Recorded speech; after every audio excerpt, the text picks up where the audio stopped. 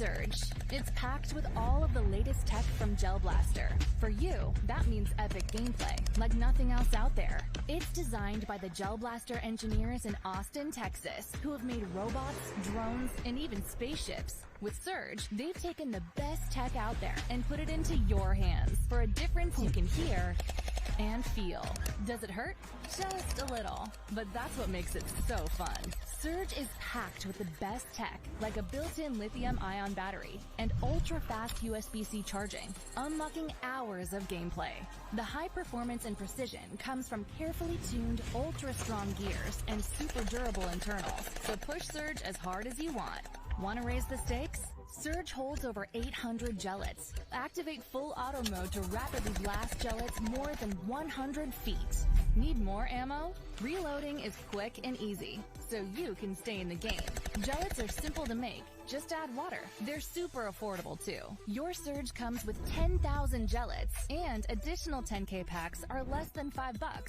Do you like cleaning things up? Neither do we. With Surge, there's no cleanup required whatsoever. Gellets fully evaporate without leaving a mark. They're completely safe and environmentally friendly, so you can feel great about playing without worrying about the mess.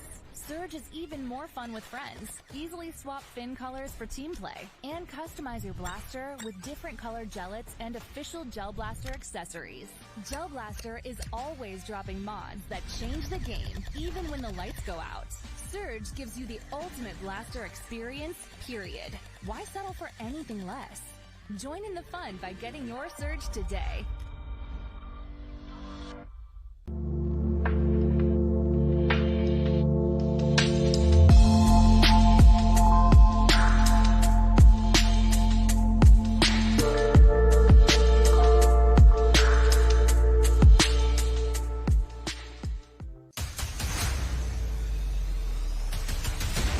Enough is enough! I have had it with these mother snakes on this mother plane!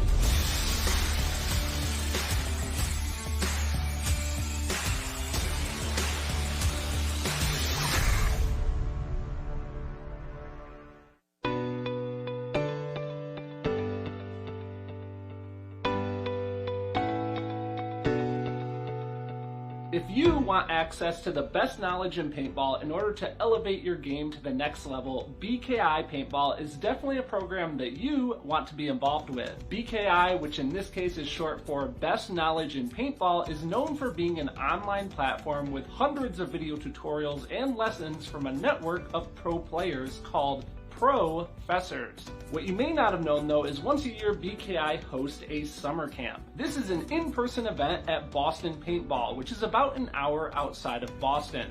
This event gives you 4 days of professional instruction from 6 professional players. I just got back and holy moly, it was quite the experience. I'm definitely looking forward to hopefully being able to go next year. It definitely sells out super fast. If you guys want to learn more about BKI Paintball and the summer camp when it comes time to schedule that, you guys can check out the links.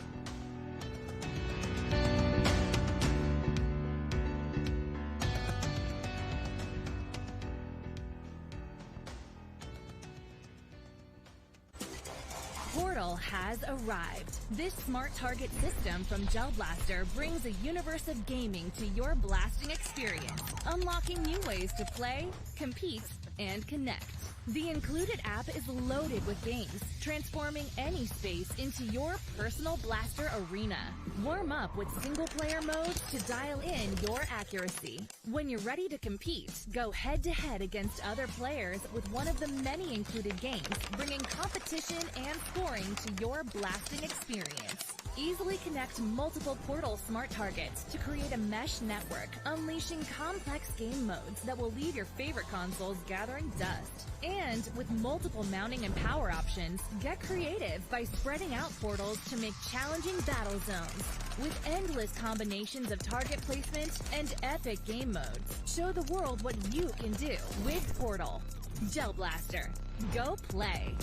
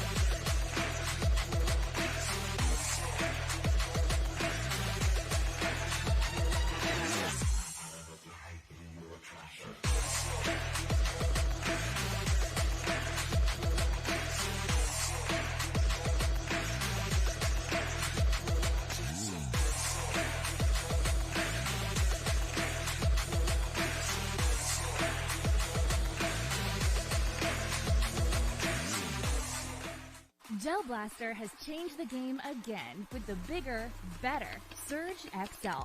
With 3 blasting modes, including full auto, you can launch up to 12 gellets per second. Use the selectable velocity to dial the power you want, from 170 feet to an astonishing 250 feet per second. The extra-large hopper holds over 1,000 gellets, which are eco-safe and leave zero mess. Features like ultra-fast USB-C charging and a heads-up battery display keeps you in sync with your blaster's power. Win the day with the bigger, better Surge XL from Gel Blaster.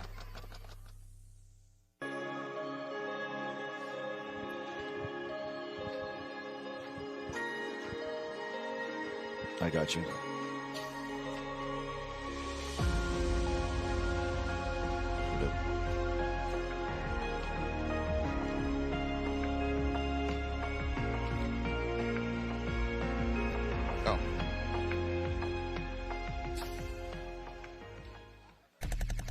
Valby's trying to get to you on the direct bat line. All of the latest tech from Gel Blaster, like How about now?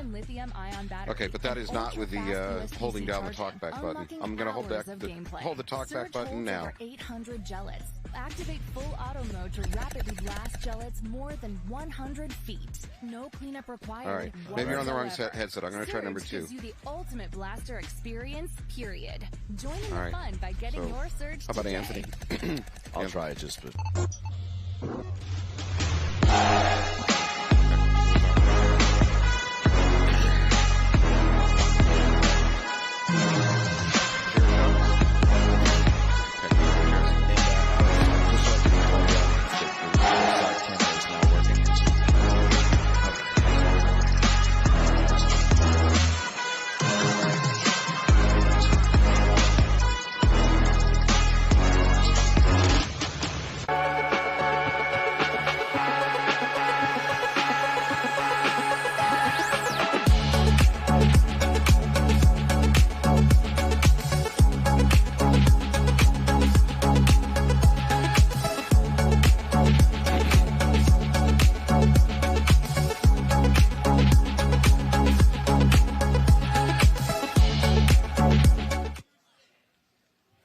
Good morning. Welcome back to Philadelphia. This is your Premier Field webcast.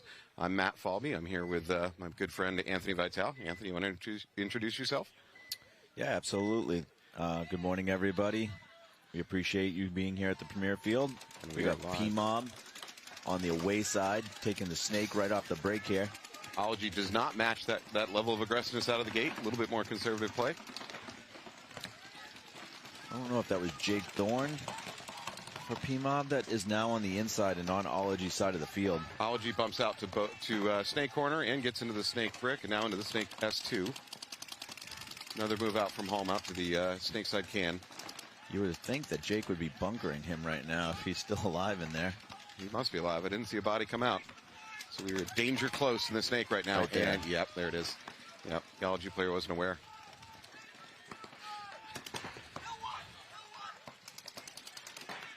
So preferred mob in good position in the snake. Looks like they're going to probably fill into S1 here from the brick. Looks like Thomas Mantoni. Interesting. Does a little bit of a looping run. Gets into the snake mini wall. And now the snake brick. Oh, double up into the snake brick. I don't think that was the plan. Thorne looked a little bit surprised. Teammates in the same bunker? Do we have it? Yeah, I don't know. It's already been done. Yeah, already been done. Oh. We'll talk about paintball bingo here in a minute when we get a break. We are in the splash zone once again. Why did I do laundry last night, Anthony? Why? Oof. So we got Thomas Mantoni on the outside of the snake brick. By the way, if you're just joining us, we're going to be using kind of generic bunker names today. You won't be hearing us use your team's personalized code words. Good trade? Yeah, it's a trade. Good trade. Wow. Yeah. Wow, great trade.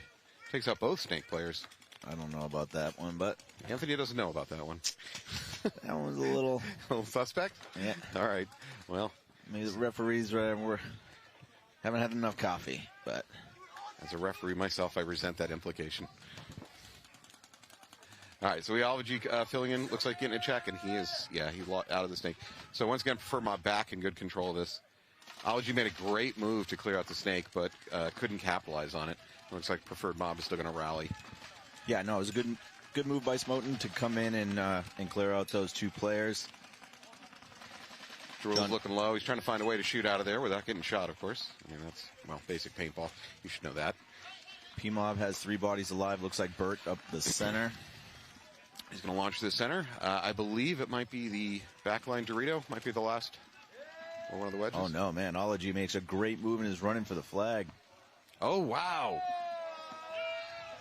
What a tale of ups and downs. He just split the center and... Wow. Unbelievable move right there by Ology. What a great... Oh, no. No, it's a dirty hang. Oh, we've got a dirty. Oh, no, it's a dirty.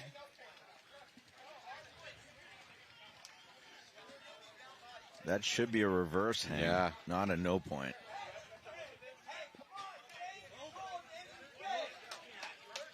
Coach is getting involved. It's a whole thing.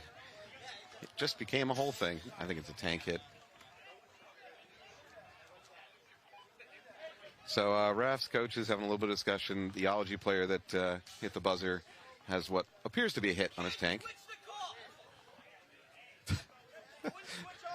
We have sage advice coming from the player pits. They feel like they have input on this situation. Calm, rational. Referee is adamant that it is a hit, so his head ref overturns him. I don't know how this is going to go this morning. Ultimate ref on this field is Michael. Probably doesn't want to shout out in the middle of a controversial call, but I'm going to call him out anyways. On-field head ref, I believe his name is Tutsu. It's part of the European crew. 0.1. I just saw maybe a rub signal. The discussion continues. Okay. Well, they're sorting that out. Let's introduce the audience to some of the things that we're doing in the booth today, one of which is Paintball Bingo. If you were here for the broadcast yesterday, you know that we're doing Paintball Bingo. If you weren't here for the broadcast, shame on you. We're working really hard. I don't know why you're not watching. But in any case, so Anthony and I throughout the day will be playing Paintball Bingo, and it's pretty straightforward. There's a list of actions that can occur on the field, pretty common ones like late to the box, barrel squeegeed, and whoever can get a traditional win. Mostly it's pride points, let's be honest, and something to argue about. Anthony, I'm going to present you with your marker for the day. Thank you, sir. I'm listening to the controversy over here. It's crazy. You might want to take a look at your bingo board. Oh, I'm top right. Dirty hang. Is it a dirty hang? No, it wasn't. They gave him a hang. They gave them the hang. Yes, they reversed the ref's call at the box and said it was rub. And P-Mob is obviously unhappy, saying it's the first point of the game. There's no paint on the bunkers. How can you get rub? Ooh, yeah, that's a good point. So I don't know how to argue my way around that one. No, it's not. Yeah, I mean there is some paint on the bunkers. It's not like there's zero paint. Right. But not from last night. All right, well, we're moving on to the next batch. I'm not sure the resolution. I'll check in with the head ref. So we got Leverage versus Ruthless Factory this game. Ruthless takes Snake one. Actually, both teams jump right into the Snake. Ruthless a little bit further up the Snake. And now Leverage is in the 50. Yeah, 50 Snake. Ruthless player's not aware of it, but he's got a suspect. Leverage player getting he more than suspects. He was sure of it. Just at the last second, the Leverage player slid to the inside. Oh, all right. Okay, clean. At the same time, the Leverage makes a move to the middle. Gets shot by that Ruthless player. Ruthless player dies for his efforts, though. Ruthless fills into what we're calling the Snake mini wall. Leverage player trying a little bit of a sneaky move from the Snake corner up into the Snake mini brick. If you have been watching this field yesterday, you know there's essentially two Snakes, right? There's an outside row of bunkers, inside row of bunkers. Even though the outside row doesn't have those snake beams, it behaves like a snake. because you can certainly crawl around. Tactical retreat by the Ruthless player back here to the Snake 1, this outside mini box. Leverage player creeping closer, creeping closer.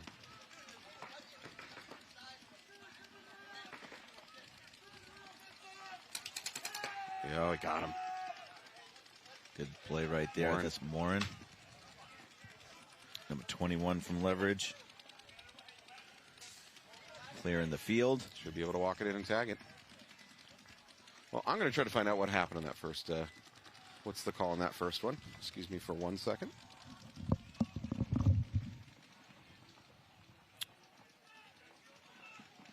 Leverage is walking in, deciding who's going to hit the buzzer here.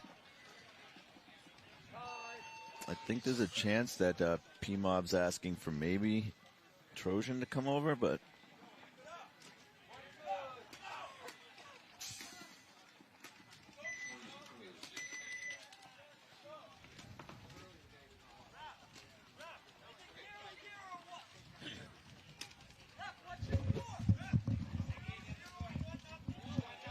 All right, I just had a talk with the ultimate ref, Michael. So the situation was that the ref checking the player that had the hang on, was it Ology? Yeah, Ology, called it a hit. They had a conference, took a look at it, both based on there not being a lot of paint on bunkers, like you mentioned, because you're wise beyond your years, and it's a lot of years, and the fact that it just didn't look enough like a hit, so they overturned that dirty hang call. So they called it a clean hang. all right, see how P-Mob bounces back. Ology is now on the away side of the field. They're up 1-0. They take the Snake off the break. P-Mob needs to mentally get over that because they are kind of a little That Dorito wedge has a really good shot, but Jake Thorne looks like he's gone through it. P-Mob also takes the center brick. That's, I think, Nate Brodell up there. P-Mob tried to make the bump over into the S2, but got caught likely by the other Snake player. And it might have been the Dorito wedge too. He was there off the break. We saw that yesterday as a little counter to teams that don't take the Snake off the break. So we have the Ology. Here's what I'm going to disagree with. We have the Ology player just laying down, putting a line of paint right between that brick and the S2. So I suspect he caught the preferred mob trying to bump over to the S2. Ology player wrapping that ever important Snake brick. Question is he aware that there's a player right in front of him? No, he does not. The answer to that question is definitive. No, he does not. So Smoten takes the walk. Oh, now they're hit. Is that Mantoni up there? Yes, it is. Yep. 2 kills for Thomas, looking for number 3. Mantoni he missed that one. Mantoni is channeling his anger over the first game into calculated rage. No. Mantoni switches the inside, looking for some kills cross field in the Dorito. We've got a wedge kind of on the Dorito side that's helping to try to hold Mantoni in check. Let's see if Nate. Oh, Nate. Yep, Nate got that shot. Good job. Thomas changed the angle there. Ology player bumps up into the D3. One more player. He's making a run for it again. Oh, he Nate's launched. got to watch what he's doing here. Nate Thomas gets shot know? again. I don't think Thomas knows, but the Ology player launched. That's why Thomas launched. P-Mob's going to get the hang. Yeah, P-Mob by just like about 3 feet. I mean, it was really close. Unfortunately, P-Mob isn't learning that they're getting split down the center on that side there. Yeah. So, good job by Thomas recognizing that it was a race for the buzzer. It's a good hang. No controversy on that one. All right. So that should put the match 1-1. I know on your screen it shows 0-1, but it should be 1-1. Ology did get that first point. I have been told. Let me throw credit or blame onto my resources. I have been told. That allows me to evade responsibility if I'm incorrect. Yeah, following orders. Yep. All right, so we have Leverage coming out against Ruthless Factory. Leverage will be on our right.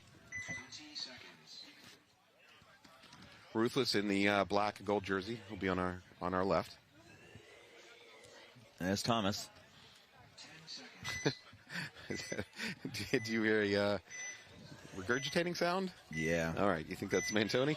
Oh, I know it is. And he does it every tournament, so you know he's ready to go when that happens. When he starts throwing up on the sidelines? You got to question how much he's into it if he's not throwing up. How did I not know this? All right, leverage up into the snake brick. Ruthless, I'm not sure is aware of it yet. Ruthless really doesn't have an outside presence to stop it. Domenico here for leverage could drop low and wrap around, well, either side, really. Nice shot there by Domenico. I believe he took out either that Dorito tower or the Dorito, the backline Dorito. So Ruthless really doesn't have an outside presence to do anything about this. It wouldn't be a bad idea for their backhand to go ahead and bump out to that snake corner.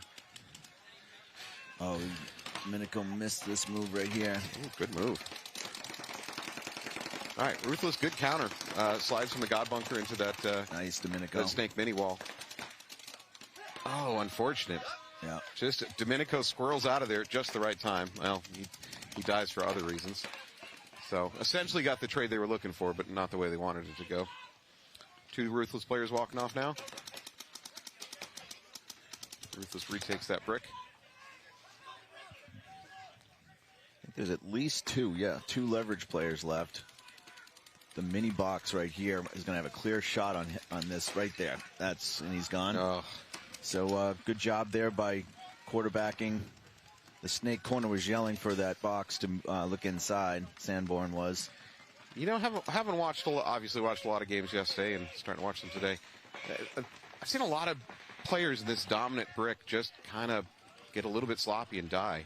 So if I was going to tell my players anything, it's just be a little bit more conservative once you get to that brick. Because too many times we thought we saw teams ready to win the game because, hey, they got the snake brick and, you know, they've got the snake, and then the players just die. So.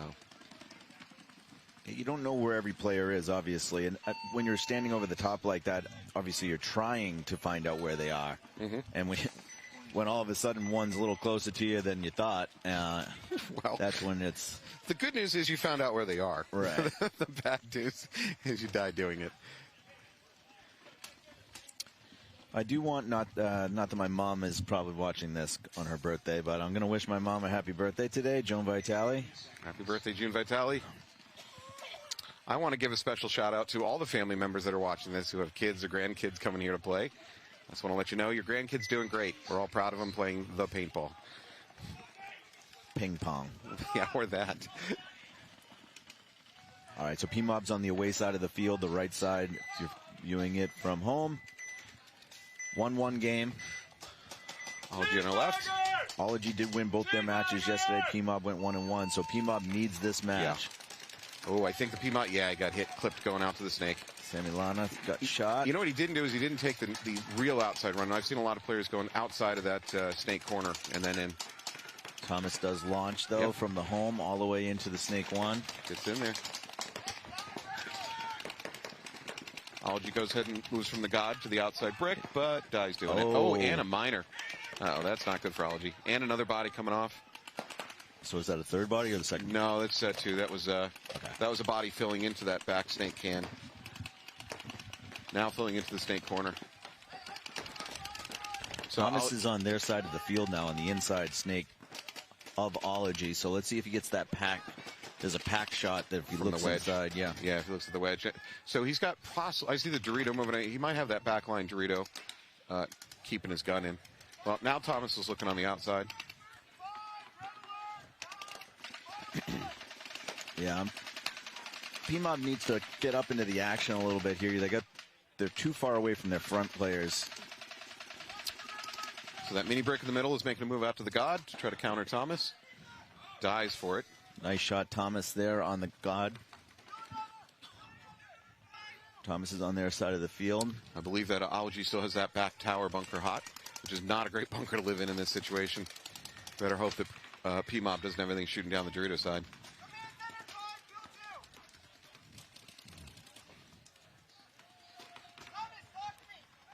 No, I believe he walked off. That might be it for Ology. And there's a towel. Still a little disjunction there from P-Mob. I mean, obviously they won the point, but they had 4 bodies alive. Thomas is on their other side of the field. On the snake side where it's cleared, you'd like to see at least someone come and back him up. So it's maybe not funny, but I had a conversation with Noel Tran, Preferred Mob, one of their coaches, and that was a conversation we had that felt like it was a little disjointed. There's just something about they're not playing as a real tight unit so far this weekend. Individually, they're playing well, and they gave Paintball Fit a really good game, lost to them. Noltran also feels like their other matchup, which was the weaker team, I forget what team he mentioned. Weaker is a bad word, I apologize. But that they didn't play well. They got the win, but they didn't play well, and they weren't happy with it. Ruthless takes the snake right off the break and comes out to the outside mini wall. Leverage loses their player trying to do the same. So Leverage down one body. Ruthless playing over the top, gets shot. 4-4. We were talking about being a little more conservative, trying to stay alive. Leverage out to that snake corner. And dies. Number 11 here from Ruthless. Did he make it, though? I saw a little head dodge. Brett Erlinger. He was taking fire. He's letting the refs check him. Going to get a penalty if he is hit. No. I'm not sure, because he didn't shoot his gun. He immediately stopped playing, and I think he was acquiescing or even asking for a paint check. I'm not sure I'd give that penalty if he had a hit on him in that situation. Yep. I guess you're correct. Yep. They just called him out. Yep. He didn't shoot his gun. He didn't try to get away with anything. So. But if the ref called you clean and then you did shoot your gun and then they did find a hit, they have to call a penalty. Yeah, it's a rough break when that happens, and it happens occasionally. And you'll hear players argue, well, the ref called me clean, so I can't be hit. No, he didn't just give you a free pass to play on with a hit. You know? So it's unfortunate. Yeah. It happens from time to time. Ruthless is still in okay shape. They have the Dorito wedge, the home. They just eliminated the snake corner for Leverage. Yep, Leverage walking off. Leverage is running out of bodies. And again, so is Ruthless. Might be a 1-on-2 now. No, a 2-on-2 now. Leverage player bumping out to that backline snake can. Ruthless is now in the snake. Good sneaky move.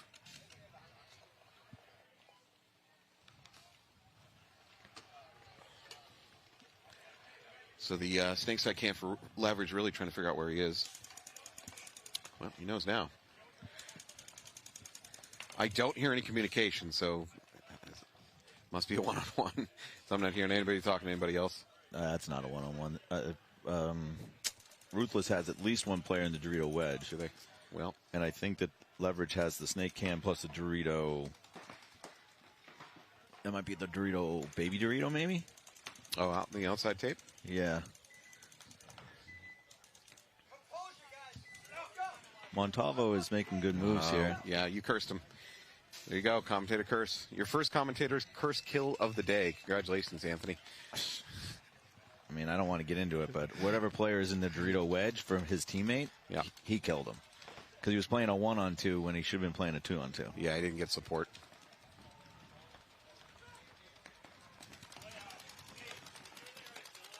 So now we're 1-on-1.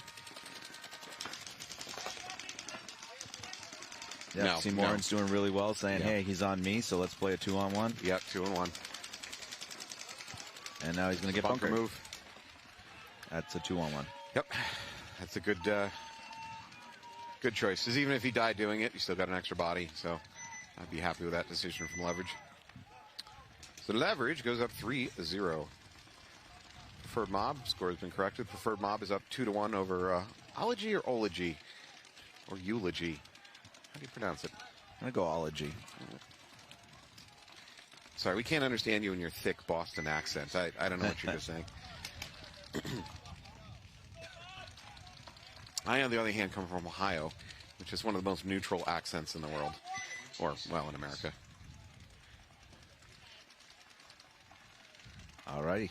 I think we're introducing a new view for our viewers. New angle. We'll have a man D-side camera for the rest of this event. Nice. Upgrade.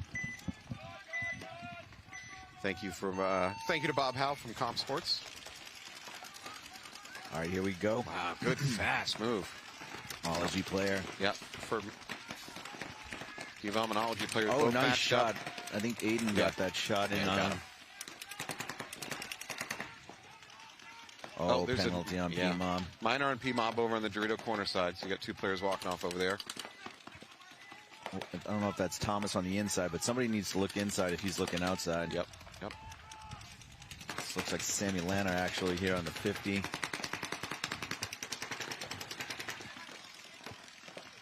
So PMOB must have somebody on an island if we got a penalty pulled over there. So it's Aiden and Sammy in here. Nice shot, Sammy. He definitely shot that player. Let's see.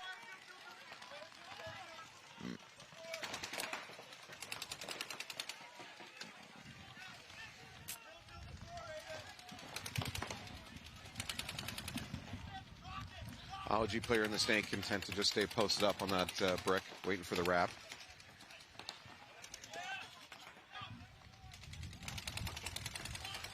All right, so Ology has one kind of in a trap mode right here in the snake one. I don't know if they 100% know where he is.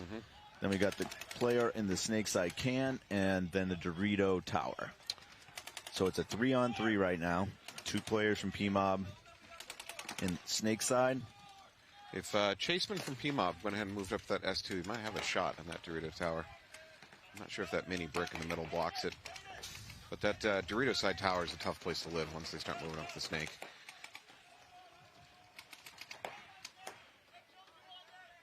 There we go. The snake side can for Ology makes a bump out. Takes the snake corner. He's got to get his gun up. Yeah, he's looking to launch right here. Yep. Nobody's looking inside. He could split the difference here. 7 minutes on the clock, so nobody's in a real hurry on this one.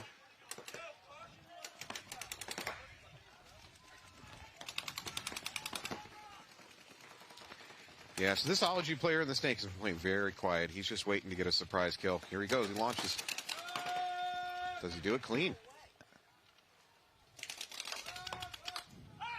That is when I say 2 for 1, I don't mean a penalty. That was a great 2 for 1. Number 77 on Ology. Great move. He's definitely been a little lucky. That was the Smoten, I believe, that also came through before. I don't know how he was able to do that, but good job for him. Implications. We're making implications. Hey, I'm not saying it's his fault. There's 3 referees right there. All right, well, that ties it up, so we're up to 2v2. It's a match again. Plenty of time on the clock. So, again, what we saw yesterday, we watched teams get in a dominant position in the snake, and then it all falls apart. We've seen it again and again and again and again. I'm not a good enough player to know exactly what the lesson to be learned is. I'm not exactly sure what the theme is of that going wrong, but we've seen it so many times. It's just, is it too easy to bunker out your opponents in the snake, and so it's actually a risky position? I don't know. No, I think what it is when you're playing semi-pro, you're on a high-level team. You have some really high-level players, especially, Ology and PMOB have legitimate ex-pros on their squad.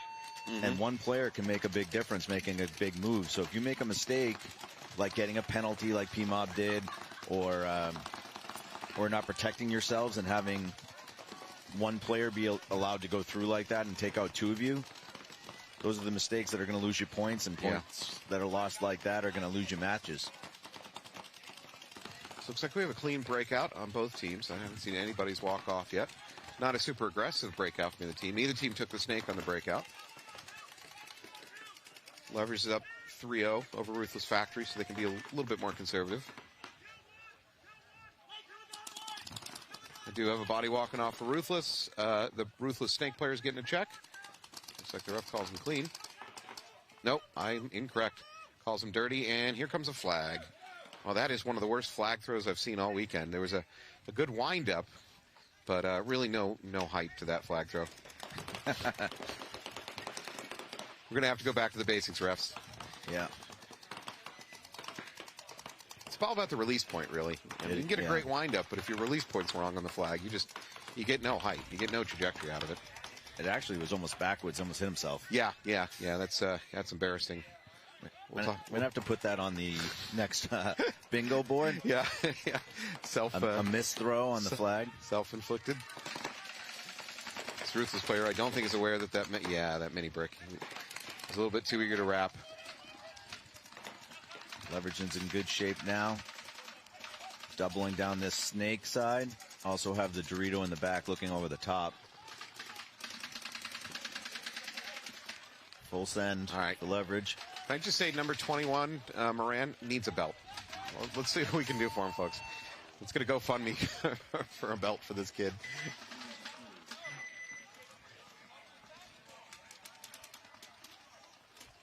If you'd like to know what type of underwear he's wearing, DM me. I can tell you. Oh. What do we got? We've got John Derula, Jake Thorne, Peanut, Nate Brodell, and Thomas Mantoni coming out for PMOB.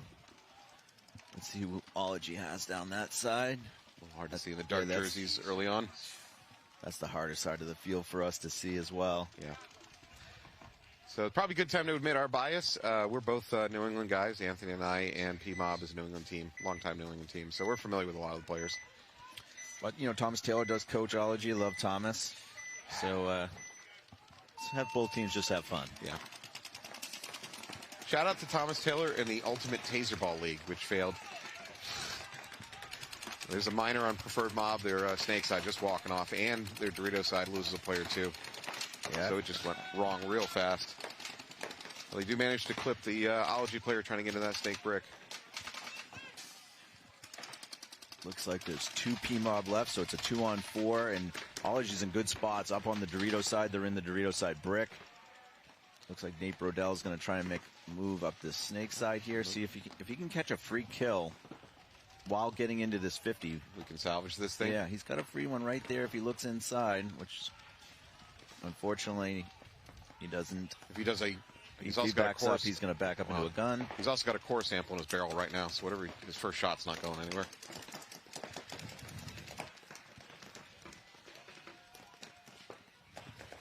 Good move by the Ology player, actually moving back out of that free kill zone. Ology player bumping out and gets the kill. Takes out the PMOB player. That was a big kill. Well, Brodell tried to take this game on his shoulders and save the game after that minor, but couldn't do it. All right, let me finish my thought. If you have not, please go on YouTube. Look up Ultimate Taser Ball, which Thomas Taylor played in back in the day. I'm told there's some other paintball players that played in it. Nicky Cuba was definitely part of that. It's amazing. It's a great loss for America that league didn't survive. Essentially like a hybrid between, an alley fight with tasers and soccer. Didn't make sense. It doesn't have to make sense. Looks like there's going to be a timeout on the field. All right, so we got leverage up 4-0 over Ruthless Factory. They're in a tough situation. There's 6 minutes on the clock. It's not impossible for Ruthless to come back, but it's a real steep uphill climb. Yeah, like we said yesterday, first match of the day, I'd like to see Ruthless come out and put a real good point up on the board. That way they can carry it over to their next match. You don't want to start first thing in the morning and get a mercy. Yeah. Especially a 5-0 mercy. Yeah, it's a rough start. But Ruthless has been in all these points. Yeah, having watched the games yesterday too, not a single team would I say, wow, they don't belong here in semi-pro.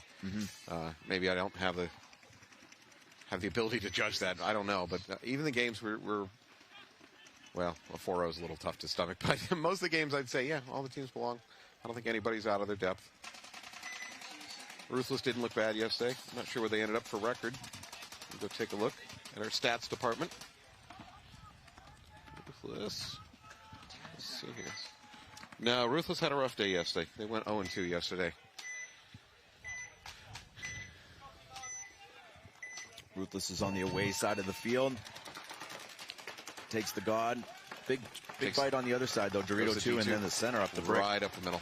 I wish I saw more of that. I really believe that center play up to the brick is an easy thing to do. And maybe can help you shut down the move into the snake. It's a great move if they don't take the snake up the break as well. Yeah, so it was a good call by the Ruthless coach. Leverage playing a more conservative breakout. Leverage has a player walking off. Looks like from the home. The Dorito side Ruthless player is coming out though, so it's a 4-on-4. Snake side can makes a bump out to the snake corner. From there they can crawl up into that little snake mini brick if they choose to do so. Unfortunately, Ruthless lost that center brick player.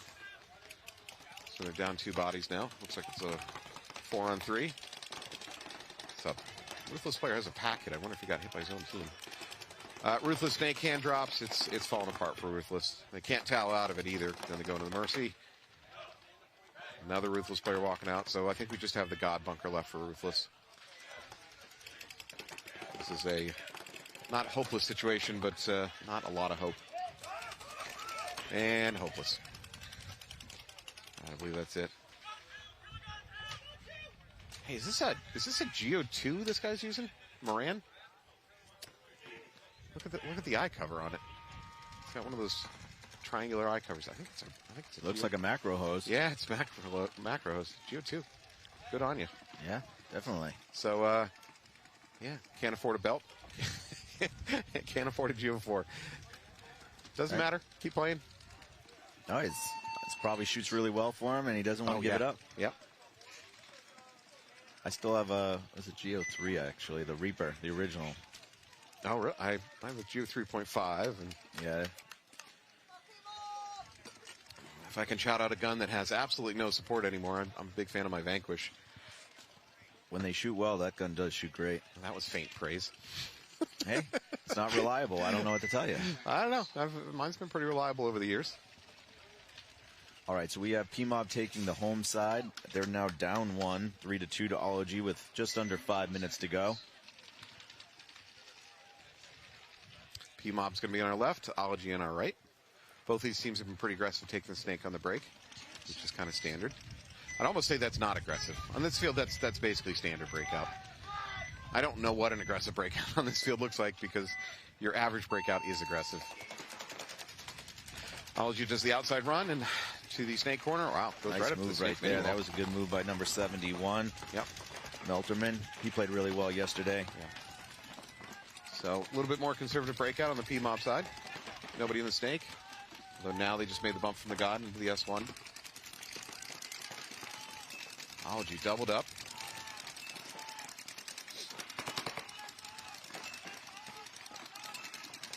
The Ology player looking to see if he can wrap a little bit. Yeah, he's played really well. Yeah, he's on. Oh, here we go. Here's the confrontation. Sammy doesn't know he's there. He does. No, he either guessed or he knows. Either way, that's a good trade, body-wise. See, so now this is going to be the battle right here of Thomas and Melterman. Whoever wins this battle is going to be in real good shape to win the point. PMOB just filtering bodies through the snake. John Derula behind him. I could make an argument for if you're in this snake brick like this, leaning out, intentionally letting your opposite know that you're there, and then backing up a little bit and getting your gun ready, because you know they're going to come for you in the next 30 seconds. Or less. You know, like bait them into trying to bunker you.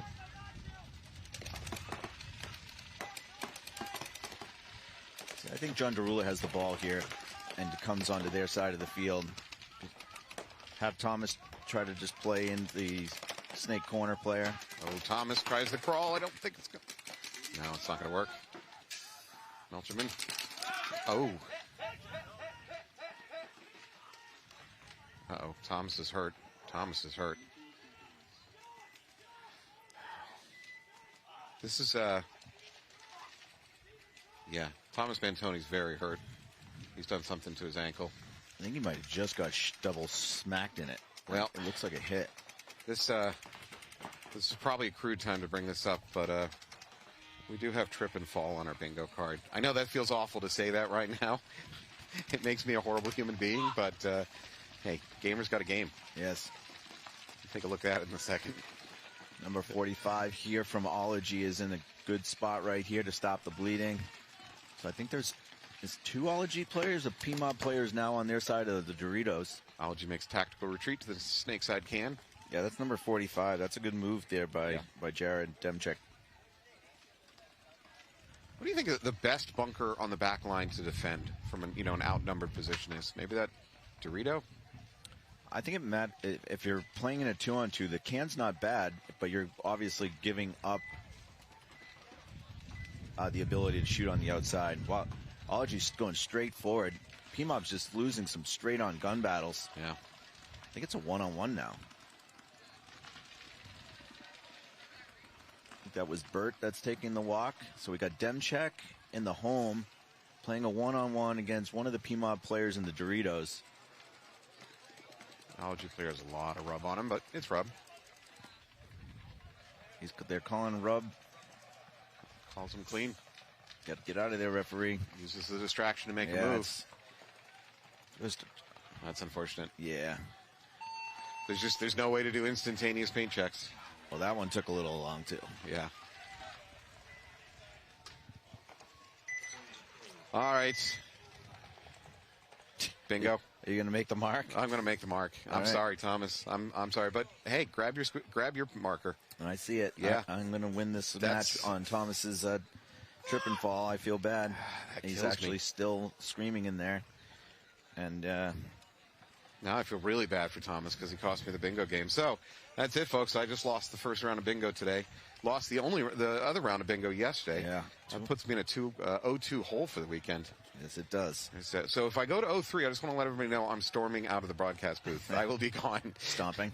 We will. So if you're a spectator and you're in the area and you'd like to be on the webcast, just wait for me to lose again. You'll just step in. Just pick up the headphones, take over. On that note, I did just get a text from Sean Callahan that he will not be making his schedule for the first game that's already halfway over. Yeah. For his third set.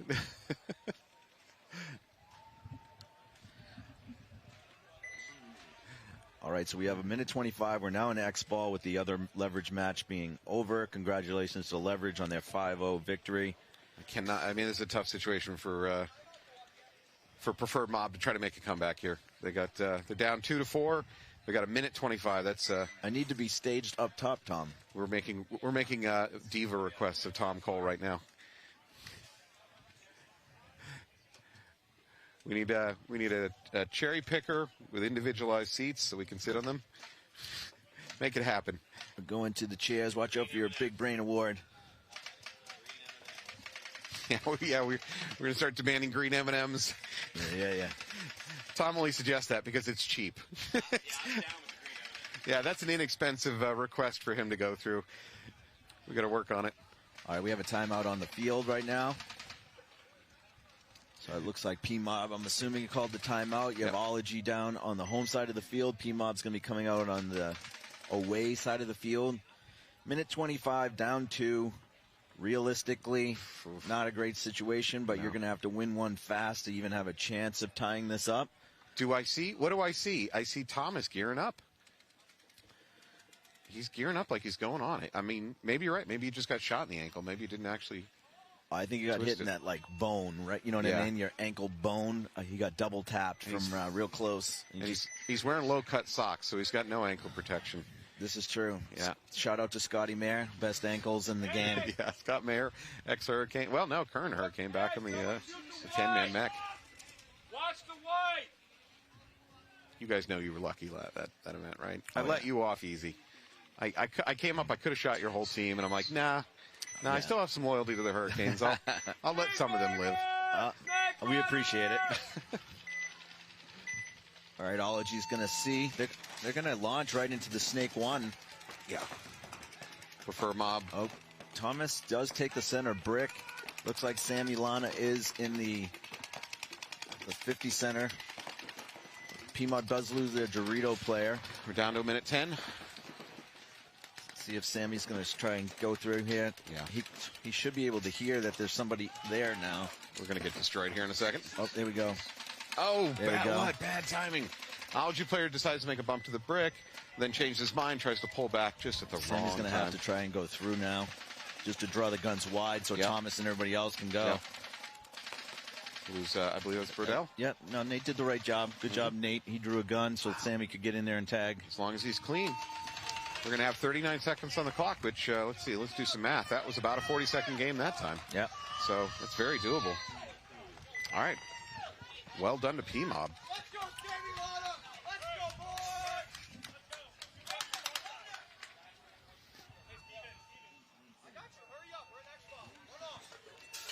Thomas is down a loader. And Thomas is vomiting. Yeah. It's all right. Wow. How did I not know that? I don't know how you didn't know that. I had no idea. So, hell of a player. I think as a team you can put up with a player that does a little bit of regurgitating when you get play like that out of him. A little windy today. He's just he's vomiting excellence. That's what he's doing over there. He's just getting out the negative. Yeah. Expelling the demons. So it is a much nicer day today. As our ratings plummet due to the vomit talk. I apologize. We'll shift to weather. It's a much nicer day today. Yesterday started out nice, a little bit cloudy but nice, and then we had a major storm roll in and just flatten everything. So forecast looks good for today. A little bit cool right now, a little bit of wind, but should be a much nicer day. All right, so P-Mob's down 1. They just won a really quick point. They have 39 seconds to tie this up. Down 4-3 to Ology. Going to make this interesting, folks. So what I didn't see is pell-mell rush of just unorganized chaos going downfield. They weren't entirely disorganized, just flinging themselves to their death. You might see that at this point, but yeah. Well, I don't think you have to. They did that game in 40 seconds, so you can do this one in 39. Just because I'm here to entertain, no, I'm going to get fired after this event anyway. Yep, that's a fact. I am. Referees are human. Oh boy! Here we go. If they felt like they maybe made a bad call during this event, will there be a makeup call? If I'm an Ology and I'm Thomas, I'm like, hey, don't give them anything to call a red flag on us. Yeah, the quickest way to lose this situation is not from getting shot; it's from a penalty. Correct. Yeah, absolutely true. So Ology, don't do anything that is even close to questionable. No, I agree with you, Anthony. You are definitely getting fired after this event. Yeah. The referees are going to coup me. Yeah. Do you have a change of clothes? We can get you out of here. I'll sneak underneath the fence. Yeah, there's a back fence line. All right, we got 25-second countdown. 40 seconds on the 39 seconds on the clock. P-Bomb needs this.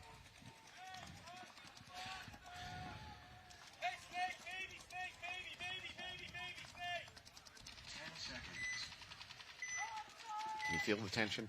Can you feel the tension? Good match here to start off the day, though. That Ology home player has a little bit of yellow on his sleeve. I wish he'd wipe it off before the game started. I like this move right here. I think that's Meltman right up into the snake. Good defensive move. P-Mob already drops 2 bodies, unfortunately. They're still going up the middle. They take the middle brick. Yeah, Ology's in real good shape. Yeah, there's no way that they're going to break this line in 20 seconds. This isn't going the way the first game went. Another P-Mob player walking off. And a 4th P-Mob. Oh, yeah. Now you got to just watch margin here and try to, Meltman's in launch mode to try and get this one last point.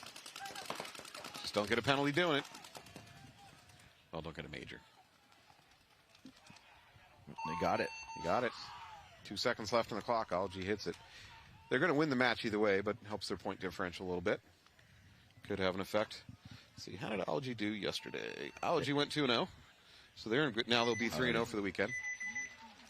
So we're going to wrap up here in a second, but let's just do a little recap here that Ology played a really good point. I like that last point where they kind of switched into second gear when they knew they had an opportunity to get that extra point. Very smart play. I like the fact that they sent Meltman straight up into the snake and actually, have a strategy to say, hey, we're going to slow down the push here if P-Mob gets through, but they had so many good guns up off the break that P-Mob lost 2 or 3 bodies. So I liked Ology's decision to get up there in the snake and just post a gun past the brick. Those are very smart, aggressive defense play. So I'm going to check on our games coming up, and then we're going to switch to commercial. So 1 second here, we have Blast Camp 787 Chaos and Newbies versus Mutiny. So we're going to go over to a commercial now, but we'll be right back right after that.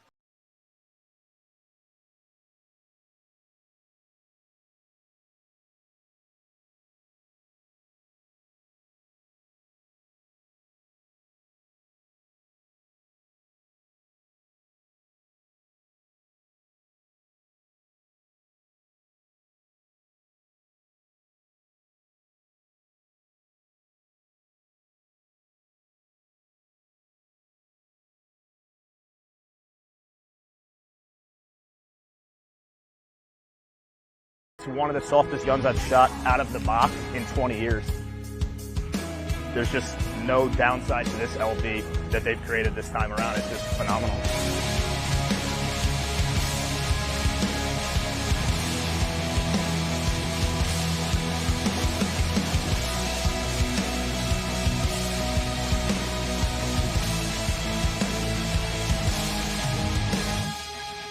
The clips of all their platforms, they are just the most reliable company. Everyone knows that whether you're sponsored by them or not. I never fear my gun is going to go down when I have an Eclipse gun, and then even more so with the LV because of the poppet. Everything is toolless now. The transfer pipe is gone, which again makes the ergonomics a little better. I think a lot of people would say that it's one of the longer and taller guns. Not anymore. They upgraded the barrel system. There's now 5 inserts, and it's a 3-piece system, which we shot them today, and they're ball on ball. From our fastest front guy carrying 4 tubes to our back guy carrying 11 tubes, the thing just absolutely ripped.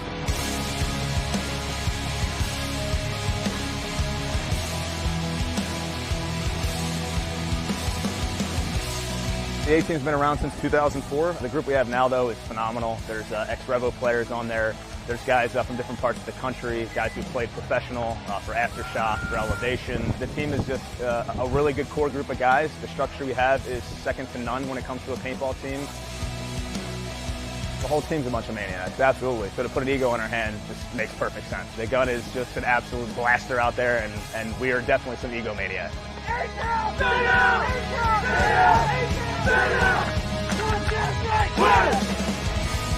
We love being a flagship team to kind of continue that nostalgic look of the LV and the Ego platform. We all love it. We all wouldn't want to shoot anything else. And it's a cut above the rest. And it shows. The performance on the field is second to none.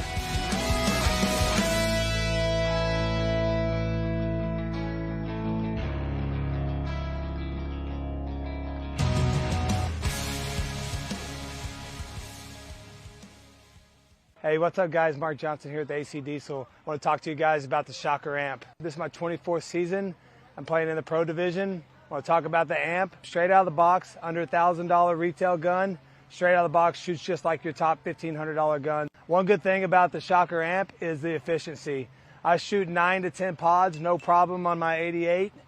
And then it does come with the Freak Kit, the best barrel on the market right now, and you get your inserts as well. And you can upgrade with the full insert kit. If you're a mech player, it's a quick release. 1 screw out the back, pop it up, put new solenoid in it, you're good to go. Less than 60 seconds, I can have that thing changed out for me. One thing I like about the Shocker is how small and compact it is, and it's super, super lightweight. We were the test team when it first came out. I have not one issue at all playing with this marker. Out of the box, straight on the pro field, compete with the top paintball markers in the league. One good thing about Shocker is the support team that they have. They come all to the major events and minor events. They got all the techs here ready to go, set you up. If you got a problem with your marker, on the spot, they got you fixed. If you're looking for a Shocker amp in your area, go to your local dealers and they can get you hooked up with any Shockers that you need. American-made gun, made in Pennsylvania.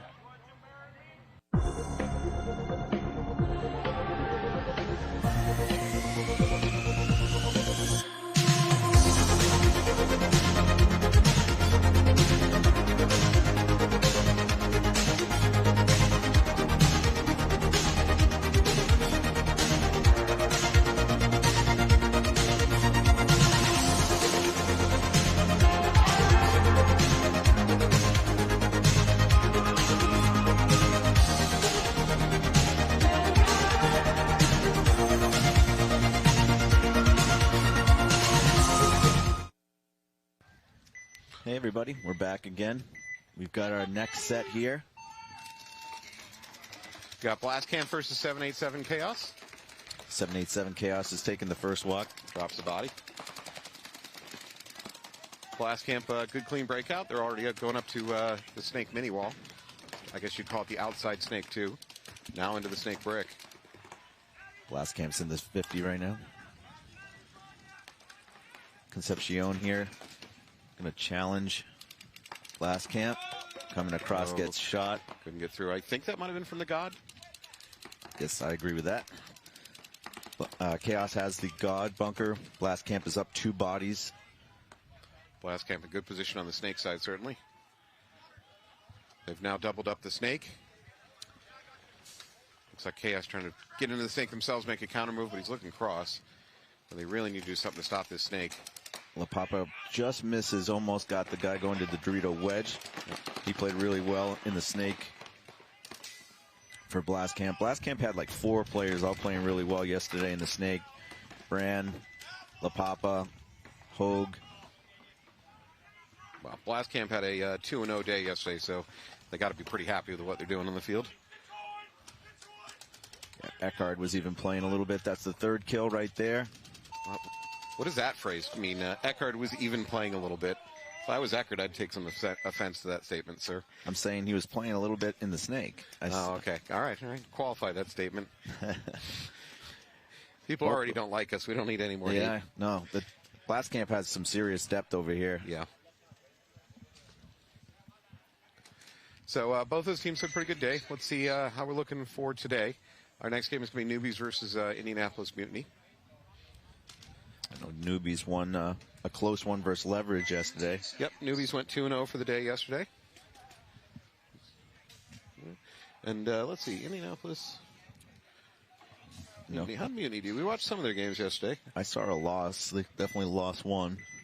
Yeah, they're 1-1 for the day yesterday. All right, here we go. Mutiny on our right, Newbies on our left. Newbies the favored team to win. Mutiny comes sliding around the snake corner and is now in the snake wall, launching from the home. Yep. Mutiny also takes the inside snake. So a little bit slower break to get into the snake for the Newbies. Newbies do get into snake 1, and they've got the snake backside can. They're also playing up that middle mini brick. Middle mini brick was a bunker I kind of dismissed when I took a look at this field, but teams are playing it consistently. So obviously I'm wrong. Mutiny's calling a kill out and from the Dorito side on the Newbies, and he gets it. Could be J-Mac, I think. I think J-Mac's wearing an O'Donnell jersey. Number 22 for the Newbies looking on the inside from the snake one. He's trying to see if he can spot a kill over there on the Dorito side. Mutiny goes ahead and makes the crawl up into their snake 2, into the other team's snake 2. So he's now across the 50. Mutiny loses their back player out of the snake can, so it's a 4-on-4. I'd still say Mutiny is probably better positioned right now. But as we've seen again and again and again, that is in no way a guarantee that they're going to win the game. No, the Newbies have picked up where J-Mac is now on their side of the field and the inside snake.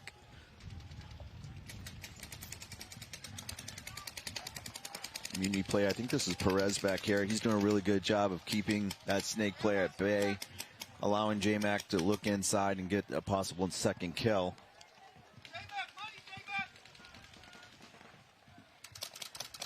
Mutiny S1 coming over the top, engaging successfully. Comes over the top of the S1, successfully engages a Mutiny player. I'm sorry if I said Mutiny. Newbie player. J-Mac's taking the walk now, too, so quickly Clears the out the Newbies snake. not only have dominance over here on the snake, but have a body count advantage of 4-on-2. So, again and again and again, I watch teams be in a dominant position in that snake. It looked like they should have the game wrapped up, and it just falls apart. Damian Vasquez guesting here from Dynasty and having a big point right there. Yeah, that was a big one. His decision to pop over the top on the S1 blew up the Mutiny snake. Really swung that game around. It goes back to what you were saying earlier with at this level of play, these players just can swing a whole game based on one good move. All right, we've got a little performance graphic up. So Blast Camp certainly looks like the better team in terms of the odds of winning this. They win about 76% of all points they play. 787 Chaos only win about 31%. So that certainly favors them. And over on the newbie side, we got about a 62% win rate, and Mutiny looks like a 40% win rate on their point. That's not by match, that's point by point. And that's based on the first two events of the year. So by the end of this event, all that is going to change. Number 17 for Blast Camp, really strolling into the start box. No sense of urgency. Blast Camp goes real short on the snake side, goes gun heavy and shoots at least 2. Yeah. So I saw the ref signaling the penalty, doing the arm pump, but I didn't see a flag go up, so they're not sure what to make of that. But 787 Chaos loses their God bunker. I don't know if this is Bran here. Oh, they lose their snake side can. So they really have no snake presence at this point. Yeah, Bran can wrap, do a lot of damage. There's at least a three dead for Chaos. They are in totally control of this, unless this ref finds a hit. Nope. And that could have been a penalty, but that was the only way this game is going to flip around.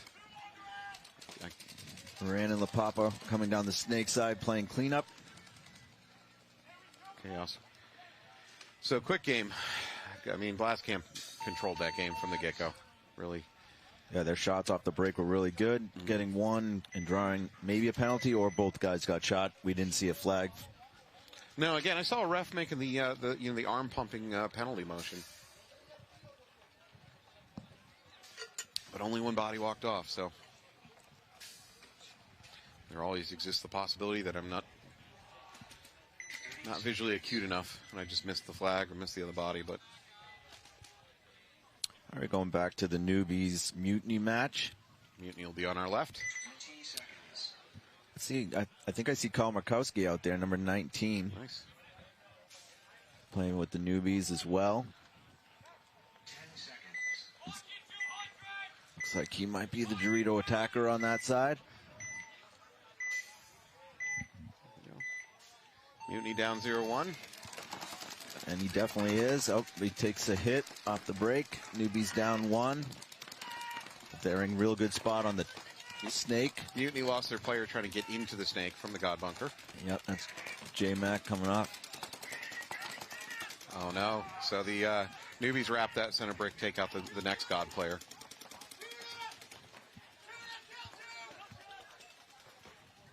Dominic DeVivio. Yeah. Oh.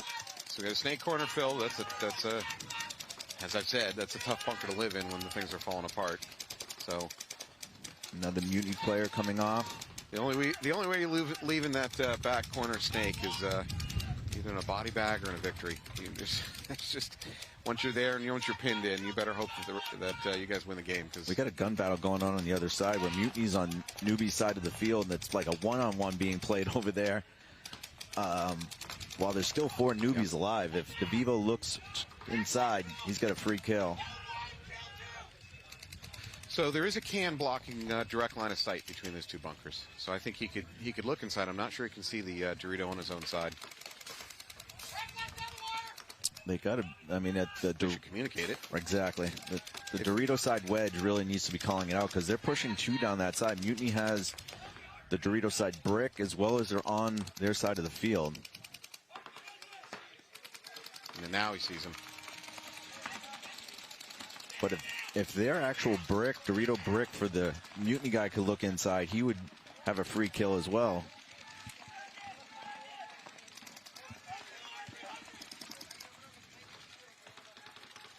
Mutiny player walking off from the Dorito side. Yeah, so it's a 4-on-2 right now.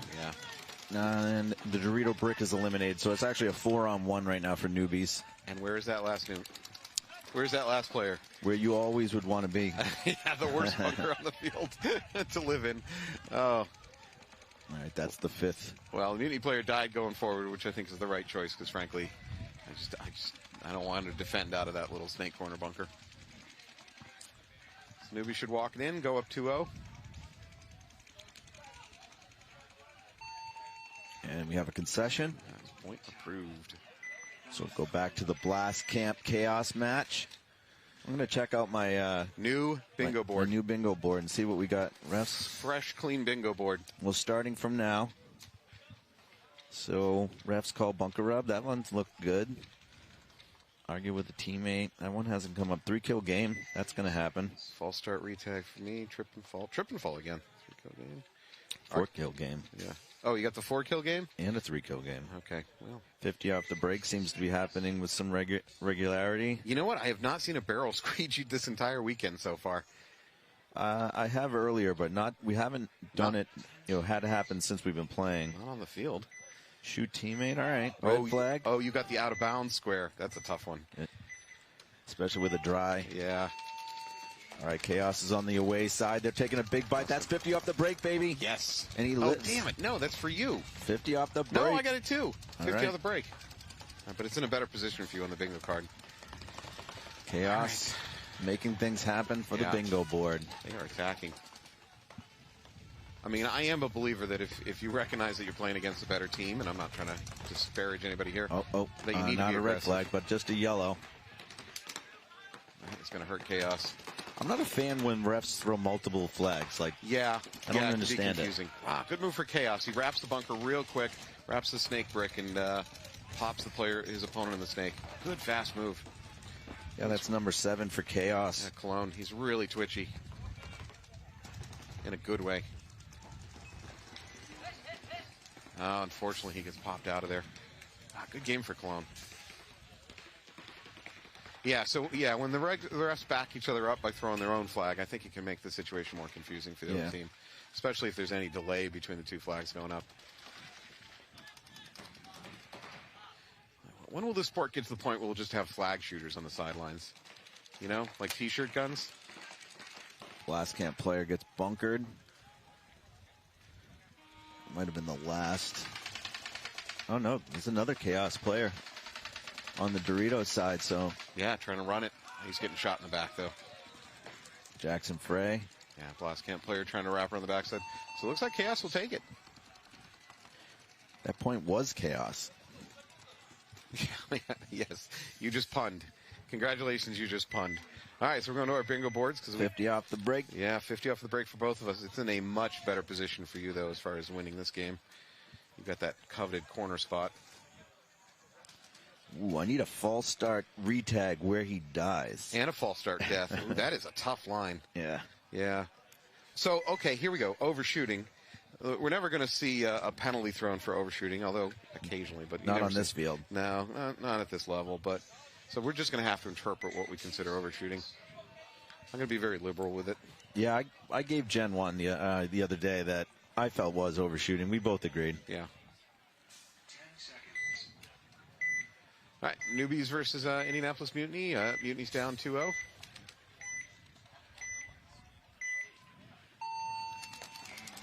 The breakout. Wow, way fast, aggressive breakout up that corner. Unfortunately, they lose their snake cam player at the same time. Mutiny does lose a player as well, so 4-on-4. But Mutiny is in the 50 snake, number 9. Position. If he can get Rapp and get his gun ready, because he's got a newbie player that wants to go from S1 up, and he's a great danger to that brick. Perez is just posting up. He must know that he's there. Yeah, good communication by the newbies saying where he is. But nice moves by Perez right there. As he sees that hopper maybe in the snake 1. Yeah.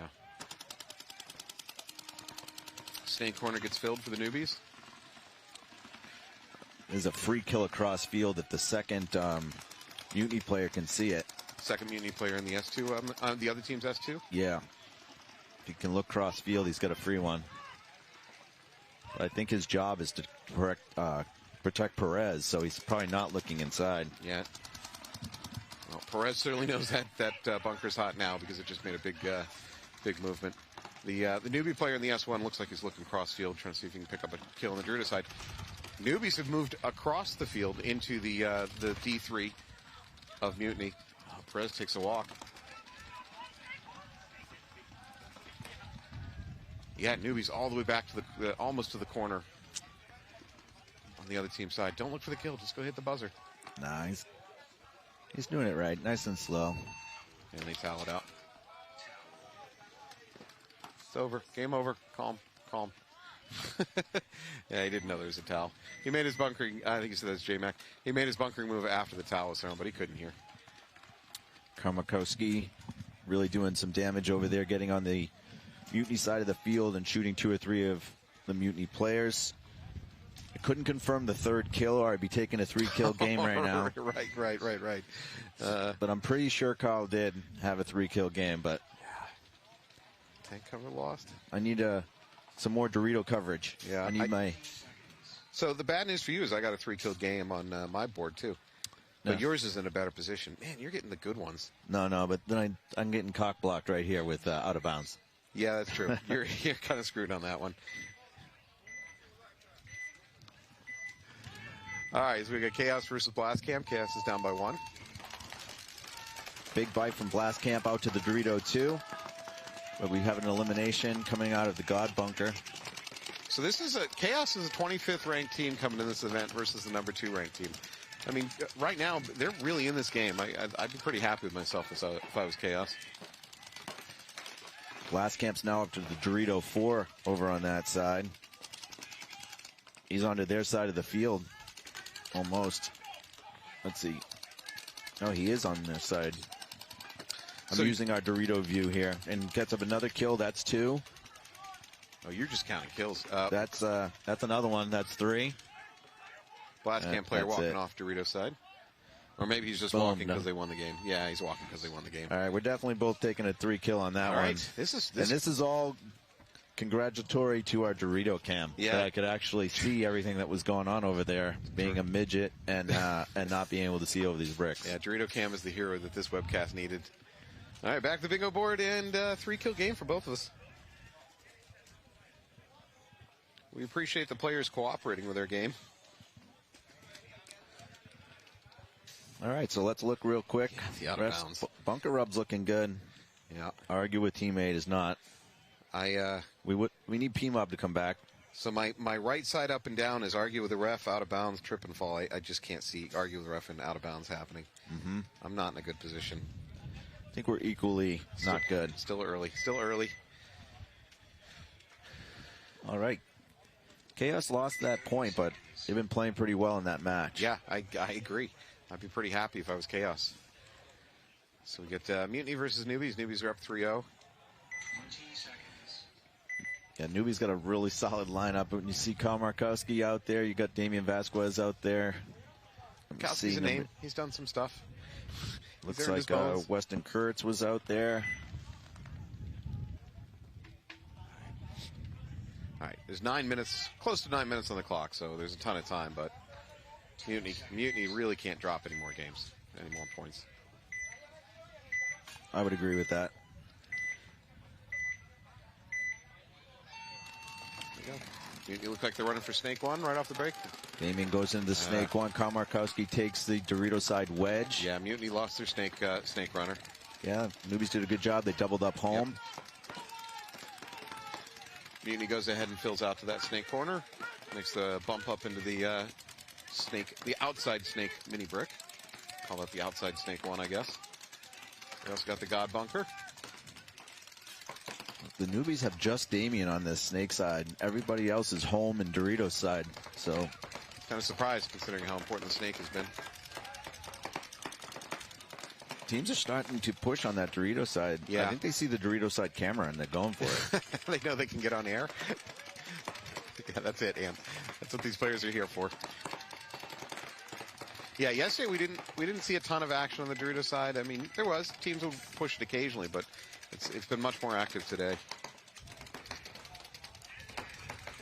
Oh, almost got a nice shot there, Damien. The ref's going in. We'll see.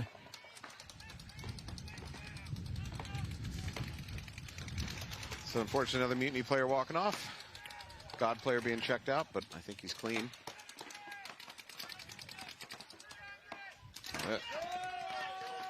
Nice snap there by Damien. Good shot by Damien. Mutiny is there's bad another timing, one. hit on the top of the head. Yeah, Mutiny's just, this side of the field's just falling apart. Mutiny player silently pleading with the ref to check the tank of Vasquez.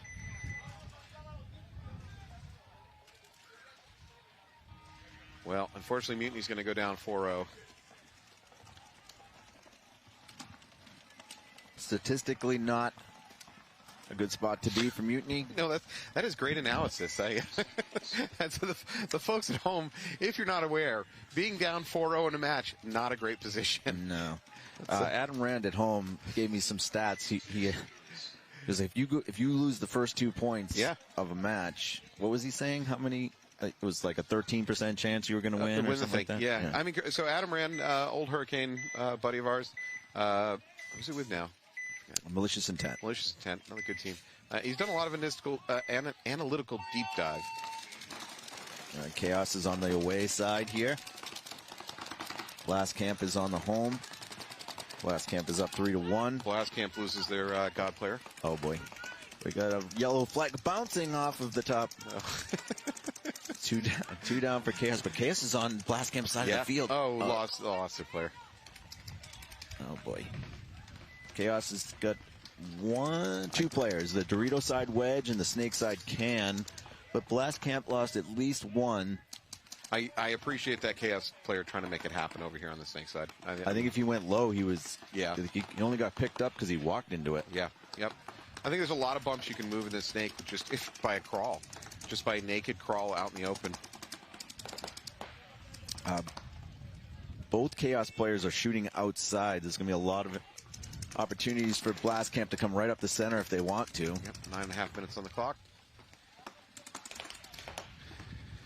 Chaos makes the move to that fairly unused tower in the middle, and it costs him his life. Okay, so Chaos has one player. I think it's either a 3 or 4-on-1 for Blastcamp. The last player is in the Snake Can, and they know he's there. Blastcamp player just walking down the outside of the Snake.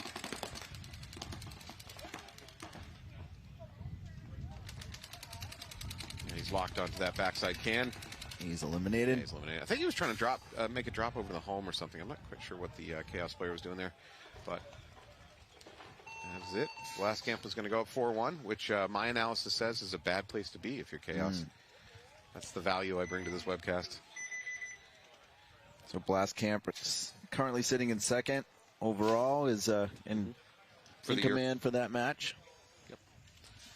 Let's see. Let's take a look at 787 did yesterday.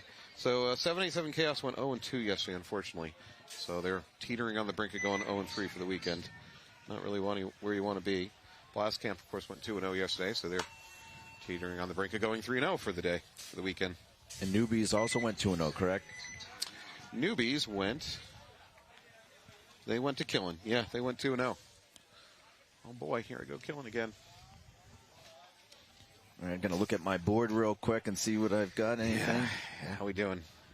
Haven't seen refs call bunker rub since we started playing. Yeah. Gun down. I saw some gun down action in the previous game. Yeah, I didn't see any there. Well, previous match, let me say. Late to box. This could be tough cards. Could be tough cards. We'll see, folks. This is the important thing. I know you barely watch the paintball. You're just tuning in for the bingo. Does J-Mac have a giant hit on the front of his hopper still? See the Mutiny player right there? I think he needs to hopefully wipe that off. Could just be a bit of shiny. Or it's a sticker. Yeah. Or he just doesn't care anymore. He's daring the refs to pull him.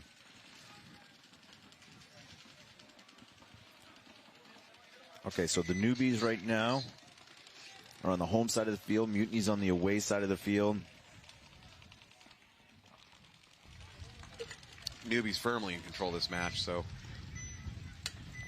I mean, Newbies' motivation is to try to get a mercy for a point differential.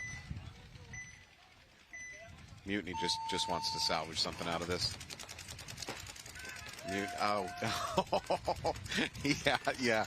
So, you know, with all due respect, I could be wrong here, but it sure looked like the Mutiny player took a hit to the top left of his chest, and his hand kind of tried to wipe it as he was diving in.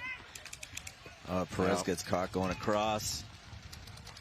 This Newbies player right here, number 11. Great. Yep, number 11, doing really good work there. He's just shooting down the inside lane between the two Snake lanes. That's Dominic the VBO again. Newbies now in control of the Snake. They're up 5-on-2 now as the Mutiny player loses another player out of the Dorito side. So Mutiny's in the back line, Dorito, and the Snake corner. Love being in that Snake corner when you're down on bodies. It's a lot of fun. And that would be sarcasm, folks.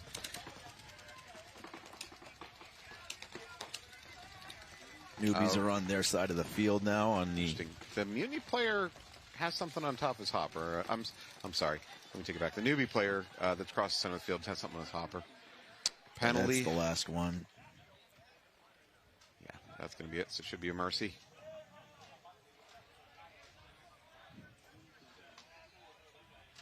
And the Newbie player is asking a question of the ref. I'm not sure what he's asking about. Something about a barrel. I think he's wishing he had a 16-inch barrel. 16-inch barrel. Or he's like, oh, Have you seen the new dye barrel that's coming out? Yep, I had Devin visit yesterday. Devin from Dye, and gave us a rundown on it. So yeah, cool looking barrel. All right, that is going to be a 5-0 victory for Newbies, dominating over Mutiny in that match. We're going to come back out to Blast Camp and Chaos.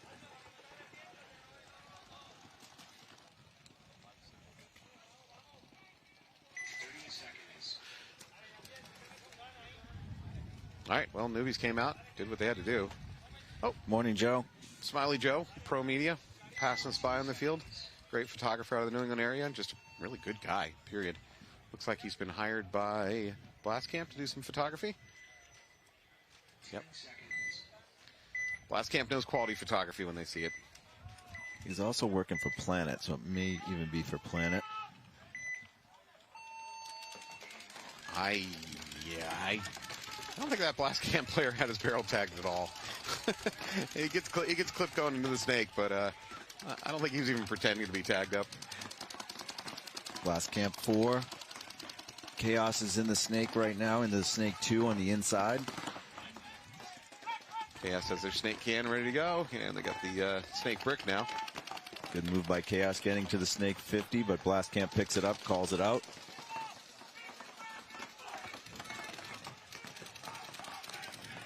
Blast Camp comes into the Dorito side wedge to counter maybe the second player that's going to come into the snake. Chaos comes flying through the center.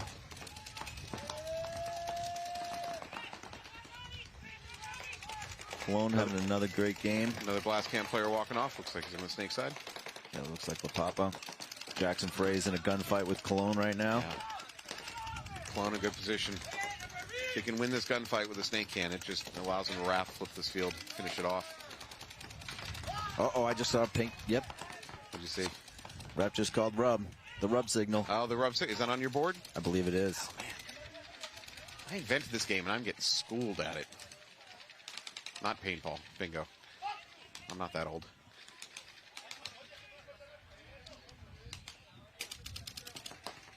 Cologne trying to catch that foot of Jackson Frey.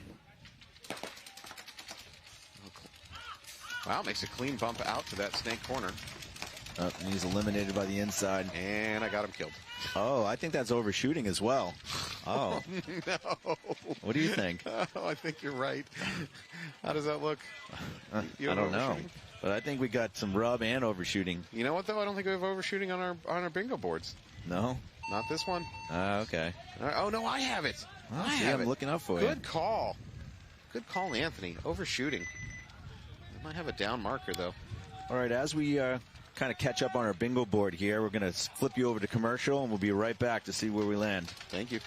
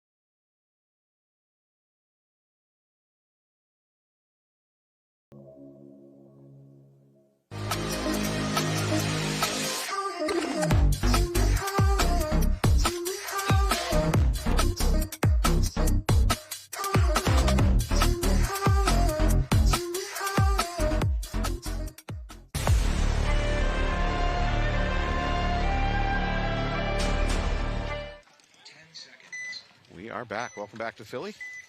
We got Chaos on the away side of the field. Blast Camp is on the home. And they are in X-Ball status because the other side of this match is finished up.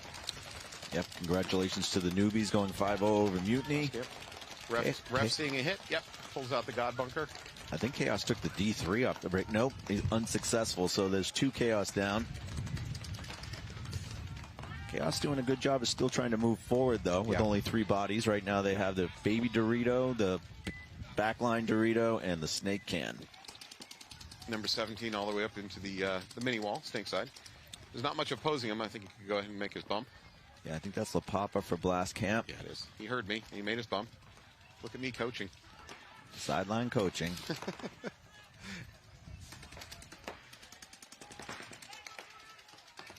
Another Chaos player's coming out, so making the locks. This is falling apart. But I'm with you. I like to see Chaos still attacking.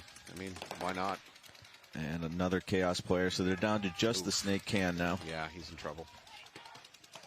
It's 6 minutes left on the clock. I don't see any point in toweling. Either way, I mean, you could towel just to save your player the pain.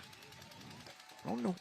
So Blast Camp's on their Dorito side of the field. Their Snake side, he's eliminated. That's it. I think Blast Camp's going to want to play some points now.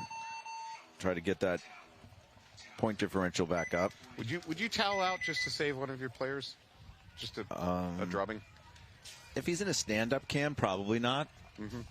Or if he's in, like, say, that little snake corner bunker? Probably, yeah. Or if he's going to just get bunkered. Yeah, when it's like 3-on-1 or something like that. I mean, you're not in a score situation where it matters all that much. Yeah, I mean, even a 3-on-1, I don't know if I would blow it. Again, it'll just come down to time management if I needed the time. But from a, like you said, from a pain standpoint, it just depends on where they're on the field and where they're looking and whether you like that player as a coach. Yeah, exactly. If they showed up on time in practice, they gave you any lip. Yeah.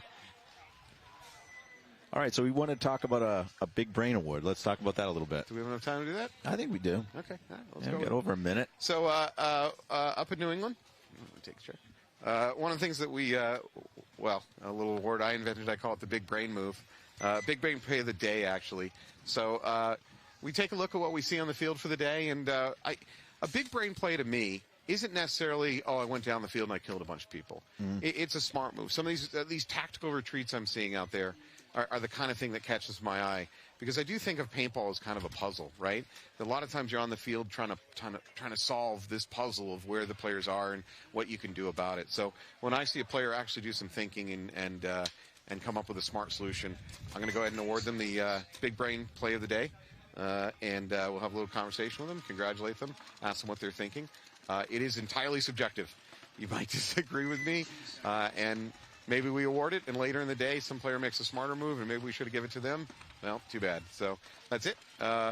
Fabi's Big Brain Play of the Day. One of these lucky players today is going to win this. And that's usually like a mid-game decision. Like, it's not something that's off the break usually. It's something that as the game is progressing, you see something happen. If it is off the break, it probably should go to the coach, not the player. Right, exactly. So Blast Camp player went up to that mini brick and then decided to drop back to the backline Dorito. I think it's because he realized that his Dorito player got shot off the break. Oh, I see. Okay. So Blast Camp's down 1. They have 4 players. Blast Camp goes in and slides up into the S1. Chaos does not have a snake presence quite yet. See if this is Eckhard. Let me see who Blast Camp snake player is.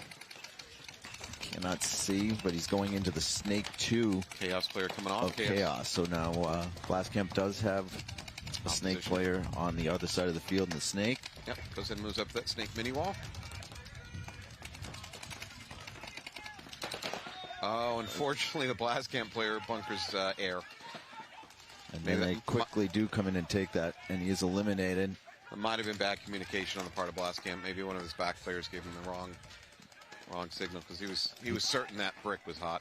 Oh yeah, he looked back like you guys sent me to my death. Yeah, there was a little bit of a look. It was a good shot by the Dorito side player that was in the tower picking up Del Rosario, who tried to take the 50 afterwards.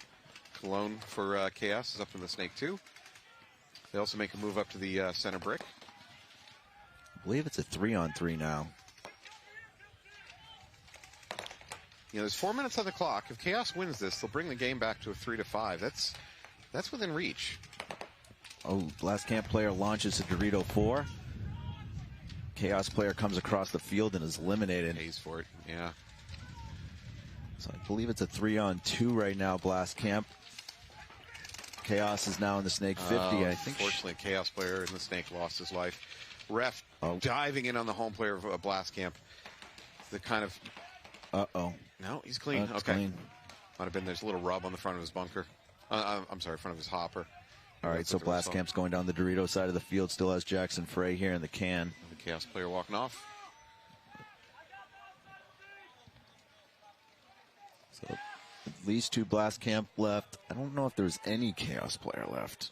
I'm trying to check the play. Yeah.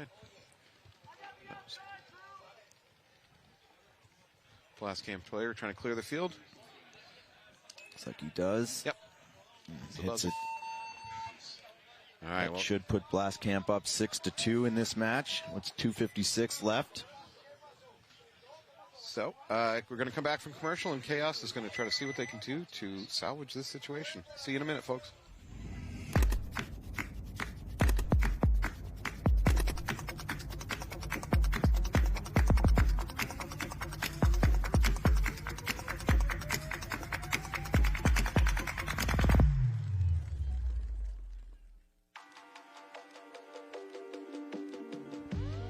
My name is Todd Boyer. I'm from Kansas City, Missouri. I play for Kansas City, Missouri All-Stars. Started the team about 4 or 5 years ago. Started the D4 season playing MSXL. We won the series in D3. We are now playing semi-pro. Back in May of 2021, I opened up my own field. I took a huge risk, spent my whole life savings on building the KC Sports Complex.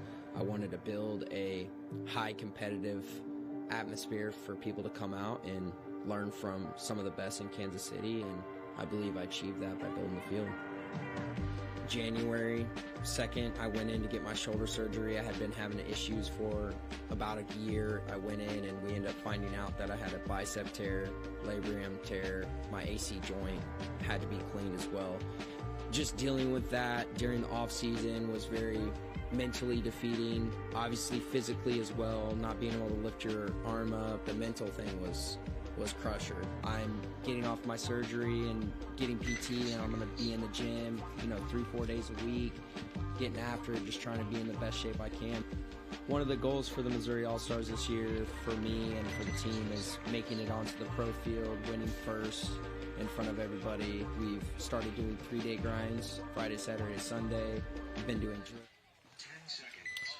All right, guys, thanks for coming back with us. We got Blast Camp versus Chaos. Chaos is in a deep hole. They only got a few minutes left on the clock, so this is going to be a tough one if they want to pull it out. Chaos with a relatively conservative breakout. Blast Camp similar. They didn't take any big risks. Uh-oh. They got a minor. They got a minor on Chaos. It's going to make it even more difficult for them to pull this out. And they'll get eliminated on a fill. Yes, there's only two players left for Chaos, both on the Dorito side. And Blast Camp player here. Yeah, both on their side of the field. He's backed up by a snake brick. This is really not what Chaos needed. I mean, that flag probably doomed their efforts to try to win this one. Backline Dorito for Chaos gets hit in the hopper, so he's done walking off. That should just leave one Chaos player stranded over in the Dorito side, unless he already walked off. Nope, he's walking off. Good point there by Soap, but yeah, good off the break shooting the God bunker. He didn't come off, so that immediately got the snake side can pulled. Yeah, I don't know what the penalty was for. I mean, it was on the God bunker, but. Oh, hey, we got our ultimate ref standing right in front of us. Maybe we can just ask him. On the leg. Hit an ankle. Okay. All right, Michael is telling us that he was hit on the ankle and played on and got a penalty. Thank you, Michael. Both doing a good job and looking good while doing it. Alrighty, so that's a mercy rule win for Blast Camp, as well as the newbies. We'll be coming up to our next set, which will be Colorado Blitz, BZ Fearless, Royal City Sea Dogs, Ruthless Factory, We're going to switch over to a commercial, and we'll be right back. Thank you.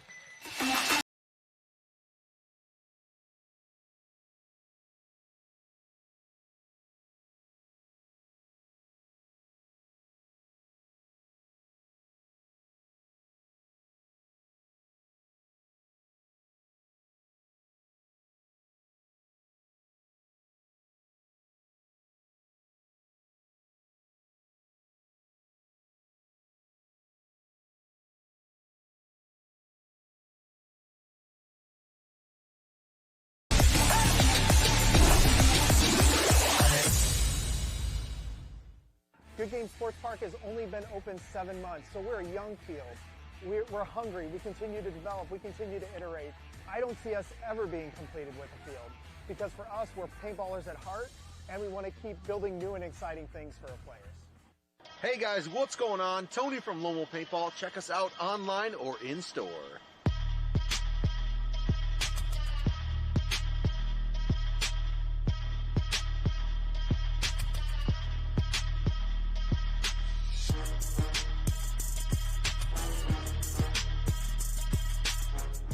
LoneWolfPaintball.com. Celebrating 35 years, Blast Camp is one of the most historic and longest-running facilities in the country.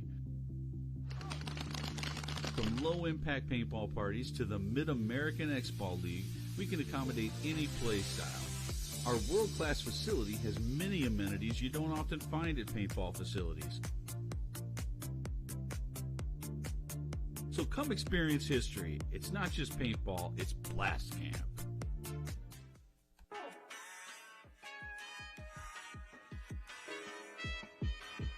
The Missouri All-Stars have been playing together out of Kansas City for about going on 5 years. Our play style is super aggressive. We like to just be in your face constantly and just keep the gas going the whole time. D4 season, I had hit Walker up and was like, hey man, like, what's the situation with this carbon gear? It looks awesome. I would like to get my guys in it. And from right then and there, D4 season 4 years ago, he got us plugged in. We've been with him ever since. They're here at every event. They have gear that you can buy on hand. They have lenses on hand. If you have a tear in your knee pad, you need to swap that out. They'll have that for you. I've literally had Walker in my pit in Dallas ask me if I need help with pits. Like, you can't ask for anything more from a sponsor. If it's meant to be, I'm up and coming, but calming down, I'm centering.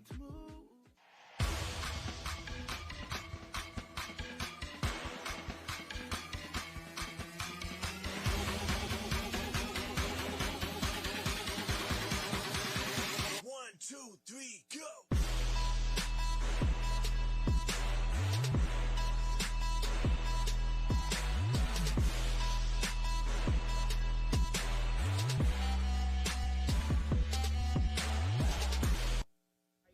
Pain pills for like a couple months, and I was like, I'm done taking pain pills. So my wife went ahead and she did the research and made the salve, and I started using it and ain't took a pain pill since.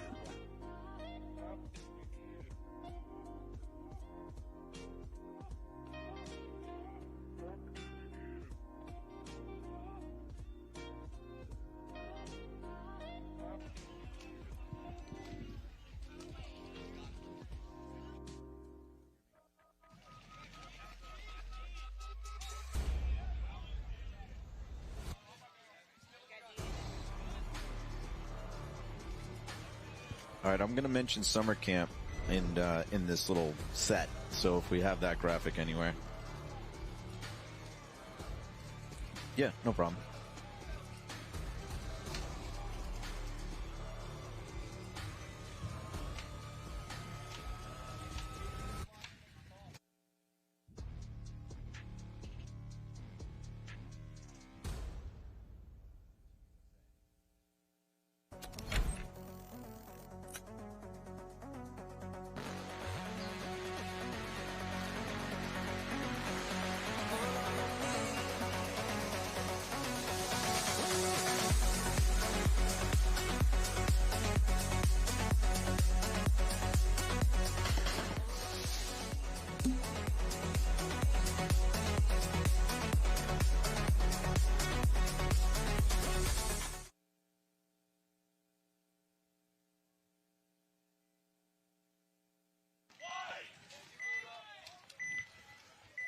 Welcome back to Philly. Here we go again.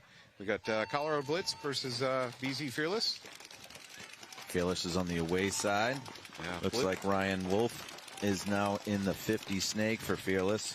Not the most athletic move up there. He's a player after my heart, but he did get there nonetheless. I would say it was athletic, maybe not graceful. Yeah, maybe not graceful. We are in the death zone right now. I'll take effective over graceful. Yeah, we are going to get smashed here. The announcer's booth is fairly close to the net at the 50, and the paint just comes right through the net. Oh. Ooh, that was an ugly exchange. I don't know how that wasn't a penalty on somebody. Both of them kept hammering on the trigger after they're dead, and they weren't shooting anybody else. I guess the ref just goes, all right, you're only hurting each other. Right. But you could either flag both of them or neither of them. All right, let's go ahead and Phil's back into the snake, up to that snake mini wall behind the brick. He's going ahead and looking for his move. Fearless has taken the snake corner. They also have the Dorito on the back line. Number 20 for Blitz goes ahead and moves into the S2. Looking crossfield, probably shooting at the Dorito if he can. Backline Dorito. For those of you joining us, not for that weren't here yesterday, we're calling that Dorito in the backline Dorito, and then up the sidelines we're going baby Dorito is Dorito 1, then 2, then 3. Again, we understand that your team probably has some fancy call-outs for all these bunkers, but every team is different, and that would just confuse the viewers. Yeah, the backline Dorito, a lot of people are calling the Beast. Fair enough. Colorado Blitz loses their life to the Beast. Peels off the snake player. Unfortunately, that leaves neither team with a snake presence. Fearless loses their Dorito player, so I think they're down to 2 players. Fearless goes ahead and makes the move up into the snake 2. Colorado Blitz has the mini brick in the center, who picks up on that snake move. Now he tries to fill out to the God successfully. Fearless player getting him checked from the ref, but appears clean. Nice shot there by Billington, number 32. Yeah, he takes out that Colorado Blitz God player. God bunker being the mini temple right before entering the snake. Good start for Fearless.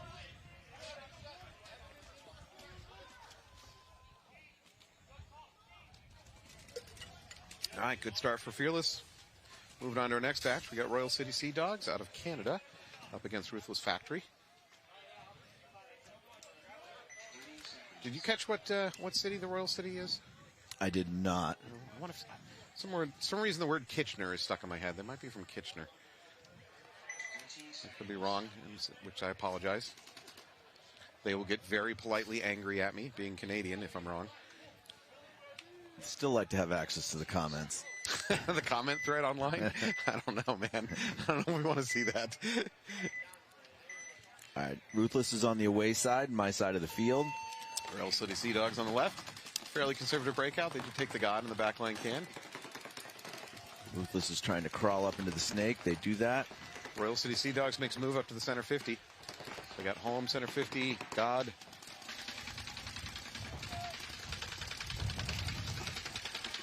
Wind really picking up here. Royal City Sea Dogs goes ahead and makes the move into that snake 1.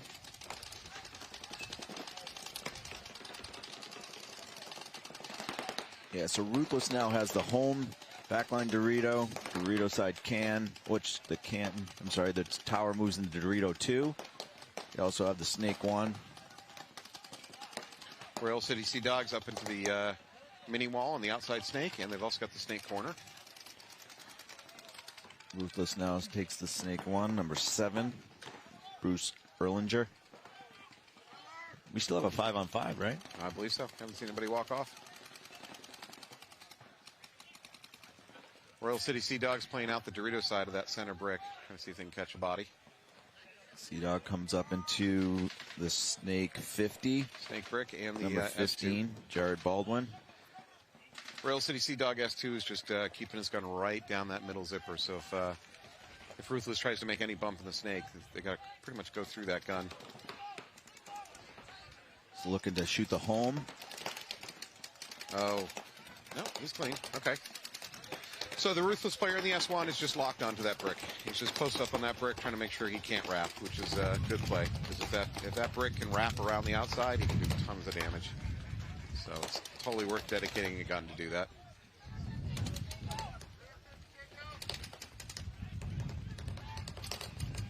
This is the longest point we've had with 5 alive on each side. Yeah, that's a good point.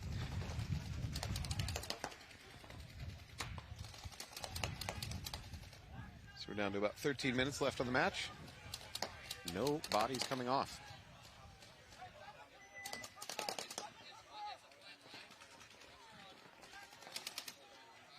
So yesterday, I watched the Royal City Sea Dogs. I thought they played pretty smart. I think they do pretty well when the game slows down a little bit and they have to think about what they're doing.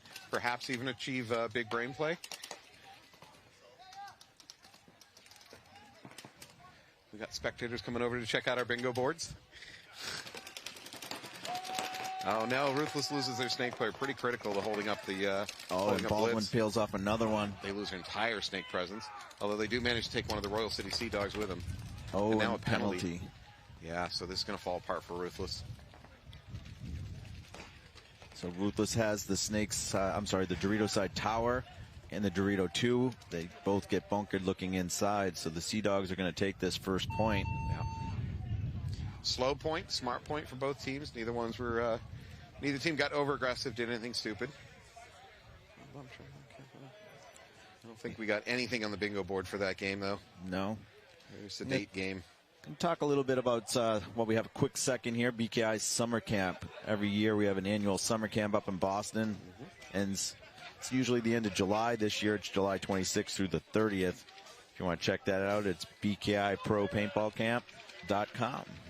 We do have a few spots left. If you want to learn a little bit about being a better player, or if you're a parent that just wants to get rid of your kid for a week, go and sign them up for BKI summer camp.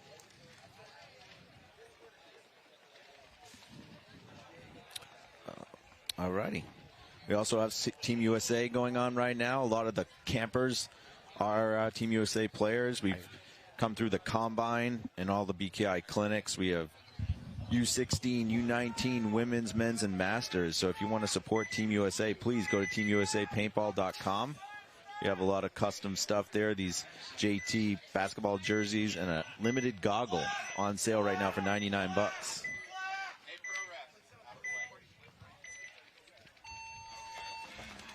All right, game on. VZ Fearless versus Blitz. Fearless up by 1. Quick move up into quick death up into the snake. Oh, and a flag. And a flag. So Fearless is going to lose 2 bodies. Blitz is in the 50 here. I think this is Malsum. Yeah, Malsum looked good yesterday. Gives him a chance to wrap. There's really nothing. Oh, and he takes the body immediately, probably from the home. Yep. He's wrapping now on that tower. The Dorito side tower. So it's a 5-on-2 right now for Blitz. Looks like Carrere is going to storm through the center.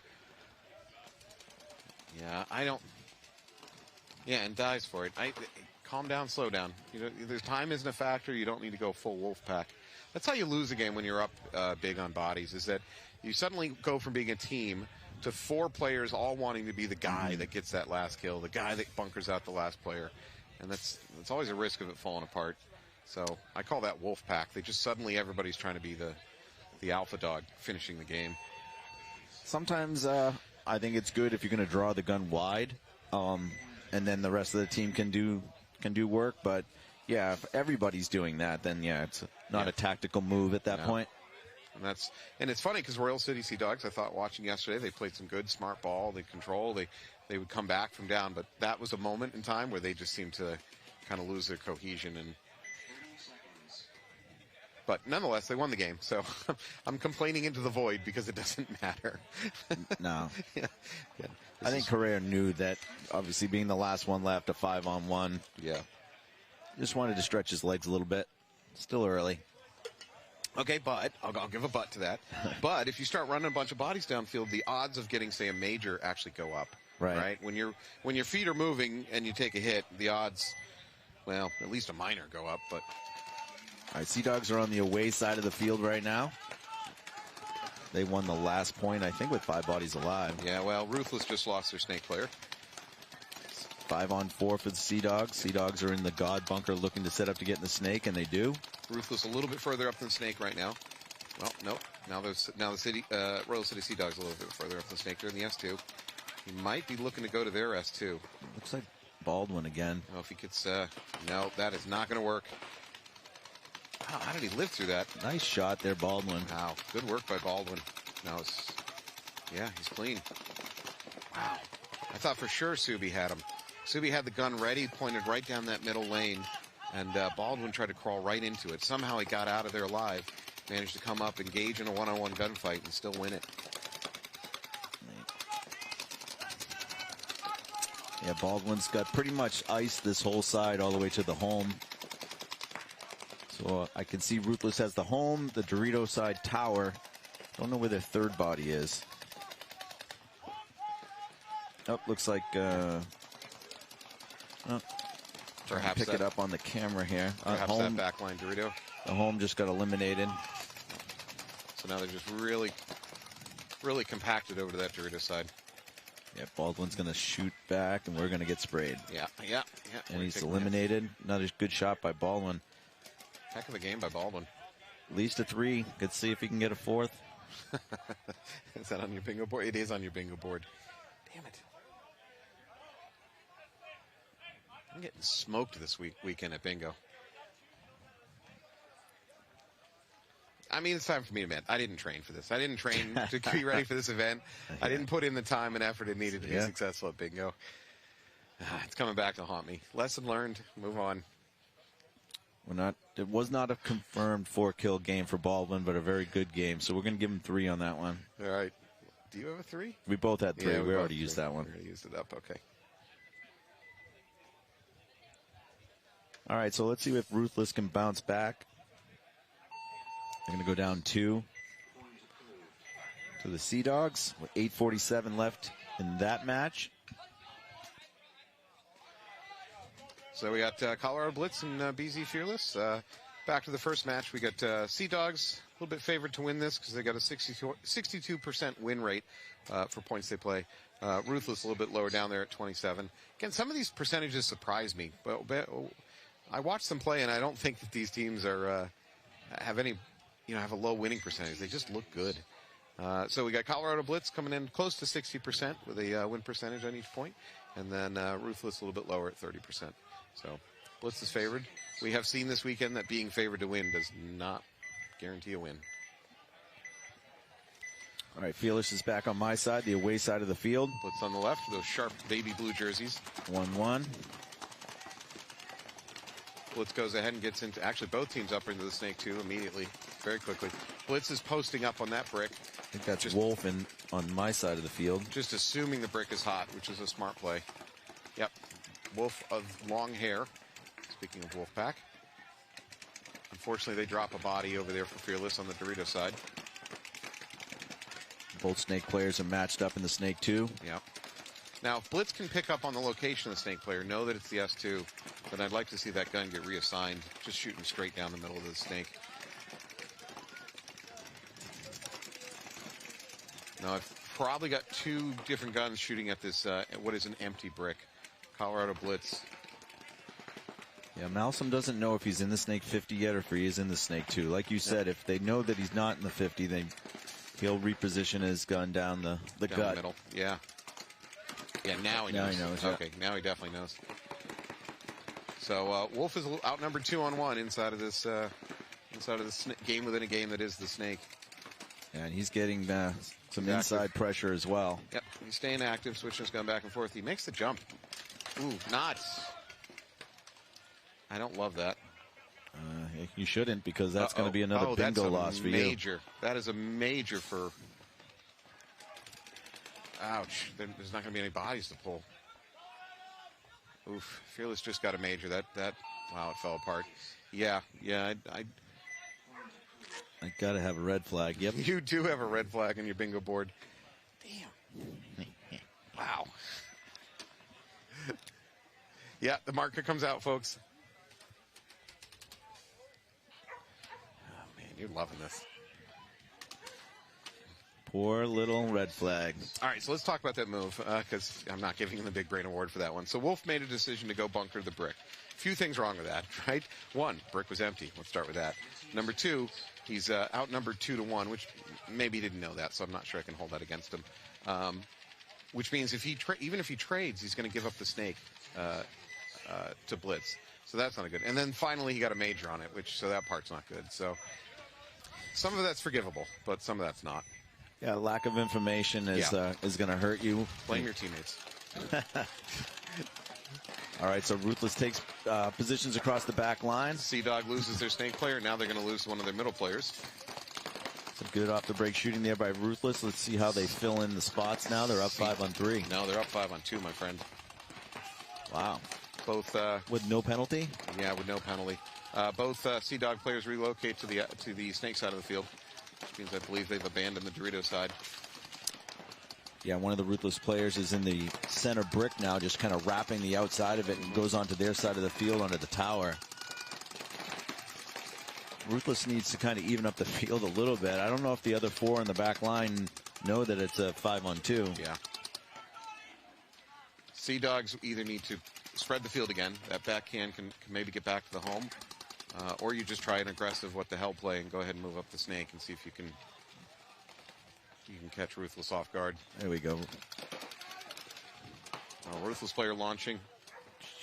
Changing his mind. Subi pulls back a little bit. Sea-Dogs try to fill in the home. Die doing it, but also kill a Ruthless player dies in the snake. So that should leave a 1 on 4. I'm not good at the maths. I'd like to see this for Ruthless player that's on the snake back here. I mean, it's a 4 on 1. And the Sea-Dog players playing the outside. Yes. That's another kill for the Sea-Dogs. Wow. It's a 1 on 2 or 3 now. Yeah. It was a 5 on 2. I still don't think he could win this, but man, he's doing a really good job trying.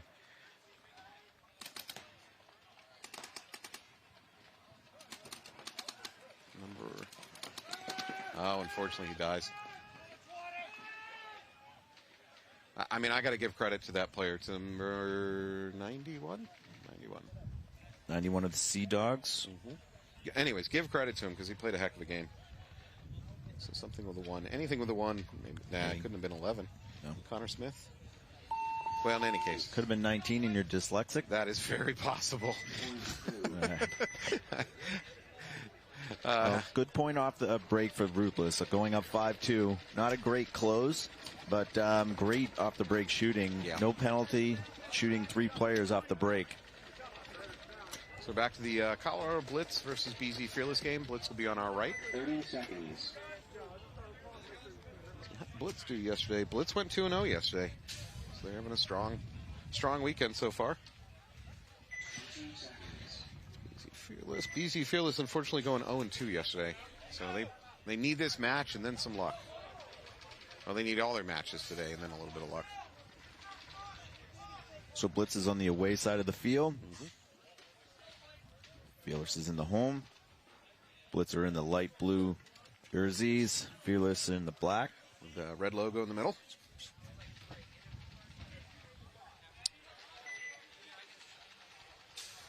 Got 15 seconds to the point. So both matches, I believe, are 2-1. Yep. All right, Anthony, you really need to see some false starting here. That would help your cause on the bingo sheet.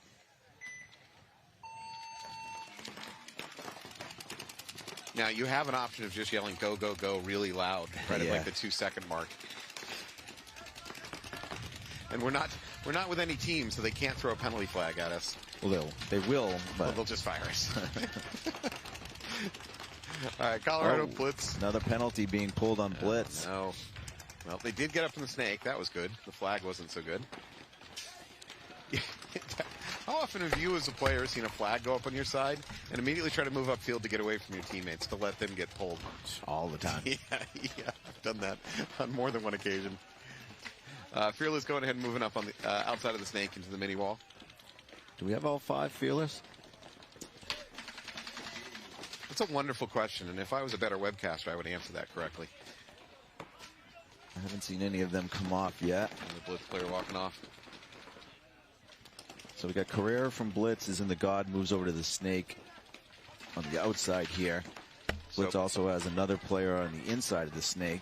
In a way, Blitz is playing down even another gun because the Blitz player is so dedicated to staying on that brick, which is empty. His gun's not doing anything. Now, he doesn't know that, and I'm not saying it's a bad play. I've seen plenty of teams doing this, but it essentially means his gun is not active. But like we said yesterday, I'm going to assume that that 50 is hot. If the snake's hot, you've lost 2 bodies. Yeah. You would assume. Yeah. Unfortunately, Blitz loses a 3rd body, so they're down to just these 2 players that are on the snake side. Yep. So Fearless doubling up the snake now. And now the brick gets hot for Fearless. And the second the brick gets hot, now the Blitz player comes off of it. He kept his gun on it the whole game. Oh, wow. Okay. All right. Now I'm wrong. That's Caesar, I believe. Yeah. Billy. Well, he takes 2 with him. It's not going to be enough. Fearless is going to go ahead and finish out this point. ZBA, Caesar. I always just go with his first name. To avoid trying to figure out whether you're pronouncing the last name correctly or not. Yeah. And our producers did tell us yesterday, but we just don't retain information that well. So the important thing about pronunciation is you just say something confidently. You don't have to be right. You just have to sound like you know what you're doing. Yeah. It's gotten me through most of my life so far. I like when the referees put smiley faces on the bunkers. Yeah, I saw that. That makes me feel a little bit better. Also on Thursday, when the teams were practicing on here, there was some profanity scrawled in the bunkers too. I'm going to assume that was not the refs. No. Well, the refs weren't there on Thursday. All right, I've got the Sea Dogs coming up on my side of the field on the away side. Ruthless is on the home. Ruthless Factory in the black and gold jerseys. All right, Sea Dogs are up 2-1. There's still plenty of time, 7.5. Ruthless makes the move out to the snake corner. He stops there instead of finishing the crawl. He does it cleanly. 5 alive for Sea Dogs. A lot of teams go to that outside snake corner bunker and then just immediately crawl into that snake mini brick. Sea Dogs do lose their Dorito tower. Sea Dogs managed to get up into the S1 though. See if this is Baldwin. It is. Up over in the snake here.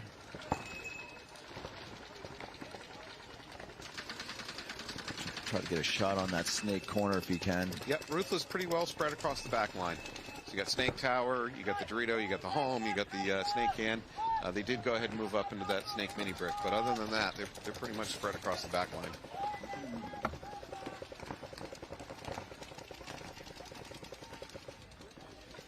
Baldwin is probing and now goes into the snake 50. Looking to get that can on the... Yeah, Subi is unaware of the presence of that snake brick. He pops out here. Oh, okay. Well, he survived that encounter. He was at a disadvantage there. Baldwin had the gun up on him. Baldwin looking to shoot and cross.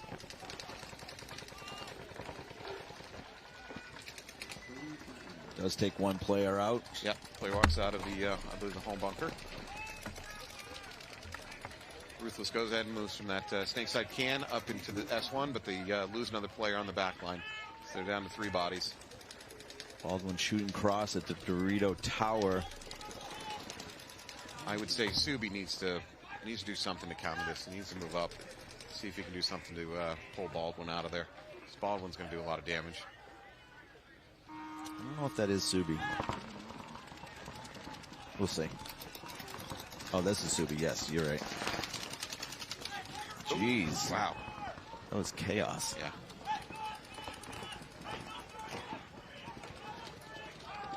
Unfortunately, the Ruthless player does try to finish, make a big move up the snake side, see if he can swing that game, but it's not to be, folks.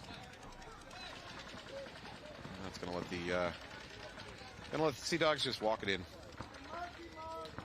We got smoked again. Ruthless are some big boys. They bring some beef to this field. Notice that? Every one of them. I wouldn't want to piss off any of them. They're big boys. Mm-hmm.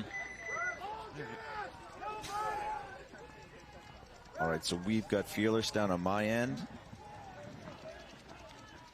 Colorado Blitz in those beautiful tuxedo prom blue, light blue, powder blue jerseys. They must have done laundry last night because they look perfectly clean.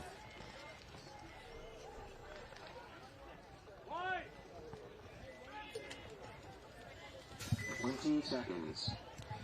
Game is tied up 2-2, 8 minutes on the clock, so it's definitely foggy. 10 seconds. 10 seconds to the point.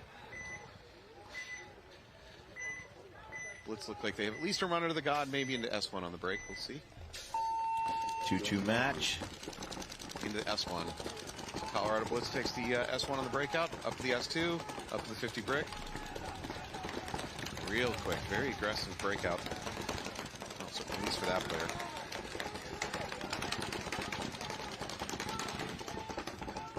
All right, Fearless has all 5. Blitz looks like they have all 5. Nobody's walking off. Blitz certainly in better position because they have a snake 50. Fearless has really nothing opposing them in the snake. They do have the insert, the god bunker, the snake insert bunker, so potentially get in there, get up close, try to trade. Yeah, there we go. So I like this. The Blitz player is just, there's just an endless amount of paint coming to the outside of that brick, so he goes ahead and switches to the middle. It's Caesar. Caesar's Zabili. CBA.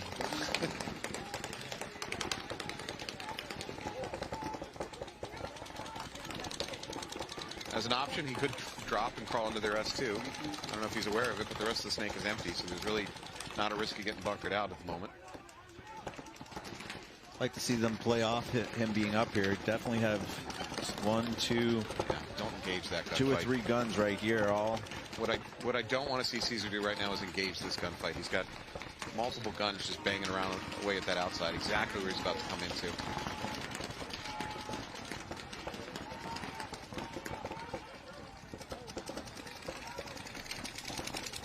Nice shot, though, by CBA. And I am wrong. I'm very wrong. Go ahead, Shoots come out the and home. shoot. Yeah. All right, Colorado Blitz loses one of their players on the back line, though. 4 on 4. Oh, there's 2 kills. Now they're killed for CBA. Caesar.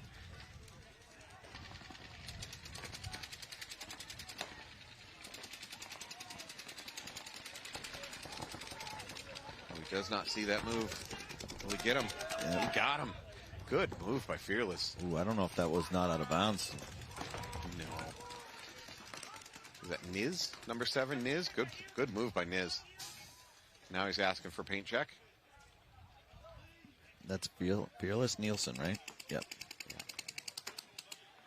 Refilling. Good move. Okay.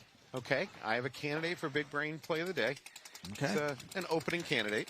He created a good angle for himself. Yeah, we just had a bunker move over on the Dorito side. Another Fearless player coming off, so there's 2 Fearless left. See how many Blitz are left. At least 1 Blitz left. If Blitz wins this game, I have to credit Nielsen, who just died. Commentator curse. Might it be a trade? Yeah, he. Nope, Blitz is still alive over on the Dorito side. Number 7 is just save that from being a quick death for the team. So we got Blitz already up in the Doritos. Yeah. Vincent joined me yesterday in the booth for commentary. Very impressive. Very good co-host, by the way. I'll take him back any day. All right, looks like there's at least 2 Blitz left. Oldham coming in here. Blitz is going to go up 3-2. They have a clean hang here. About 4.5 left. Yeah, looks like they're content to let the clock run a little bit.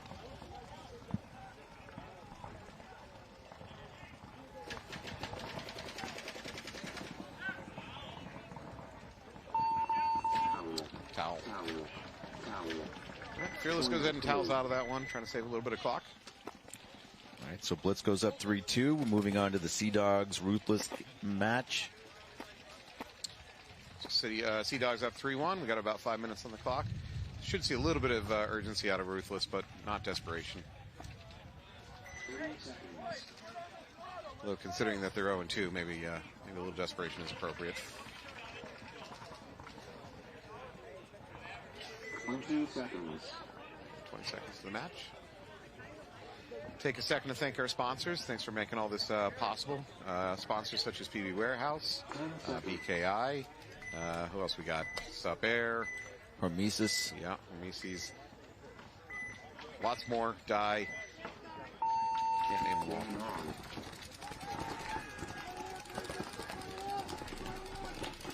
So, Sea Dogs do take the snake, a little bit more circuitous route to get in there, but they're in the S1. Now the S2. Ref's checking them. There's something the ref doesn't like. And a penalty. Yeah, he's hit on his pack. He of you know, the Sea Dog player, of course, feels like he was done dirty, but he just didn't know he got hit on his pack. So unfortunately, 2 walk off for the Sea Dogs. It's a 4-on-3 for Ruthless right now. Yeah, Ruthless player walking off. Ruthless is in the Dorito Tower, the Dorito backline, the Snake Can, and the Snake 1. Now comes over the Snake Mini Wall. It's Regan for Ruthless. So we got both corners occupied for the Royal City Sea Dogs. And then they're up the middle in that center brick. So they're not in a bad position to defend, but they're going to need to get some kills. Regan dropping back, taking a shot probably at that mini brick in the middle. Now look at that, shooting from the hip. Regan is shooting from the hip. Old West style. Another Ruthless player pulls off from the Dorito side, though. Ruthless filling back out to that tower. We might be back to 3-on-3. What do we got for Ruthless? We got Snake, we got Dorito Tower. And we got the Snake Can. Yep. So I think we're looking at 3-3. Let's see where the other Blitz players, I'm sorry, the other Sea Dog players are. Definitely Snake Corner, the mini brick in the center. Ruthless doubles up the Snake. If Ruthless is going to commit to the Snake, they need to come down here into the 50. That's right. Put a ring on it, Ruthless. Commit to it. Snake Corner. Yeah, Snake Corner doing a good job making Ruthless cautious, trying to move up the Snake. All right, I see Dorito Tower for Sea Dogs. Dorito Tower is going to be in trouble with Regan at the brick. We got the mini brick in the middle. Trying to oppose Regan. Ruthless jumps to the inside. They're going to move up to that center brick. No, he's going to do the run through. He's going to. There was nobody there to bunker. Where did he go? Well, you know, with the wind being what it is, I think you're seeing bunkers moving, and that can fool players into thinking, you know, a bunker's hot. That's not really hot. 2-on-2 now. The other Ruthless player that's in that back Dorito Tower needs to kind of engage. This Regan's going to be in a 2-on-1. That said, he's in a pretty good. Regan's in a pretty good position. You can play 2-on-1 in this. As long as you don't engage in a bad gunfight. Oh, okay. Commentator curse. Got him killed. Yeah, I've said this before. I'll say it again. You can't play the 2-on-1 right there when you have the other player back in that Dorito Tower. I mean, I don't know what the job is from that Dorito Tower when you're in a 2-on-1 situation. The last Ruthless player walks off, and they towel. Yep, you've said it before, you'll say it again. It's always your teammate's fault. If you're going to play a 2-on-2 right. as if you're playing a 1-on-2, you might as well shoot your own teammate. I'll back in this one. You're correct. It's his teammate needed to get up there, get up the Dorito side, engage. Yeah, the Snake Corner was down the tape the whole time, and then the Dorito Tower was inside. So he had the ball. He could have come up to it like the brick. The Dorito come down the Dorito side, which would have made the Snake Corner have to look inside. And now we can play a 2-on-1 against one of them. So and those Dorito towers can see the top half of each other, but if you just go low out of it, you can pretty much move up that Dorito side. At least against the other tower. It's not great vision. All right, we got Colorado Blitz on my right, and we have BZ Fearless on my left. BZ down a point. There's 4.5 minutes left on the clock. Plenty of time. Looks like Colorado Blitz is doing a little bit of house cleaning in the home. Trying to get hits off. Remember, as a player, tell the ref every hit is an old hit. Never works, but always keep telling the refs. 4:23 left. The Blitz is in the away start station, up by 1. What do you think they're going to do here? You think they're going to come out, play a normal point? For Blitz? Yeah. Yeah, I would say they played normal. I got to say, I haven't seen a lot of funky game plans out of them so far this weekend. Set up to take the God quick. Yep. I like that move with the Dorito wedge. Trying to slow down the Snake. Fearless getting some ref attention, getting double ref attention. And the God, is he live? Is he dead? He's live. And he they lives. do shoot the Dorito wedge player for Blitz, but Blitz up into the CBA is right up here. Wolf is indecisive. Wolf needs to get his gun over onto this brick. I think CBA got in here undetected, which is nice. Yeah, I think CBA, as you're calling him, looks a little twitchy. I think he's getting ready to try to wrap. Blitz player walking off. Scordo coming out. So Billy can go ahead and take a risk like wrapping. He does have a player behind him in the snake, so they're doubled up. That's his second kill. Fearless tries to fill in that snake corner. Dies trying to do it. Another Fearless player walking off from the Dorito side. Wolf does now know that there's a 50 hot, though. Yep. There you go. Get tight. Let Caesar come out into your gun. Yeah, Wolf is pinned. Okay, he's got a little bit of backup now into the snake mini wall. I'm sorry, mini brick. So the Dorito side needs to kind of push up a little bit. You have two of the guns that are left right here.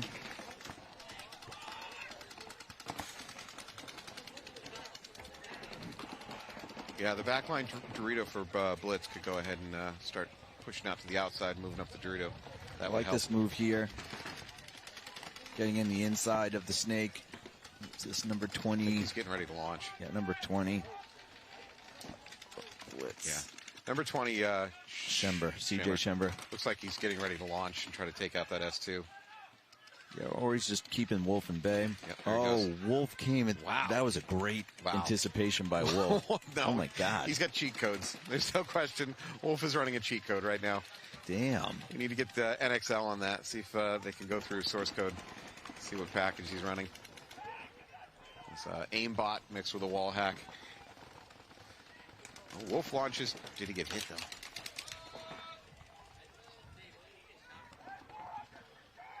Blitz has the home. I got a Fearless player in the Snake Mini brick. Not sure where my other Fearless player is. He's in the Dorito Tower.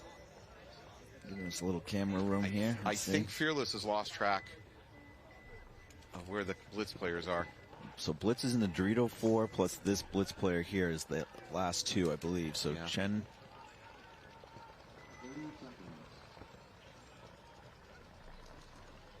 Yeah, both teams are trying to figure out where the other guys are.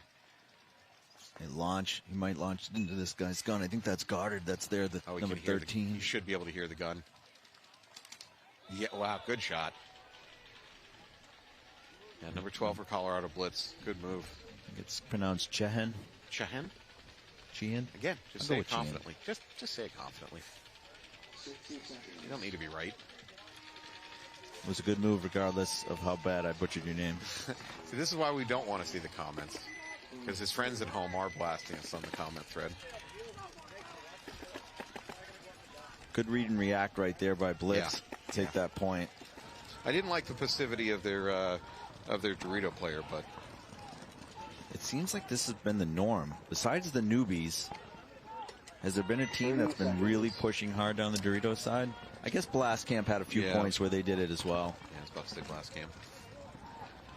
Sometimes you end up seeing a Dorito push that happens accidentally. It's not, that wasn't the game plan, it just kind of happens. You know, you get some kills, you're like, well, what the heck, keep moving, and next thing you know, that's the push side. Yeah, so let's look at what's coming up right next is the Titans Cyclone. Looked like Blast Camp was coming back up. Blast Camp versus Ology, that should be a good game. The Sea Dogs. Got Ruthless going in and taking the Snake 1, making a move up the middle to that brick. Ruthless doesn't have a lot to lose at this moment. So Ruthless in good position over here. They got the middle brick, dead center, and they got the outside brick on the Snake. I think it's going to pay dividends. They peel off the home player from the Sea Dogs.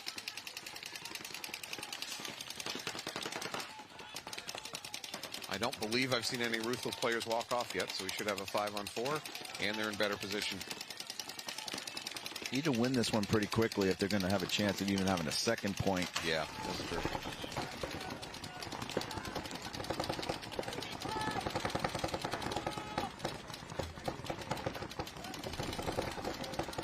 Ruthless, do I see launch up the middle? Yeah, they're on Sea Dog side, and he eliminates him. Peels off the snake corner for the Sea Dogs. Ruthless player asking for a check. Regan's coming out. Yeah. Sea Dog players. Another Ruthless player. Ooh, that Ruthless push might be falling apart. 60 seconds. Looks like Baldwin's trying to put one more point on the board for the Sea Dogs. Yeah, that's unfortunate. Ruthless player moving up to the God. I don't think he's aware of the snake danger. I think it's a 2-on-2 right now. He's going to try to fill. If Baldwin gets his gun up, yeah, that's going to be an easy kill.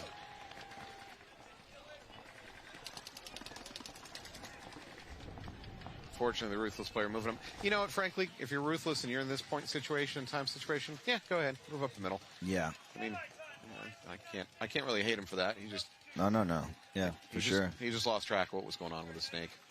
Baldwin's doing a great job clearing the field, giving himself enough time to hang. I think he'll wait till under 10. Now he's going to hit it. All right, so there'll be 17 seconds left on the clock.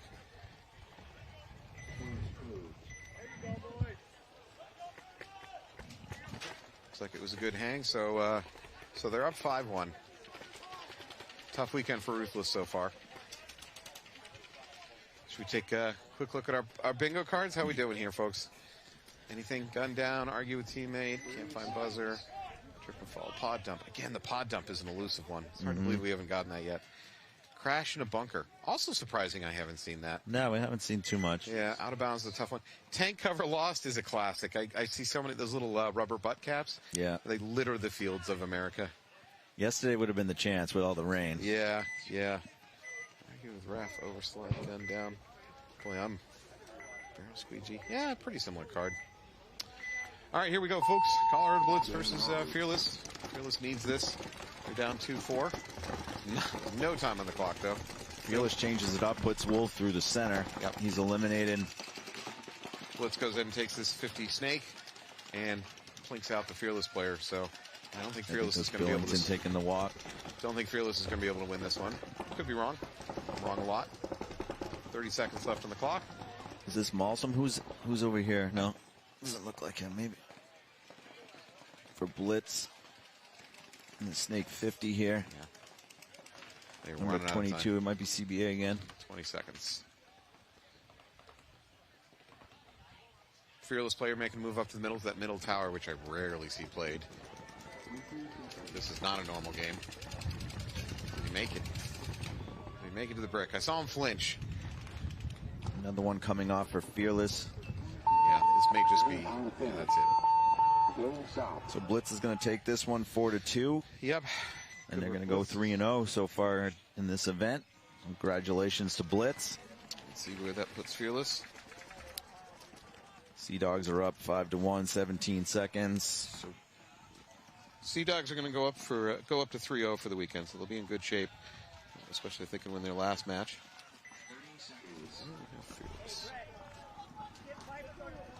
Kind of just a formality here. Sea Dogs are up 5-1, 17 seconds left. All right, Fearless went 0-2 yesterday, so they're now 0-3 on the weekend. Thank you, Lori. Our research department kicking in again. 10 seconds. Sea Dogs, I believe, also were 2-0 yesterday, so they're going to be going 3-0. Does Ruthless even try to send, or do they just kind of spread and shoot their guns? Yeah, I think they're just going to spread. No, that's something I got up the middle. They're trying to draw guns out wide. Yeah. All right. Well, they're going for it.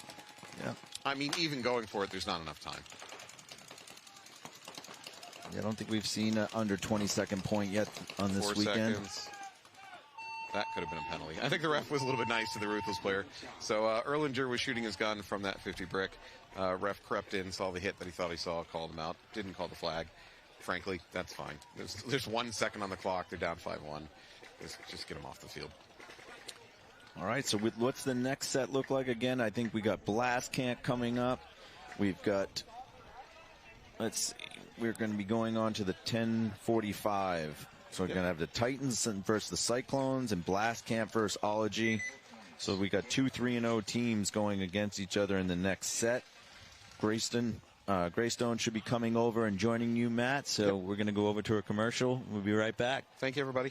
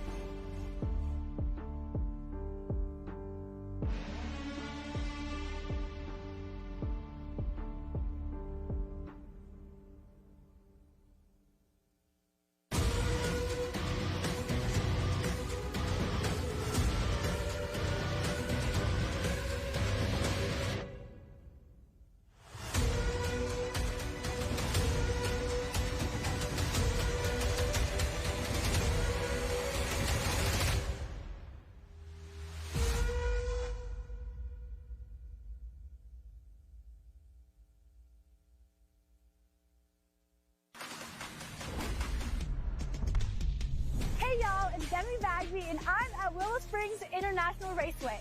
We're about to stack up a Gel Blaster Surge and Surge XL against a spec'd-out electric race car to find out exactly how fast these blasters can really fire. Let's check out the car. What's up? What's happening? I've heard so many great things about you. My name is Demi. Craig, good to meet you. Look at this car, dude. This is awesome. I've heard so much about this car, and I would love to hear more straight from you. Absolutely. This is the ultimate EV track monster by Unplugged Performance. But you know what? Before I give you the details, let's get in the car. Bet. Let's go. I got some juice. Come on.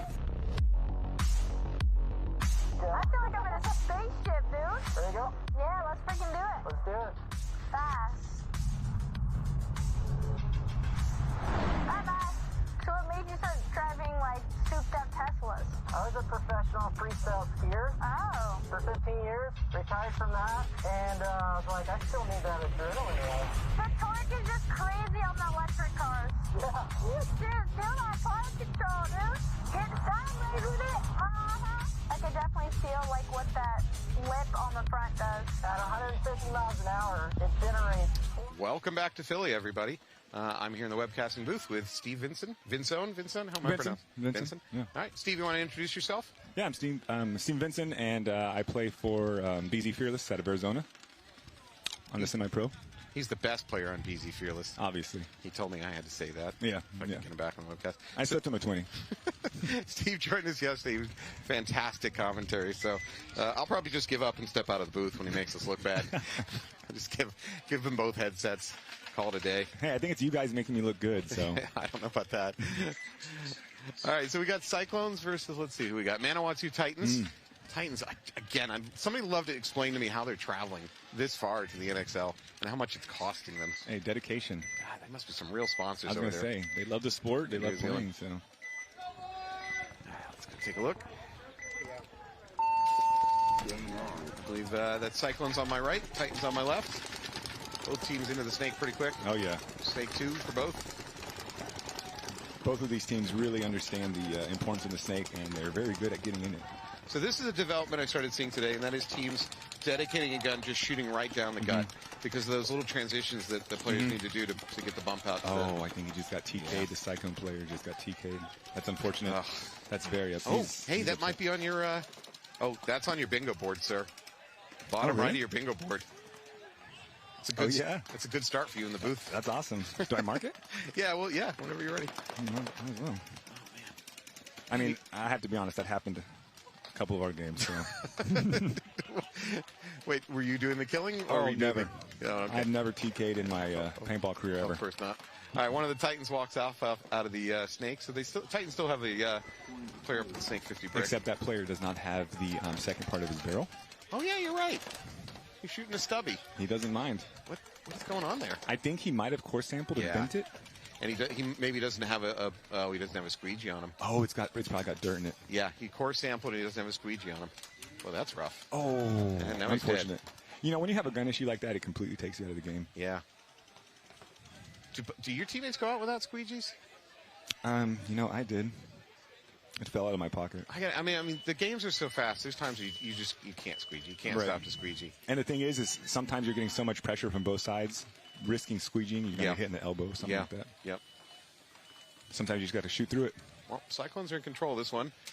Another Titan walking off. Another Titan walking off. Yeah, very interesting. You know, in the beginning of the game, you would have thought that Titans had it, but Cyclones pushed back, a couple things happened, and they won the point. Again, yesterday and today, there's so many games I've watched where I go, well, that's going to be game over. They got both the snake positions, and they're dominant, and then they lose it. That's why this field's so fun, because of that reason. I've seen it again and again and again. Yep. All right, I come from the days when our squeegees were on lanyards around our neck. That tells you how long. And they were the non-foldable straight shot squeegees. The little T handles, the spring-loaded T handles. They were effective, but they were not. They were unwieldy. Yeah. It was not fun trying to squeegee yourself in a bunker with that long. There was a huge technological development when somebody designed a little breakaway function, so you could pop it off and use it. You could never put it back on, though. I think I still own 4 or 5 of those too. Are they? You just accumulate them over the time. Are they collector's items yet? I don't think they're there yet. They might be. To be honest, I've seen some players out here with them, And I feel like it's, it's like that quote-unquote ag status, The old school. Yeah. So I'm going to need you to really talk those up as collectible because I'm standing on a sizable collection. I got a real financial investment in them. Yep.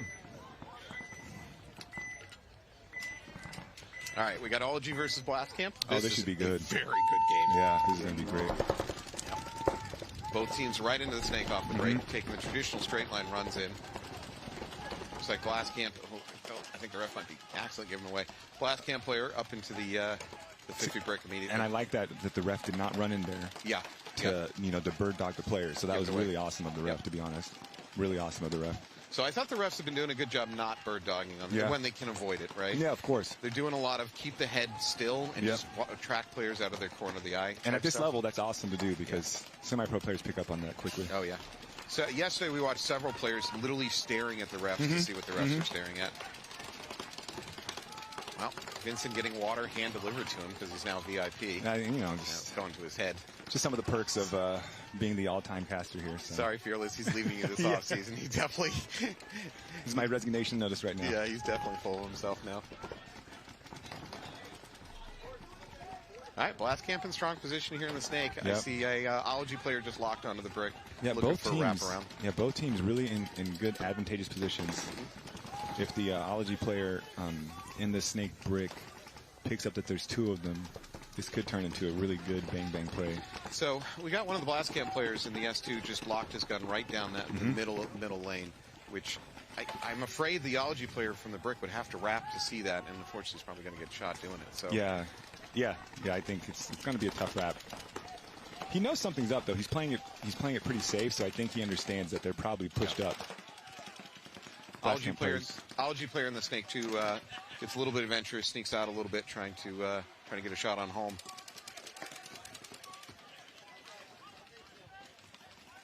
Yeah, it's that first point importance, right? They really want to win that first point, both teams. Yeah, Anthony and I were talking about this. We have a guy named Adam Rand, old Hurricane, does a lot of coaching now for Malicious Intent playing. He actually did a bunch of statistical analysis on NXL matches, and he found out if you lose the first point, your odds of winning the match drop, to like 40%, which is not horrible. And you lose the first 2 points, and your odds drop to like 13%. Yeah. So. Oh, here we go. Gascon's ready, but I don't think they know. I don't think he knows. Yeah, I don't think they know. So we got players from both teams at the S2 of the Ology side. If the Ology player can pick up this guy on the other side of the bunker, he could come out on top. This is the who bumps the bunker first match. A lot of patience from the Ology player. Well, I don't think the Blastcamp knows that he's on the other side, or else he would have his gun ready. Yeah, I don't think he knows. He's got his gun kind of laying down. He'll shoot his feet and legs, but yeah. Yeah, this is gonna be awesome to see in a little bit here. Very tense.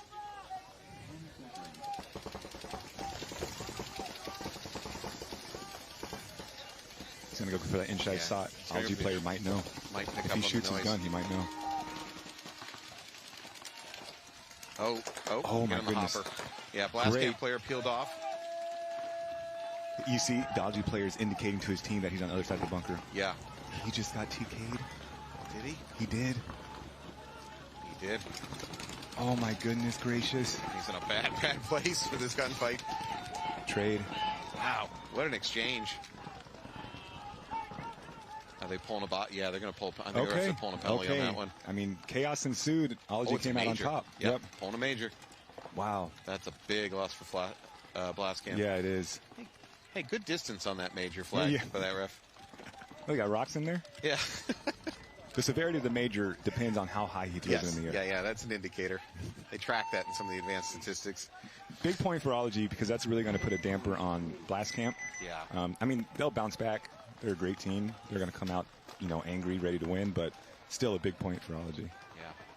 So there's another one where I thought, Blastcamp's in control of this situation. They're probably going to win this game. And it falls apart.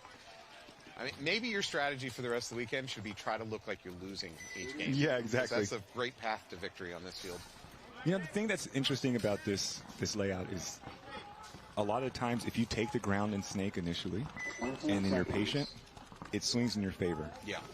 So it's you have to have that aggressive push to get to the snake 50 brick, but then when you're patient and kind of let the team play into you, a lot of times you come out on top. So to that point, you are right. I'm seeing teams put a player into the S2 or S1 who just puts their gun on the brick. Even if he doesn't know if it's hot, he just sits there with the gun on the brick. So snake off break for both teams, but it looks like Cyclone got their snake one guy laned out. Cyclone. So Manawatu Titans are in the 50 brick. Instantly wrapped. Yes, peels off the snake can for the Cyclones. Cyclones are already down 1-0. Okay, at this point, if I'm Hopkins, calm down. Slow down a little bit. He knows he's got 2 kills. Yeah. He knows he's got 3 kills now. Kills. All he's got to do is just slow wrap it.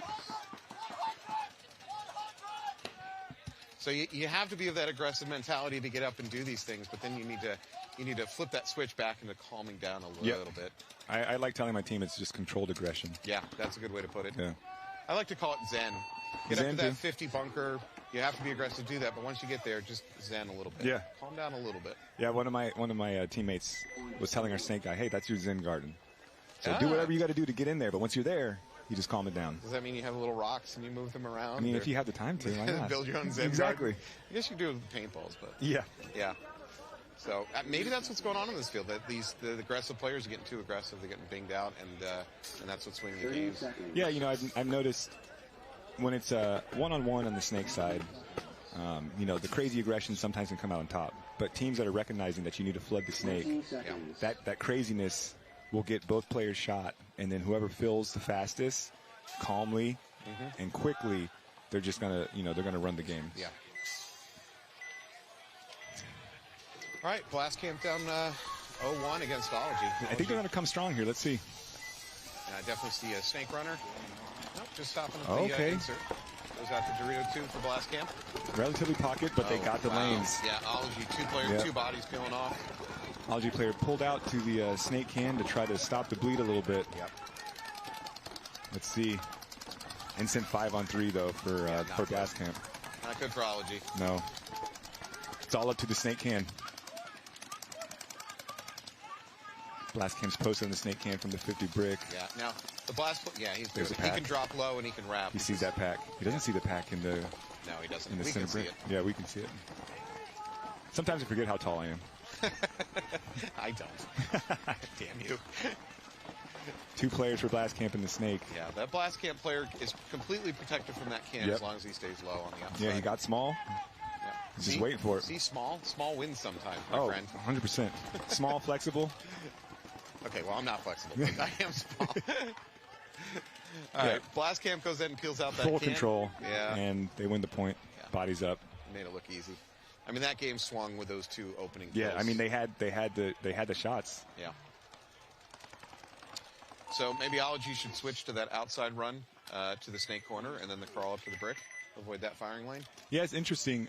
We played a game earlier on another field, and just the layout of the actual ground itself gives you a little bit of different look. And I think that corner run is actually pretty safe. Yeah.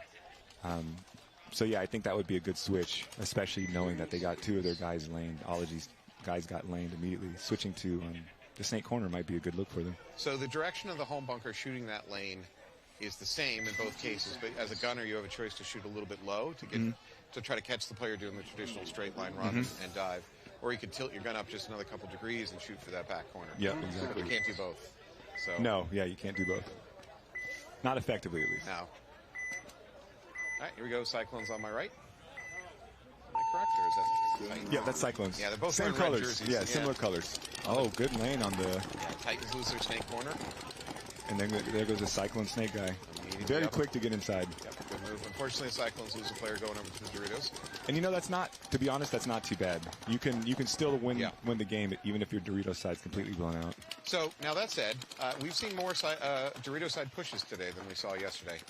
I don't know if teams evolved or if it's just happenstance. I think that they've recognized that, hey, you know, some teams are very strong on the snake side. We have to try to punch them somewhat. Because if you can blow out the Dorito side, it's easier for you to fight the snake. Still not a guaranteed win, but it's a little bit easier. It gives you some room to breathe.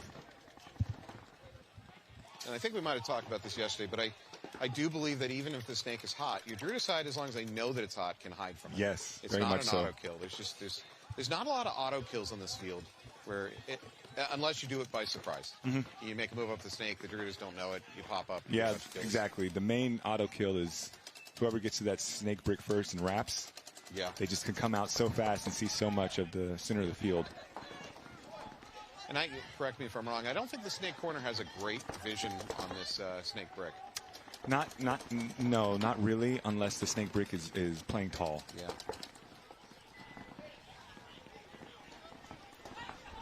Cyclone's good situation. Yeah. Doubled up the snake. They've really got nothing opposing them down the snake side. Yeah, and he's showing, you know, how to play it calmly, controlled, checking off each bunker as he wraps. And, you know, really it's going to be tough for the Titans to recover from this. This is a flat, He got out. A good move. Titans lose their home. But he did make it to the snake corner. And I think the Cyclone player knows. Yeah. So now he's just going to post on it. That snake corner is a tough place to be in when the game's falling apart. Oh, I don't want to play that ever.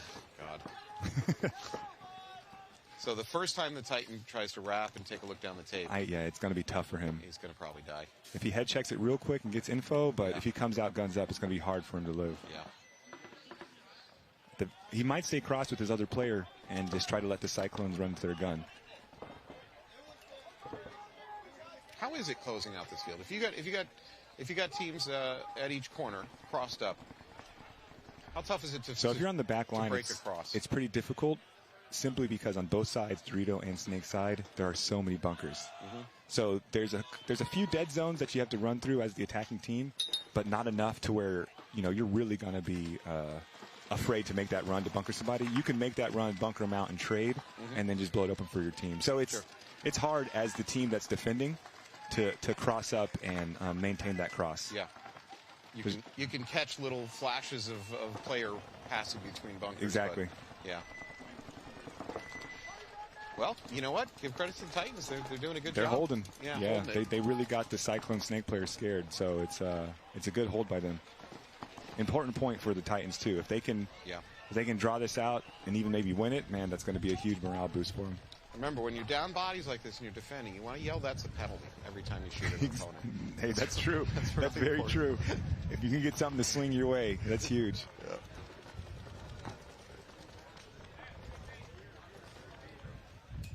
Yeah, the Cyclone Snake player is just assessing what he can do here. He really wants to open up for his team, but I think he's just getting stopped by the Titan player. I don't think there's a move he could make that's not going to be really risky. Yeah.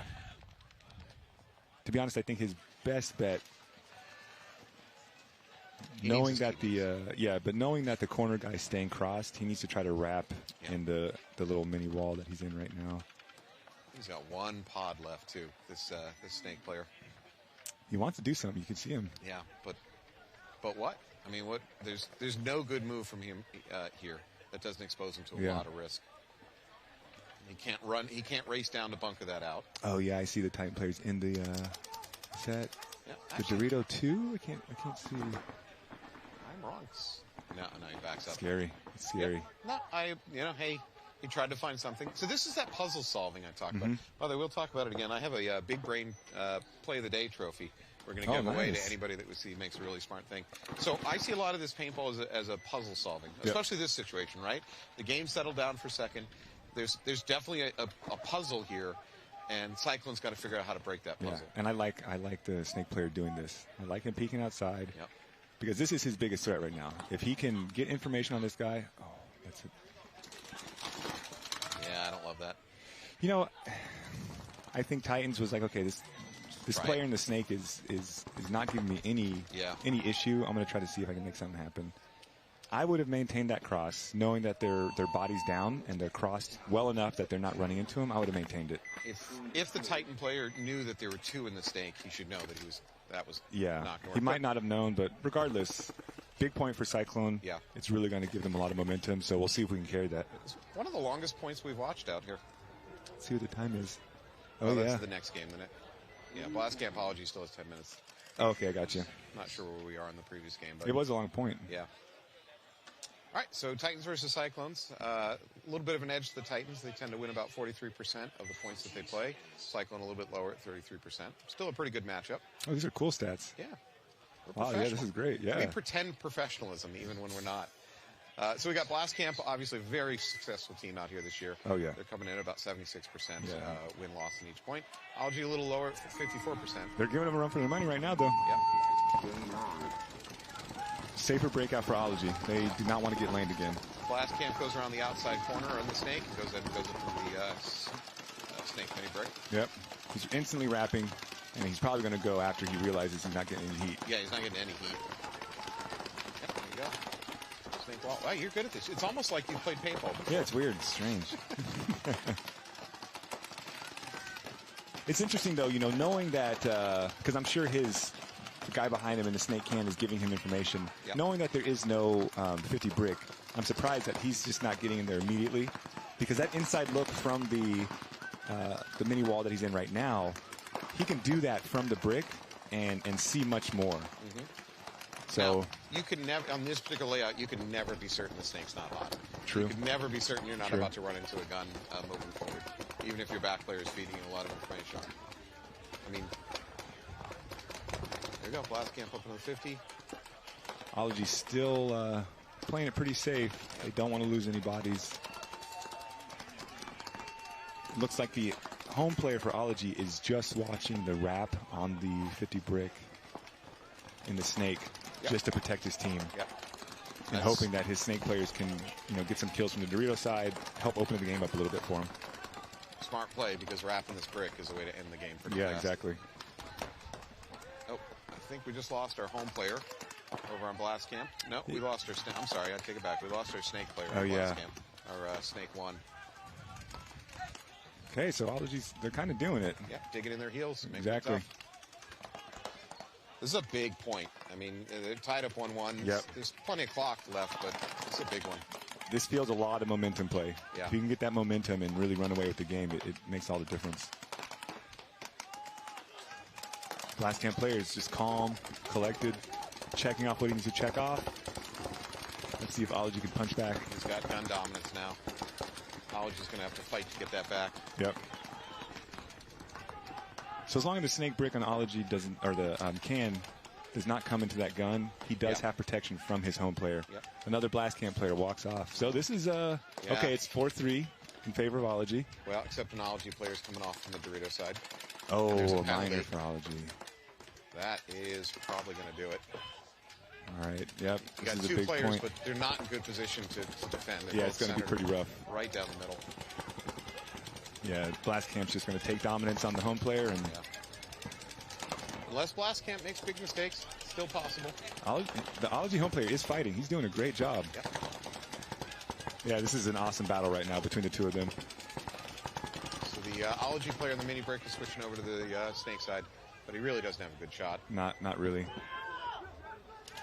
He wants something to happen, though. Okay, here comes blast camp up the center. The middle. They're on Ology. He's on Ology's side of the field now. And I don't think they know. He doesn't know. He does know. Oh, wow. Oh, they traded out. Yeah, not the trade you really want in that situation. Home player walks off at the same time. So LaPapa's just going to walk in. Yeah, he played that very calm, collected. Yeah. Yep. You know, he's the one who got the minor call on Ology and won the game for him. So, you know what? Talking about calm and collected, another interesting thing. This was from Robert Howe, Comp Sports, the producer here. He did some data mining himself, and he found out that in semi-pro at least, the teams that play the least amount of points were had the best results. So now that's on two different layouts, right? Texas layout, Sunshine State layout. Okay. You know, it can be different circumstances. Okay. Here. But the teams that had the least amount of points played were the highest ranked. Now, maybe that means they are engaged in a bunch of blowouts, you know, where they got to mercies, but I doubt it. I think it just literally means that the teams that are playing more aggressive ball were just losing. Yeah, I mean, I believe it. That makes sense. And if you look at, this was a prime example, this last point blast camp, you know, he made the run. He had dominance over the snake, but he wasn't squirrely. He wasn't doing anything crazy, not overly aggressive, just completely in control of, you know, his side of the field, slowly checking off who he needed to check off, relied on his teammates to do what they needed to do. You know, I don't think he ever really looked back, communicated. He just trusted that they needed to do what they needed to do, and it worked. One out. We have Titans versus Cyclones again. And the red jerseys are confusing me. So that's Titans up at the 50 and they're break. quick again. Yeah. Well, now the previous game, it was the Cyclones that got up there really quick. I think, did they lane? I think they laned the snake one. Looks like one player from Doritos side on Titans is running off. Making the walk.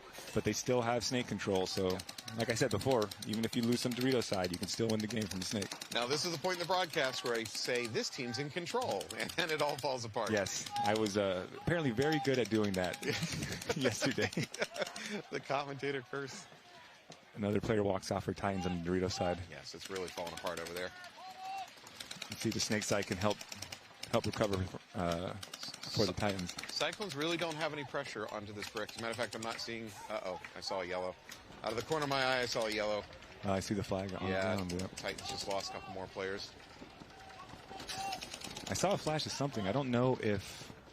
No, over on the Doritos side, I'm not sure if a Cyclone player made it up to, around the 50 Dorito, possibly. Yep. Oh, I think we just lost another Titan. Yeah, he's hit on his wrist. Yep. All right, so it's just this last Titan up in the 50. Okay, now he's doing some damage. This is always disheartening as a front player that you do all this work and your team dies behind you. Great run by the Cyclone player. Great run. He knows he's not hit either. He's saying, I got that clean. There's nothing. He just took off. So, okay, well, here we go again. What did I just say a couple minutes ago? Well, it looks like the Titans control this game. They're up at the 50. They're doing great. And then it all falls apart. It's the second day. So, teams of this caliber are going to know how to defend against a strong Snake 50 push. On a counterattack. Yeah. And they're doing it, right? Yeah. Identifying a team that gets to the 50 Snake very fast, faster than you can, you start adapting ways to defend against it, and Cyclone defended against it. Again and again out here. Again. So, yeah, maybe the play is try to start losing the point. Yeah. That's the best way to win it. Okay, to be fair, the Titans did have a penalty. I mean, that kind of swung it. It's true. But their Dorito side really peeled off early in the game and just never recovered. 3 seconds. All right, Blast Camp heading out to our right, Ology on our left. Blast Camp's up 2-1. We've got about 6.5 minutes on the clock. Yeah, all good points. They're figuring it out as they're playing, and each point is pretty hard fought on both teams. See the philosophy of breakout. Looks like we have a little bit more conservative breakout for Ology. Blast Camp goes ahead and gets into the snake too. You can tell he likes to run. He's fast. He gets in there. Not too much heat, so he's probably just going to keep doing it as long as he can maintain it. So Ology needs to figure out how to get a gun on that gap. Right. To stop that. Last camp player rapping, looking for kills. Ooh, almost got picked up. So it looks like Ology's trying to defend against it, but still looks like a clean breakout for both teams. I don't see any bodies walking off. 5 on 5. It looks like Ology is forfeiting their 2 snake bodies to look at snake too much and trying to allow home to try to stop the wrap. Yeah. As I say that, the snake can is looking, okay, he makes it move to the snake corner. Outside. I don't think any of the Blast Camp picked up on that. Well, no, they picked up on it. Let's see, he's taking heat. Yeah, I was going to say that he had a moment, he had a little window there where he could have went ahead and crawled up to the snake mini brick. So it took a second for the Blast Camp to pick up on that. Now that they have 2 bodies basically in the Snake 50, Blast Camp's going to have a lot of control now. All right, Steve, would you like to declare that Blast Camp's in control of this game and there's no way they can lose? Go ahead, sir. I didn't say there's no way they can lose. Even though they did shoot, they just shot off looks like a center body for Ology. Yeah, probably out of the mini brick in the middle. Yep. Yeah, there's no way they can lose at this point. If they lose, it's on you, not me. Yeah, it's on me. A great inside crawl by the Ology player. Yep. I love the inside crawl to take ground. It's great. It feels so risky when you're out there in the middle of It's nowhere scary. crawling. It's scary being in the dead zone, what am I slowly doing crawling here? up. This should not work.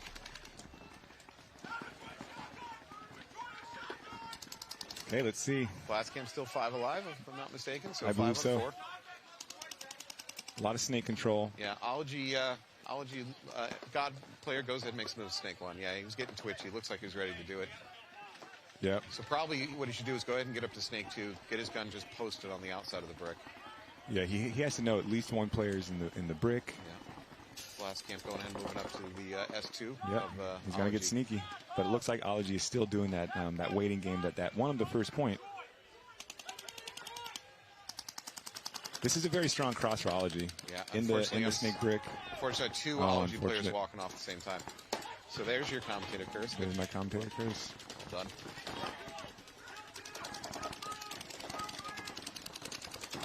Stamp has the kill count correct. Something I'm never able to achieve when I'm playing. This field, it's difficult. It's difficult on this field. I think that's it.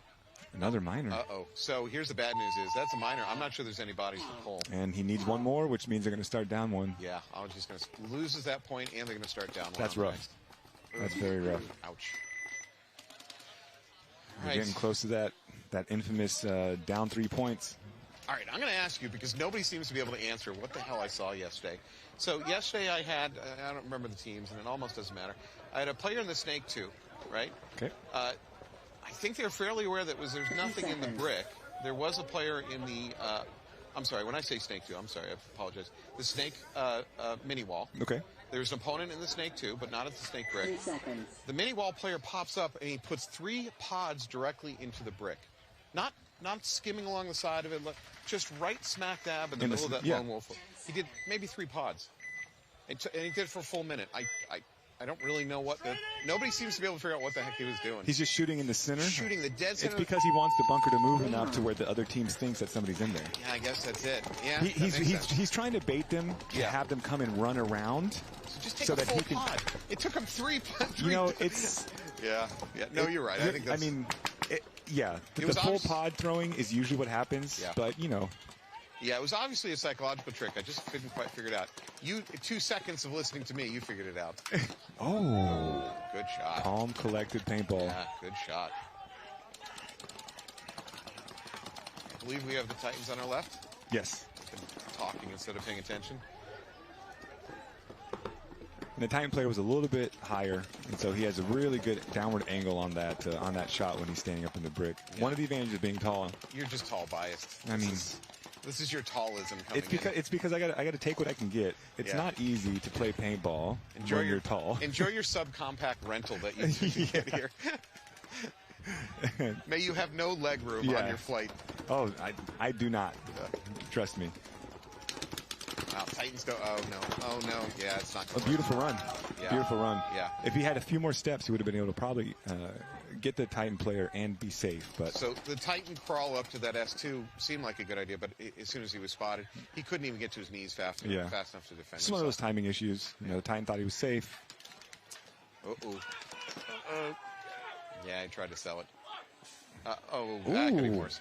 Bad flag throw, though. A good backup flag throw from the secondary ref. There we go. ref. Now we know it's serious. Yeah. So, okay. Let me go back to our oft-repeated theme. Did the Titans just look like they were winning that one? Listen, it's just the chaos of this field. It's the second day. Teams are figuring it out. You know, they understand their strengths, their weaknesses. And answer the question, Steve. Answer the question. Did the Titans or did not the Titans look like they were winning that game? That's what I want statistical analysis on is how many times we say a team is in control and going to win, and they lose. At this point, it's 85 to 90%, I think. It's crazy on this field. You're going back to Fearless with a new strategy for the rest of your weekend. That's what I told them yesterday. I was like, okay, I need to commentate all the time. Absorb. Oh, right. Oh, you mean for the commentator curse leverage? The leverage. That's what I want. Yep. I think it's a 2-on-1. Titans have 2. Cyclone has 1. He's in the first big Dorito against 2 of the Titan players. Yeah. Titan players are not entirely aware of where everybody is because they're still shooting at the snake. Exactly. There's nothing over here. Unfortunate. I don't want the Cyclone guy to give himself away just yet. Hold off on your trigger. Yep. Now, you know they don't know where you are. Well, I think you just set up and try to get a surprise kill when they cross the 50. He's in a spot to defend the defend the gate. Okay, they know where he is. They know now. He's going to run right at the Dorito. He should. That's another one of my pet peeves when I see players running wide to bunker something. Right. Oh, my goodness. It's a 1-on-1. Did he got the shot? Oh, he got the outside Dorito player? Yeah, so 1-on-1. So we got the Titan behind the back line Dorito. I'm sorry. We have this Cyclone player behind the back line Dorito and Titan right. Okay, he knows where he's at now. Yeah. True 1-on-1. You're either going to walk out of here a hero or a very quiet ride home. I mean, at this point, it's a hero for both teams, right? Yeah, that's true. Yeah, you love to see this. This is good paintball. Cyclone player being a little more passive in this gunfight. Oh, and I think he got him. Great. Wow. All right. Great game. Great game. Now let's put this behind a paywall. Can somebody get on top of that? That game was too good. We can't give this away for free. He's excited. He's excited. He's happy. He deserves that. He deserves that. Oh, I see another. Was it a 2-on-2? Were it 2 Cyclones? I think he might have been in that small baby Dorito. Okay. All right. Well, they're still heroes. Either way. They're still heroes to me. They still won a 2-on-2. Yeah. On basically the back line. So the lesson learned is go ahead and let the other team take the 50 brick. It really seems that way. Your best route to winning is to just give up. So let's really pay attention to it this time. Let's see what team gets to the 50 brick first, and let's see if they win. Yeah. But yeah, I really think what we're seeing now is just adjustment by teams from the first day, understanding the field, and really playing it to the best of each of the team's abilities. So it's really good paintball. So you guys in semi-pro are operating at a different level. My thought of adjustment is adjusting your shooting lanes. You're talking about a whole different level of adjustment. But that's why I'm commentating and not playing. Yeah, so this was Ology down 1 player. They evened it up, though. It's a 4-on-4, looks like. Last camp player walks off from the middle. Yeah. So Ology evened up their penalty point, and we're on 4-on-4 now. That's big. So Blast Camp up 3-1 over Ology. There's 3 minutes on the clock, so Ology needs to push the matter. Oh yeah, that was a long point a couple points ago for him. To not be conservative here. So Blast Camp knows that they're more than likely going to allow, Ology to make mistakes pushing into them. I believe an Ology player just walked off and a penalty. Penalties are getting them right now. 2 flags up. All right, Ology only has Snake Side alive right now. And now as I say that. Smart towel. They towel it out. Yeah, that's the right thing to do. It's still they're going to be in an awful position trying to bring it back forward. Yeah, that's a 3-point spread that you never want to have. Yeah. Yeah, the penalties, they beat you up. Penalties are bad. Yeah. Lesson learned. Lesson learned. Don't get penalties. That's a semi-pro tip, folks, from Steve Vincent. Don't get penalties. Don't get penalties. If you want to win matches, don't get penalties. Yeah. All right. That's all you got to do. Take that to heart, folks. I just had this conversation last night at dinner. I believe in a sea change in this sport came around with the addition of the penalty flags and pulling bodies actively off the field. So prior to that, the refs really had no power. I mean, endlessly as refs, you were just saying, hey, stop doing that, or I'm going to tell you to stop doing that again. And that was when the worst of the behavior in the sport was. Oh, yeah. So this penalty system, I think, has been fantastic. Yeah, the penalty system and not allowing players to talk. Yeah, yes, absolutely. Wow. Run all the way up to the D3. I don't know if it's successful, but a run all the way up to the D3 on the breakout. I don't think he's off yet. He's not pulled off yet. No, I think he's clean. Also, and Titans have to push, right? They're down. It looks like they're down by 3, so they have to push. And they are doing it. 1 Cyclone, 2 Cyclone players walk off. It's just 60 seconds, so they have to recover. Yeah. They're doing it. The match is probably not within reach, but as far as winning this point, absolutely. The thing that's always interesting is you see these amazing runs by the Titan player. Yep. And you think to yourself, why didn't you want to do that run when it was 0-0? Or, Yeah. The desperate, I think a switch in your brain flips when you know you're down and it's do or die. And it really opens up the game when you just make this crazy run.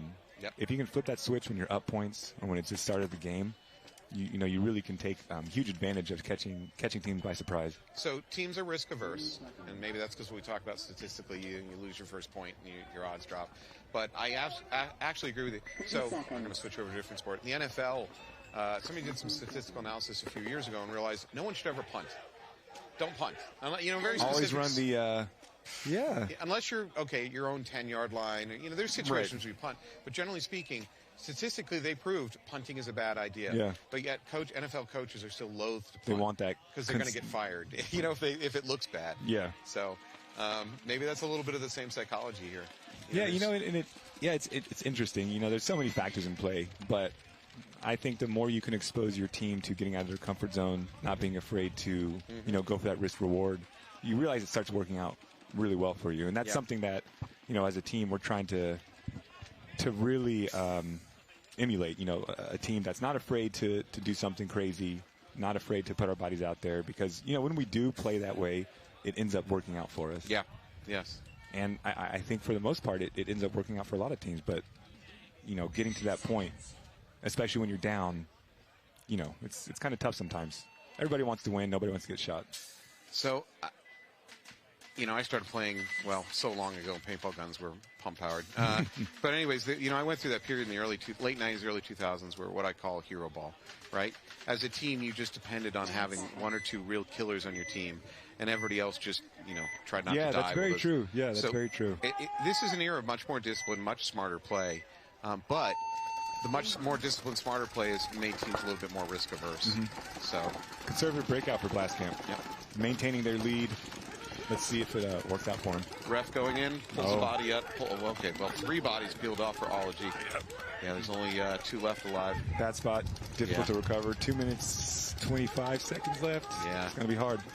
They're down 4-1. Yeah, 3-point spread. All they've got left is that can on the snake side. Ref's calling rub on that. Looks like a center player. Yeah, center mini brick. Yeah, let's remind ourselves to check our bingo board, see if we've missed anything.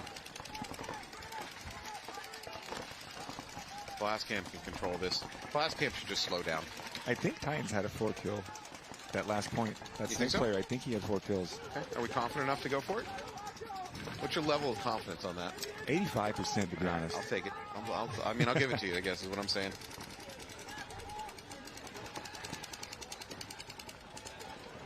Nope, Blast Camp player walking off, but that's fine. Yeah, that's okay. Just kill the clock. You got 1:40.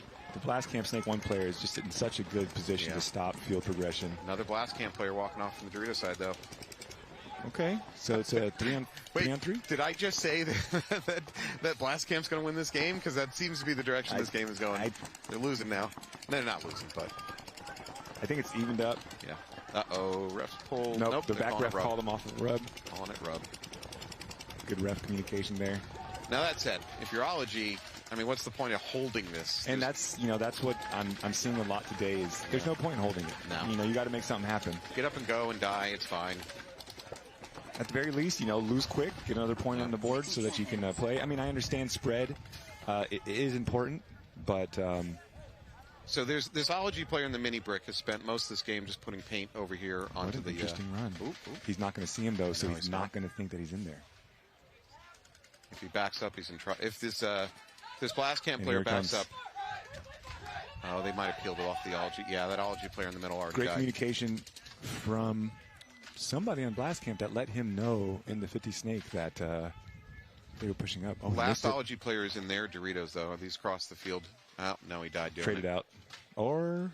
And there's a flag. On who? I think it's on Ology. So the ref's running the wrong way. It's kind of the nail in the coffin at this point. Yeah, right? so they're going to start the next game down in every sense of the word. They're going to start down 1 body. They're going to start down to 20 seconds. And they're going to start down, well, 5-1.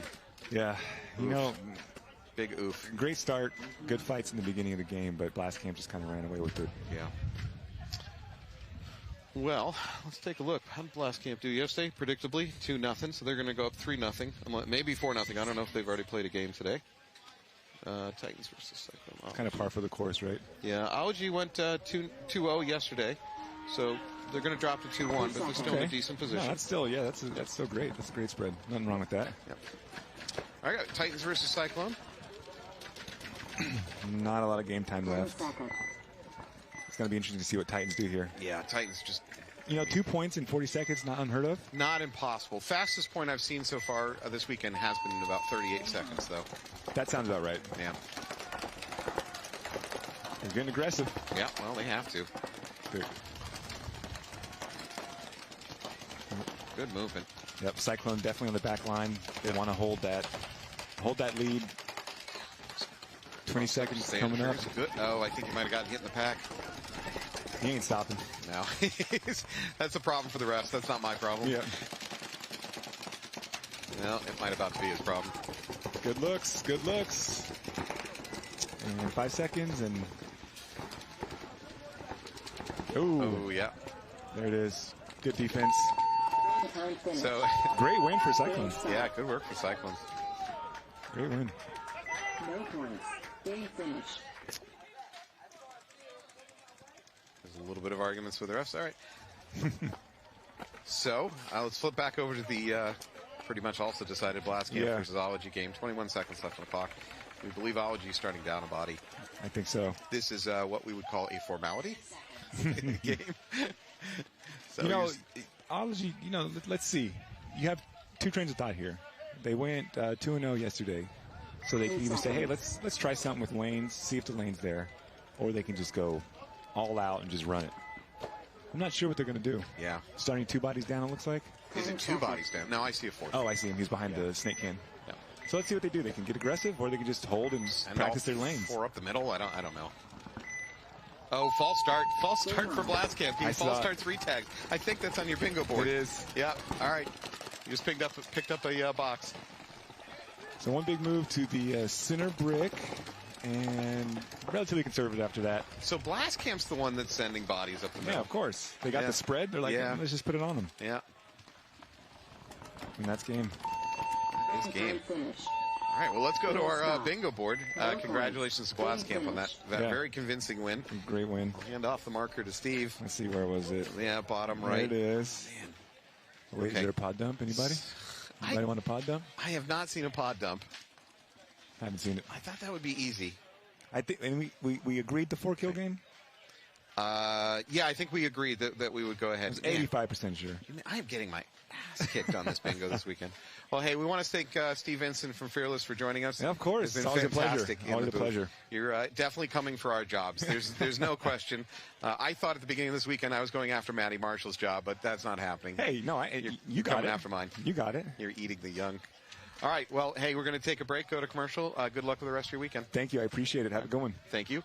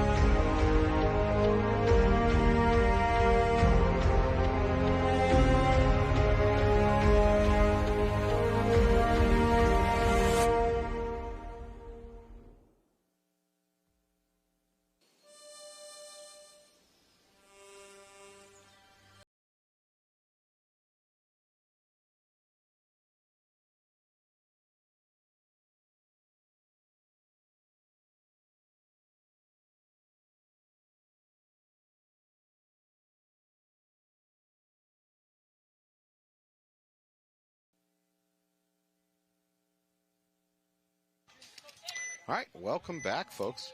I am flying solo at the moment, so you're going to be enjoying a stream of consciousness type of webcasting. Not much of it's going to make sense, but it's what you get. All right, we got Colorado Blitz versus Nasty. Nice, strong move up the middle for Nasty. Doesn't work out, but I like it. I do think that middle brick is being underplayed. Colorado Blitz is going ahead and posting a gun up on that snake brick because just the assumption it's going to be a hot assumption that they need to be there. So I've seen that play developing more and more today. Not so much yesterday. No bodies walking off yet, so we've got a clean 5-on-5 game at the moment. Nasty makes a little bump out of this home into the backline Dorito. We've got Snake 2 hot for both teams. I'm not sure if either one is aware of where the other is at the moment. Yeah, Nasty cautioning the 50. They don't know it's hot, they're just cautioning it. I can't hear their communication. So Colorado Blitz Snake 2 player chooses to look into the middle, trying to see if he can pick up any kills. He's given up on his posting on the snake brick, which is actually, whether he knows or not, the correct call. Oof, major. So we just saw a red flag fly against Nasty. Oh, that hurts. Wow, that might have been a gross major. We're pulling 3 bodies. That might have been a gross major, folks. I think that might have just cleaned Nasty off the field.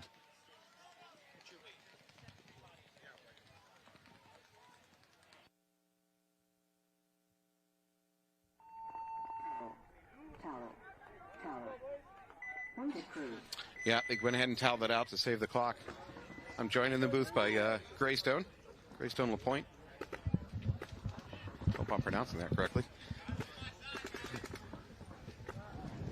So we just saw welcome to the webcast, Greystone. Oh, thank you. We just watched Nasty get a major. It might even been a gross major because they pulled so many bodies. You know what? I got our ultimate ref, Michael, here. Let's see if I can ask him.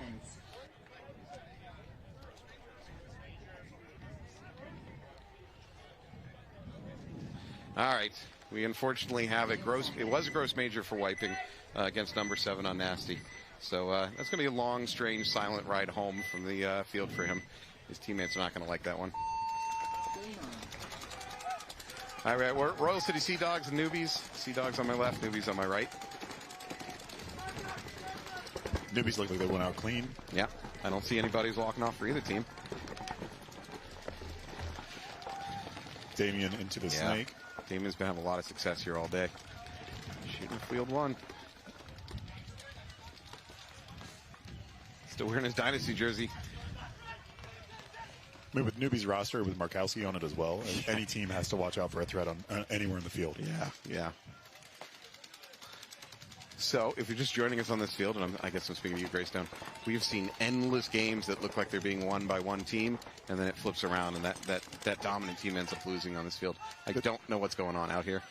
The momentum swing is a really big factor on this layout.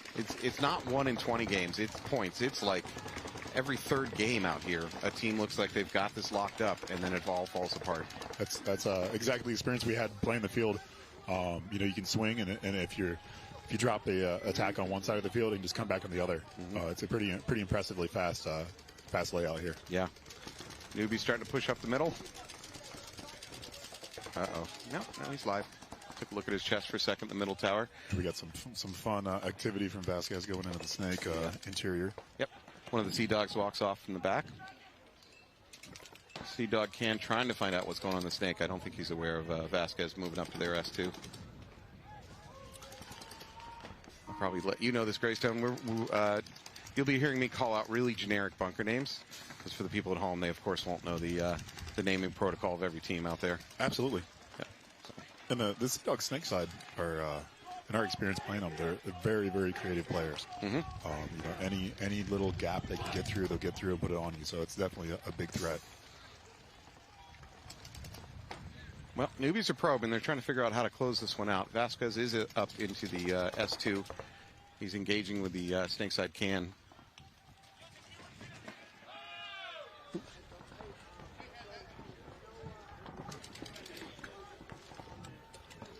Oh, Vasquez takes the walk.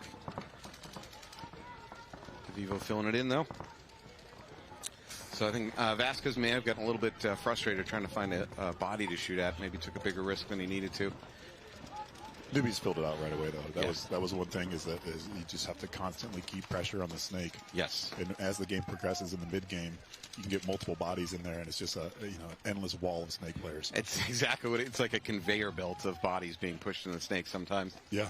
Yeah. As a matter of fact, the teams that have looked the best are the ones that seem to be most willing to just keep shoving bodies into the breach. Commit to it and just feed that center brick on the snake side. Just keep feeding them. All right. DeVivo can wrap here. He's still engaging with the snake side can, although the snake side can's not really interested in engaging with him. That's a pop on the top like that. You better be cautious because you might get caught. Do it a little bit. Don't do it a lot. Oop. Another newbie player walking off. A little bit perplexed on where he got shot. He's kind of questioning that one. So, and these sideways fights like this, where you turn the field, 90 degrees, is pretty fun. It's you can make some interesting stuff happen. See Dogs bump out to the snake corner. DeVivo's suddenly in a little bit of trouble. That was a smart move. To retreat like that. Good drop back.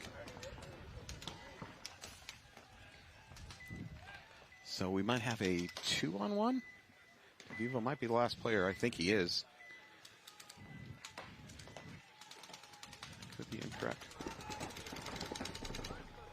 And he's hit.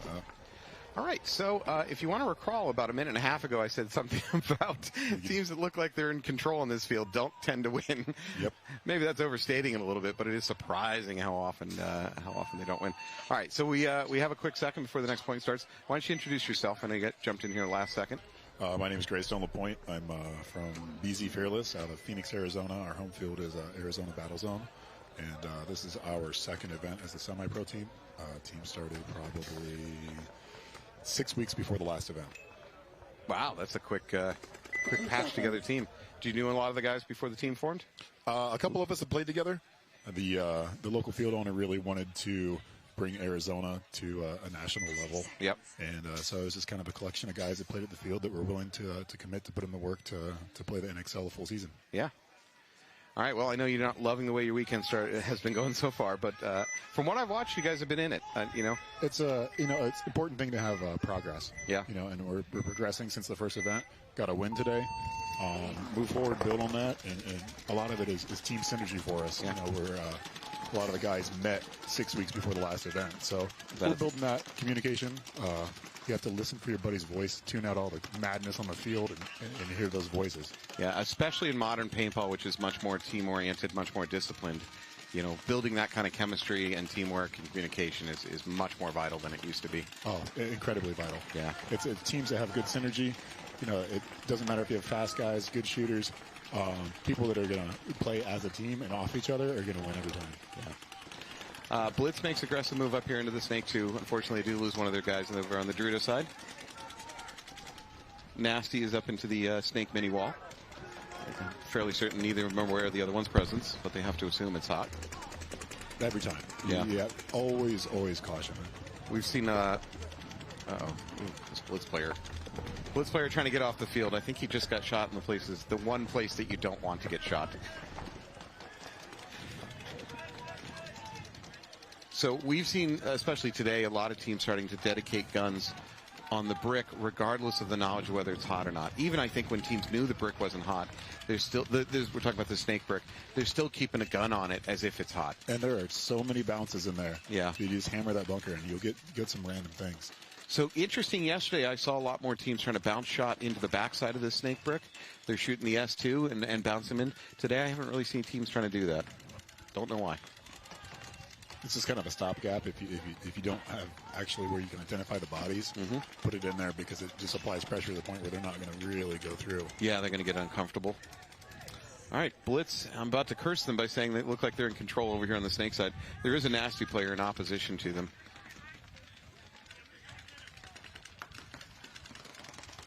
That nasty player is kind of committed to shooting the cross shot, so I don't know if he's aware that he's got two players bearing down on him. One of them taking his own snake 2 away from him. We've got Carrera in the snake playing smart. He's another Arizona boy. We do have Nasty in the snake corner. He doesn't have a great shot on the outside of the brick, but he can harass him. There we go. The Nasty player finally realizing how close he is. Now, if he tries to go do that brick, he's going to run right through, I believe you said Carrera's gun at this S2. Oh, that's did that work? I don't know. Shocking. Nasty corner, snake corner walking off. Nasty player making his argument to the refs. I'm not sure. He's got to capitalize on this. Yeah, the refs are going to tell him to keep playing. I don't think Carrera knows if he's there. Oh. No, that's not a major. That was just a trade. The first one you might have had an argument for major. That one was just a good trade. And that's the thing about this side of the field is this layout is just an absolute rolling of the dice as far as your timing going through the snake. Yeah. Well, there's so much blindness in there. There can be players lurking anywhere inside of there. It's just a charnel house of horrors if you go blind through the middle of that snake. Absolutely. Yeah. By the way, I don't know if you've been out here yet, but we're doing paintball bingo. So keep an eye on your scorecard, see if you're missing anything. Okay. Make sure that you don't miss it because you're pretty darn close to winning this one. Your teammate Steve Vincent did a good job getting you in a win position. So, Nasty versus Blitz. I think we might be down to 1-on-2. We're certainly a low body situation. A lot of time chewed off the clock on this point.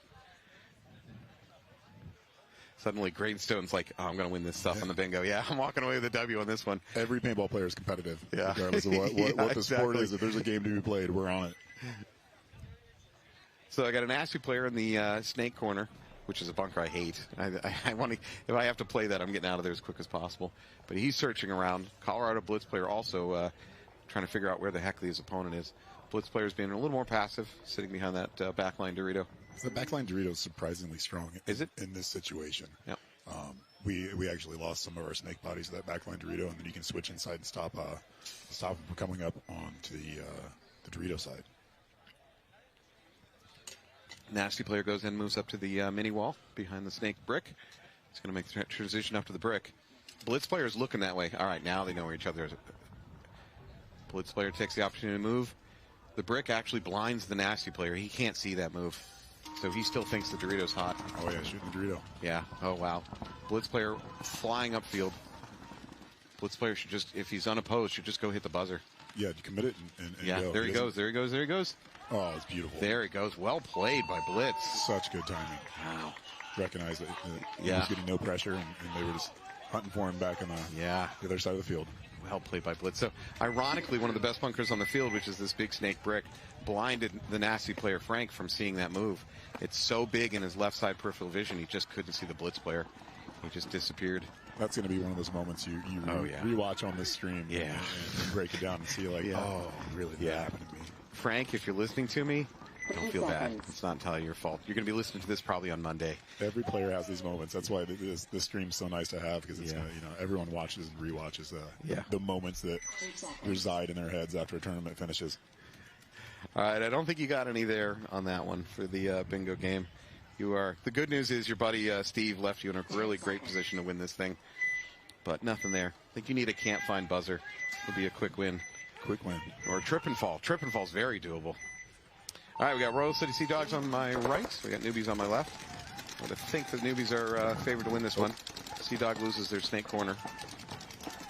Newbies all the way up to the S2. I think he's getting ready to make that bump over to the snake brick. Oh, they took off one of the Rosardo. That's a big loss. That's a big loss for Sea Dogs. Yeah. Rosardo's been playing great this weekend. That's a caveat. Me saying this weekend. As far as I know, he's playing great every single time he plays paintball. But I can only guarantee that he's been playing great this weekend. And the match that we played on the last event, he was a very, very important threat to deal with.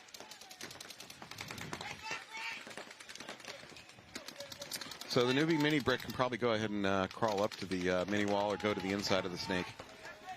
He's not getting any heat. I don't know if perhaps he has a better shot there on something important than moving up. Sea Dogs have a player, and I'm going to use the word stuck because I think he's stuck into that. And I'm wrong. Second I say it. Right.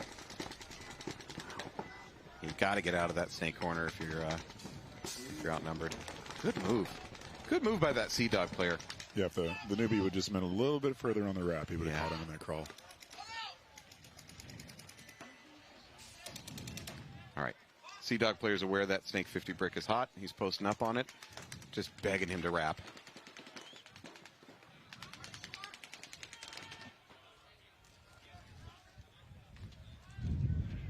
I'm not necessarily sure that that he is inside that snake beam there. Are you saying the newbies are not aware, or? Yeah, I'm not sure the newbies know he's there. I'm not sure they are. Unfortunately, he's going to try to crawl through this gap. I believe the newbies have a gun waiting for him. How did he get out of that one? There was a gun waiting for him to try to get through that gap. Now he launches. Still both alive. Oh. How are they both alive? All right. Tuck your foot in, sir. Oh. Vivo takes the walk. Good work by the Sea Dog. Now, does the Sea Dog player, number one, get overconfident that he's cleaned out the snake? No, I think he's still a little bit cautious. So the newbie player on the outside of the snake brick has gone really quiet. Maybe he's trying to bait the, yeah, there we go, bait the Sea Dogs into doing something dumb.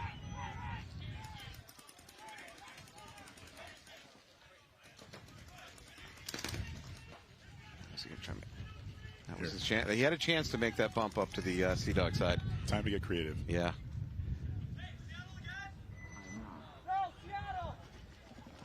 He's waiting for the Sea Dogs to make the move. Yeah. Again, I think the Sea Dogs are convinced that 50 brick is hot. They were wrong, but it's fine to assume that. I don't mind that. I don't mind that wrong assumption. You know what? The newbie player's doing the same thing. He's assuming that 50 brick on the snake side is hot, and he's just posted his gun on it. And that's the terrifying thing about this side of the layout. Yeah.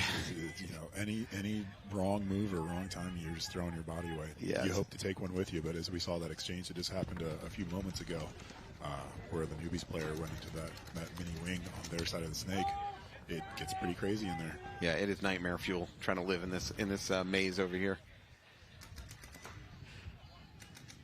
All right, game has settled down a little bit, so we got about 7.5 minutes left on the clock. You got newbies retreating. Yep, DeVivo's dropped back to the snake mini wall. Sea Dog's trying to figure out where everybody is. Both sides have gone a little bit passive.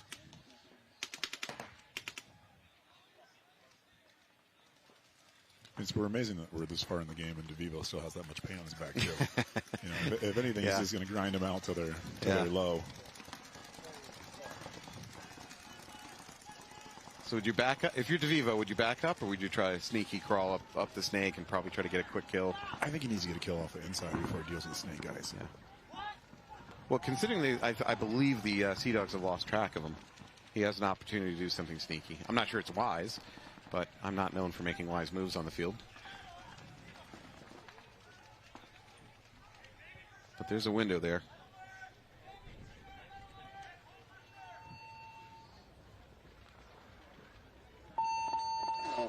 Somebody fouled.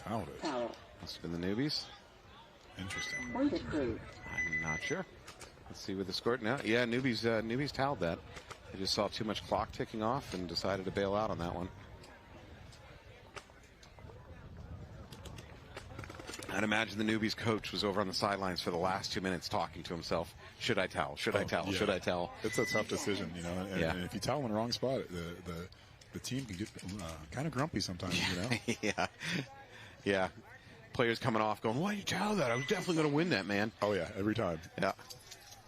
It was only 4-1. We've all been in those situations. Yeah. You think you're going to get the glory. Yeah, in your mind, you're the best player ever. The people on the outside of the field have the better viewpoint. All right, we got Nasty on my right, Colorado Blitz on my left. Blitz in those powder blue uniforms. Beautiful. Nasty makes a run into the snake mini wall. Snake brick, and then up to the mini wall. Both teams. Real aggressive, Nasty play. So the Blitz player posts his gun up on the snake brick, just assuming it's hot. In this case, he's correct. It is hot.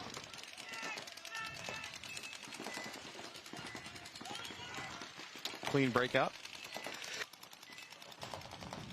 I don't think I've watched any bodies walk off so far.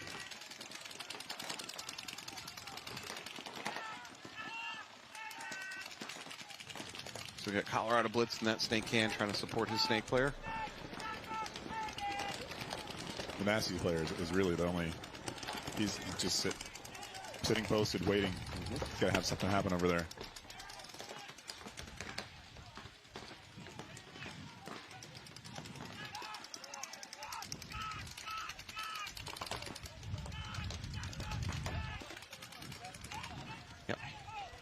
So it looks like Nasty is correctly diagnosed that the God bunker's hot. Oh, moved his foot just a little. Oh, he's going to walk right into a gun. Yeah, it's a trade. I don't know. It's fine. You're not up or down bodies. That's a fine trade. It doesn't. Okay. Both Blitz and Nasty both up into the snake mini wall. Well, I think they're both aware that the snake's been filled. Yeah. Again, I think on this field you can almost just assume it's filled. Just every time. Even if you're not sure, just assume it. I've been on layouts where I've just told teammates, I just want to hear you call this particular bunker is hot as soon as the horn blows. Don't even wait. Just start calling it hot, just so that we can get our minds wrapped around the fact that it will be. We get some action here. Yep. Blitz player up into that brick. Nasty player not aware of it.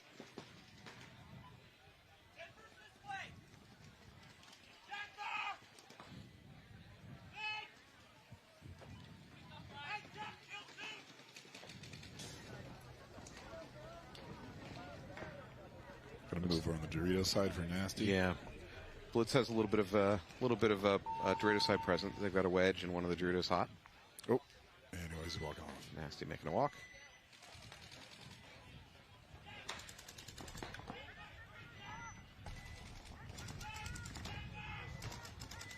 So we've watched is this the same matchup? We watched a long slow point? No, that was the previous one. Previous one. Yeah. So it's funny, this field is suddenly slowed down. Yesterday it was so fast. The scores were ran up. Yeah. I mean, one of our matches, I think we played 11 points. I just saw a yellow go up. Oh. Yeah, I just saw a yellow go up. I'm assuming, well, I don't know. I see a Nasty player walking up. Yeah, Blitz. All right, so that miner was on Blitz. I think that miner just cleaned off the field. Nasty player just kind of walking it in. So what is it about your commentary that made this field play so slow? What's going on? You definitely hasn't happened with anybody else, Greystown. This is on you. Maybe it's my soothing deep voice there, calming the players. Yeah, down. that's what it is. You got the Barry White thing going on.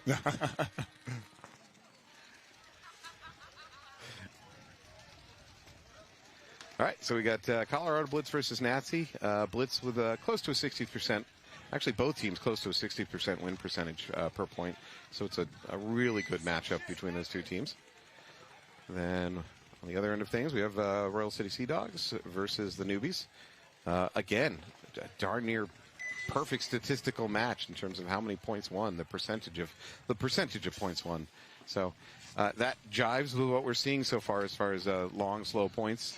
Neither team has dominated. Well, no team has dominated the other team so far. The Newbies have so much experience. I mean, Sea Dogs do as well. Yeah. So Sea Dogs versus Newbies. Oh, that was a creative run. Yeah. I've not seen anybody play that can. I've never seen that route to that can either. That was pretty bizarre. Worked though. And that's the thing. Sometimes you have to change it up and surprise the other team. Yeah, absolutely. If you get into too much of a pattern, then the other team just shoots you doing that pattern. That was an interesting breakout. It looks like they are 5 alive on Newbies. Yeah, I haven't watched a body walkout for either side so far. We got Markowski at the center brick in the 50. And that brick is very, very effective for shutting down a Dorito side progression. So I did have Noel Tran of Preferred Mob tell me that brick is great unless the snake, I think about 2 gets hot, then you just kind of die to it. And there's not a lot you can do from it. That was his analysis. That goes to, I would agree with that. It goes to, basically a field awareness for the player that's up there at that brick. I mean, Markowski's been playing paintball for a long time, so. The name is familiar. He's probably sold a few jerseys.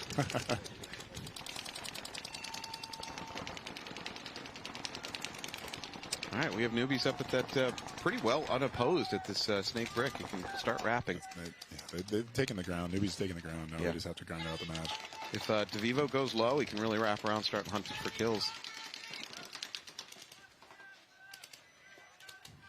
So I don't believe the insert, you can tell me, but I don't believe the insert has a straight shot on this the outside of this brick. I think DeVivo, if he goes low, can just wrap it, and somebody picks off the middle mini brick. Yep, especially if he's playing out of the bunker. Yeah. Once you got the Sea Dogs player in the back, Dorito corner bunker, looking inside to make sure nothing too crazy happens. He's not really shooting his gun. He's just kind of he's the stopgap for this breakout. Yep. Oh, 2 more 2 more bodies walking off. Oh, one of them. Okay, one of those was a newbie. He must have done the long walk around the outside of the field. All right, newbies double up into the snake. They've pushed forward across the 50 to the S2 of the Sea Dogs. Yep. All right. DeVivo plinks out the can on the snake side. So they're well in control of this game. Oh, I didn't see the 5. The Dorito corner. There we go. Yeah. Uh-oh. Ref's checking out DeVivo. Calls him clean. They pull out that corner, the Dorito corner body, and that should be it. Should be able to just walk it in, hit the buzzer. That was when you get that much pressure on the snake side of the field in this layout. It's hard to deal with. That was a slower point. It's not what we've been seeing on this field so far. All right. Well, Nasty versus Colorado Blitz. Blitz up 2-1 over Nasty. 5.5 minutes on the clock. Plenty of time on this layout to make something interesting happen. Nasty just needs to avoid penalties. I've seen a few games of theirs get swung by a penalty.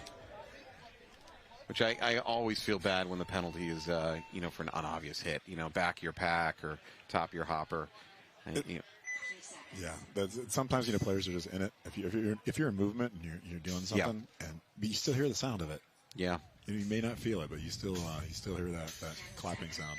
You know what gets me in trouble from time to time is I literally think I can feel the difference between a bounce and a break. Yeah. And there's times where I go, nope, that felt like a bounce. I'm going to keep playing. There's definitely a difference, especially when it comes to getting shot in the head. Yeah.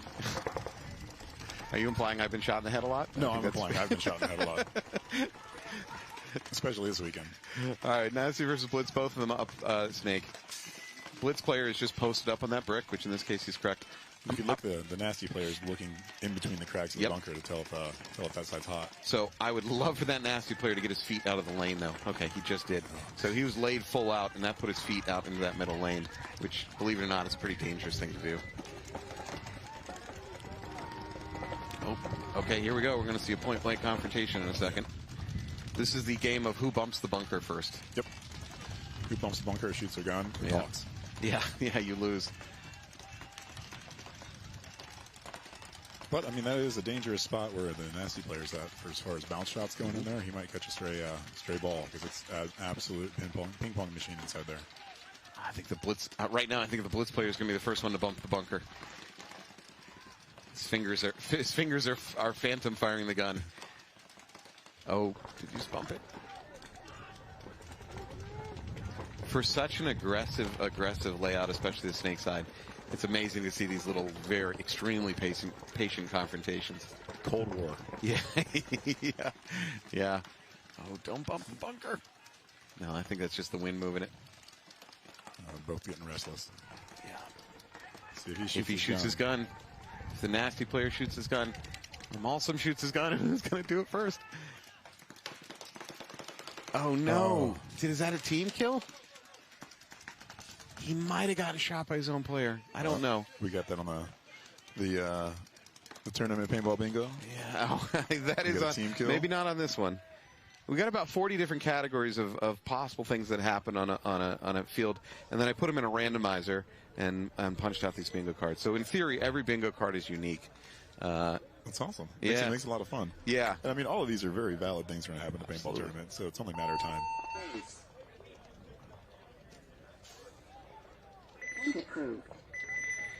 All right, well, that was an interesting and slow game. I don't know. This field has suddenly changed its tone and behavior. Wasn't what I was seeing before. All right, so we want to shout a thank you to one of our sponsors, Southland Transportation, for all your transportation needs. Give them a call if you need to get someplace. If you don't need to go anywhere, don't call them unless you're lonely. But if you need to go somewhere, give them a call. So I'll be honest, on this bingo board, I actually eliminated some categories. They were proving too difficult when we did this at our local webcast. Anthony's big complaint, Anthony Vitale, my longtime co-host, 16-inch plus barrel. We used to be on these, and it was just impossible. Nobody ever got that one anymore. You're not going to see that. Maybe 10 years ago, you'd occasionally find somebody, but not so much anymore. All right, newbies versus Sea Dogs. We got about 3.5 minutes on the clock. Still a tight game. Still could go either way. You know, you got pretty lucky over here with the hopper explodes. That's definitely only a matter of time. Well, so, and again, we're not allowed to say it on air because then we're going to get sued, but there is one particular hopper that kind of has a reputation for blowing open. Oh, absolutely. When people dive into a bunker. Absolutely. That company makes fine product, but that particular, they have a little bit of a mold problem on their shells. I absolutely love that hopper. Yeah. But it definitely explodes. Yeah. You know what? It's like a training for hopper for how to dive into a snake. That's what it should be used as. You can use it to teach your guys how to dive into the snake without taking a core sample. You can always tell the players that have had it happen to them with consistency because they have their hoppers taped up like this Sea Dogs player back here in the snake can. Yeah, they know the deal. Like they've been there. All right, both teams up in the snake, as is the norm. And it looks like they got the center brick occupied, looking snake side again. Which is a good move for newbies. They really capitalized on that last night they played. I don't like Baldwin coming off this brick. He's looking inside for beautiful. kill, and yeah. All right, that one actually made me look smart because I told him not to do it, and he got shot. No one listens to me. I think I see bodies walking off for both teams. Newbies believe they're on kill 2. So this is nice to see somebody play that brick with a lot of success. We haven't seen that all weekend. Oh no! As much damage. And as you say that, Eagle gets picked out. Still got Markowski in that. Yeah, he's pretty good. Center brick. He's pretty good. So newbies have a very good cross with both their snake and that center brick. It'd be very difficult for Sea Dogs to make a push in this situation. Oh, there it is. Oh, I made it. Yeah, made it clean. But I can't see the Sea Dogs being able to take the snake at this point. With you said Mikowski's in the center 50 brick in the center of the field. And he's looking this way, which is smart to do. And he launches. One body. Uh-oh. Yeah. Oh, now there's a major. Okay, I just saw a red flag follow that yellow flag. I don't know if... Did one of the... I think it was a mistake. I'm going to guess that red flag was an oopsie. They meant to throw yellow, and they just grabbed for the wrong pocket. Looks like Sea Dogs might have launched on that side of the field. But... Well, there is a conference on the field. There's going to be a little bit of chatter to figure out what the heck just went on. While the refs talk, I just want to thank another one of our sponsors, No Film Productions, for all your videography and photo needs. Just remember, it's still no film. So I got the refs trying to sort it out. I may put my headset down and go bug our ultimate, tell me what the heck just happened. Our ultimate ref is Michael. He's been very good this weekend. And I thought he's done a very good job calmly discussing with teams what has occurred. I'm sure he's had to say, yeah, sometimes our refs aren't perfect, but generally speaking, I think they've been making pretty good calls. You're silent on that subject, so I was thinking the nicest way to word things is you know, you get players that think it's always the ref's fault, but everything I've seen all weekend has always been fair and accurate. And, you know, sometimes people do make mistakes, but you go stand out in the sun for 10 hours a day for 3 days straight and see how sharp you are, you know? And all right, to the viewers, I didn't think that's the direction this conversation was about to go from an active player this weekend. God bless you. No problems. I get no penalties all weekend, personally. So you got away with it. You know, everyone says there's a gray area, and yeah. All right, we got Blitz versus Nasty, 2-2 tied up. Got 3 minutes on the clock. You can kind of treat this like an overtime game because there's a good chance there's not going to be another point after this if they play it as slow as they have been playing it. Have we seen any matches this week go to overtime? Yeah, we've seen a couple of them go to overtime. Like 2. I think I've seen 2. This is the tension-filled part of the weekend, too, because for some of these teams, they still have a chance to play off. Saturday afternoon is where things start getting real interesting. Yeah. Knowledge of the field comes out, and the pressure goes on the teams that they're looking to make Sunday. Yeah. Stakes are high, stresses players out. So Nasty's snake player has, I think it's Nasty's snake player, has dedicated his gun to just staying on that brick, even though it has not been hot for the last minute. And here we go with the matched up on the snake again. Yeah. Colorado Blitz player getting a little twitchy. I get a feeling he's going to try to make that bump out to the brick. Nope, he spins inside. Let's see if he can pick up a cheap kill. do not believe I've seen any bodies walk off so far. Oh, here we go. Colorado Blitz makes the move from the snake corner up to that snake mini brick. I don't think anybody picked it up because there's no paint coming in at his bunker. Looks like Nasty is pretty much at their initial bunkers after the breakout. Yeah. I haven't seen any big secondaries or any progression on that side of the field. Colorado Blitz's home player makes a swing out to that snake side can. Neither team being real aggressive, you know. This mid-game is the most important part. Yeah.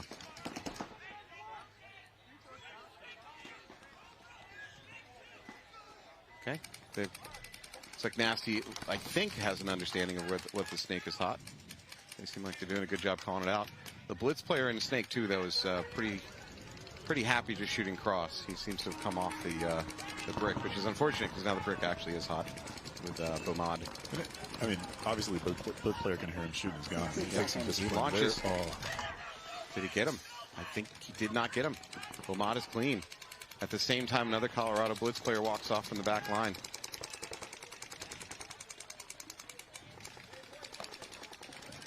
I think Bomad went ahead and dumped into their S2.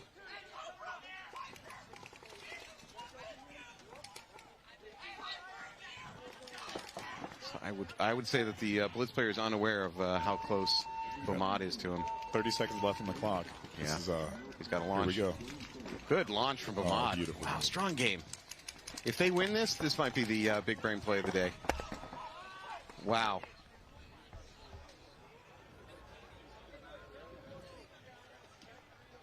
Is the buzzer not going off? Oh, he's waiting for the 10-second, I would imagine. Yep. Wow. All right. That was impressive. I got to give him up. That was impressive. So right now, I'm going to go ahead and call it. I don't know if you wear this. So we have a trophy that we will give out if we see a particularly smart play for the face. So this is the Big Brain Play of the Award. I'm sorry, Big Brain Play of the Day. And right now, I think I'm giving it to Bomad. That was excellent. And the game was on the line. He was very smart about how he attacked that. And that's yeah. It's hard to keep that much pressure when you know the clock's ticking down. Yeah. You have to make something happen. Well done. I'm going to go silent mic for a second. I can't hear me.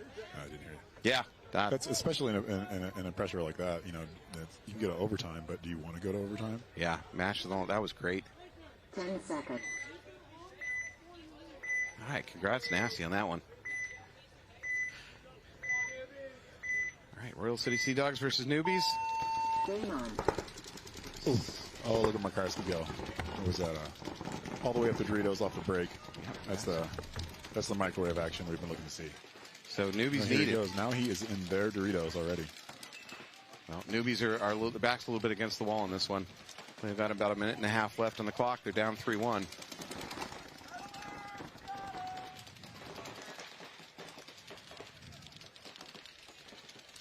Aggressive breakout. Anthony. Can you go find me Bomad from get me Bomad from Nasty. Tell him to come over.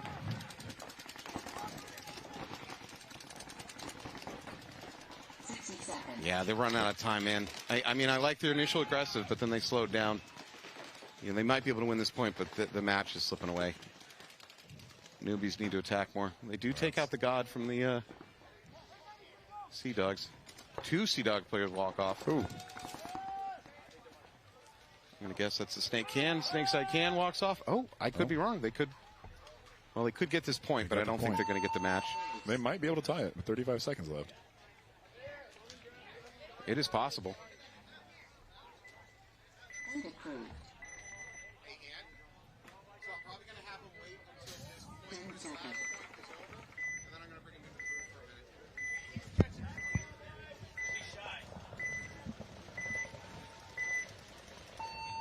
Game on.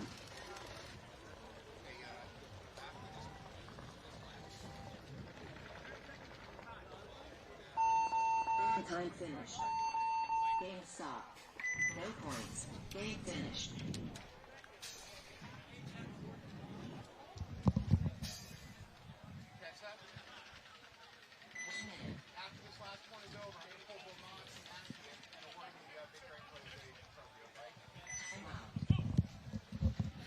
All right. Wow, that was exciting. Exciting end to that nasty game. I'm still kind of buzzing over it. Yeah. All right, 35 seconds left on the clock. Newbies versus Sea Dogs. Newbies need the point. They're going to have to fly down the middle. So I'm going to talk about this from the ref standpoint. Reffing in this situation, what we would tend to do is we would tend to go ahead and start pulling bodies away from the attacking side, tilt all the refs to the side that's going to get attacked, put more laydowns in the middle, and just have your flags out and ready, because that's the thing that's going to swing the match. If you got a team flying through the middle, there's penalties to be had. Let's be really honest. And a penalty can swing them either way. It's do you want to try and draw a penalty on the other team? There is a strategy involved in that as well. Yeah. And, again, under 60 seconds, a major flips the match. So it's a big deal. Your refs really have to be in the right place. Very, very tense moment for both teams. Yeah. The newbies have they've got the fast guys that can get down there. But Sea Dogs can really, if they lock up the field, they're really tough to deal with. I mean, I believe newbies were favored in this game. Am I incorrect in that? Let me take a look at standings. I got to find it. No, they're pretty close. So Sea Dogs are 5th seed coming in. Newbies were the 6th seed coming in. I say seed. I really mean that their standings for the year. So that's pretty much tied up. So all right. So this is not a upset victory. I believe these are the two teams that we looked at that had almost identical percentage of points won, if I'm not mistaken. That's why the score is so low and so close. Yeah. I don't know if you caught this earlier, but we were talking about our producer, Robert Howe, did some data mining, and he found, now I was talking with Steve about this, found out that the teams with the lowest number of points played actually had the highest winning percentage. Really? So now that's on the first two layouts, and that can change based on the layout, of course, but for the first two layouts, the slower you played, the more likely you were to win your match. It's cool to see that kind of data being brought into paintball, because you can look at baseball stats all day long and find it all for information. But this sport hasn't had it yet, so it's cool to see people making moves in that direction. It's funny you say baseball, because when Rob Howe started, he's the producer from Com Sports that's running this webcast. When he started bringing me this data, I said, "You're a baseball guy, aren't you?" And he's like, "Yeah, how do you know?" I'm like, "Yeah, you're a data nerd." But that's the exact kind of guy we need to be tracking in paintball. Yeah, it's a complicated process. Yep. There's a lot more moving pieces in paintball than there is baseball. So I think what's changed is with the coaching, you now have a much more intelligent thought process going into a sport that has not traditionally been dominated by intelligent thought process. All right, here we go. This is a desperation game for the newbies. Yep, newbies flying up the middle. Vasquez makes an attempt in the snake, pays for it. We're down to 30 seconds. Oh, I don't know. Sea Dog checking himself. No, he walks off. I need to see even more aggression though out of the newbies if they want to win this. Got to keep an eye on the clock. I mean, 15 seconds. Yeah. Fortunately, they lost. Newbies lost their other snake player. Got to be cognizant of the clock. Yeah. Oh, newbies up through the middle. Up through the middle on the Dorito side. He has a chance, but he's 1 second. No, he's got no chance. All right. That was an exciting match. Well, that low was score, and it was back and forth the entire time. Well, hey, I should back up a little bit so I get my camera. Hey, thank you so much. Thank you very much. It was a pleasure. I wish you had a better weekend. Congratulations on the new team. I'm sure you're going to have success the rest of the year. Absolutely. Thank you. All right. Thank you, guys.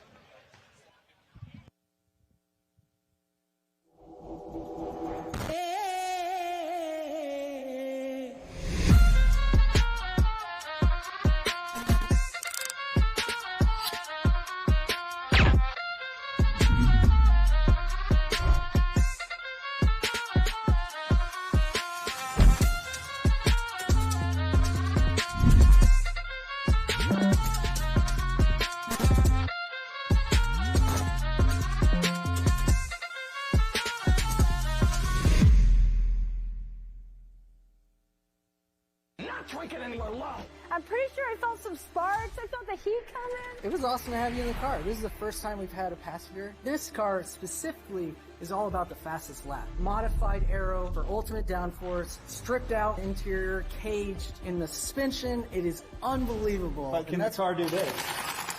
Okay, can't do that. Enough about the car. We want to hear more about the Gel Blasters. So we're a brand new company straight out of Austin, Texas. And we've had up and All right, welcome back for a little break. We're actually going to lunch break, but before we do, I wanted to pull Amir Ahmad. Yes, sir. Yeah, from Nasty, who had a fantastic finish to that game, right? So I'm going to go ahead and let you describe the situation and describe what your thought process was. All right, so pretty much start the last point. I think it was 2:30 seconds left in the clock, and pretty sure we were Aller 44, meaning full bodies up on our side, full bodies down on their side, and I was in the Snake 2, just trying to get comms from my guys.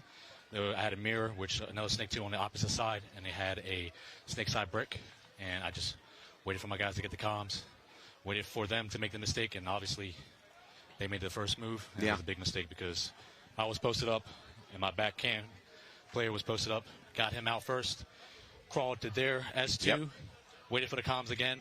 I heard that they went to the Viper, which is the second wing on the Snake side.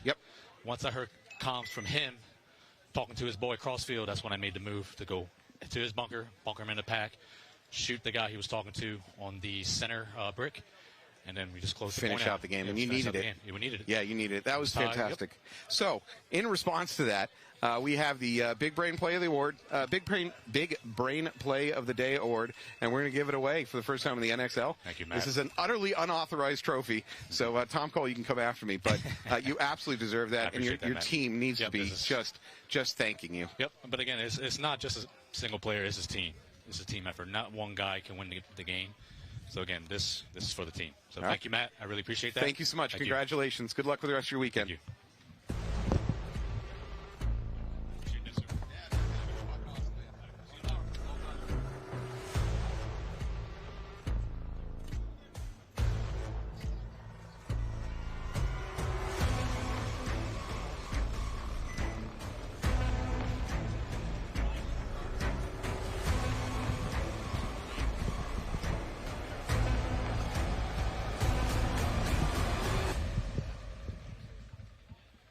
So some guys came, they swapped out. What happened?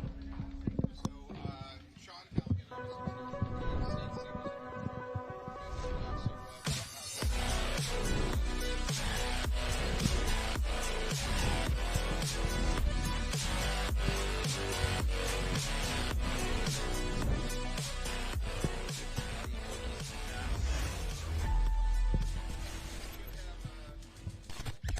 This is Surge. It's packed with all of the latest tech from Gel Blaster. For you, that means epic gameplay, like nothing else out there. It's designed by the Gel Blaster engineers in Austin, Texas, who have made robots, drones, and even spaceships. With Surge, they've taken the best tech out there and put it into your hands for a difference you can hear and feel. Does it hurt? Just a little. But that's what makes it so fun. Surge is packed with the best tech, like a built-in lithium-ion battery and ultra-fast USB-C charging, unlocking hours of gameplay. The high performance and precision comes from carefully tuned, ultra-strong gears and super durable internals, so push Surge as hard as you want. Want to raise the stakes? Surge holds over 800 gellets. Activate full auto mode to rapidly blast gellets more than 100 feet. Need more ammo? Reloading is quick and easy, so you can stay in the game. Gellets are simple to make. Just add water. They're super affordable too. Your Surge comes with 10,000 gellets, and additional 10K packs are less than $5. Do you like cleaning things up? Neither do we. With Surge, there's no cleanup required whatsoever. Gellets fully evaporate without leaving a mark. They're completely safe and environmentally friendly, so you can feel great about playing without worrying about the mess. Surge is even more fun with friends. Easily swap fin colors for team play and customize your blaster with different colored gellets and official Gel Blaster accessories. Gel Blaster is always dropping mods that change the game, even when the lights go out. Surge gives you the ultimate blaster experience, period. Why settle for anything less? Join in the fun by getting your Surge today.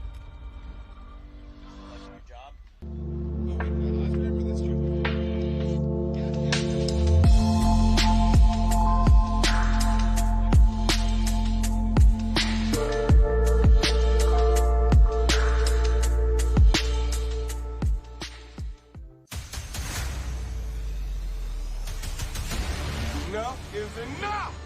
I have had it with these mother snakes on this mother plane.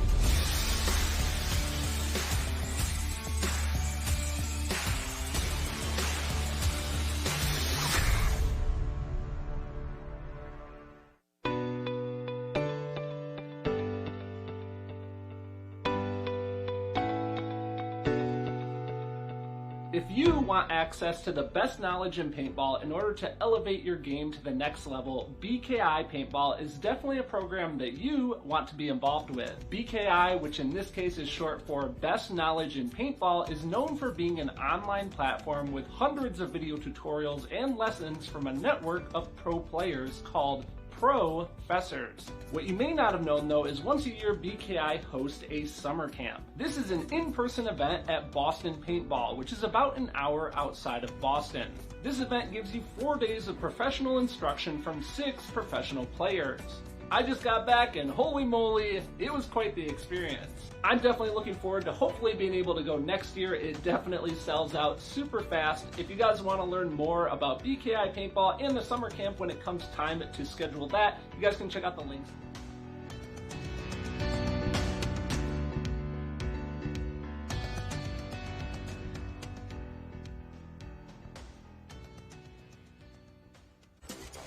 Portal has arrived. This smart target system from Gel Blaster brings a universe of gaming to your blasting experience, unlocking new ways to play, compete, and connect. The included app is loaded with games, transforming any space into your personal blaster arena. Warm up with single-player modes to dial in your accuracy. When you're ready to compete, go head-to-head against other players with one of the many included games, bringing competition and scoring to your blasting experience. Easily connect multiple Portal smart targets to create a mesh network, unleashing complex game modes that will leave your favorite consoles gathering dust. And with multiple mounting and power options, get creative by spreading out portals to make challenging battle zones.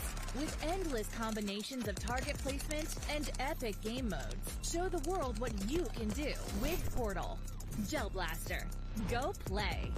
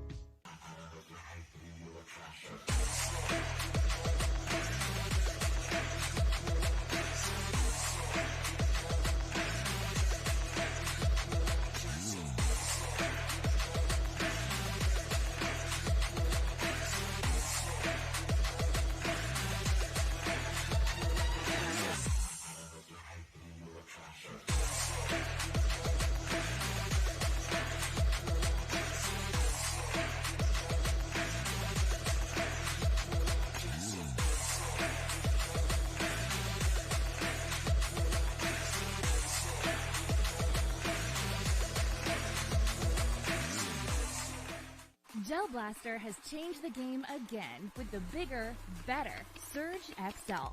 With 3 blasting modes, including full auto, you can launch up to 12 gellets per second. Use the selectable velocity to dial the power you want, from 170 feet to an astonishing 250 feet per second. The extra-large hopper holds over 1,000 gellets, which are eco-safe and leave zero mess. Features like ultra-fast USB-C charging and a heads-up battery display keeps you in sync with your blaster's power. Win the day with the bigger, better Surge XL from Gel Blaster.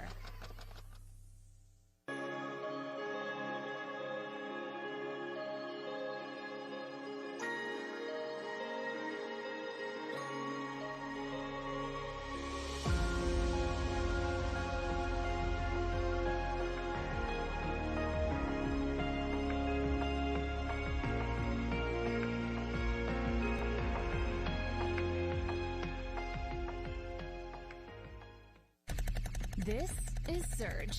It's packed with all of the latest tech from Gel Blaster, like a built-in lithium-ion battery and ultra-fast USB-C charging, unlocking hours of gameplay.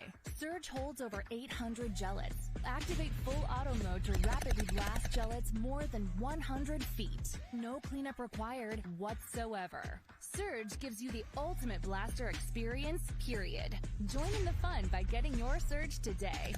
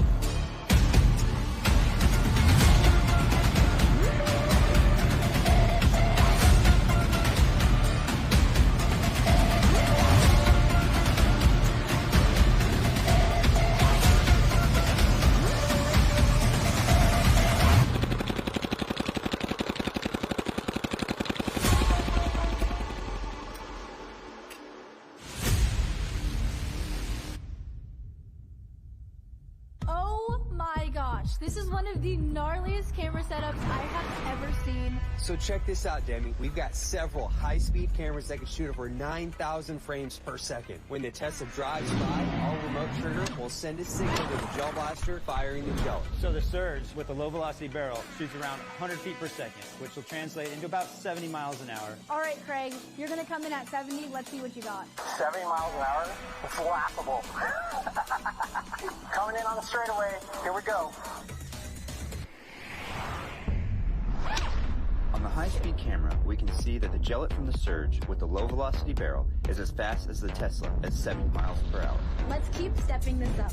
What's next? We'll put the standard velocity barrel in that comes with the Surge. It's about 175 feet per second, so we should be seeing about 120 miles an hour. Okay, Craig, 120, you think you got that? Easy peasy. 110, 120, flying by. That was only like 120 or so. So we just went from 70 to 120. But I know we have a lot more in us because that was just the Surge. We got the Surge XL coming, so I don't think Craig's ready for it. We did everything bigger with the XL. Bigger hopper, bigger velocity. So the velocity is adjustable on this one. So we'll be starting around mid velocity on the XL. It's around 200 feet per second, which should translate to about 140 miles an hour. Craig, you got 140 in you? 140. Watch this. All right, we're coming in hot. 130. 140. Bye-bye. Surge XL at half power is keeping pace with the Tesla, even at 140 miles per hour. Now, let's go full power on the XL. XL full power is going to be at 250 feet per second. We should be seeing somewhere in the 160 to 170 mile an hour range right here. 160 to 170. Craig, let's see if the Gel Blaster XL is going to fire faster than your supercar. 170. We need to reduce the drag. So I'm going to take the front splitter out, and we're going to get after it. Here we go. Time to put the hammer down. Booyah! Okay, this is it. It's all on the line. Full power on the Surge XL with the Tesla going over 160 miles per hour. The Gel Blaster won! This is insane! Yes, that was insane. That was crazy. I just watched the camera stuff with the Gel Blasters going against the car, and I thought I was Team Tesla.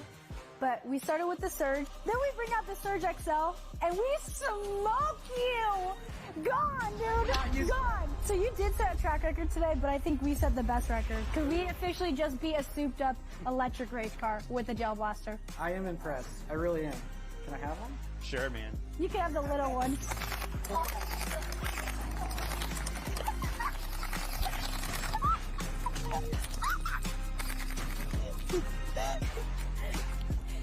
We smoked them!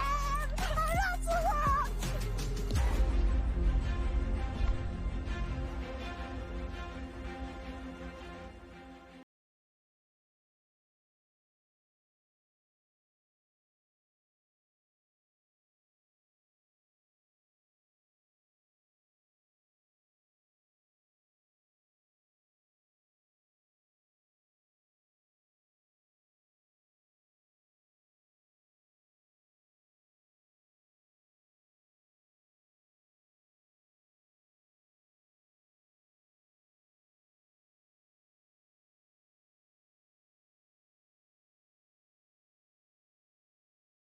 One of the softest guns I've shot out of the box in 20 years. There's just no downside to this LV that they've created this time around. It's just phenomenal.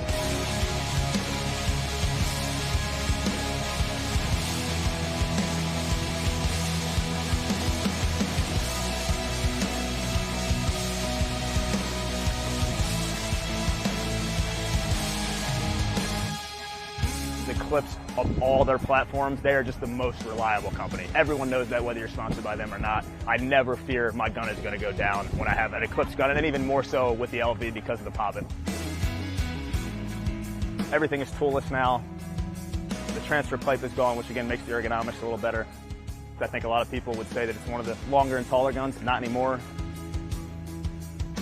They upgraded the barrel system. There's now 5 inserts, and it's a 3-piece system, which we shot them today, and they are ball on ball. From our fastest front guy carrying 4 tubes to our back guy carrying 11 tubes, the thing just absolutely rips.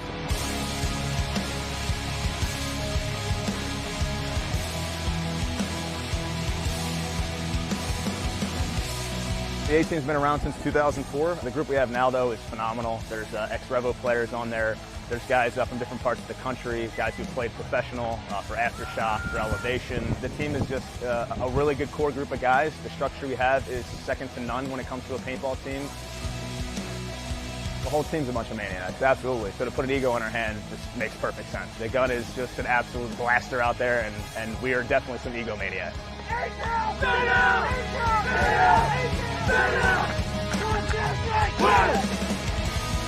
We love being a flagship team to kind of continue that nostalgic look of the LV and the Ego platform. We all love it. We all wouldn't want to shoot anything else, and it's a cut above the rest, and it shows. The performance on the field is second to none.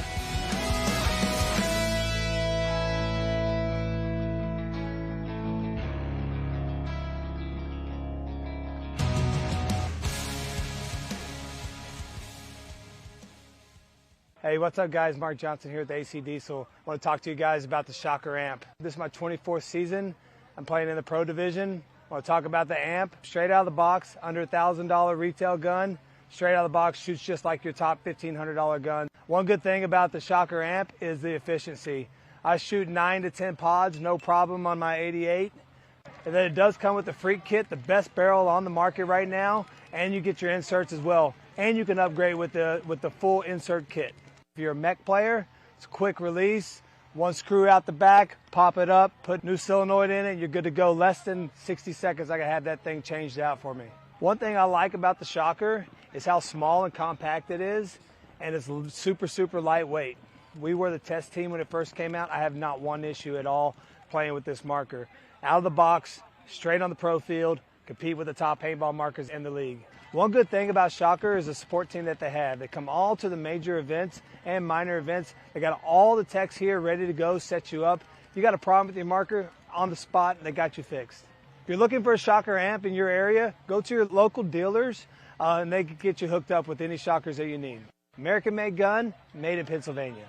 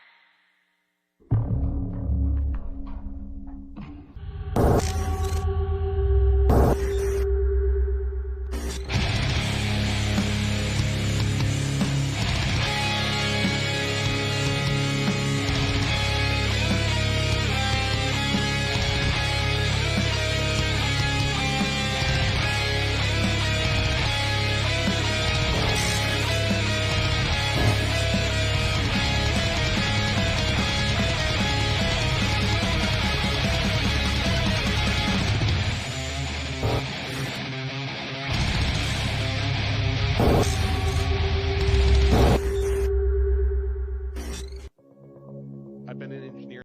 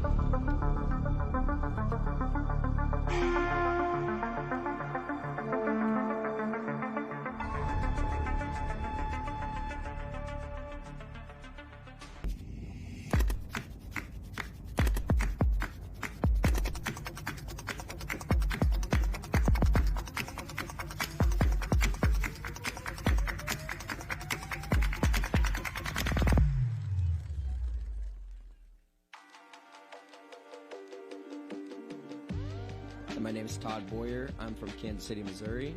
I play for Kansas City, Missouri All-Stars. Started the team about 4 or 5 years ago.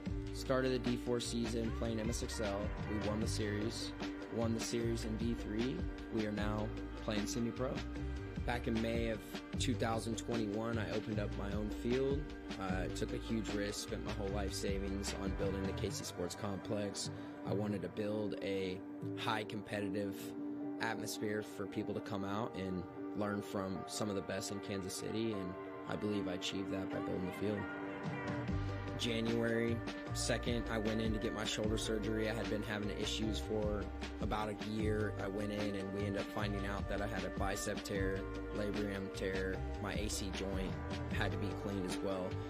Just dealing with that during the off season was very mentally defeating, obviously physically as well. Not being able to lift your arm up, the mental thing was crusher. I'm getting off my surgery and getting PT, and I'm going to be in the gym, 3-4 days a week, getting after it, just trying to be in the best shape I can.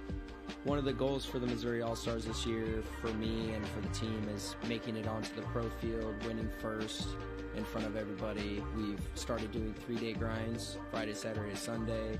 We've been doing drills. It's just one big, giant, cultured family, and we love the vibe that we got going on.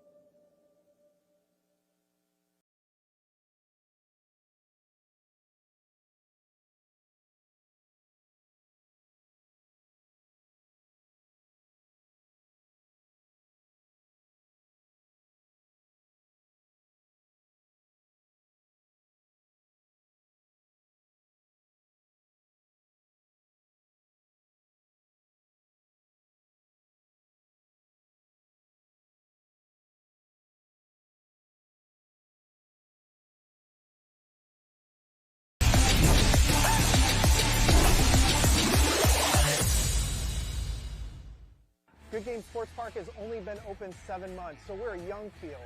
We're hungry. We continue to develop. We continue to iterate.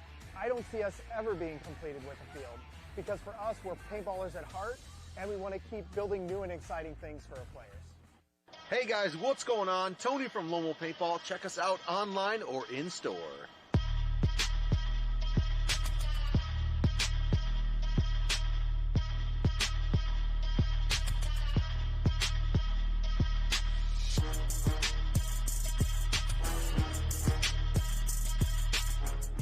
LoneWolfPaintball.com. Celebrating 35 years, Blast Camp is one of the most historic and longest-running facilities in the country. From low-impact paintball parties to the Mid-American X-Ball League, we can accommodate any play style. Our world-class facility has many amenities you don't often find at paintball facilities. So come experience history. It's not just paintball, it's Blast Camp.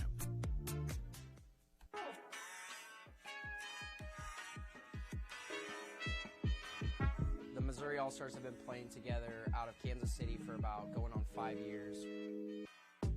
Our play style is super aggressive. We like to just be in your face constantly and just keep the gas going the whole time. D4 season, I had hit Walker up and was like, hey man, like, what's the situation with this carbon gear? It looks awesome. I would like to get my guys in it. And from right then and there, D4 season 4 years ago, he got us plugged in. We've been with him ever since. They are here at every event. They have gear that you can buy on hand. They have lenses on hand. If you have a tear in your knee pad, you need to swap that out. They'll have that for you.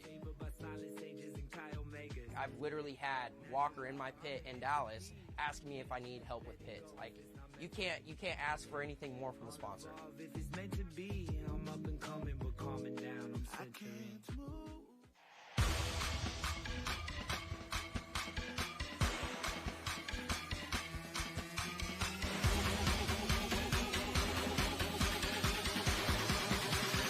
One, two, three, go!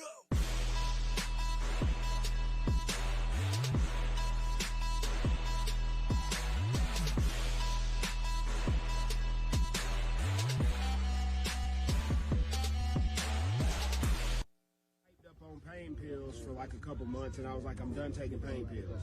So my wife went ahead and she did the research and made the salve, and I started using it and ain't took a pain pill since.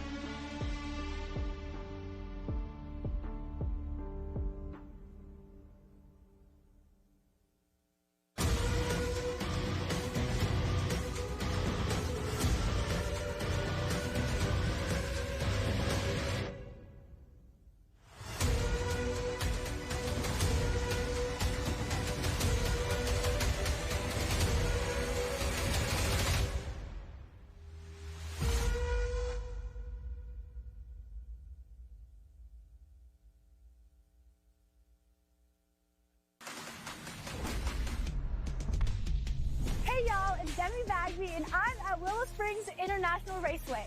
We're about to stack up a Gel Blaster Surge and Surge XL against a spec'd-out electric race car to find out exactly how fast these blasters can really fire. Let's check out the car. What's up? What's happening? I've heard so many great things about you. My name is Demi. Craig, good to meet you. Look at this car, dude. This is awesome. I've heard so much about this car, and I would love to hear more straight from you. Absolutely. This is the ultimate EV track monster by Unplugged Performance. But you know what? Before I give you the details, let's get in the car. Bet. Let's go. I got some gear. Come on. I feel like I'm in a spaceship, dude. There you go. Yeah, let's freaking do it. Let's do it. Fast. Bye-bye. So what made you start driving, like, souped-up Teslas? I was a professional freestyle skier Oh. for 15 years, retired from that, and I was like, I still need that adrenaline rush. The torque is just crazy on the electric cars. Yeah. You should feel that flight control, dude. Get sideways with it. I could definitely feel, like, what that lip on the front does. At 150 miles an hour, it generates 4,000 pounds of gas force on the car. Whoa, that's how you put in reverse? Yeah. That's crazy. Wait, what? How fast was that? We beat this track record by 3 seconds. On your warm-up lap. Oh my gosh, my chest is beating. Oh.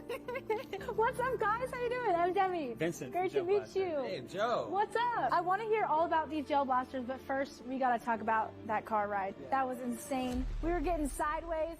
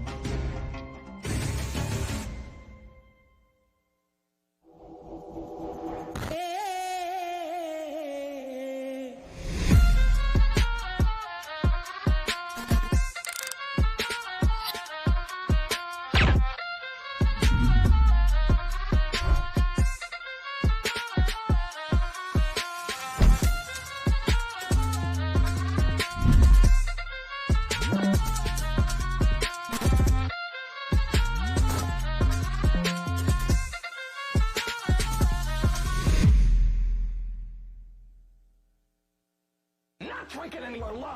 I'm pretty sure I felt some sparks. I felt the heat coming. It was awesome to have you in the car. This is the first time we've had a passenger. This car specifically is all about the fastest lap. Modified aero for ultimate downforce, stripped out interior, caged in the suspension. It is unbelievable. But can the car do this? Okay, can't do that. Enough about the car. We want to hear more about the Gel Blasters. So we're a brand new company straight out of Austin, Texas. And we've had a phenomenal year with a couple of really cool products. The first one here is the Gel Blaster Surge. This one we got started off with. And this one right here is the Gel Blaster XL, the big brother to that bad boy. The cool thing about Shannon, you gotta get it back. He deserves it. That was rad. Super fun, right? So we had a lot of really neat features in our blasters. This was our first one, the Surge, and we had lithium-ion battery in it. You said battery? Just like the Tesla. Nice. It's got full auto. It's got single fire, interchangeable barrels, so you can get different velocities. The safety barrel is about 100 feet per second, and then the fast barrel is about 175 feet per second. And then on the XL, we wanted to add some more features to the big brother. So we got larger battery in this one, single shot, full auto, and 3-round burst. And then the XL goes about 160 to about 250 feet per second. That sounds really awesome, but do any of us even know what feet per second means? I have no idea what that means, but I can tell you I could go 160 miles an hour in the front straight. Well, that's what we're here today to do. We're going to put our gellets up against your race car and see who's faster. We've got our high-speed camera set up so we can see how fast the gellets are versus the race. I don't even know whose team I need to be on right now. I feel like I have to be on yours because it's the first time a passenger's been in the car. Yeah. But I think line them up! Round one, fight! Oh my gosh.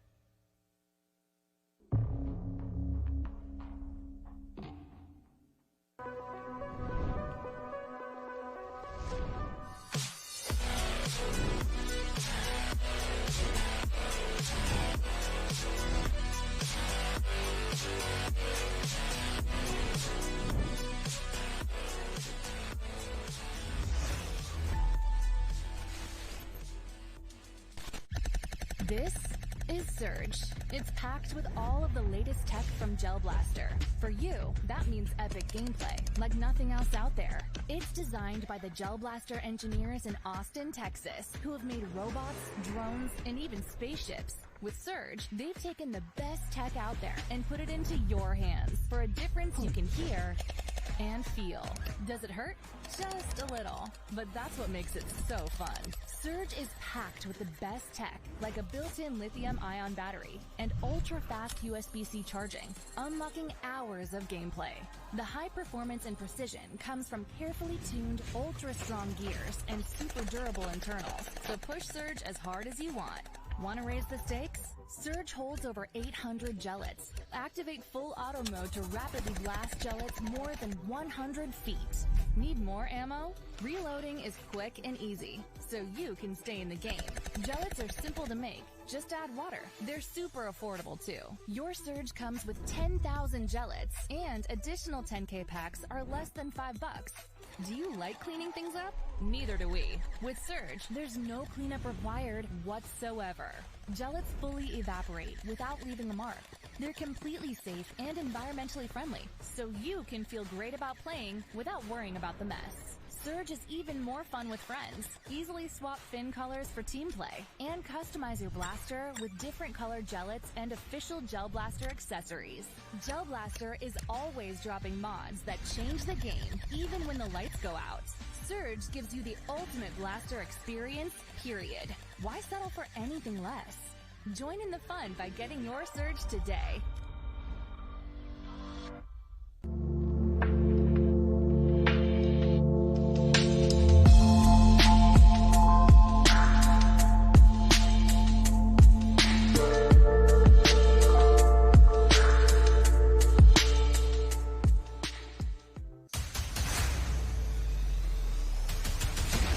Enough is enough!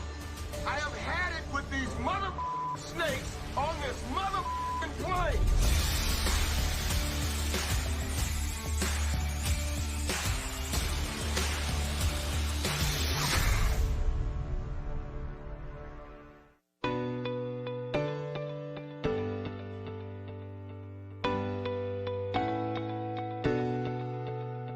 If you want access to the best knowledge in paintball in order to elevate your game to the next level, BKI Paintball is definitely a program that you want to be involved with. BKI, which in this case is short for Best Knowledge in Paintball, is known for being an online platform with hundreds of video tutorials and lessons from a network of pro players called Professors. What you may not have known though is once a year BKI hosts a summer camp. This is an in-person event at Boston Paintball, which is about an hour outside of Boston.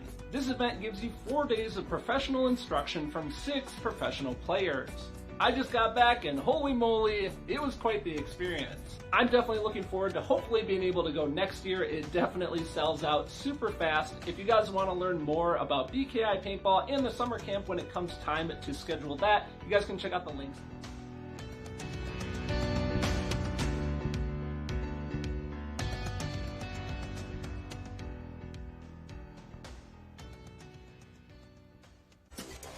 Portal has arrived. This smart target system from Gel Blaster brings a universe of gaming to your blasting experience, unlocking new ways to play, compete, and connect.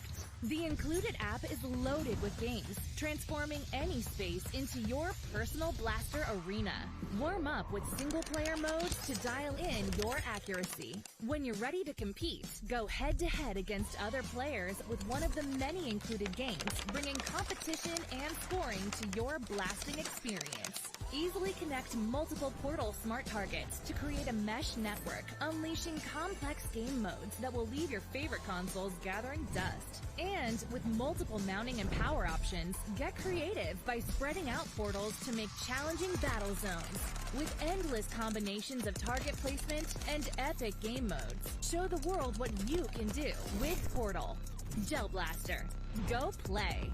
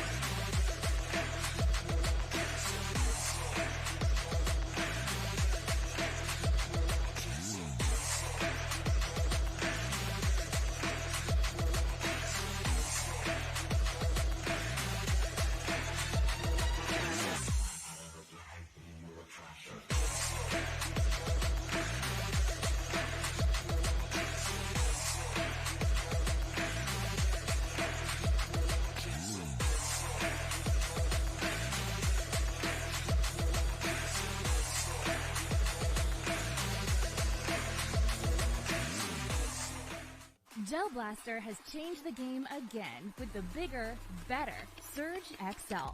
With 3 blasting modes, including full auto, you can launch up to 12 gellets per second. Use the selectable velocity to dial the power you want, from 170 feet to an astonishing 250 feet per second. The extra-large hopper holds over 1,000 gellets, which are eco-safe and leave zero mess. Features like ultra-fast USB-C charging and a heads-up battery display keeps you in sync with your blaster's power. Win the day with the bigger, better Surge XL from Gel Blaster.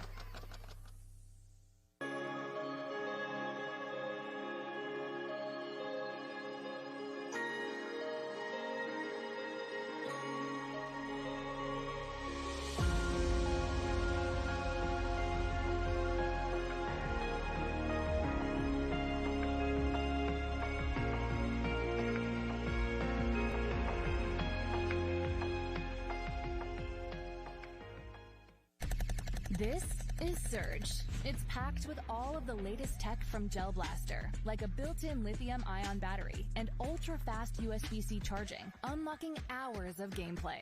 Surge holds over 800 gellets. Activate full auto mode to rapidly blast gellets more than 100 feet. No cleanup required whatsoever.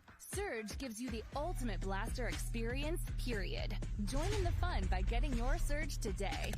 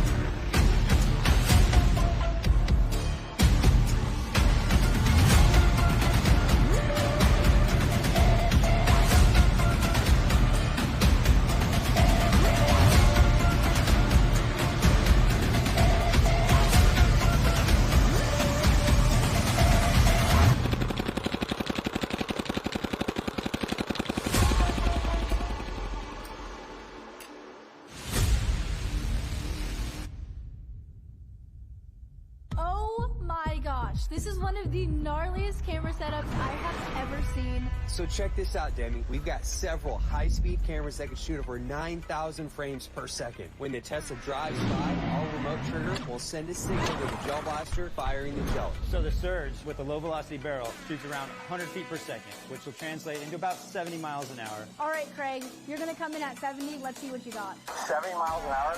It's laughable. Coming in on the straightaway. Here we go.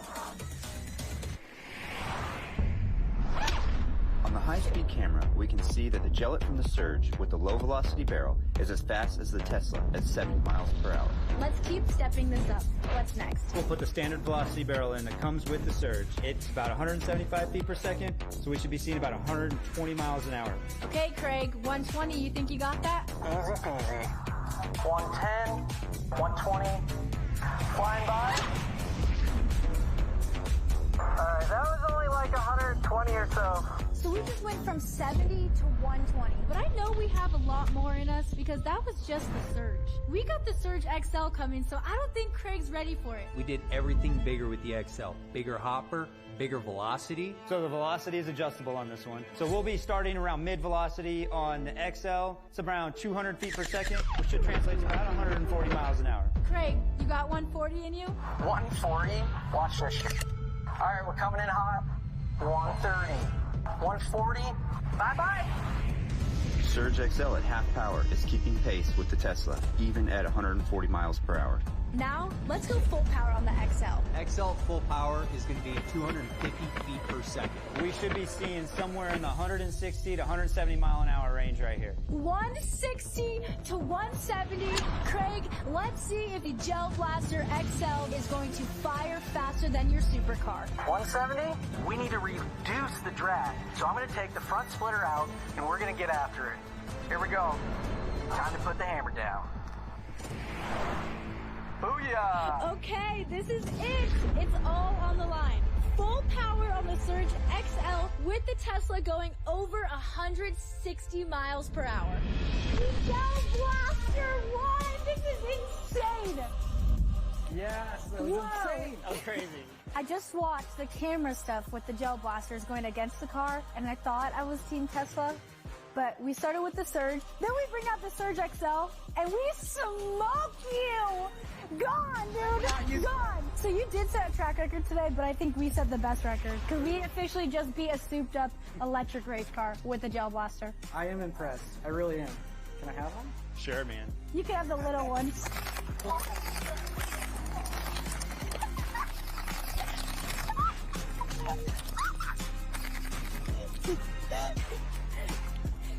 Wait, so scared! I got so long!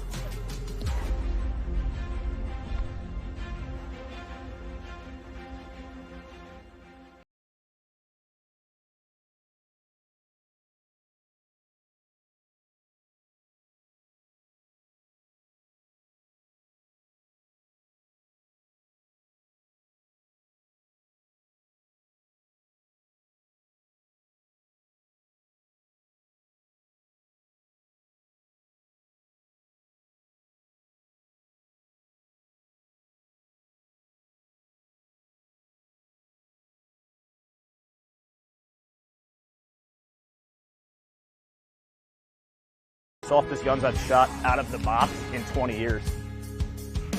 There's just no downside to this LV that they've created this time around. It's just phenomenal.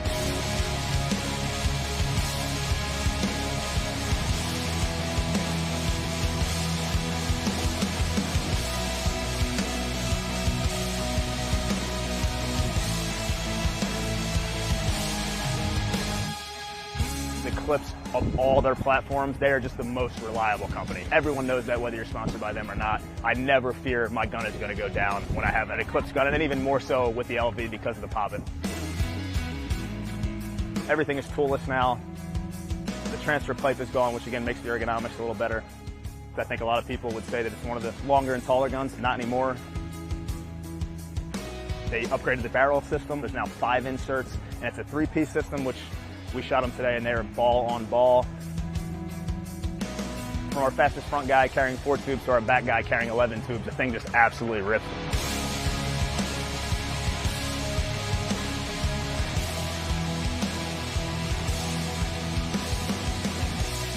The A-Team's been around since 2004. The group we have now, though, is phenomenal. There's ex-Revo players on there.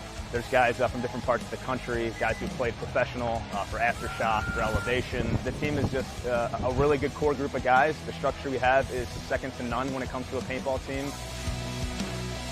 The whole team's a bunch of maniacs, absolutely. So to put an ego in our hand just makes perfect sense. The gun is just an absolute blaster out there, and we are definitely some ego maniacs.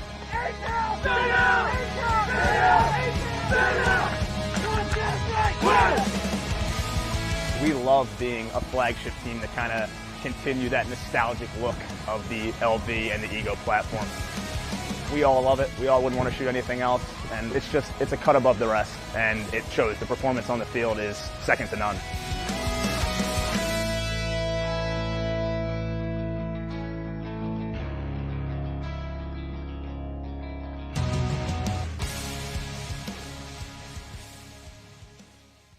Hey, what's up, guys? Mark Johnson here with AC Diesel. I want to talk to you guys about the Shocker amp. This is my 24th season.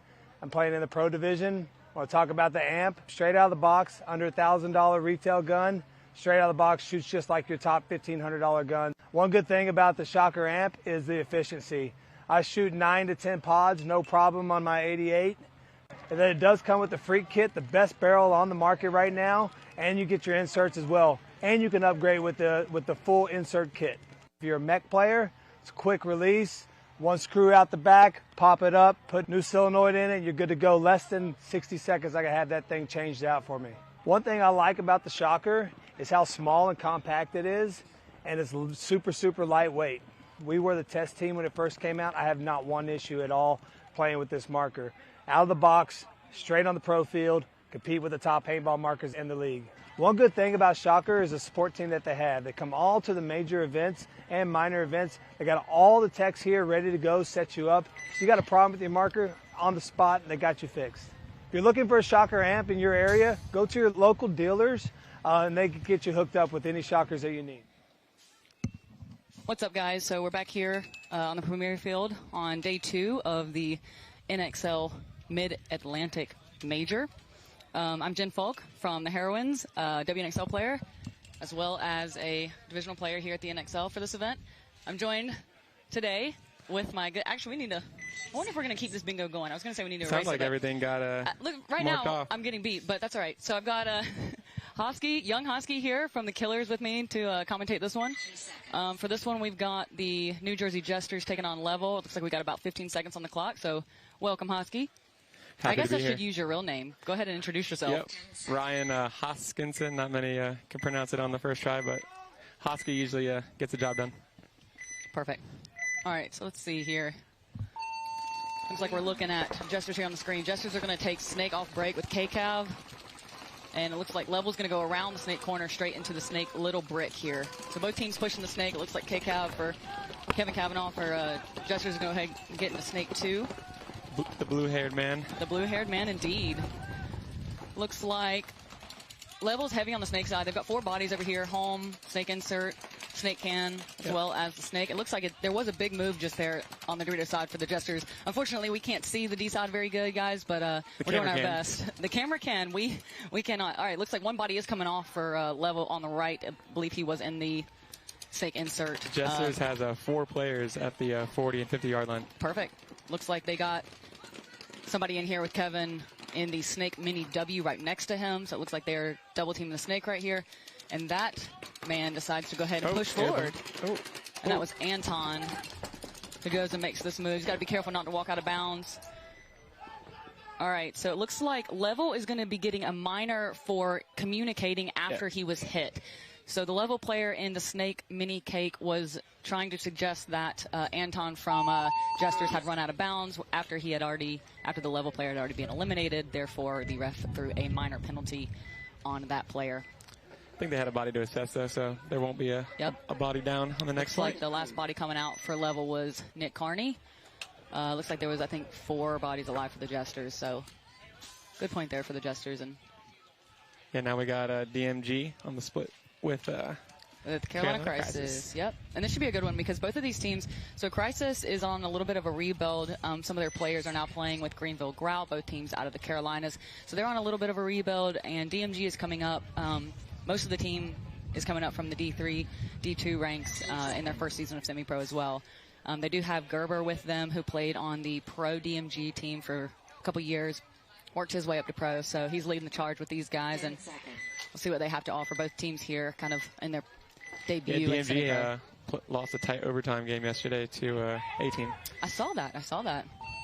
They're probably feeling good. All right, looks like Crisis is going to go short. DMG is not. DMG is going to take Snake 1 off the break, and Crisis is going to go a little bit pocket here into the Snake insert. Yeah, this kid for Spencer for DMG has been a menace in the Snake. For sure. And I feel like there's been some validity. Oh, penalty on DMG. There it is. A minor on DMG is going to pull out 2. That's going to leave the Snake 2 player here. He's going to work his way into the 50. He's got a player behind him in the Snake can. And I'm not sure where their last body is. There should be another body for DMG. The Dorito, I believe. Okay. No, he's in the D-side tower. All right, so it looks like Crisis is in a 5-on-3. Let's see if they can capitalize on that. They have a player in the snake corner, snake insert, and as soon as I say that, they do drop a body off of the Dorito side. Snake corner player moves up into the snake mini brick here on the wire. Oh, he's going to check. Getting a check. And he's clean. All Hang on, right, player. so he's going to post on the wire. And the Spencer's DMG. getting a little creative. Absolutely. Beat me to it. Oh, so the last player for DMG is in the Dorito Tower. So we got Dorito Tower, Dorito Snake Can, and 50 Snake here on the Gerber inside. coming to support. I think Gerber. Okay, he's clean. He's clean. Looked like he might have gotten shot. So Gerber sneaking in here into the 50. Ooh. So we got 2 in the Snake here for DMG. Let's see if Gerber can make something happen in this low body situation for them. All right, so the Crisis player here in the Snake is realizing that there might be. Let's see what this pays out. Yep. So he great job holding his gun right there. No penalty. Yep. No penalty there. The inside Snake player for DMG shot Ward here, the Crisis player that was in the Snake, before he was able to come get Gerber. Crisis is on DMG side of the field on the Doritos. I believe that's Mael. And he tried to get Gerber in the back, but I guess he lost sight of him because the field has a little bit of a slant. Oh, Mael is now fully behind them. So I believe there's 2 bots. So, well, actually, there's still 3 for DMG. Okay. So, 2 in the Snake here trying to be sneaky. I don't think he realized. Oh, Mel's going to sneak in. Mel's going to sneak in for the buzzer hit for Crisis. Great heads-up play for Crisis there on the Dorito side. Both teams racing to the buzzer. That was some chaos. That was. We're trying to catch all the action for you guys here and give you a quick run-through, but a lot happening really fast over here. You never need to shoot everybody, just to go hit the buzzer. It is very simple. I love that. There was that clip a couple years ago of Karslev saying, push the button, and I've been saying that, like, push the button, push the button. That is That's the all game. you got to do. Name the game, guys.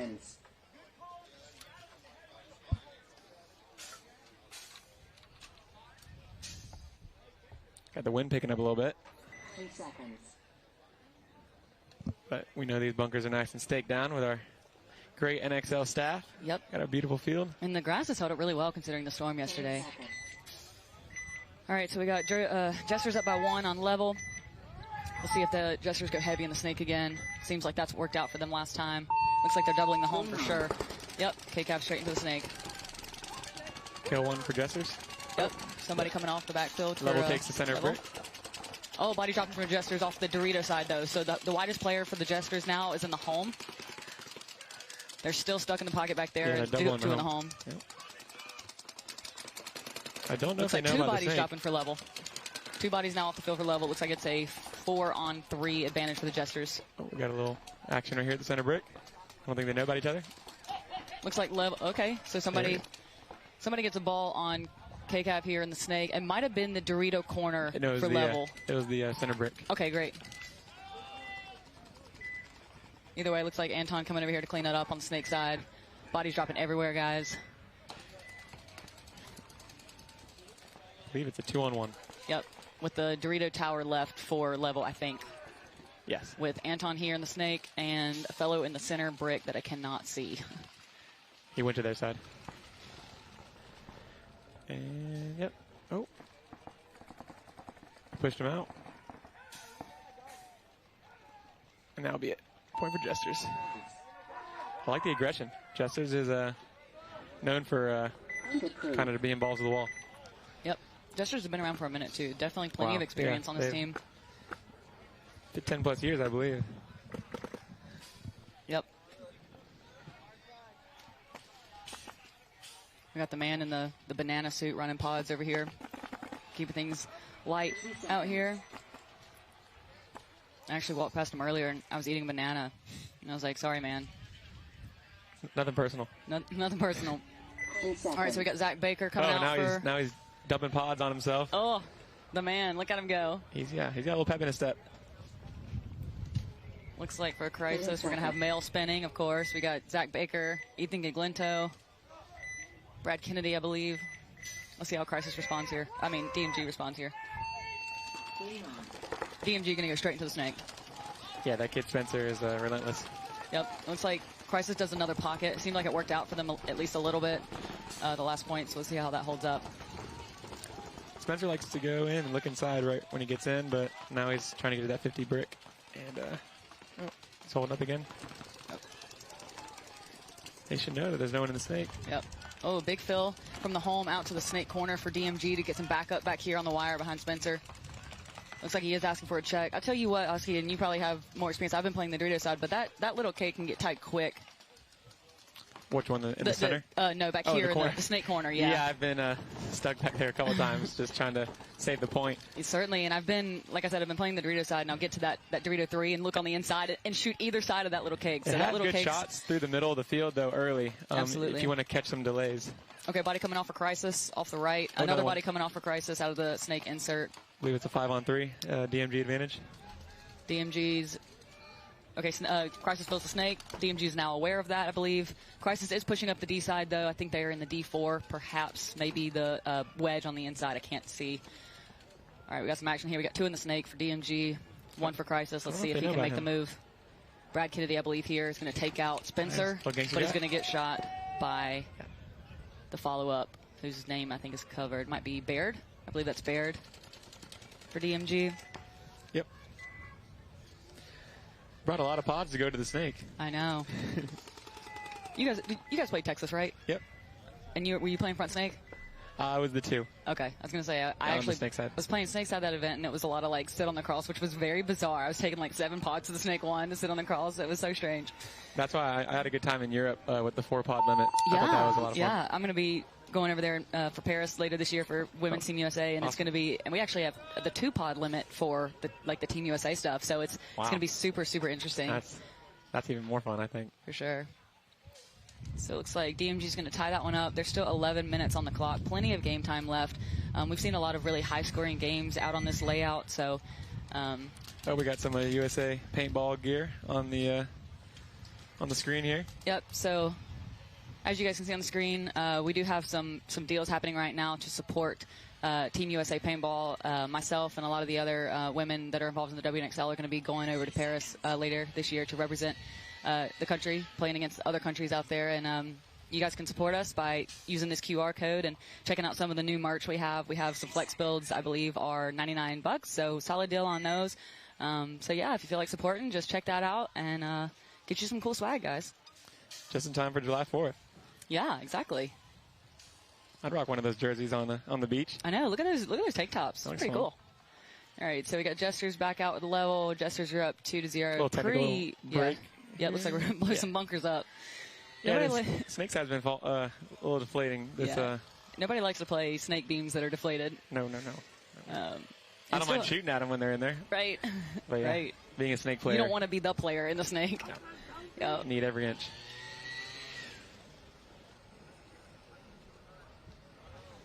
So still a ton of game time left here. 12.5 minutes. Those are some quick points by the Jesters, so we'll see if Level can come up with something to stop. I think the Anton K-Cab push over here in the snake, it seems like Anton's kind of getting control of the wire here and dinking him out.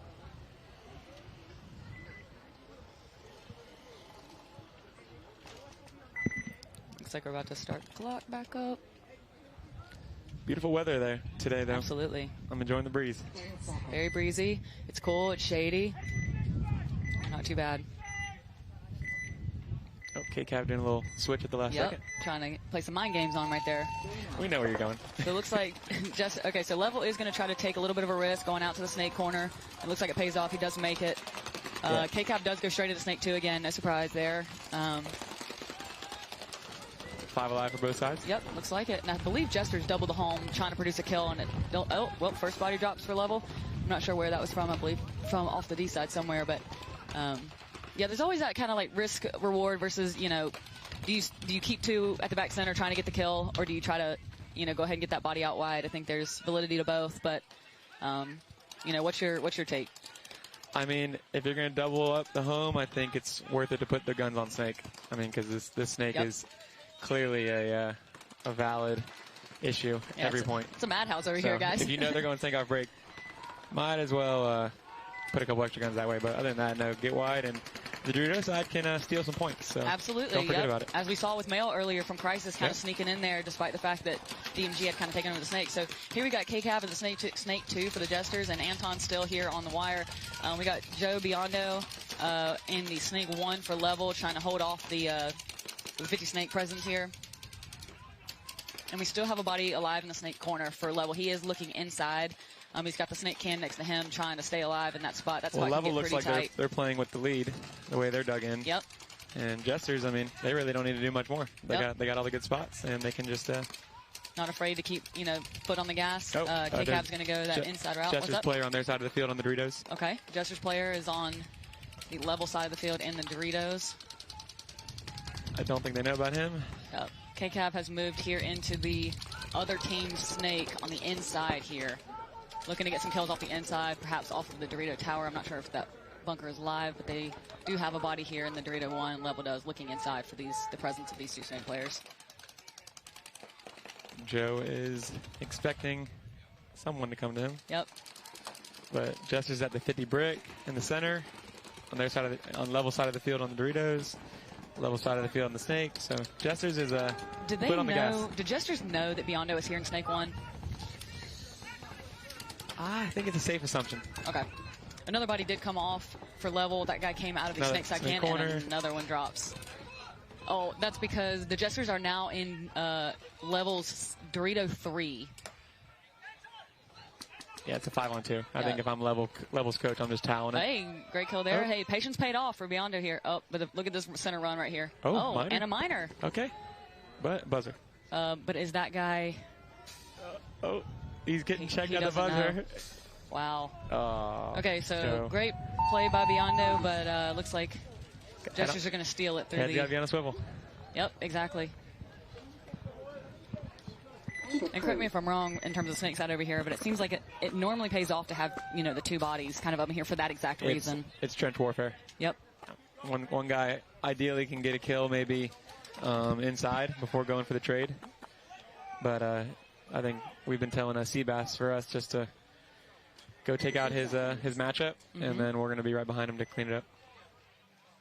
Banana Man back out there, picking up pods. Yep. All right, so we got DMG on the right here. See Hatch, Stollard. I'm trying to see who else is walking out. If they're going to resend Gerber again. For the left, we've got Crisis. Let's see what we got out here. Looks like we're going to be having Ethan Glinto in the front Snake. I see Lucas Spencer's not in, so. Oh, Spencer. Yeah. I'd send him, man. If he's doing work, let the man ball. Gerber is back in behind him as well.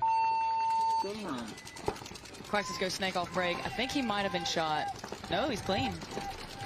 Crisis takes Snake 2 off the break. Baird for... So it was Baird, not Spencer. Okay. Yep. So we got Baird in here in the front Snake for DMG going to the little Snake brick, making his way into the Snake.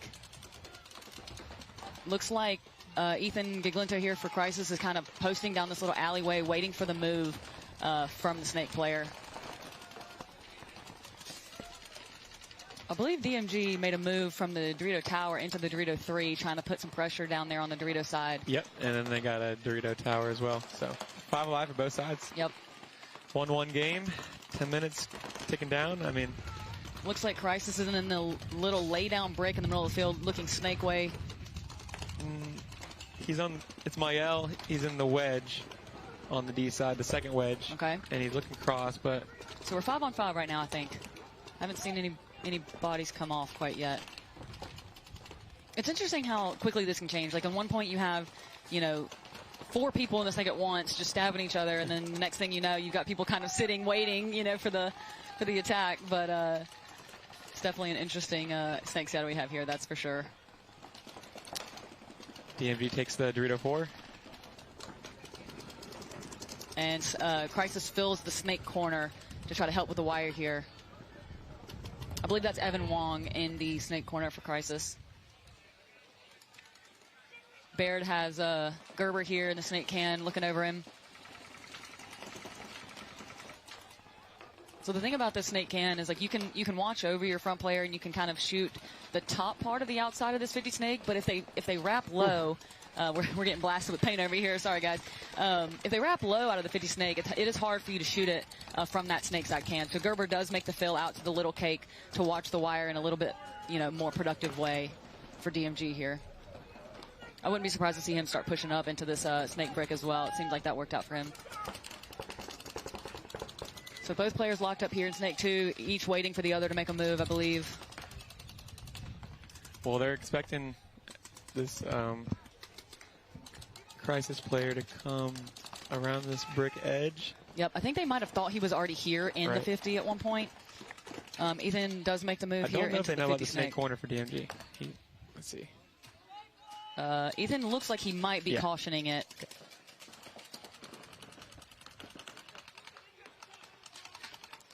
It's funny because you get in here and you want to talk, but then you think, well, I don't hear them talking. The player behind Ethan in the snake side brick for Crisis is getting a check, and he's clean. However, he is looking inside, so he's not necessarily looking over Kill Ethan. one for DMG. Yep, body drops from the center for Crisis. But a body drops off the D side for DMG, so it should be 4-on-4.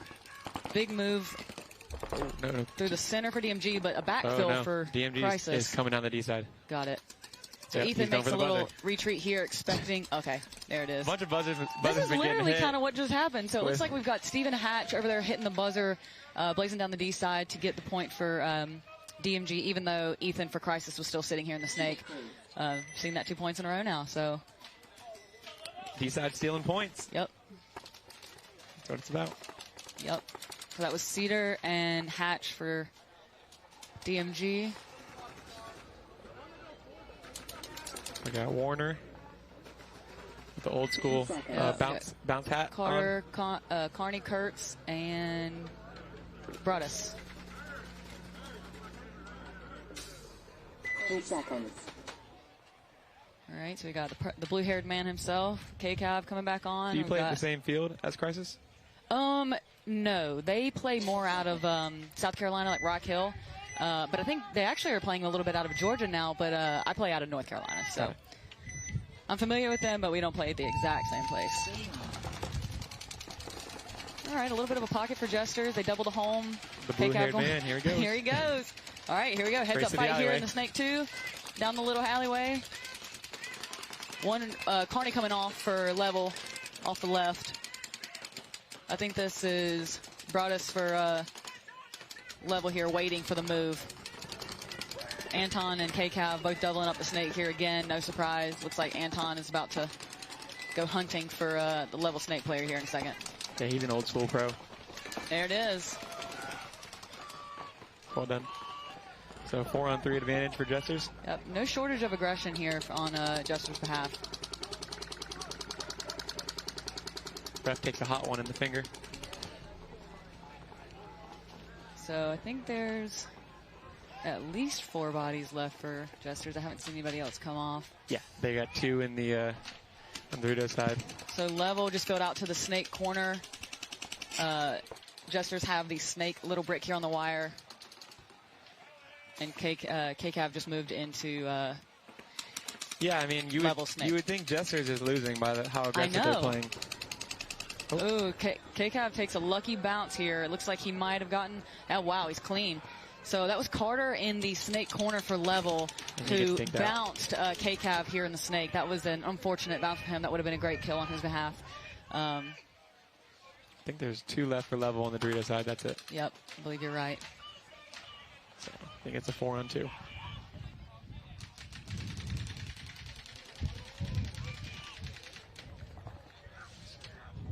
Yep, Warner takes a bounce in the Dorito tower. He has no idea his snake side is blown. He's about to catch a couple in the back. Oh, desperate Phil back to the home. Wow. Not a bad move there. I mean, yeah. He almost caught K-Cav there. Better than getting bunkered.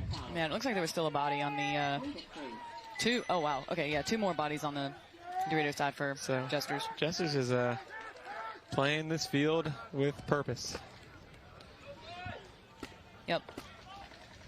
Still got a good game here. 2-1 DMG. 7:45 left. And we got Hatch. We got Gerber. I think this is Yoakum here. Going in. Spencer's still. He must be a little tired. I'm trying to see who the man is in the brown beanie there. Trying to get everybody's name in there, but I cannot. So I think it's Stollard. For Crisis, we're going to have Baker, Prestera, Floyd, Kennedy. I cannot see the last player. You got better eyes than me. Unless you Hey, I'm really good at learning body language. That is what I normally, even not seeing the numbers, I really like to learn body language. And the 5th body was Evan Wong for Crisis. So Crisis tries to take the snake corner, and it gets shot, and there's going to throw a major, going to be pulling out Wong on that penalty. It looks like DMG, did they go pocket? They're in the snake insert looking inside, so it looks like they're taking a little bit of a defensive posture. Yeah, it's a pocket play for DMG. Crisis fills out to the snake can to try to pick up the slack over here, especially since DMG is not quite out wide yet. He can kind of at least shoot heads up from the snake side can and hope to kind of keep them in that pocket that they chose to put themselves in.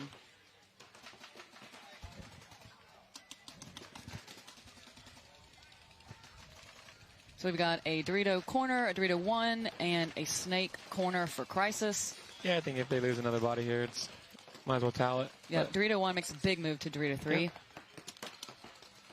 It looks like for DMG, they've got Dorito corner, snake insert, snake can, home, and I believe a Dorito player that I cannot see. Another body coming off. Oh, that's a body. Yep, that's another body coming off for Crisis. Yeah, it's a 5-on-2. Another body coming off on yeah, Crisis. I think they're going to need to go ahead and towel this one here swiftly. I don't like being stuck in the snake cake corner, especially in a 5-on-1. Yep. There it is. Just as Yoakum makes sure that they made sure to give him enough time to use all his energy to crawl into their snake before toweling it. So he was coming. Yoakum was coming. Well, let's see if Justice can get the mercy here, or if Level can put up a little fight, keep this game going.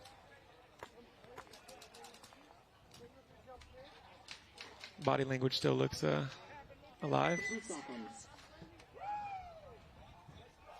Yeah, I'm super curious to see if they continue to do this double push with Anton and KCAV here on the snake side for the Jesters, despite being up 4-0. If it ain't broke. Amen, brother. Don't fix it. I feel that. 10 seconds.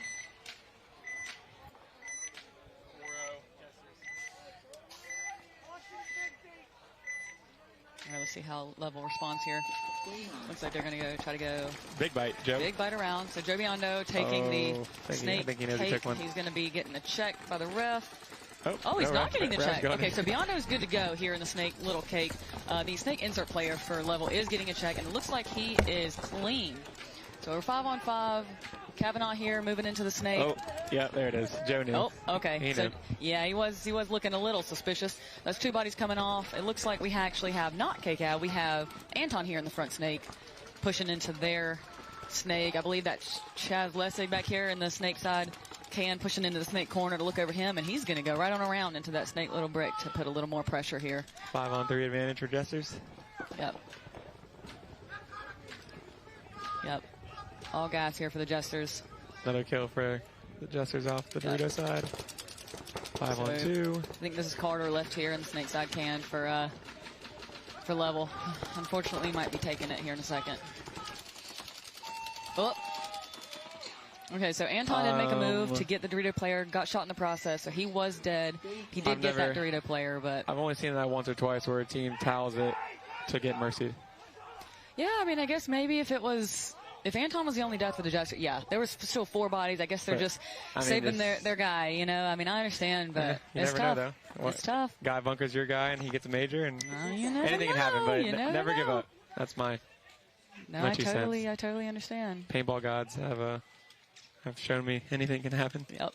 So it looks like DMG we're going to have. So we got True X Ball going on now. Yep, exactly. Looks like we've got Stollard, Cedar, Gerber, Hatch for DMG. 10 seconds. Spencer. All right. I got there. Crisis a little bit rushed to the box. We got Wong, Ethan. Our photographer's in the way. I can't see the rest of them there. Looks like going to go another little bit of a pocket for DMG. They stopped short in the snake insert, in the snake can. And they're going to send that home player up to that little break in the middle, which definitely seems like a little bit of a defensive posture there, holding the D-way. Yeah, it has a good shot on the gap between the, I believe, the Dorito 2 and 3. All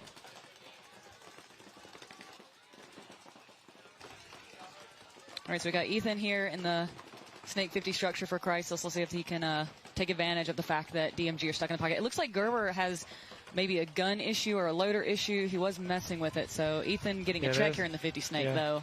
I couldn't tell if he was catching his breath or if he was... Let's see. Oh, yep. So it looks like Ethan was shot, and he's going to be getting a major, which is going to pull, a minor, which is going to be pulling out Evan Wong out from behind him. If you think you got clipped, ask for a check. Yeah, it's tough. So it should be a 3-on-5 DMG advantage here. DMG and the Looks like Yoakum is going to be crawling into the Snake here for DMG. Try to go ahead and close this one out. Another body drops for Crisis. Yeah. Penalties do not help comebacks. Absolutely not. And it's tough. I mean, there's still 5 minutes on the clock. There's plenty of, ball to be had here.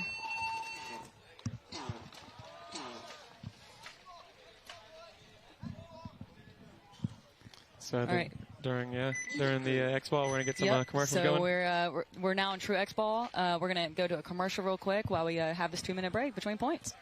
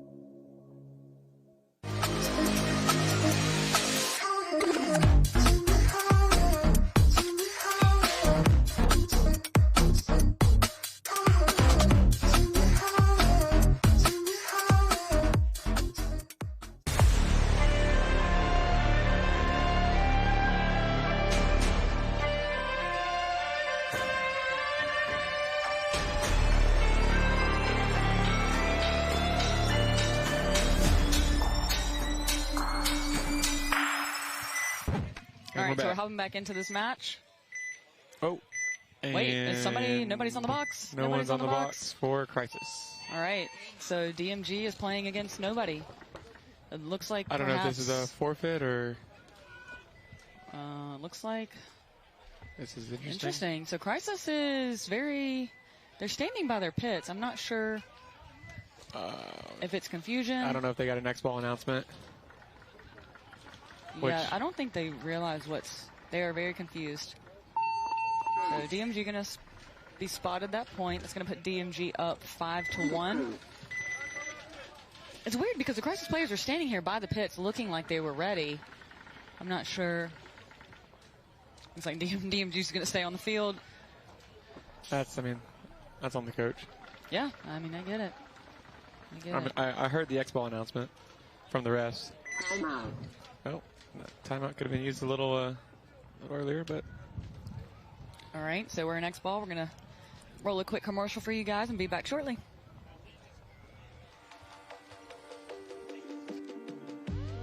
My name is Todd Boyer. I'm from Kansas City, Missouri.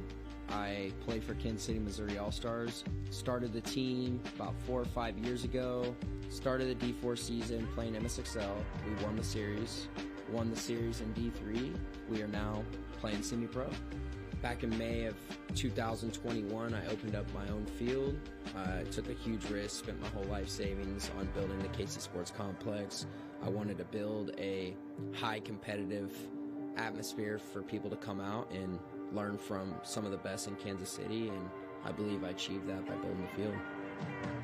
January 2nd, I went in to get my shoulder surgery. I had been having issues for about a year. I went in and we ended up finding out that I had a bicep tear, labrum tear, my AC joint had to be cleaned as well. Just dealing with that during the off season was very mentally defeating, obviously physically as well, not being able to lift your arm up. The mental thing was crusher. I'm getting off my surgery and getting PT, and I'm going to be in the gym, 3-4 days a week, getting after it, just trying to be in the best shape I can. One of the goals for the Missouri All-Stars this year for me and for the team is making it onto the pro field, winning first in front of everybody. We've started doing 3-day grinds, Friday, Saturday, Sunday. We've been doing drills. It's just one big, giant, cultured family, and we love the vibe that we got going on.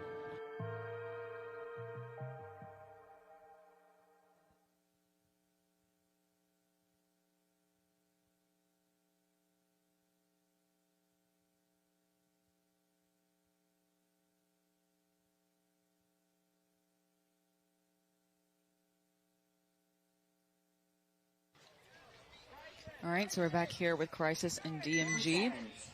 DMG up 5-1 with 4 minutes and 40 seconds on the clock. It looks like Crisis is on the box. They are ready. Yeah, they're ready to go. Timeout wasted. All right, so it looks like they need about 4 points, about 1 minute and some change each. So we'll see what kind of plan they pull out here. Yeah, they need a big break. They need to kill or two off the break here. Absolutely, and it looks like DMG might be doing a little bit of a pocket again. Yep. Same play for DMG. Crisis does not go super deep on the snake side. He does stop with the snake insert. And they also don't really go deep on the Dorito side either. Crisis takes the little lay down brick.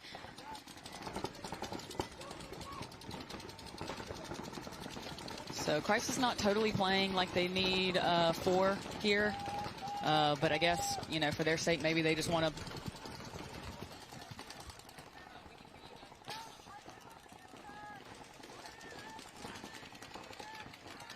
kill one for Crisis. All right. Out of the so Dorito tower. I believe that's Stollard coming off the Dorito side for DMG. We've got Gerber here. Kill one for DMG as well. So yep. So that was Wong coming off for Crisis out of the backfield on the snake side. Let's see. DMG still has Yoakum here in the center, lay down brick, holding the D-way. Gerber behind him on the snake side, holding it down over here. Looks like this is Brad Kennedy for, or maybe it's Hyde. I'm not totally sure. I can't see very well for the snake here on Crisis. Looking inside to try to produce a kill off the Dorito side, it looks like. And as soon as I say that, he goes heads up. Clock's ticking, though. So it is, indeed. If they want to come back, they need to pretty much win this point in the next minute. Okay, that was John Ward.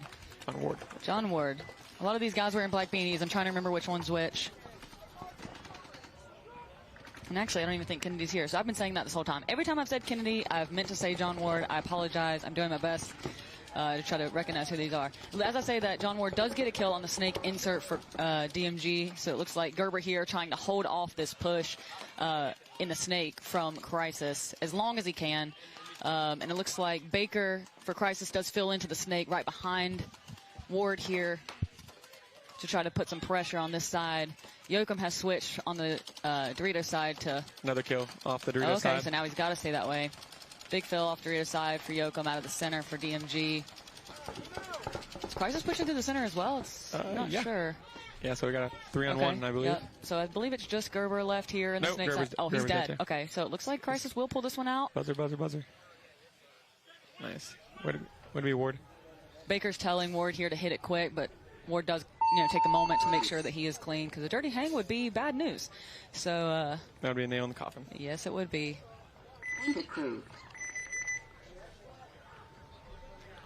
And then we're gonna go back to a commercial break. Oh. Yep.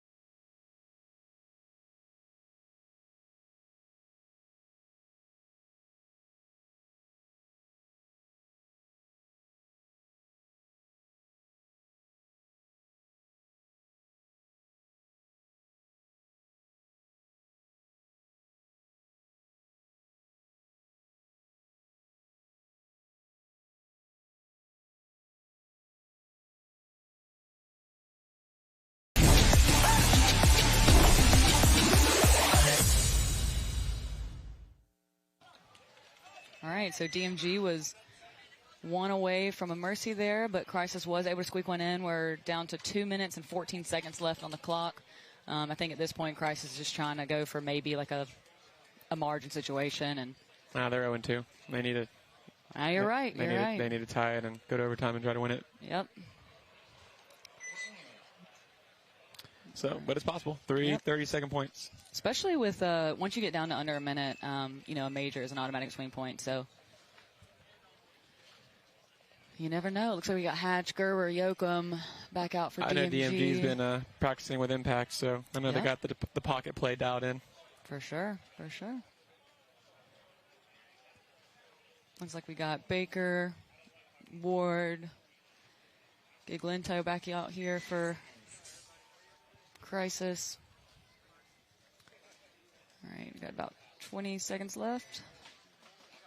Do you think DMG just keeps rolling the pocket for this one? Well, they got Spencer back in there. So, true. I mean, in my opinion, the best defense is a well set up offense. Understood. So if Spencer gets into this 50 snake and causes a little ruckus, I could see them killing at least a minute off the clock. Yep, and at this point, you're just thinking no penalties. All right, so Spencer goes snake off break, and Ethan tries to go to the snake mini W here on the outside, and he does get clipped in the back. So there's one down for Crisis. Looks like Ward is going to fill in right behind him. Another kill off the D side. Another body dropping off D side for Crisis. Another one coming off for Crisis. I believe that was Prestera, and can't see the other one. So it looks like they've got Ward left here in the snake, and then Baker in the snake can, trying to hold it down. Spencer goes into the 50 snake here and looking for the kill. Yeah, the final one. And it looks like he's going to get it. Clean. Nice.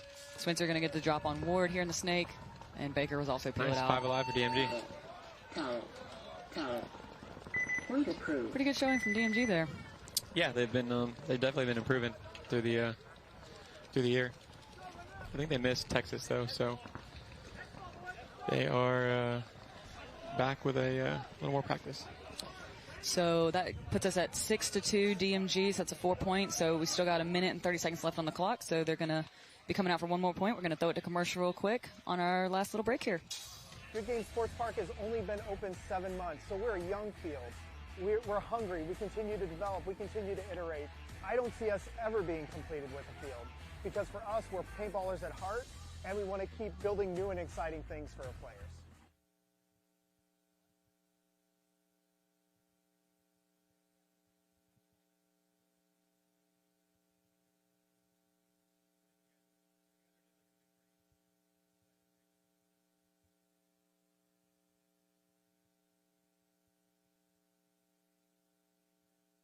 Hey guys, what's going on? Tony from Lone Wolf Paintball. Check us out online or in store.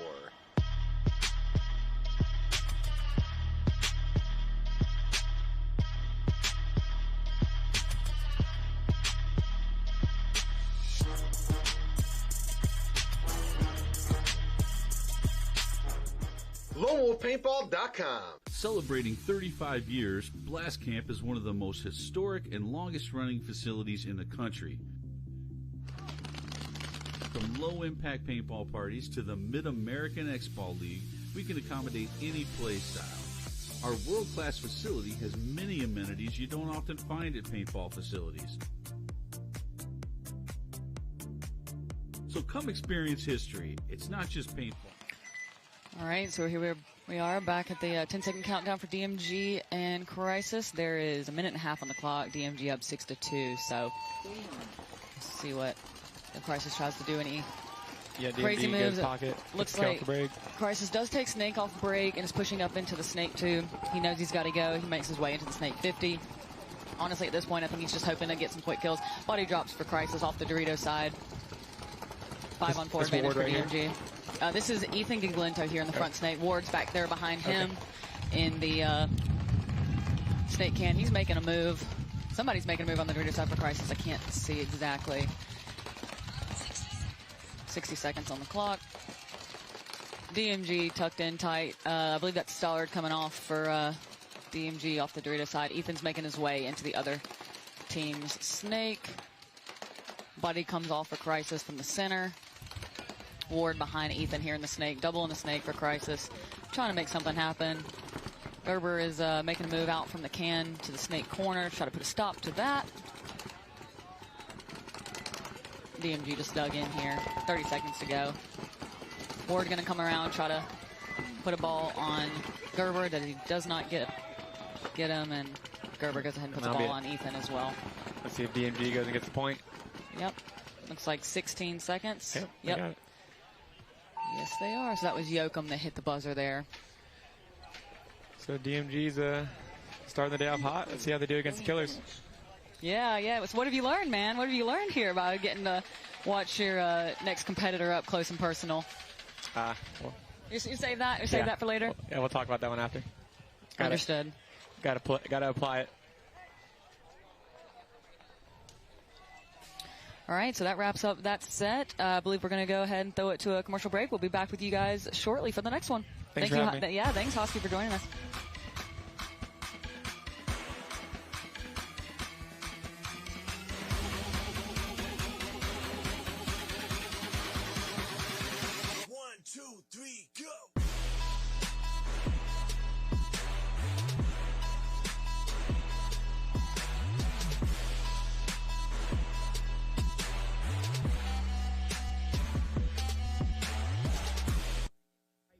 Pain pills for like a couple months, and I was like, I'm done taking pain pills. So my wife went ahead and she did the research and made the salve, and I started using it and ain't took a pain pill since.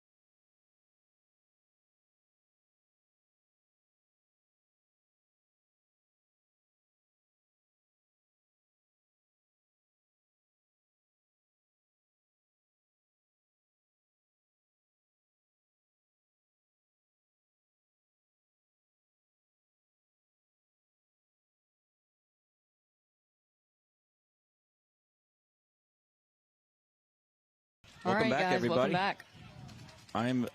I was told to give you an amazing introduction, but you were just here. I was. People are familiar with me now. Yeah.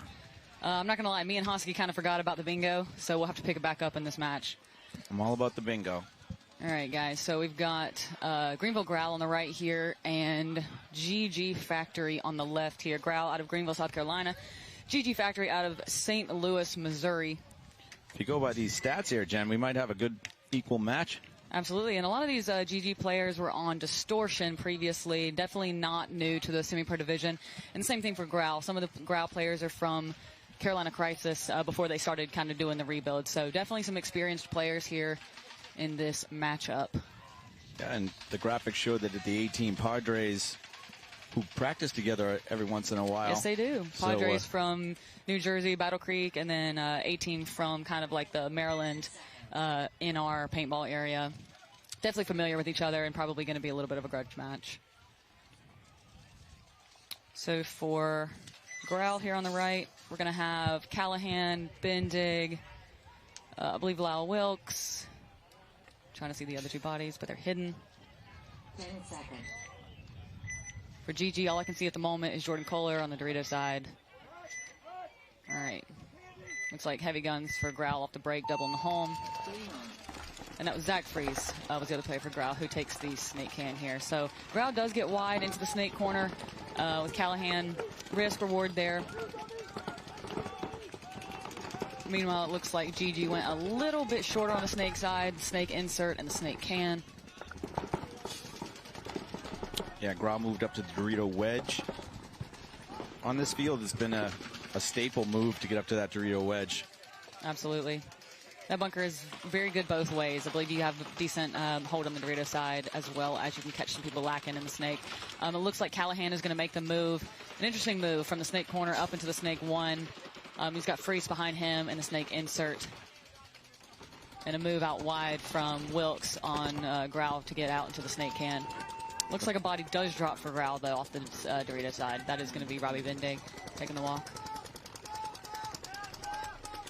GG looks like they still have 5 alive. Yep, they are still over here in the snake insert, snake can. It looks like they're in the Dorito 3, as well as the Dorito wedge for GG. You got Kohler over there pushing the Dorito side for GG. Callahan here in the 50 looking to do some work here. I believe GG knows he's there. It looks like the snake insert for GG is going to be posted up here on Callahan and the snake, hoping to catch him before he's able to make a move. Looks like he wants to make a move himself to kind of match Callahan. That's exactly what he does. He leaves the snake insert and goes into the snake 1. Snake 2 posts up here waiting for the move from Callahan. Zach Freeze does move in the snake behind Callahan. Looks like Callahan's about to wrap. I'm not sure if he knows that they've made the move. Oh, he does now. Okay, so Callahan knows that GG's in the snake 2 right here. He tucks in tight, waiting on him to kind of show himself again. Freeze is here behind Callahan and the snake. There's a little bit of backup. Looks like Jordan Kohler's still over in that Dorito side brick, now looking on the outside. Yep, and that's an interesting thing is like you can quickly turn the field either way. When one team has control of one side, you can easily take, not necessarily easily, but you can take advantage of the more exposed side because Growl did lose their first body off of the Dorito side. So there's definitely an opening, I think, for Kohler to take advantage of that.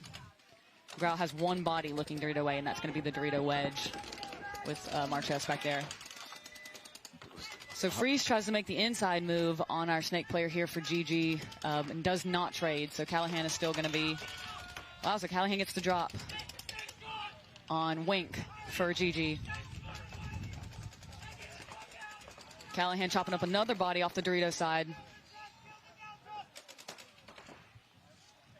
GG is in the laydown mini brick, looking to try to stop the bleeding here. Callahan wraps a little further. He will see him. Yep. Communicates that back to his guys. I don't know if that's the last guy for GG. I'm not totally sure. Callahan doing a good job not wanting to over-engage. Nice move right there by the GG player. Okay. Splitting down the center. So I don't know if Callahan knows. There it is. So Callahan saw the move from Kohler. I think we have two on another one player. here. Yeah. So I believe it's a 2-on-1. We got Wilkes, who just took one, so bringing it down to a 1-on-1, I believe. Yep, 1-on-1 between Callahan here. I think it's a 1-on-1, and the center little brick for GG. I will say it was impressive there to see Callahan have his head on a swivel to catch Kohler, because a lot of Snake players, they'll get in here and they'll be head down and not see the moves. We just had that happen in the last match. Points were stolen on the Dorito side because the surviving Snake player was head down. So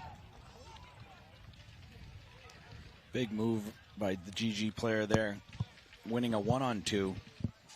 Yep. See what this player's name is so we can give him some props. So Wink was in the Snake. Kohler was on the Dorito side. Their jerseys are very dark. It's hard to see the name. I'll have to walk by us here shortly. It's not big enough to be Kerr. Yep. Might be Unger? No. 6. I don't see a 6. We don't have a 6 on our list. Who are you, number 6? It might be another one. There's 2.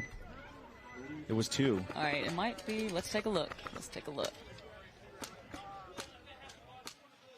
Loeffler is what the jersey says, but we don't have that here on our roster, so he might be wearing a fringe jersey. Might be the owner's jersey. That's Dustin's. Could be. I know Clay Long from KC Missouri All-Stars is playing with GG, so it could be him wearing another jersey. It didn't look like Clay, though, so I'm not totally sure who that was. Actually, now that I'm looking at his face, I believe that's Brian Gonowicha. So, former Aftershock player coming out here to play with GG Factory. Had plenty of spins on the pro field with Aftershock. Pulling that one out like a former pro would right there. So, it looks like we got Padres on the box here against Annapolis A-Team. Coming out for their first point.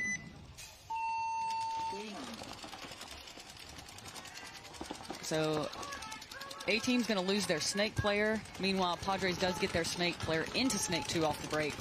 Padres player getting checked on the Dorito side. It looks like he is shot. So Jake Seabaugh taking the walk out of the Dorito corner for Padres. So it is 4-on-4, I believe. Kutzler just barrel squeegeed. I don't know if that's on the list, I but don't know. I haven't seen that today.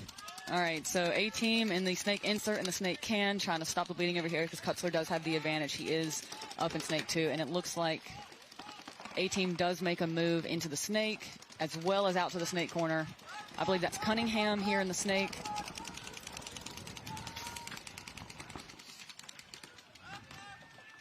And Geringer in the Snake corner for A-Team. Padres lose another one off the D side.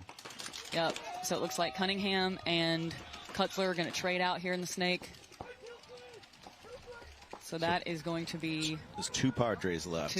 Okay, so we've got Steve here pushing up the Snake side for Padres, and that might be Skelton over there in the Dorito corner holding it down for them. We definitely do have a Snake player here for the A-Team. That's Stambaugh, I believe, Ian Stambaugh.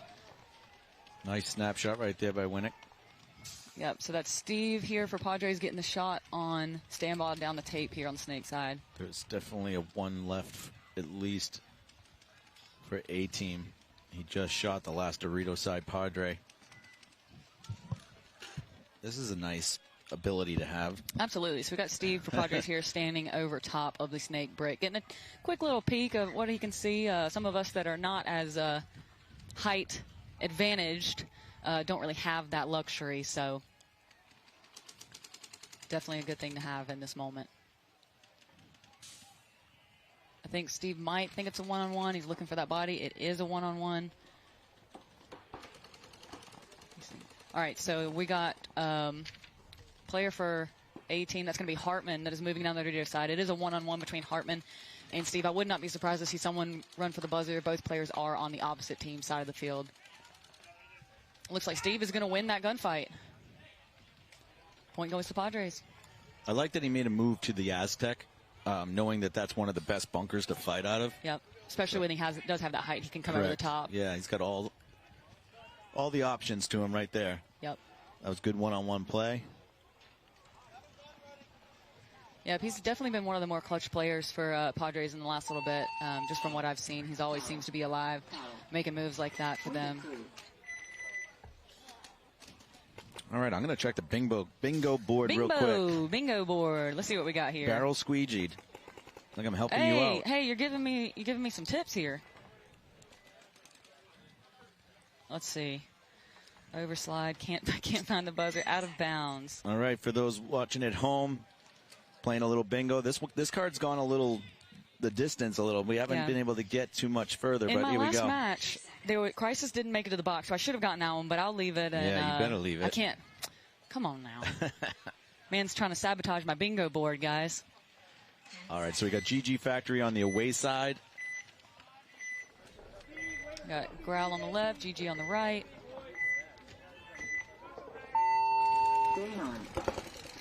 Looks like GG is going to go straight into the snake with Dave Haber. And Eddie Dawes tries to take snake off break for Growl. Looks like he's going to take the walk. And the snake corner is also getting a check for Growl, who is hit and is also going to be getting a minor. So it's going to be a quick 3 bodies down for Growl. Haber's here going into their snake. Going to try to close it out quickly here. Got Dave Haber here in the snake, formerly of the Outlaws Pro Division. Definitely a super, super solid player. You've got concession going on. Penalties and getting shot off the break. It's a combination of disaster. It absolutely is. It'll make it go quick, too. So that's a 2-0 lead now for GG. All right, so for A-Team, we're going to have Cunningham, Kim, Stambaugh, Mick Milichek. Let's see who else we got here. And we're going to have Christian Terry coming out for A-Team.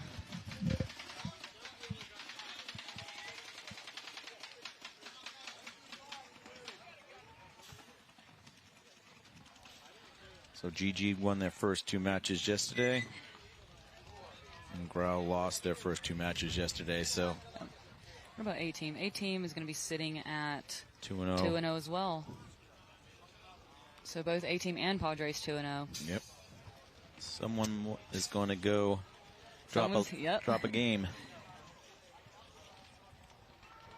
Yep, so last point, A-Team sent Kim to snake off break, and he did take the walk. We'll be curious to see if he tries to do that again or if they end up going a little shorter and try to work him out. It looks like, I don't know, do we consider Kutzler here late to the box? Almost. I'm going to need him to go a little slower so I can get my bingo going. Still 20 seconds to go. I think he's got plenty of time. They stopped time to blow up a bunker. So we got a little technical timeout. A lot of the bunkers just got deflated a little bit. We have some overcast clouds coming through. All right, so on the box for Padres, we're going to have Kutzler, Steve, Skelton, Paluski, and it might be Roros. I can't see exactly who it is.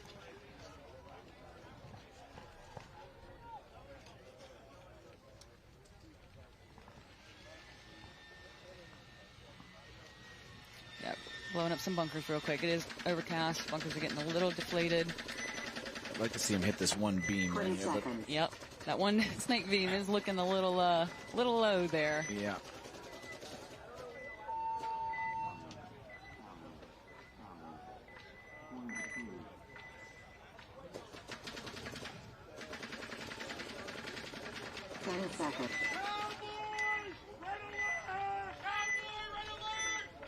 See if Padres go snake off break again. I think the last couple times I've been watching Padres, Kutzler's been going straight into the snake over and over and over again.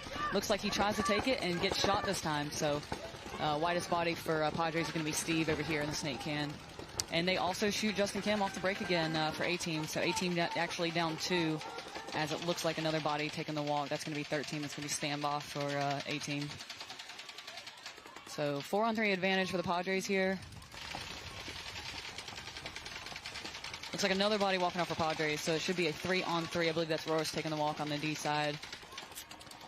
Yeah, A-Team has the snake can, the center mini box, and I think the Dorito tower. Yeah, so we got Cunningham here on snake can for A-Team. Milichek there in the center laydown brick. Standby wanting to make a move here into the snake insert. And he's fighting heads up with Steve from Padres. looks like Cunningham gets caught making a move into the wire here for the Snake, and it looks like Christian Terry also taking the walk for A-Team off the Dorito side. I believe there's just one body left for A-Team in the Dorito corner. I believe there's still 3 Padres left. Padres. Yeah, I'm seeing Steve and I'm seeing Skelton back here following up on the Snake side. A-Team's going to go ahead and concede that one. That was Paluski left on the Dorito side for Padres there. Only seeing 2 Padres walk off, so it was a 2-1. Oh, no, this is third. Yep. Yep, it was 3 because Skelton was still, the anchor back here on the Snake side, kind of just waiting to see what unfolded, I think. Sometimes it's good to have that one safety valve there in the back, just in case all chaos happens, and you need to have that one body alive. All right, so for Growl, I'm seeing Wilkes, Bendig, Handy side. Let's see. Callahan back in. Looks like GG definitely has Haber back in.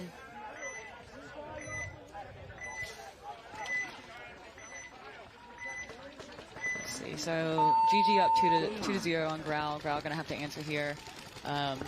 Does not stop the aggression from GG though. They're gonna send Haber straight to the Snake too. Callahan tries to make a move into the Snake but gets shot. 5-on-4 advantage for GG. Haber's going to go ahead and get another shot off of Handy side in the home, and is going to make his way into the Snake 50. That's 2. So Wilkes makes a move out here to the, as soon as I say that, he gets his eye dotted here by Haber. That's 3 kills for Haber right here.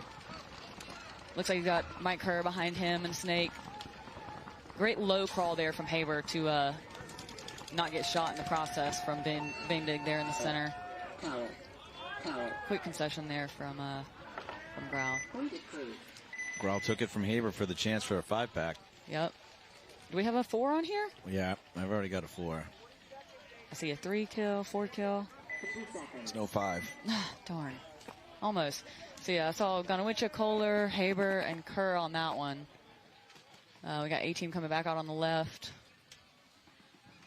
I'm seeing Melichek, Stambaugh, Justin Kim back in for another spin. I think that might be Brody Lewis on the box. I can't tell 100%. Let me see what number he is. Let's see. For Padres, we got Paluski, we got Royce, we got Skelton. What number is Brody? Brody is number 7. Yep, it is Brody. And then Steve coming back out for Padres. Brody Lewis we'll see next week. He's coming out and trying out for Team USA. I think, let's see. I think Christian Terry is also back out there. So Brody and Christian, the 2 new pickups for A-Team. They came from the NRG Elite Camp out of Virginia, joining A-Team this season. So first year here in the semi-pro division, and definitely some young athletic kids.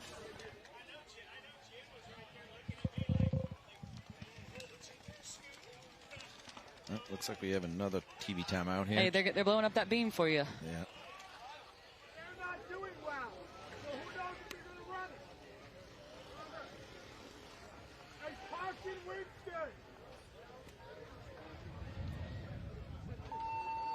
All right, so Padres are up 2-0 with 11 minutes. Still plenty of game time to be had here.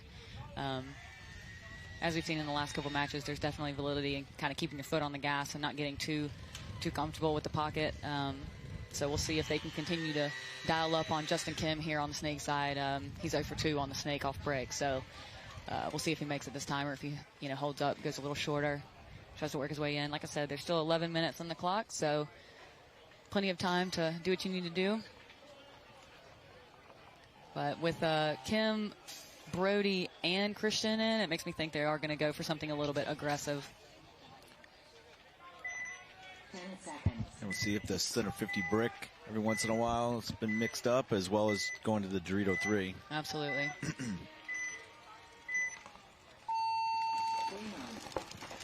So they are going to hold Kim up short. He's going to go to the Snake insert, and then they are going to produce a kill on Kutzler going to the Snake insert as well. So 5-on-4 advantage for A-Team here.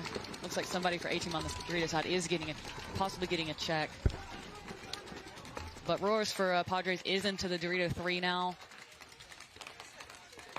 Looks like they might be trying to, you know, take the advantage on that side of the field at this point. Meanwhile, you got Skelton here in the back center for Padres, just trying to hold that gap. And it looks like a penalty for A-Team on Justin Kim, pulling out Brody Lewis behind him, and then Stanbaugh taking the walk as well, I think, on the backfill there. Yeah, that was a red one. I think saw 3 bodies come on. Okay. Must have been a major. Kind of a gift there for Padres. So now we got Steve got control of the snake side here for Padres. The snake side can, just holding it down, keeping them from filling out. As I say that, he takes the snake here and goes right into the 50. Padres lose another body. Where did the body drop from? I don't know, but he's screaming. Okay, so we definitely have Steve. Let's find that other. Okay, so Melichek for A-Team is in the home and is currently fighting Steve. Paluski is still alive on the Dorito side for Padres, and he pushed into the Dorito 3, and Padres are going to take that point. Great point there. The major penalty definitely hurt, obviously. Yeah. And I'm not sure if that was something that, you know, was on Kim off the box or if that was something that was later on. But, yeah, that's a tough break for A-Team. Yeah, they had shot one off the break. They were in good spots. Yep. All right, we got Unger, Kerr, Kohler, Gonowicha, and Haber back out for GG. They're currently up 3-0 on Grau. Grau has free, spin dig, Wilkes, Eddie Dawes, and Marchese. So both matches right now are a little lopsided, 3-0. Yep, still 9 minutes in this game. I think it's just a matter of holding off, kind of things getting out of hand and kind of fighting back here. You got plenty of time to work with. They are going to go ahead and send Haber right in, though. And they also send Kohler to Dorito 3. However, Mike Kerr is going to get a minor, which is going to pull out Haber. 3 bodies left for GG. However, Wilkes tries to go through the center for Grau. He is going to be taking the walk as well. So 4-on-3 advantage for Grau here. We got Eddie Dawes in the Snake Mini W for Grau, pushing his way into the Snake 50, hoping to catch them slacking. I'm not sure they know he's here. They do now. He tries to get a shot here on the Snake can, who now knows he's here. Looks like Eddie's going to push into their Snake, try to get the drop on somebody. Now the lay down brick for... the Xbox is looking this way, but... Yep, that center lay down brick is looking for Eddie here in the Snake, but not sure how much he can do from here, just kind of preventing him from... Okay, so looks like body dropping for GG out of the can. It looks like Eddie Dawes is going to win that fight on that little brick there in the center. So solid point there from Eddie Dawes wearing a Mark Henley jersey. Got Freeze here following up behind him. Interesting because GG was up 3-0 and they decided to send Haber to the Snake and Kohler all the way to the Dorito 3 off the break. I don't hate it. You know, foot on the gas, but it's definitely interesting to see kind of the decision that these teams are making when they are in this type of advantage. Little jarring going back and forth there, and I see Jordan Kohler pointed to the scoreboard, so I'm assuming that... Exactly. There's plenty of game left, and, you know, sometimes that's how it goes. So we got Brady Lewis coming back out for A-Team. I'm seeing Melichek, Cunningham. Matt Foreman getting a spin for A-Team, as well as Josh Pike. Josh Pike, formerly of 187 crew, formerly of Baltimore Revo in the Pro Division. Definitely plenty of experience there. Coming down to play with some local guys out of his area. I think Padres have spun the same players almost every time, I believe. All right, so Mick Melichek for A-Team taking the center brick off the break. A-Team does lose their 2 on the Snake side. Yep, so that's going to be Cunningham taking the walk for A-Team. Melichek does pick up the Dorito push for Padres, so they lose their Dorito attacker. So Padres take a little bit of a different approach. They're going to send Kutzler to the Snake corner here instead of straight into the Snake. I think all the points I've seen, Kutzler's been going straight in, so they definitely decided to change it up there. Not a bad move. Kutzler's going to make his move straight into the Snake now. Looks like they did kill Foreman out of the home. That was Kutzler, actually, that shot him. Okay, so Kutzler getting a kill from back there. Brody Lewis here in the Snake insert just trying to hold it down. Looks like Paluski is walking off the Dorito side for Padres, so it should be 4-on-3 at least. Advantage to Padres. I see 3 Padres for Oh, sure. okay. So it looks like Melichek is going to get the shot in on Klutzler as he makes the move into that 50 snake. A lot of times the players will make that move in kind of like sitting up a little bit, which allows them to drop that paint in there. If you're crawling in tight, they might not be able to see you. But looks like Seaball is also taking the walk off the Doritos side for Padres. So I believe that's going to leave 2 Padres left. I think 2. we got Steve over here in the snake can. I believe Skelton's alive back there somewhere. I'm not totally sure. We got Mick Melichek for A-Team here in the center brick. Brody Lewis in the snake insert. Is there another player for A-Team that I cannot see? I only see 2. I just see Brody. Okay, Todd Skelton is definitely in the Dorito corner for... Okay, so Steve for Padres did take the walk, which I believe it leaves Skelton in the Dorito corner, who's going to get shot by Brody Lewis. Running it in to hit the buzzer and save some time on the clock. So that was a 3-on-2, it looks like. Skelton and Steve versus Pike, Brody, and Melichek there. And I think to what you were saying earlier about, teams throwing in that center break move definitely catches people off guard if you're not expecting it. Yeah, right on cue they did it, and it was very effective. So we'll see. I'd like to see A-Team spin that whole line again. Yeah, absolutely. Let's see. Argue with ref, out of bounds. I'm trying to get some more bingo going here. All right. Pod dump, Hopper explodes. I saw a Hopper explode earlier, not on this field, but not uncommon. Opponents at the same bunker.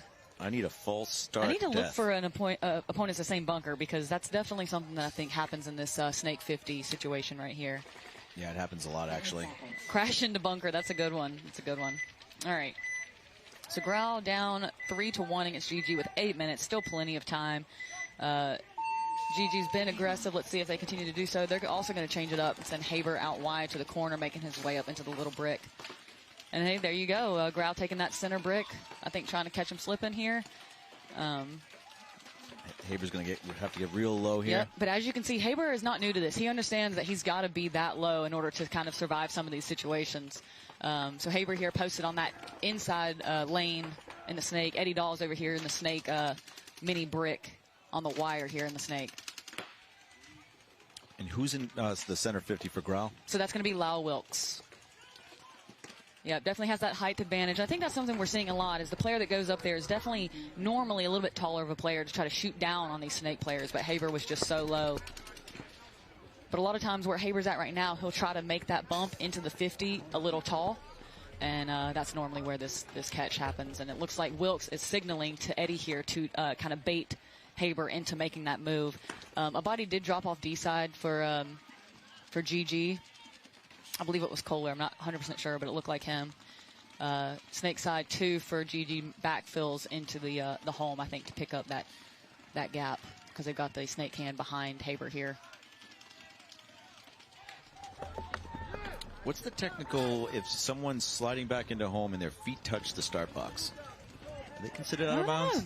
So just there, Haber moves into the snake 50. It looked like he was pretty low, but Wilkes is calling for the check from that center brick. But as I was saying, Haber knew he had to go low.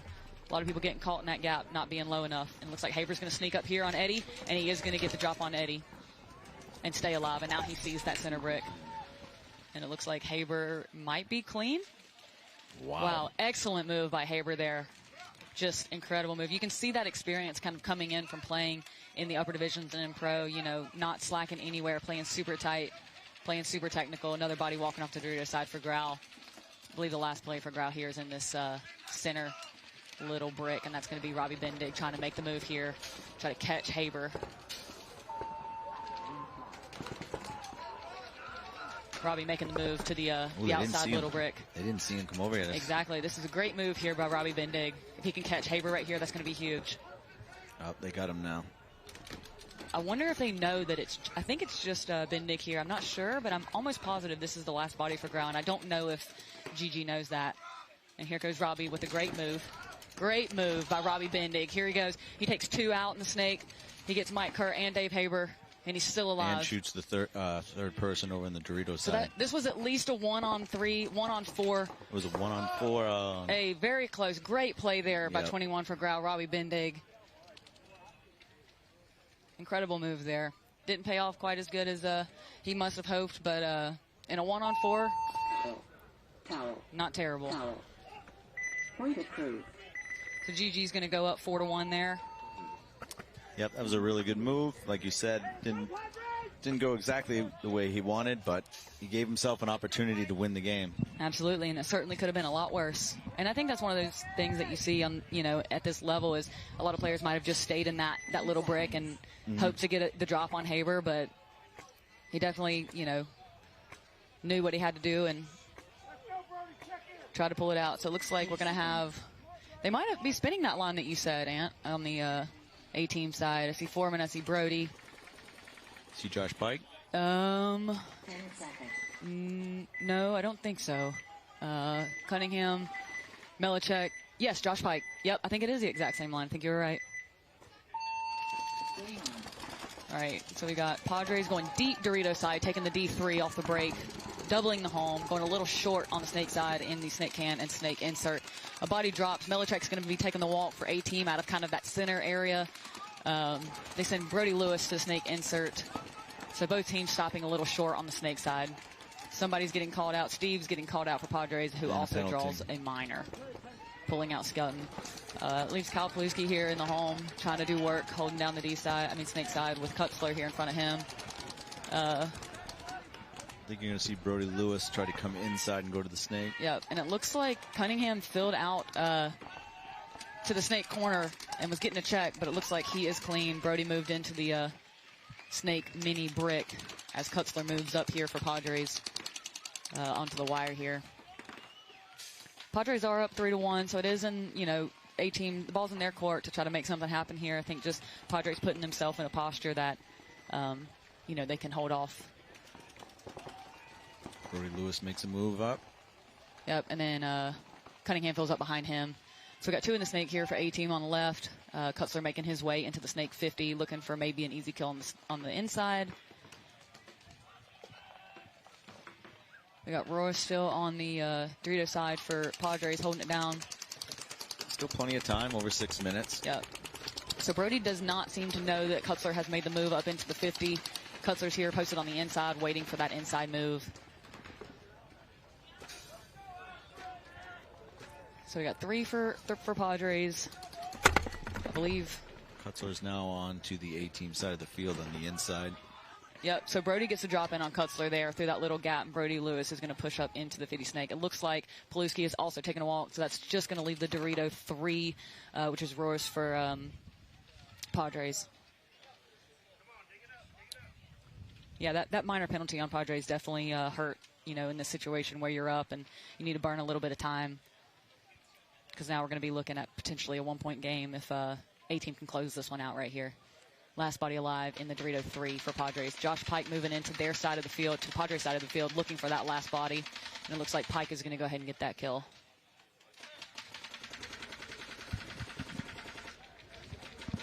Looks like the A-team might have found 5 players that are working well together here. We'll see if they roll this again. Yep.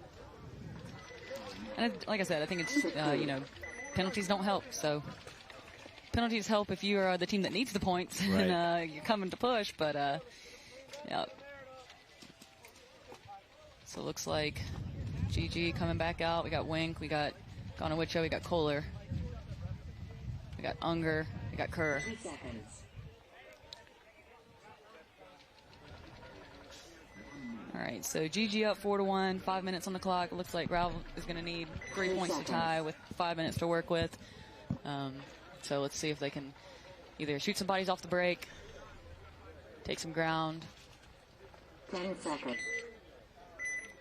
They have Callahan back in. I wouldn't be surprised to see him try to get into this 50 pretty quick. No Haber for GG, so I would not be surprised to see them go a little shorter. Kohler's going to go straight to the D3 for GG, but they're also going to go to the snake little brick here as well. I believe that's Wink. Yeah, going really low. Yep. Callahan is also in the snake 2 here for Grau, with Freese behind him. One body coming off the Dorito side for Grau, but I don't know if they know yet that Callahan is here in the 50 snake. If he can go ahead and catch them by surprise. Right now, he could actually probably make a little bit of a move. Yeah. Only the home looking his way. He could put that home in. That little Haber move where he comes low and just one hand stabs. Exactly. Yeah, because the home, from the way they're sitting right now, I think that they can see the outside of this little cake on the 50, but I think that's the only gun he'd really have to get through, and I think Callahan's starting to realize that. They picked him up. The home, you were right, the home saw him. Is that two, or that's still the only body? Only one body coming off for Grau right now. Correct. So GG's in the Dorito 3, the little Xbox, the home, the snake can, and the snake mini wall right here. Yep. See if this is gonna unfold here in a second. Unger here for GG definitely is aware of Callahan here, and I think he's listening to his gun. He knows he's close by. Freeze making the move behind Callahan over here on the snake side. Wilkes makes a backfill from the center, lay down brick to the home for Grau. Making his move out snake side. Okay, so we get a kill off of GG here in the center, so Grau might be putting something together. Ooh, okay. Callahan definitely aware that Wink is here right in front of him. And now the home has switched for GG, so now would have been the opportunity for Callahan to kind of make that move, but GG did a good job, though. They switched the snake side cans to be heads up once the home looked away. Yeah, but I think this is where you use that move you were talking about, though, that kind of low move. But the thing about it is that I think Callahan knows that if he starts to crawl, if Wink happens to come out on the wire, I mean, he's toast. So Wink waiting for that inside kill. Does he get it? Wink definitely keeping his head on a swivel here, waiting for the move from Callahan. Meanwhile, it looks like Zach Freese for Grau is going to go the inside route to see if he can go get a drop in on Wink. But the snake can definitely is aware of that move. Looks like Mike Kerr is pounding that through that gap just to make sure that. Yeah, he's communicating that right now as well. Yeah. Very close quarters here on this layout. 2 minutes on the clock, so Grau's going to need to put something together here. Meanwhile, GG is doing exactly what they should be doing, playing it slow, make them come, hold the zones. Kerr's bunk is getting very tight when they're in. Grau making a move down the Dorito side. It looks like he's clean. Lyle Wilkes ends up dying, so GG gets the move here on Wink, gets the kill on Wink. 2 in the snake for for Grau. I believe it's just Kerr left. And they're going to go ahead and take him out. That was an interesting turn of events, I think.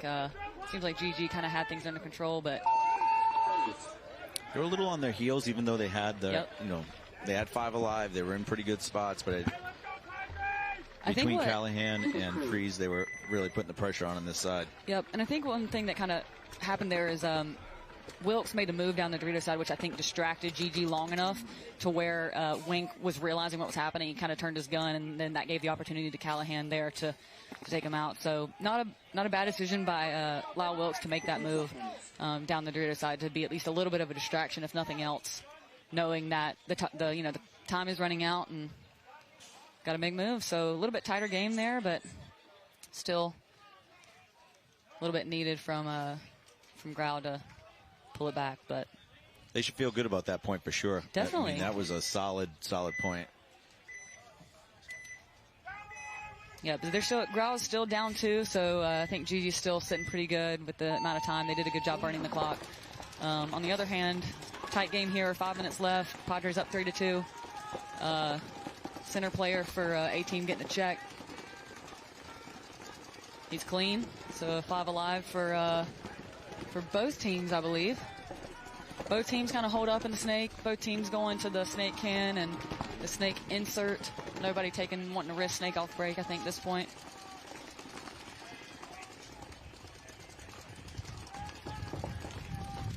For 18, we've got home, we've got snake can, we've got Dorito corner. The center lay down mini brick shooting snake way, as well as the snake insert. For Padres, we've got the snake can, the snake insert. It looks like the Dorito corner, Dorito 1. And I'm guessing the home, I cannot see, but a good 5-on-5 break here. Yeah, Padres are up 1 with 4:20 to go.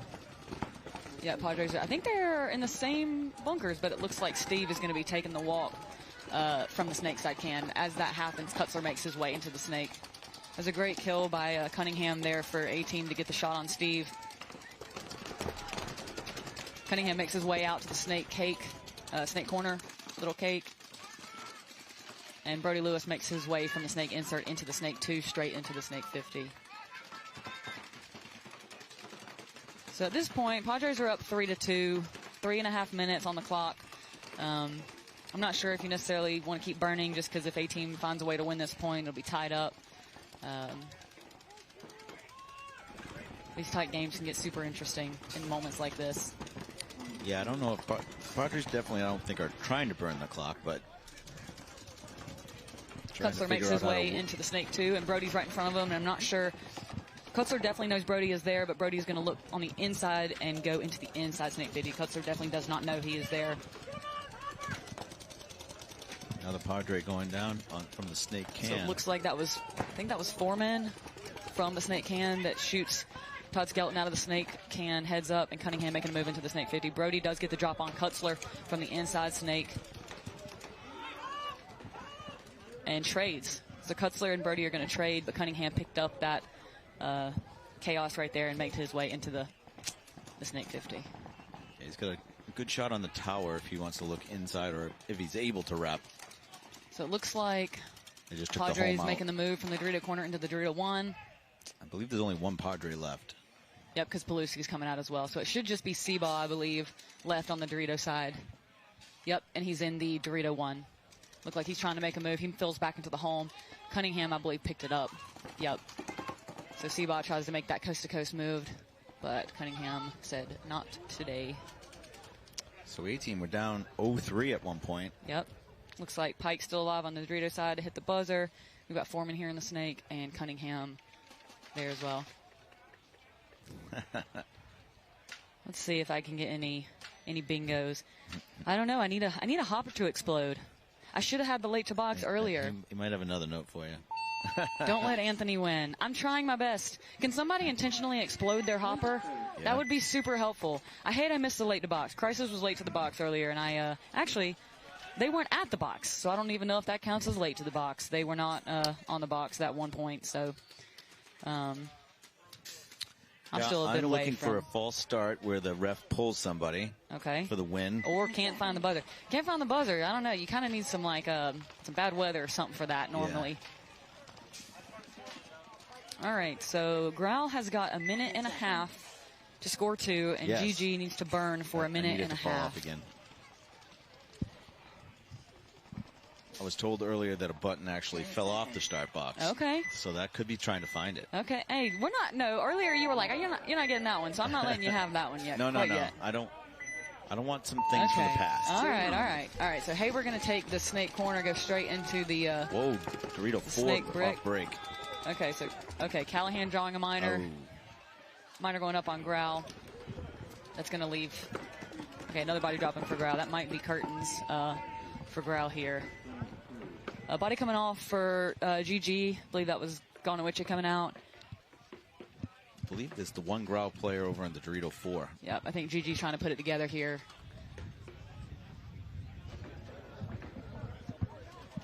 Haber's still pushing in the snake. He looks like he's looking for that. Yeah, so it looks like Marchese here in the center trying to make a move. He's going to backfill into the Dorito wedge. There might be two. Oh, yep, one just came off. There's one more. Looks like, is there a penalty happening? It looked like the ref might have been. Nope. Not a penalty, but Haber did pick him up on the move. Okay. So that will be the last. I don't know. There's bodies still coming off for. I mean, there's 2 bodies left here. Looks like we've got Unger and Haber still alive for GG, but 3 bodies had come off for GG. I'm trying to win some bingo, man. He says there's no honor in bingo. I'm trying to win this one, but I need somebody to go out of bounds, maybe argue with the ref. Sorry to the refs for needing that to happen, but I need somebody to argue with the refs from a bingo here. All right, looks like GG is going to get that point with 7 seconds, so that should be it for that game. GG going to take that one 5-2 against Growl. Got almost an overtime point coming up here. Now you got 1:55 left in this match. Padres and A-Team are tied 3-3. A-Team was down 0-3. You had a similar situation just like this. So. Yep, absolutely. Absolutely. So do you think the momentum goes to the team that's coming back, or, you know, the team that's 3-3, no momentum? I think right now, I feel like the momentum is on A-Team's side. I think they're feeling it. So. But this, like you said, this is exactly what happened to us. We were down 0-3 and came back, and then ultimately we ended up losing by 1. But I definitely feel, in our situation, we definitely felt like we had the momentum. Just like little things here and there that didn't go our way there at the end. But we'll see what Padres decide to do here with our 1 minute and 55 seconds left. They're going to go a little pocket. However, they are going to take the Dorito 3 off the break. So they're deciding to push a little on the D side. However, Steve for Padres is going to be taking the walk out of the can. That's a uncharacteristically early death for Steve on Padres. Definitely a very clutch player. Somebody you definitely need to be staying alive in a scenario like this. So it's going to be up to Skelton here and Kutzler to hold it down on this side. Meanwhile, you've got A-Team. A-Team is sitting in the snake insert, kind of posted. He doesn't necessarily look like he wants to make a move. He's playing very tight in there. I believe that's Brody again. I think they're spinning the same 5. As I say that, Cunningham moves out to the snake corner to shoot the wire. I think expecting Kutzler to come up in this 50 snake here. Okay, now both Brody and Cunningham looking like they might want to make a move. Brody does come into the snake insert. Oh, Yep. I'm sorry, the snake. 1 minute to go. This could be it right here. Brody's in the snake mini W, and Kutzler matches him up. So both players in the same bunker here on either side of the field. That Dorito tower is terrible. Yep. So the Dorito tower, when he shoots over here Snake Way, it blows paint all over our setup here in the booth. So pardon the interruption. Kutzler's looking for a kill on the inside. He's got Skelton right behind him in the snake insert, watching over his back. Both teams kind of looking for that same thing. We got Brody up here with Cunningham behind him. And on the D side, we got to fill out to the Dorito corner by Paluski. Meanwhile, Roros is looking on the inside. A-Team so also has the Dorito corner. Both teams are really playing for overtime. It looks like that is the case. I mean, there's 15 seconds left on the clock unless something crazy happens, a major of some sort. It looks like, was that Brody that just took the walk? Yep. So Brody takes the walk. 7 seconds to go. The Padres going to try to... All right, so Paluski makes a move to the center, but not enough to hit the buzzer. Paluski goes to the center to take out that laydown break. That was Melichek there, but not enough to hit the buzzer because Cunningham was still in that snake corner, and I believe got a ball on Paluski there. Not a bad, move to recognize the countdown and seeing that you might have the opportunity to take it, and I think that's, a pretty good decision there on Paluski's part to try to make something happen. Yeah, we're going to be back for some overtime. We're going to do a quick commercial because we are in X-Ball now, so we'll have a 2-minute break, so stay tuned.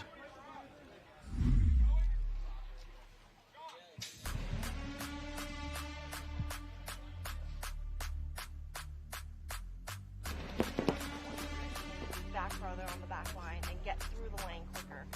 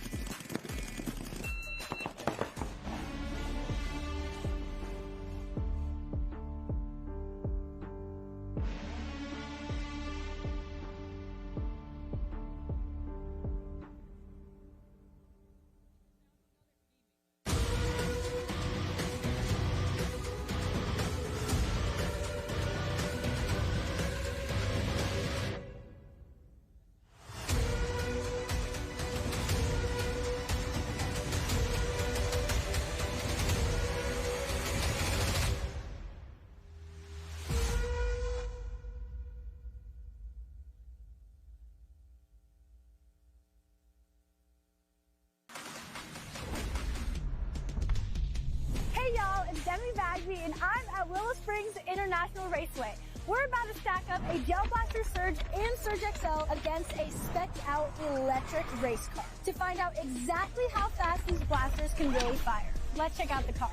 What's up? What's happening? I've heard so many great things about you. My name is Demi. Craig, good to meet you. Look at this car, dude. This is awesome. I've heard so much about this car, and I would love to hear more straight from you. Absolutely. This is the ultimate EV track monster by Unplugged Performance. But you know what? Before I give you the details, let's get in the car. Bet. Let's go. I got some gear. Come on. I feel like I'm in a spaceship, dude. There you go. Yeah, let's freaking do it. Let's do it. Fast. Bye-bye. So what made you start driving, like, souped-up Teslas? 10 seconds. Sorry, I forgot to unmute myself. All right, so we're back here for the overtime point between Padres and A-Team. It looks like A-Team spun that same line again. Both teams going to be going short into the snake insert. Looks like first body's going to drop from the Padres Dorito side. That's going to be Rose taking the walk. I think he tried to go deep off the break, which had been working for them, so not a bad decision to try to get that ground quickly.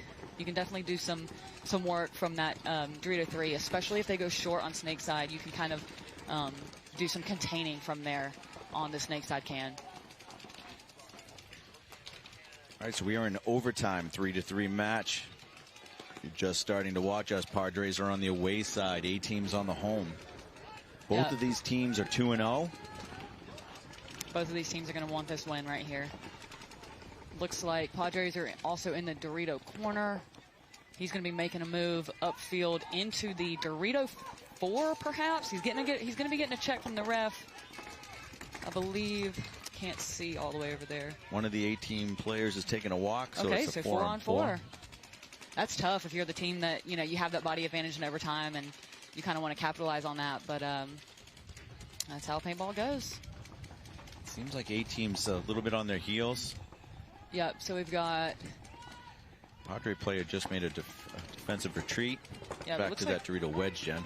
Yeah, it looks like the Padres are a little bit crossed up. They've got Kutzler and Steve kind of here looking Dorito way from the snake side bunkers, and they have their home posted up here on the snake, looking to just kind of hold that off since Brody's stuck here in the snake insert for A-Team.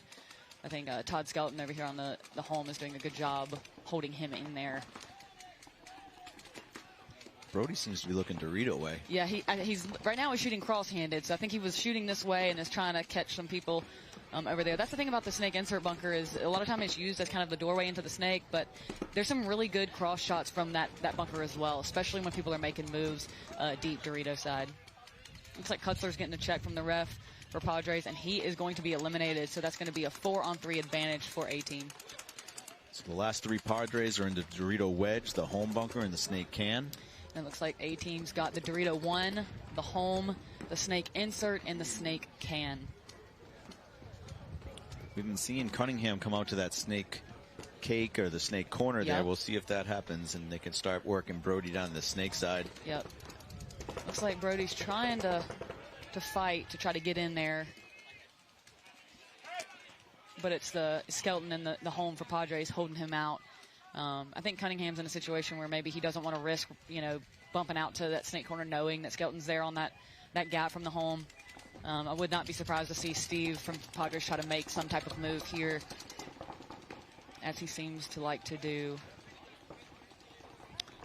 Paluski is pretty deep on the Dorito side now. I think he's in the Dorito 4 for Padres. The A-Team player is launching. Another uncharacteristic death for Steve coming out of that snake can. However, Skelton does get a ball in on that Dorito player for... I think that was Josh Pike, but there's another A-Team player on the tape over there. Yeah, but Skelton did just make a move down the Dorito side, and he's going to be getting shot as well. So I believe that that's it, and Brody's going to come run it down for A-Team to take the win in overtime. So there you go. I mean, that was the answer to your question. I mean, Padres were up 3-0 at the start of this game, and A-Team had to try to find some rhythm and find something that worked for them, and it was definitely this line here that they spun for the last, what, 4 or 5 points? Yep. Because they put up the 3, and then they had the 1 that went to the stalemate, and then the overtime point. So sometimes that's how it goes. You have, you know, a line that you think is the starting line, and you mix it up, but when you get into that rhythm, it's just something that, you know, sometimes it just clicks on all cylinders, and it works out. Yeah, the coach definitely found some chemistry and some combinations that worked right there. Yeah, because I mean, I don't think that Brody and Foreman were even starting originally for A-Team, but you know, they were down and it was time to put somebody new in, and I think that that's a situation where sometimes it's just the right change and it works out in the long haul, even if it wasn't Plan A. So great comeback there by A-Team to secure that one. So now we have A-Team that'll go on 3-0, Padres 2-1, so they each have one more match left. I think we're going to be kicking over to a commercial soon. But I want to say thank you to Jen for coming out. And you'll see some Matt Falvey coming up soon. I mean, I'm just upset I didn't win bingo, but thanks for having me. It's always a good time here. Hope to see you guys soon. Yeah, maybe tomorrow, but hopefully not, right? Hey, hopefully not. Hopefully I don't have the time to get over here. But if for some reason I do, catch me back here, guys. Alrighty. Thanks again, guys. We're switching the program.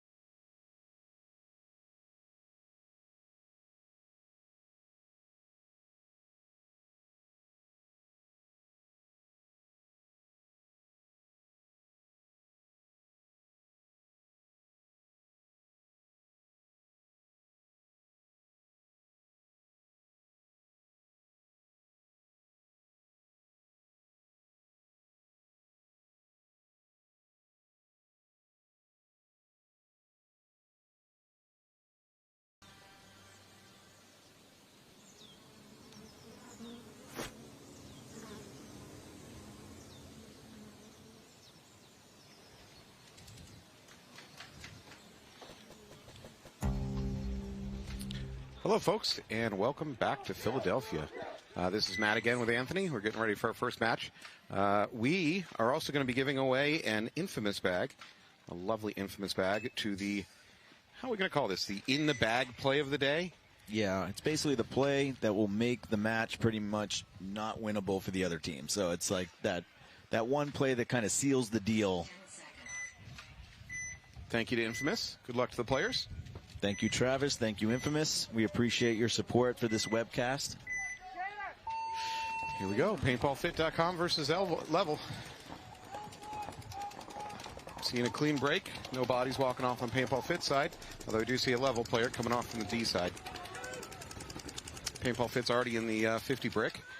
Wrapping. Fast. The Level has nothing opposing him either. There's nothing in the snake to slow him down. So he wrapped, shoots the home. Level's down to 3 bodies. Level, oh, another body. Yeah, Level's down to 2. This is falling apart. Level really needed to challenge this snake. And that's it. That's clean.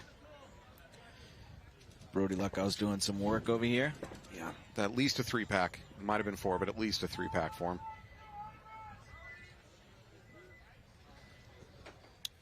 All right, well done. Paintball Fit made it look easy. I don't love the fact that Level didn't really challenge the snake. They didn't get out there fast enough. They could have at least gotten somebody to the corner, maybe wrapped on the snake corner and try to put him in. But he just had free reign to do whatever he wanted. Looks like Chavez is going in to hang the flag. Hit the button for all you new players.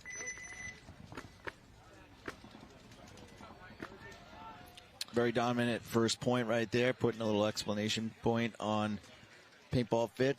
They've already, I think they mercy ruled their first 2 matches. I know they've won their first 2. So let's look a little bit at the head-to-head here. Yep. Paintball Fit, a strong win percentage in this one. 80% win on points. Level a little bit lower. Well, a little bit lower at around 27-28. So Killers also 62, 63 something-ish. For winning percentage change points, DMG down at 22, which makes sense because Killers come into this event the number 3 overall team for the season, and Damage comes in the 26. But we did watch DMG. We did watch DMG yesterday, and I thought they looked pretty good. Well, DMG big bite. Yeah. It takes the walk. Too big a bite. His eyes were bigger than his stomach. That was Spencer, maybe number 29. Yep. So we got Killers up in that brick. Again, not a good situation because he's not opposed by much of anything. The mini brick. Oh well, I was just about to say the mini brick in the corner was trying to slow him down, but mini brick just died out of the middle. I don't know if this is Sebastian Lopez or not right here in the snake. No, now he's got backup. This backup is going right by him. That's usually Huska. No, that's his front up then. That was your commentator friend from earlier. So Killers own the snake, completely own the snake. They haven't even taken out a lease. They just own it, lock, stock, and barrel. They finished all the payments. So Huska's up in the DMG side of the field, while Sebastian Lopez is over on this side, kind of keeping that snake can in. So you can go ahead and see that Killer player at the S2 if he wants. He could bump outside to the, well, yeah, he could bump outside to that mini wall if he wanted to. Unfortunately, there's a yellow on DMG, so it's about to get a whole lot worse. There's one DMG player desperately trying to run up the Doritos sideline to get away from the mess, and one of the faster refs has to track him down and pull him. Huska took one in the back of the head. From his teammate? I think it might have been. Yep. Like they say, you always hurt the ones you love.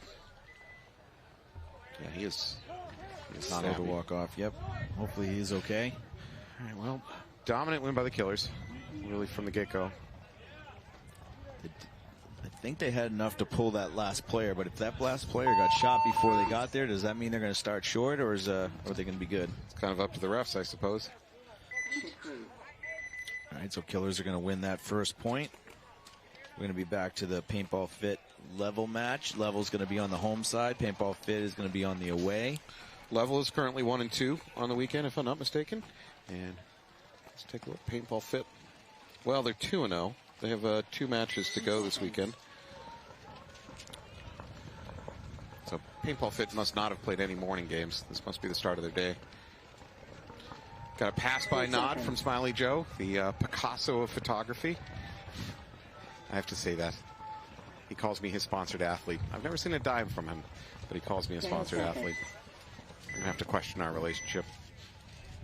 Alrighty, so they're taking the top 12 teams, moving on to tomorrow in the semi-pro bracket. A little bit of a false start, but one of the PV Fit players. Oh, does he? If he gets eliminated? No, the refs. Oh, like the WWF, the refs didn't see it. All right, so that was not a false start death, is what we're saying? No, it's not a false start death. Well, that benefited. Oh, that would have won you the game. Matt. And a penalty on Fit. Keep your mouth shut, Matt. So as dominant as Fit looked that first game, not as healthy this game. I think we got 2 Fit players left. We got 1 Fit player left. A little bit of a stumble, but Level gets into the Snake Rick. He's wrapping it. Would you call it a trip and fall? It was a stumble. Let me look over my shoulder at the bingo board before I start declaring it a trip and fall. Oh, that would help me more. I'm going to call it a trip and fall. No. He didn't actually fall. Good point there by Level. Yeah. Good off the break shooting. Got Brody going into the Snake. I don't know who actually got the penalty. I was just about to ask if you saw the cause of it. So yeah, I don't know if it was they called it on Brody diving into the Snake. I would assume that is what the call was. Yeah. So right now, if you go by the current standings, we have Blastcamp in first, Ology in second, Blastcamp and Ology are the first 1 and 2 coming into their brackets. Nasty and Colorado Blitz and Royal City Sea Dogs and Newbies are all moving in.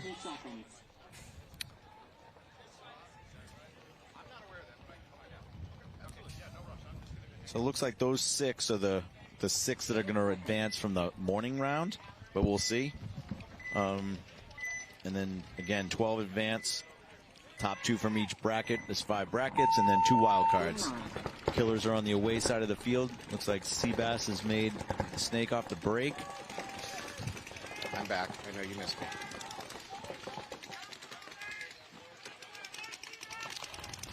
See a body walking off on the other side, so oh yeah, you've got actually 2 bodies coming off from Killer's side.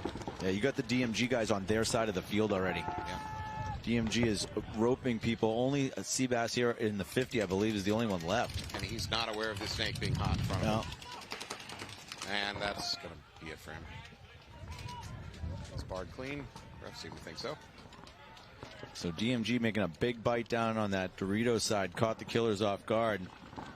And are quickly going to even this up. So today we're seeing more action down the Dorito side than we saw yesterday. It may be because teams are sensing that there's not a lot of defense going on over there. Oh, wow. I think there was one last Killer left. I spoke too soon. Oh, no. Bard gets caught in the open. Oh, my God. That was 4 bodies walking off for DMG.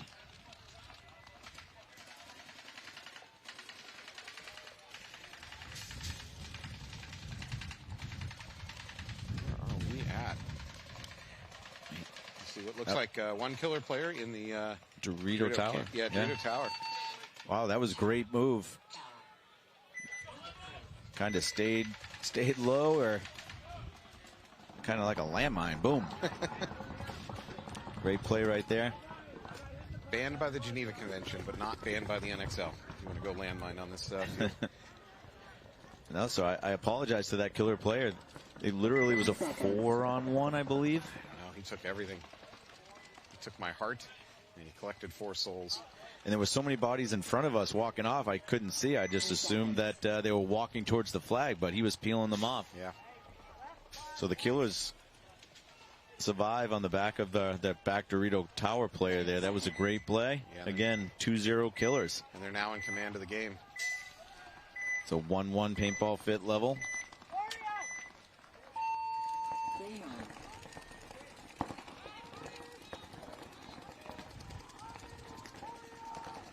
All right, one of the level players is taking a walk, but one of the level players is also at the center 50.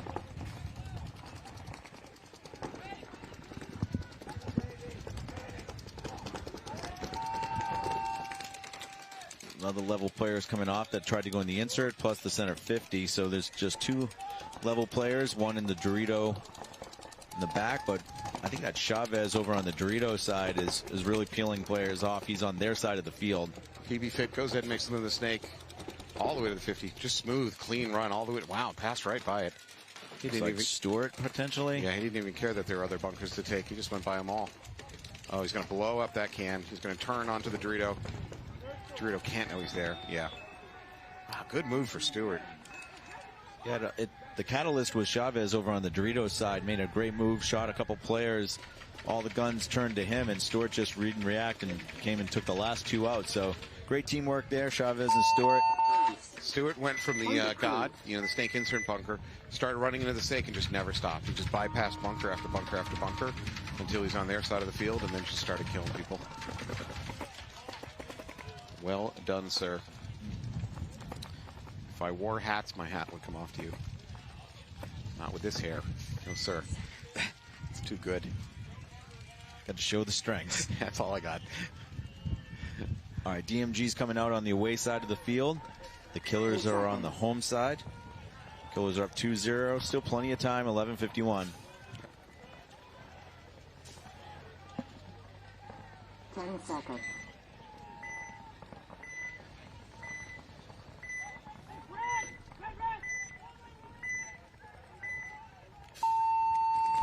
Here we go. Oh, nope. DMG player tries to wrap around that corner and slide up into the snake brick and does not do it. One of the Killers is taking a walk too, so it's a 4-on-4. Killers have taken control of that big snake brick at the 50, though. He misses a chance to catch a DMG player making the fill from the corner into the mini brick. His gun was pointing that direction, but I think it was just a hair too late.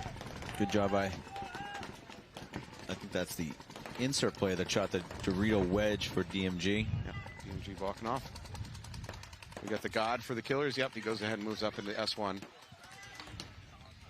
There is some opposition here from DMG. He tries to wrap, which, oof, that was awful close.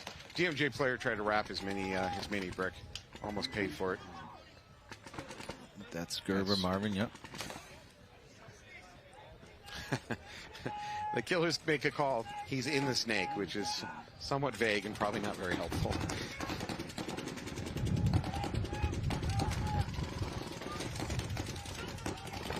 Ooh, I don't know if you want to come around that edge, Killer. You do. No, I'm right. You do want to come around that edge because he comes around that and just instantly snapshots out Gerber. Looks like Sebastian Lopez again. Oh. Okay. All right, I'm going to give that Killer player karma points, the one in the 50 brick. He just waved a ref out of the way because he was afraid he was going to light the ref up trying to shoot the player he wanted to aim at. That is, thank you for that. Good work, Killer Lopez. did drop. That is Sebastian Lopez, a Team USA player. USA, USA, USA. Come on, everybody at home, start chanting. 2020, either 2021 Team USA player.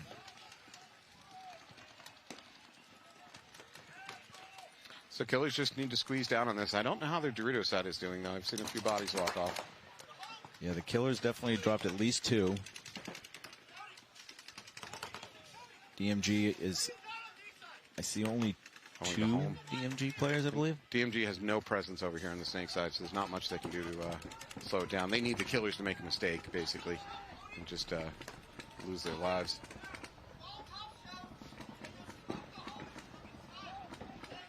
That's interesting. So Lopez on the outside of the brick is giving instructions to his teammates exactly where to go and exactly where to shoot. That is great on-field leadership. I mean, that's really impressive. Especially from a 20-year-old. Yeah, he's just joysticking his teammate.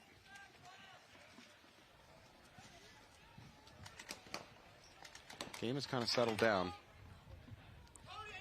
What are we doing in time? We got still got 9 minutes. Certainly a lot of time. Killers taking this one slow. They're up 2-0. I believe DMG might be into their Dorito 3. At least the Killers seem to think so. So DMG makes the bump from their home over to the snake side can, which is good. Helps oppose. Oh, is this too much? It's not too much. So he makes the bump out to the corner. The DMG player does. Killer player getting a look from the ref. Ref calls him clean. That's the last DMG. Yeah. Right there in that baby. Yep. All right. Killers are going to go up 3-0. Let's take a look. Killers were 1-1 coming into this match. DMG was coming in at 1-2. So both these teams really need to win. I'm not sure the overall standings where we're sitting at and what exactly these teams need to be able to move on to the finals. Is 2-1? I'm sorry. Is 3-1 going to be enough to get in the finals? Is 2-2 with a high point differential? 3-1 should get you as one of your top 2 in your bracket, and that'll move you on. 2-2 with a high differential might get you a wild card. 10 seconds. So taking the field, we got Level versus Paintball Fit again. Paintball Fit's up by 1 point, 2-1. 12 points on the board. I'm sorry, 12 minutes on the board. Excuse me.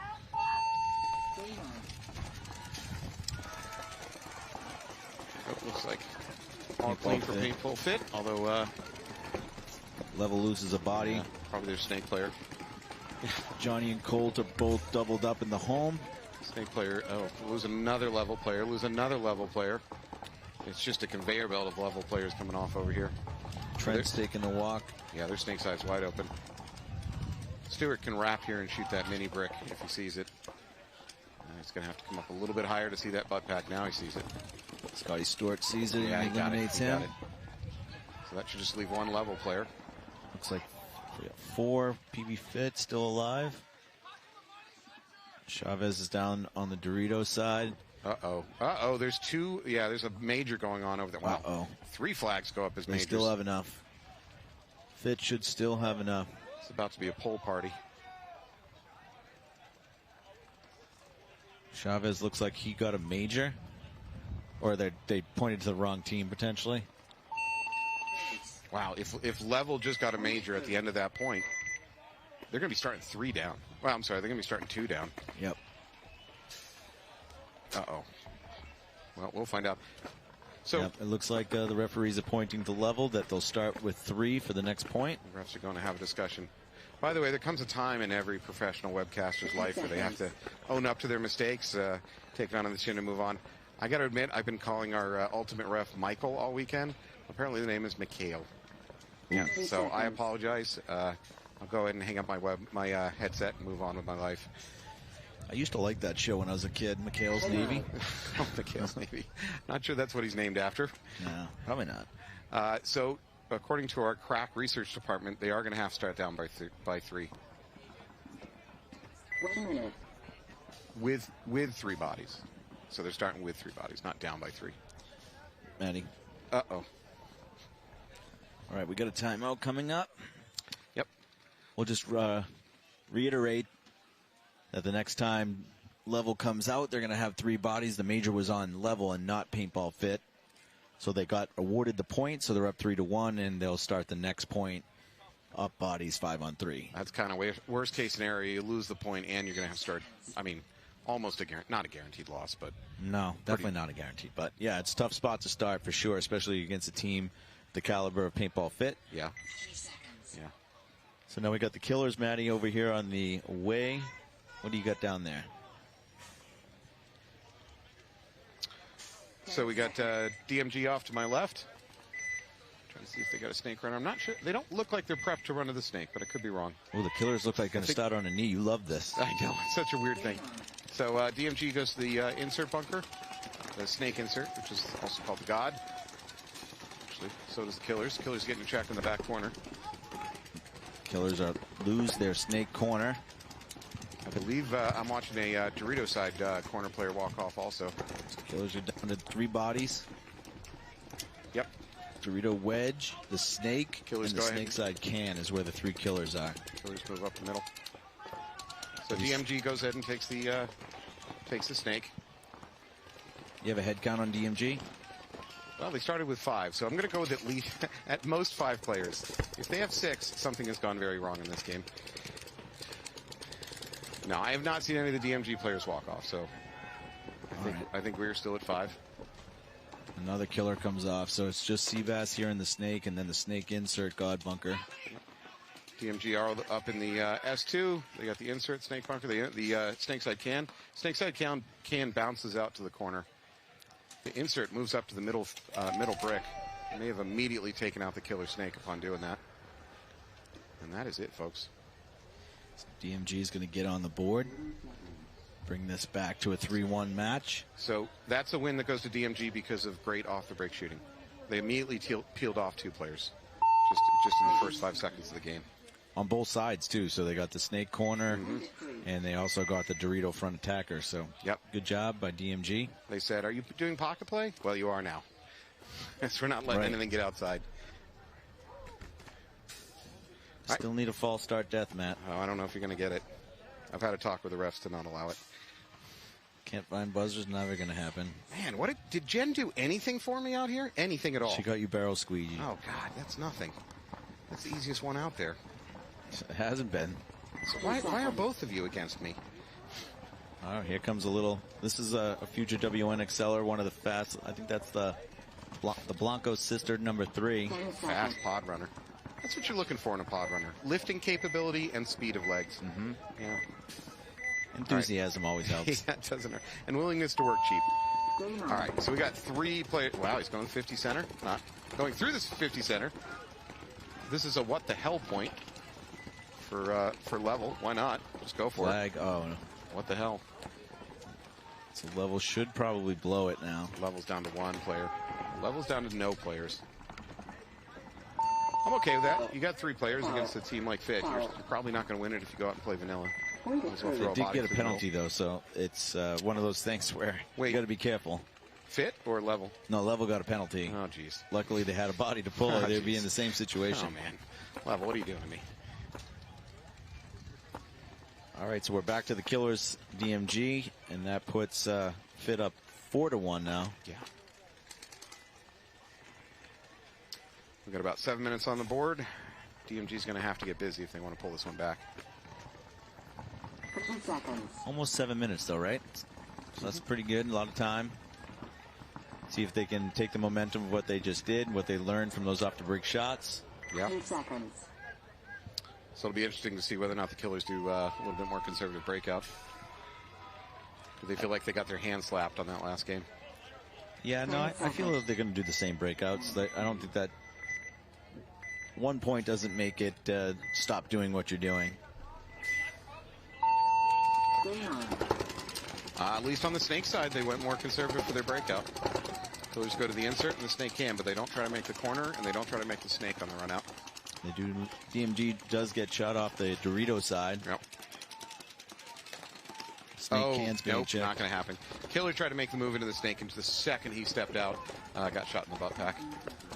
Good shot by the home player for DMG. Yeah. Uh-oh, there's a minor. Oh, was that arguing with a ref? I think it was. I think you might be right, because he didn't pull another body. Arguing with a ref. Yeah. Oh, no. Is that on your board? You know it is. Oh, no. Oh, it's on my board, too. Okay. No, that's only on my board. Well, I'm just telling the truth as usual.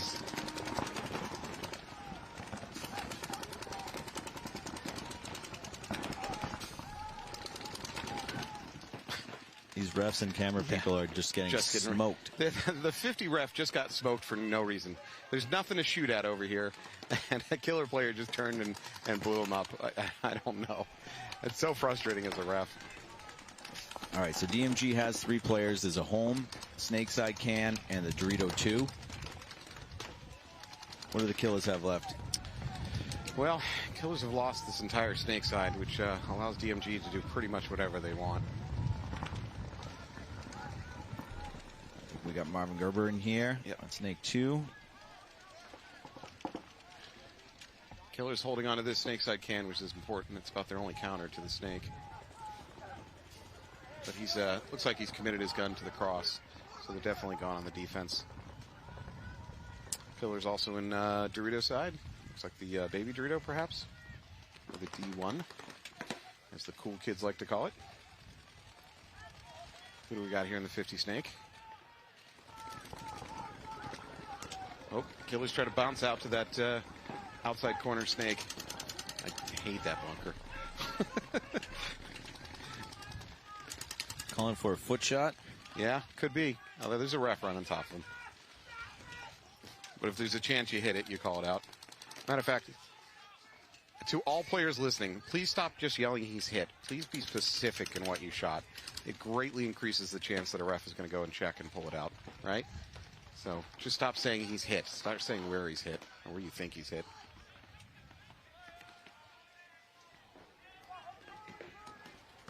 Okay, DMG has just moved on to the killer side of the field, and they're getting backed up as well. The other DMG player, Bard, being a little bit conservative the way he's moving into there. I think he could have just almost walked in. I'd rather see him not be lazy. Yep, agreed. DMG now on the other side of the field. They're in the snake mini wall for killers. Shooting cross. Probably going at that baby Dorito. Got a rough right on top of him though, so. Looks like killers might have made a move forward. Oh. Oh, there's majors. Yeah, killers made a move forward, but it's going to cost them a whole lot. If that's a major, I'm not sure they have bodies to fill it. They had at least one. Yeah. I mean, it is a major. I'm just not sure they have bodies to fill it. Well, if he had to hit the buzzer, then they had enough bodies to pull it, or they would have stopped time. Good point. Good point. Look at you. Big brain on Marvin. Speaking of which, I think Marvin did just hit the buzzer. Oh, really? That's Pulp Fiction reference that went just perfect for me. This is my day, folks. Peak webcasting you're watching right here. So I'm being informed there's a chance that they did call time before Marvin did hit the buzzer, so maybe they didn't have enough bodies to pull. You mean towed? Yes. Oh, so there's I'm being told by my crack research team that there's a chance the refs are looking at one of the guns too. See maybe whether it's shooting over the 10.5. Technical drama. So they've stopped the time. This game has 8 everything. seconds. I think they're letting the pod runner get off, maybe? Is that why they stopped? No, they're testing some gun. Okay. I mean, when your pod runner's a 6-year-old girl, I think the refs are going to let the game wait the extra second. Just let her get off the field. She's fast. Yeah. But yeah, they are checking the gun. I'd like to go ask Mikhail what the call is, but after I screwed up his name, I'm not sure we're on speaking terms anymore. Potentially. 10 seconds. All right, we're back to the match. Paintball Fit is on the away side of the field. Level is on my left, which is considered the home. Looks like they're going to double up home again. Yeah, Paintball heavy Fit. guns. Brody's in the insert bunker. Yep. Level to the God bunker, the snake insert bunker. I believe there might be also 2 guns behind the home over there. See a number 8 on Paintball Fit. I don't know who that is. Unless it's 81 and it's Jacobson. Yeah, that could be one after that 8. So clean breakout. I didn't see anybody walk off for either Jacob Johnson over playing the Dorito. As soon as I say that, there is a level player jogging off. I believe he might have either been behind the backline Dorito or that Dorito corner tower. Neither team is pushed into the snake, which is kind of a surprise. That's been the center point of this field the whole weekend. Brody does a different approach, comes right up to the center. Oh, no, through the center. Not up to the center, through the center. Did he take someone with him, or was it bad information? I don't know. Is he playing that tower? I don't see him walking off. I saw him get hit. I'm pretty sure he's walking off. Well, did the ref see him get hit? That's what's more important than whether you saw him get hit. True, but yeah, he's in the back line walking off. Jacob Johnson, I believe, just made it out to the Dorito 2 for Fit. I think we got Trenton over here in the snake corner, Colt in the home, Scott Stewart in the snake side can. Still no presence in the snake for either team. Both teams have the snake corners. I believe level snake corner is being held in perhaps with a snake side can of Paintball Fit because the home is not looking that way. Ton of time in this match. I believe they might be calling a Fit player out on the Dorito side. I saw a ref make a hand motion. Yep. Johnson's taking the walk. So I'd love to see that. Well, I'd love to see either team really push further in the snake. That would be the game-winning move here. Another level player's coming off. Johnson may have traded.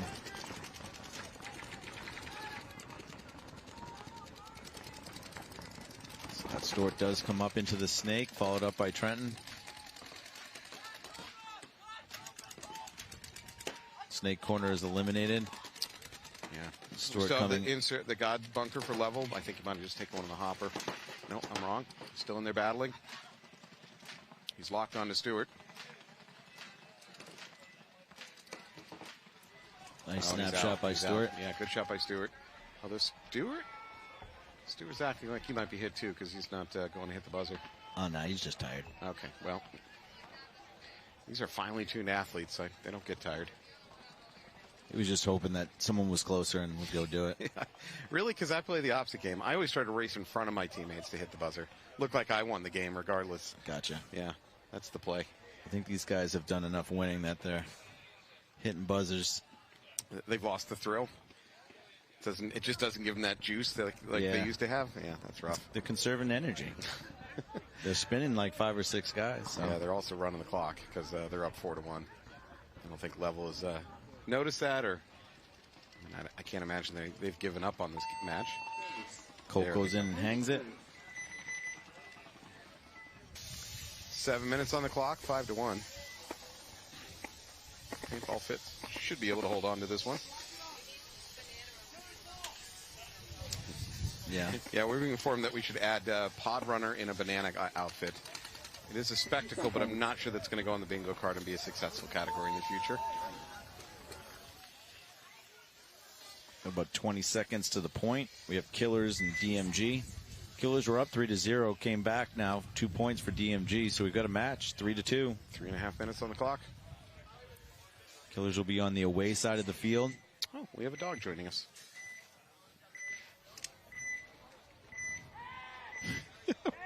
Hi, buddy. How you doing?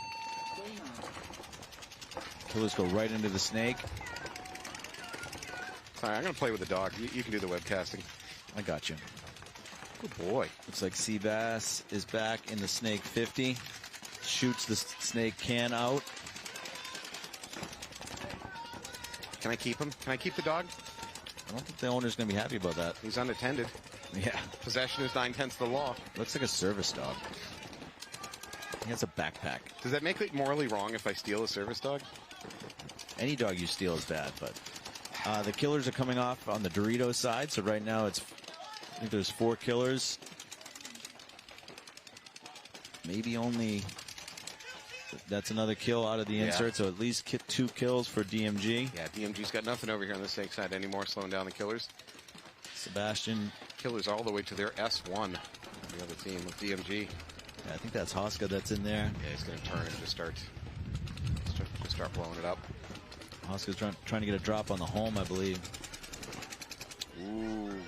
Yeah, he got him. Good tag team going on here with Hoska and Seabass. Yep, there it is. It's a song reference for our older viewers. All right. If you know who tag team is. That's going to be it. Towel? Yeah, they toweled out. A towel I kind of disagree with it because the Killer was definitely ready to hit the buzzer. Let him hit the buzzer, and then there's always a chance he's dirty. So the Killers come back 4-2 now. Back to the Paintball Fit game. Fit is well in the lead on this one on level. There's 7 minutes left. They're in danger of mercy kill at this point. So again, this is the afternoon bracket for the semi-pros. We're going to start getting down to the nitty-gritty of what teams are going to make the playoffs. They're taking the top 12 teams. There are 5 brackets right now, so top 2 from each bracket. That'll consist of obviously 10 teams, and then 2 wildcard teams that will be taken overall. 10 seconds. So Paintball Fit coming into this was 2-0, and Level is 1-2. If Level loses this match, which it looks likely that they're definitely eliminated. Levels off the break here. They come to the snake corner. Paintball Fit a little bit more conservative in the breakout, and it pays off because they get a kill. We had an overslide. Is overslide bunker on the? Good question. Overslide. There was on it. Oh yeah, there is. All right, we got one of those. I like that. And Level is going to lose this one. Yeah, more Level players walking off. At least 4. There we go. 5. Chavez is waving them off. Yeah. Paintball Fit just strolling down the field. All right. Back to the bingo card. Congratulations, Paintball Fit. We barely care because we got bingo to play. Good job, 6-1 for Fit. So on my card, I got overslide bunker. I don't, though. Top row. Argue with ref. Game finished. Let's argue with her. I don't think that happened. No. Nope. Argue with the ref. That did happen. Remember? That's why you got a 1 for him. We were going to pull that. You are correct. Oh, yeah. You need gun down for the win. You need gun down for the win, which doesn't seem to happen a lot. Let's see. What do I need, Sil? Can't find the buzzer. And false start death. All right. Well, no, a trip and fall. A trip and fall wins you the whole thing. Look at that. What? No. Yeah, the trip diagonal. Yeah, look at the diagonal. That's not diagonal. Are you blind?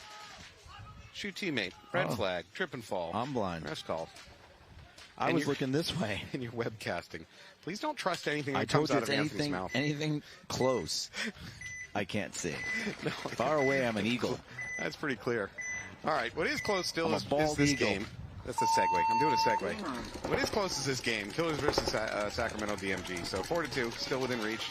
DMG needs to show some urgency. Oh, well.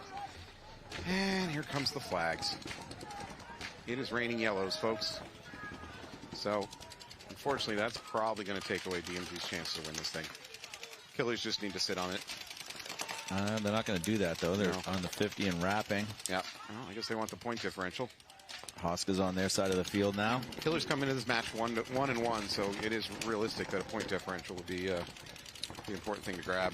Oh, this one last player, Killers are coming on their side of the field. Hoska's almost at the end. Yeah, he's in trouble. He's making a bump out to the Dorito. Actually, not a pretty good bump, to be honest. Gives him a lot better protection than where he was. Well, so much for that. And Hoska's going in. Killer's going to walk it in. Yeah, Hoska doesn't want to play story time. We're Yeah. going for X ball. Killers go up 6-2. We are 1 point away from a mercy. And we're each one box in 2 different directions.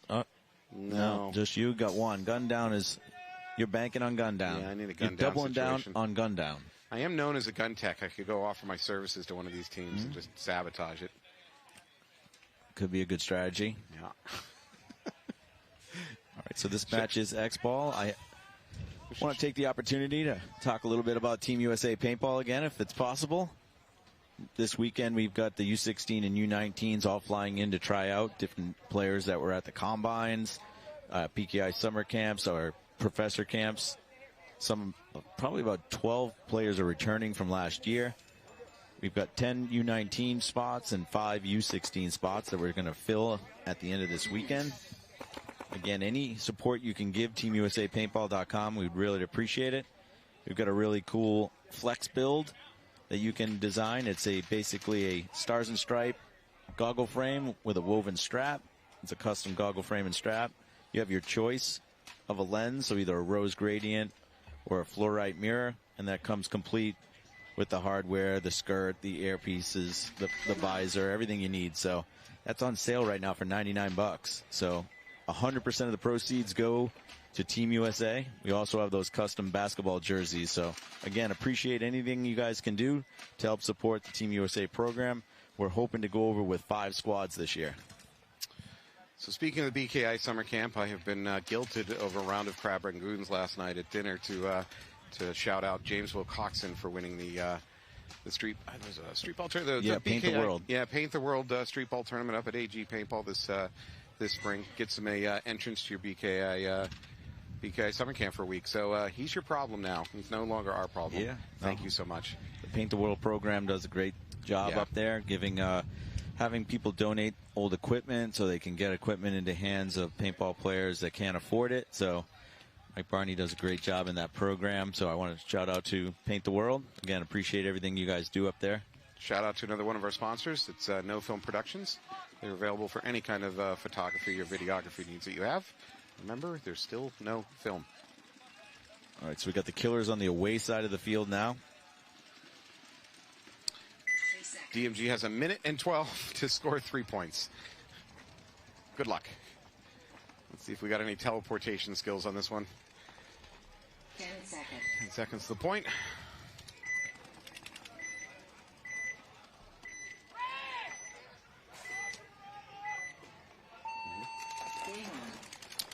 Killers are coming out a little conservative here, which why not? Can be seen as a good strategy. Up 5-2 with only a minute left. Yep, DMG loses a player going up the middle.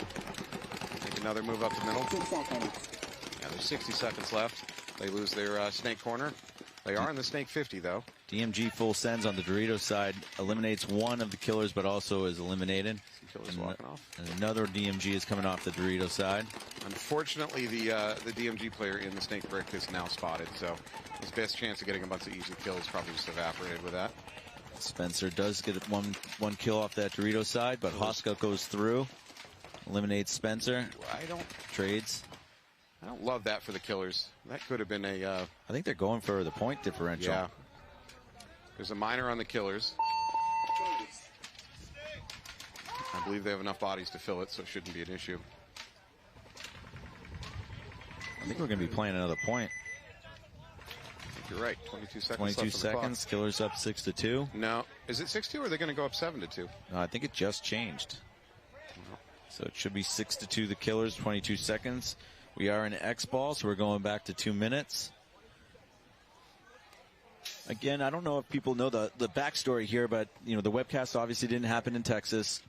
Matt Engels, along with Bob from Comp Paintball, and a lot of support from the industry, allowed us to have this webcast here in Philly. So I want to thank all those webcast sponsors: Hormesis, BKI, AG Paintball, Infamous, Sup Air, Planet Eclipse. So again, thank you guys for donating to this webcast specifically to make sure that this free webcast happens. And we want to talk about the bag. Let's talk about this Infamous bag that we got here. Yeah, so once again, Infamous was nice enough to donate us a beautiful bag. I might keep it. So it is going to go to the player that puts the game in the bag, meaning that in the right situation, they make the move or the heads-up play to just salt away the victory. So I think we might be a little bit past that point with the Killers. That may have occurred a little bit earlier in the match, but they want to lift it up so you can see it a little bit better, give it a little spin, little runway action. Yeah, we'll do the model spin. I watched a lot of Price is Right when I was a kid, so I know here's good show. Good stuff. show. Yeah, remember to spay and neuter your pets. That's what I learned from that show. That's right. That's a good one. All right, DMG is going to be coming out on the away side of the field. The Killers are on the home side. Probably just a technicality. That 22 seconds on the clock. I don't think DMG will go for it. Let's put out a line. DMG's taking the field. I could not blame them if they just didn't bother taking the field. No, they got too much pride for that. Yeah. Well, I just mean it's... Yeah. I wouldn't mean it's like some mark of defeat or failure. It's just... So if you don't want to get shot up. Out, they lose their Dorito side attacker, I think. That mini brick in the middle has something on his belt. I think he's going to get a minor for this. Yeah. All right. Minor. So there are 3 DMG across the back. So you've got the tower, the home, and the snake can. Killers with a much more conservative breakout. Time finished. Game time finished.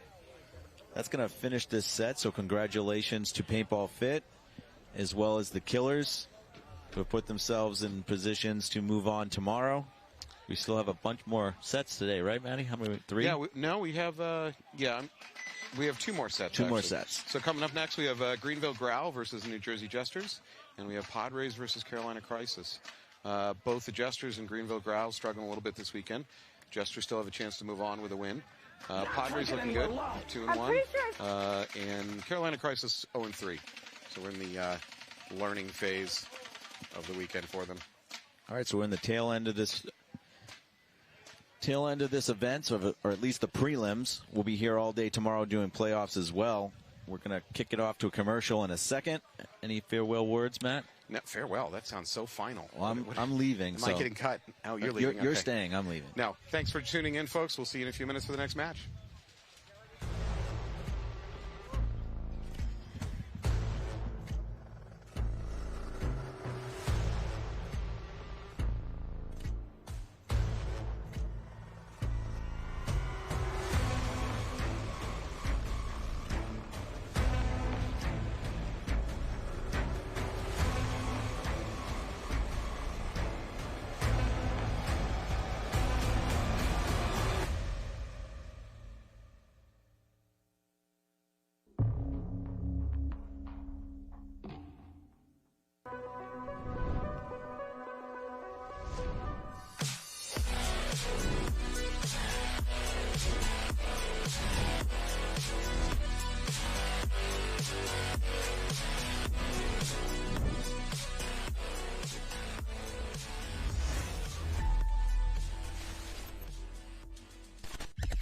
This is Surge.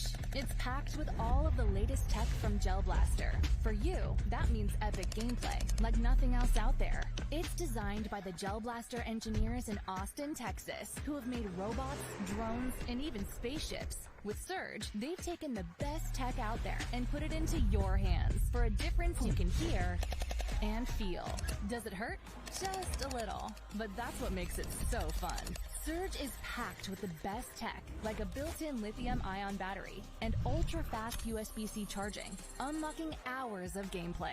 The high performance and precision comes from carefully tuned, ultra-strong gears and super durable internals, so push Surge as hard as you want.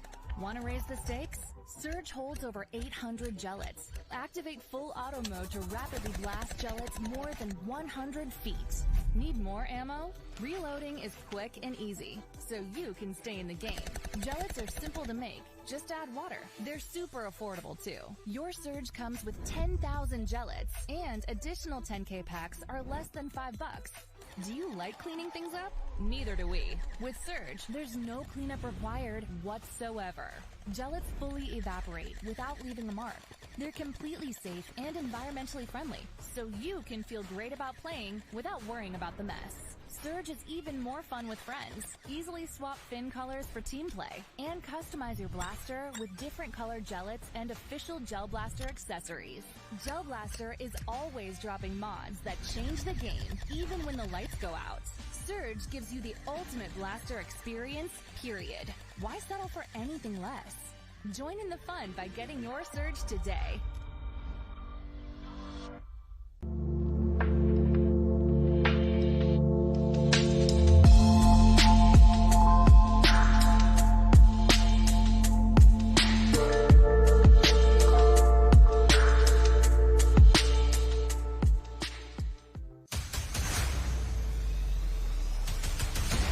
Enough is enough! I have had it with these mother snakes on this mother plane!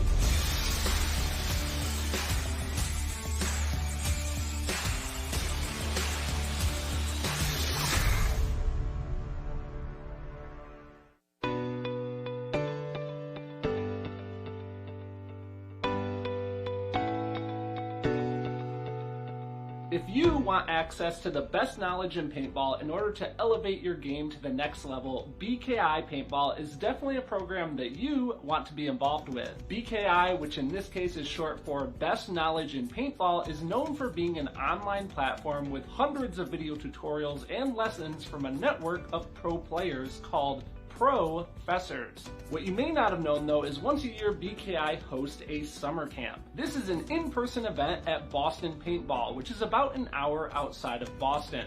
This event gives you 4 days of professional instruction from 6 professional players.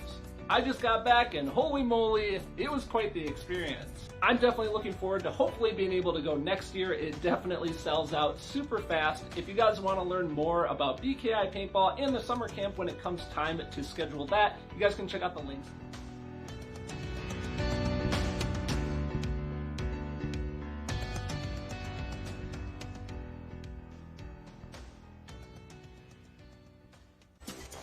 Portal has arrived. This smart target system from Gel Blaster brings a universe of gaming to your blasting experience, unlocking new ways to play, compete, and connect.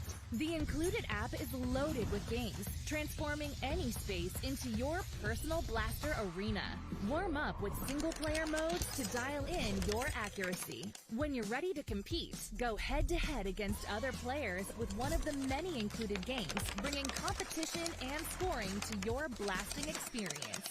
Easily connect multiple Portal smart targets to create a mesh network, unleashing complex game modes that will leave your favorite consoles gathering dust. And with multiple mounting and power options, get creative by spreading out portals to make challenging battle zones.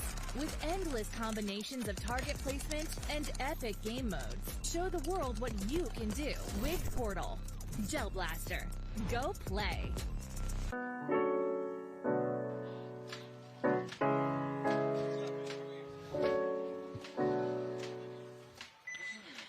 Hello and welcome back to Philly. Anthony has stepped out of the booth. I'm joined by a new member of the webcast, perhaps permanent, depending on his performance. Go ahead and introduce yourself. What's going on, everyone? Walker here with Carbon Paintball. Stoked. How's your weekend going over there in Carbon Land? It's good. It's good. The trade show's awesome, honestly. It's not raining like it was yesterday, so there's definitely a lot more people here today, which is great. Yesterday was biblical. Yeah, but there's a lot of good games going on right now. I'm walking around after I played the morning set. So. Oh, you played the morning set. Who'd you play with? I am with Ology. Oh, okay. Yep. So I was out here. Yep. I casted your games. I don't remember where you stand. Where are you guys standing looking for tomorrow? We are 3-1. Oh, so you're in good shape. Lost the blast camp, but looking to. There's no shame in that. Yeah, no. I feel good about it. Yeah, well done. All right. Hey, so I've already prepped him on the basics. He knows what's at stake here. He knows that he should let me win if he ever wants to be on the webcast again. All right, so we got Greenville Growl up versus New Jersey Jesters. Both really good teams. Yeah, Jesters straight in the snake. Actually, Growl is straight in the snake too. They're both going to the S2s. By the way, we're just going to use generic bunker names, right? Because every team has all their fancy call-outs, and the audience will be utterly confused.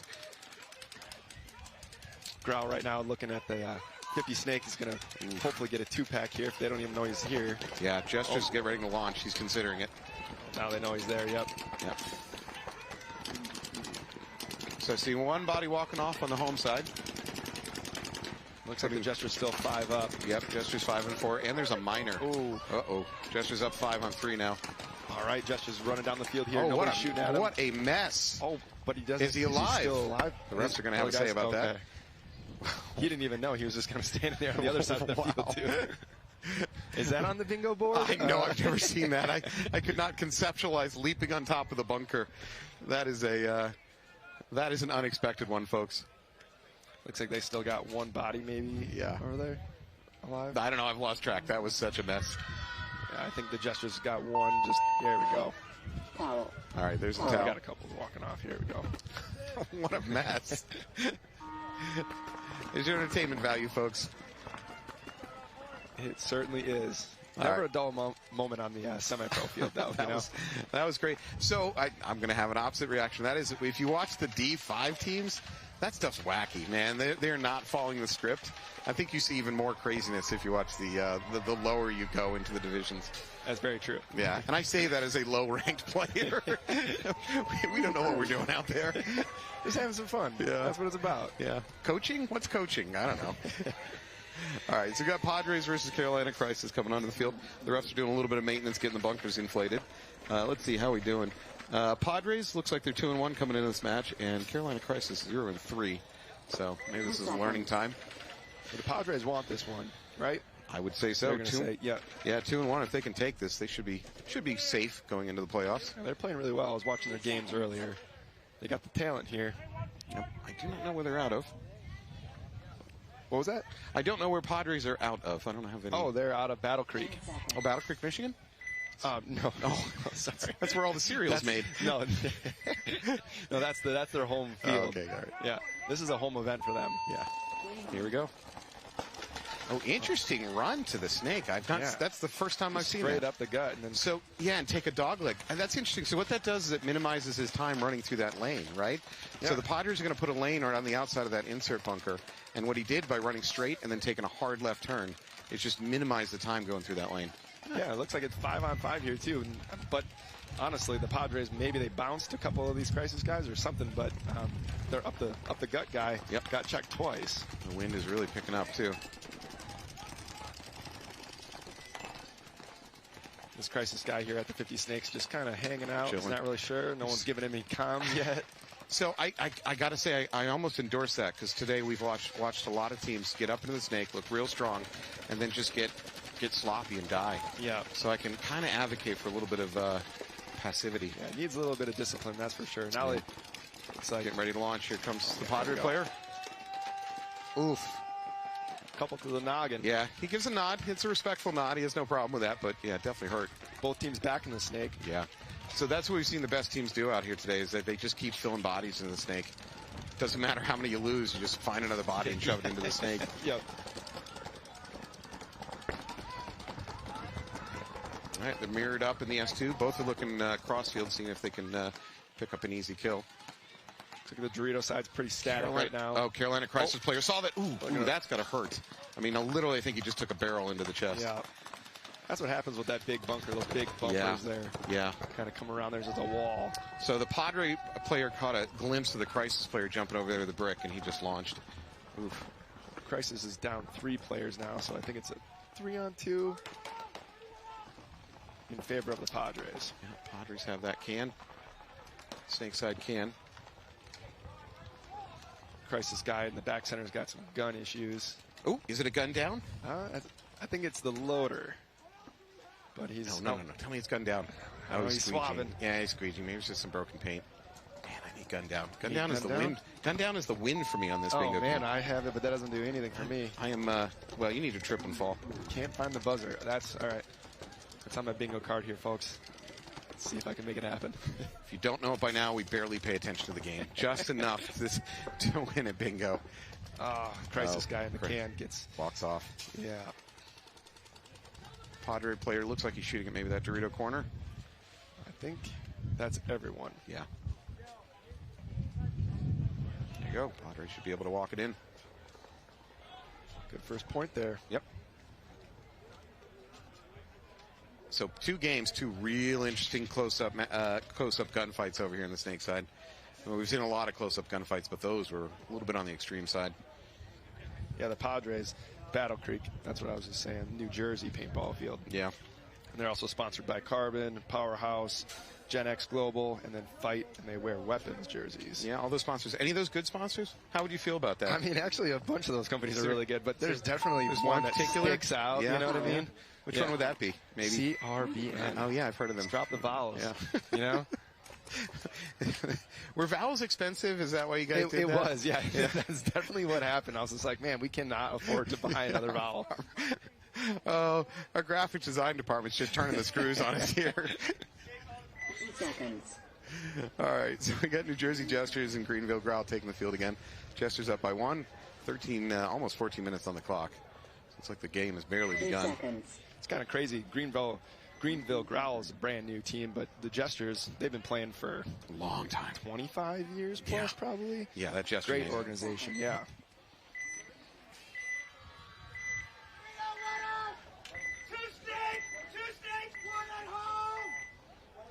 Got the calls on. Yep. Jester's making a little bit of a circuitous run into the Snake. Russ Say he's good. clean. Yep. It's going to go right up to that S2. They pull it short over here for Greenville. Don't love that. Yeah, they might pay for it, but they are up in that big bumper on that Dorito side, the first bumper. 5. Well, as soon as I was about to say 5 alive, one of the Growl players drops, takes a walk from the can. They fill in the can. Looks like that's Wilkes. By the way, that is always dangerous when you see a teammate die out of a bunker and you go, "Hey, I should probably take that bunker." Yep. It's as long as you know the situation, and maybe it's not a bad idea, but yeah, it's questionable. Yeah. All right, Jester players starting to wrap the outside of the Snake. Just taking a look at that God bunker, that insert. Yeah, he's got a clear shot to him here. Jester's kind of starting to move up the field in the middle. So you know what? If I'm that Jester player and I have that little of a vision on him, I think that also means he doesn't have great vision on you. Yeah. Maybe you can make that move up. Oh, but they do miss the Greenville player inside. But he's got a buddy next to him here. Hopefully they can put something together. But he doesn't know that he went to the Snake. So today, as a trend, I've been seeing teams put players into the Snake and say, I don't care whether that brick is hot or not. Just put your gun on it as if it is. Oh, man. 2 players walk off right at the same time for Growl. That just pretty much opens up the Snake side. I'm not wrong. Something's got to be going down on the D side. Growl is dropping. This happen too. Yeah, Growl dropped back to that Dorito. They drop back to the Dorito tower and the Dorito. Ooh, right off the top of the head. Yeah, Jester. Snake player. Full Jester player. What would you call that hair color on the Jester player? Cyan? Cyan? Wow, fancy.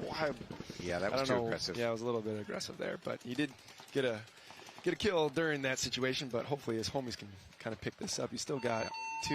Oh, all right. Looks like towel out. Towel. All right. Number 72 is the last guy in for Growl. So Growl drops to 0-2 on this match. We got Carolina Crisis and Padres coming back out to the field. Padres up by 1. 12 minutes on the clock. That's a ton of time.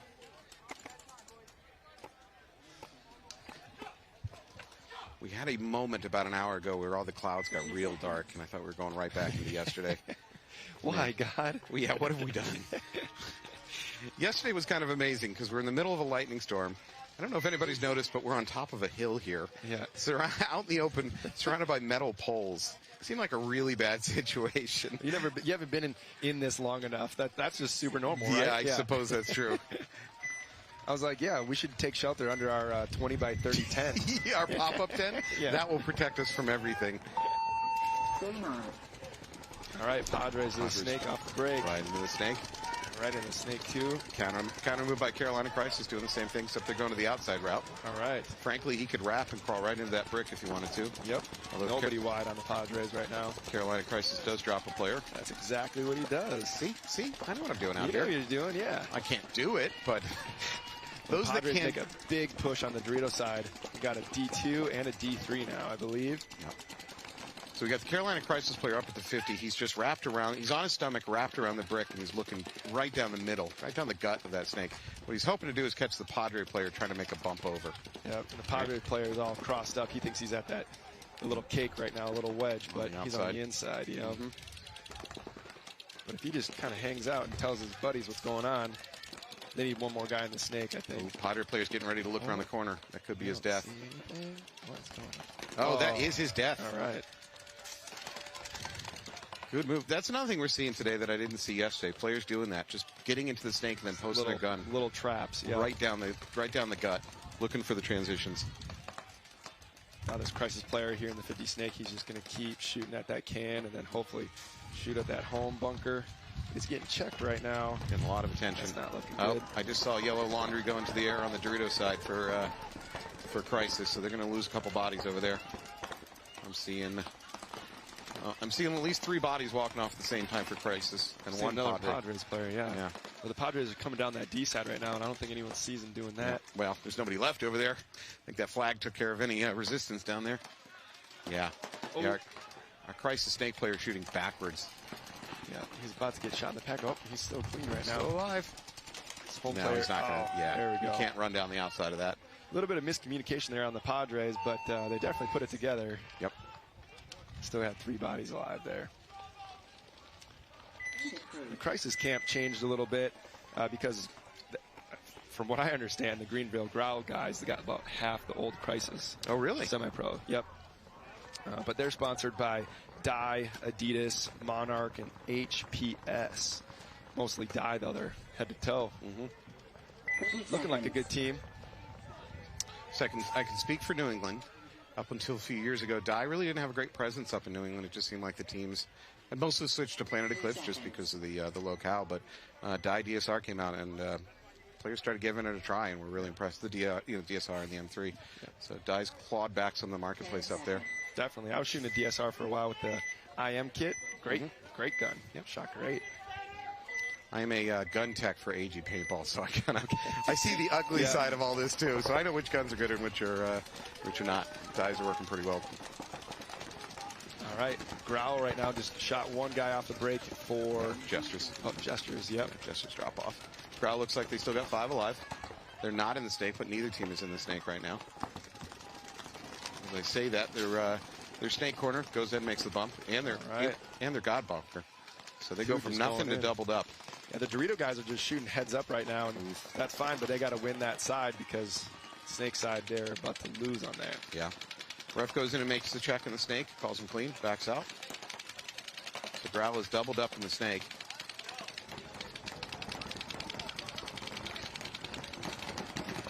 There's a whole bunch of shooting going on here on this 50 snake, but nobody really talking from what I can hear, but it is pretty windy. So also you should know these headphones cut off a lot of the outside world. Okay. So there'll be times that they'll be communicating and you and I will not be able to hear it.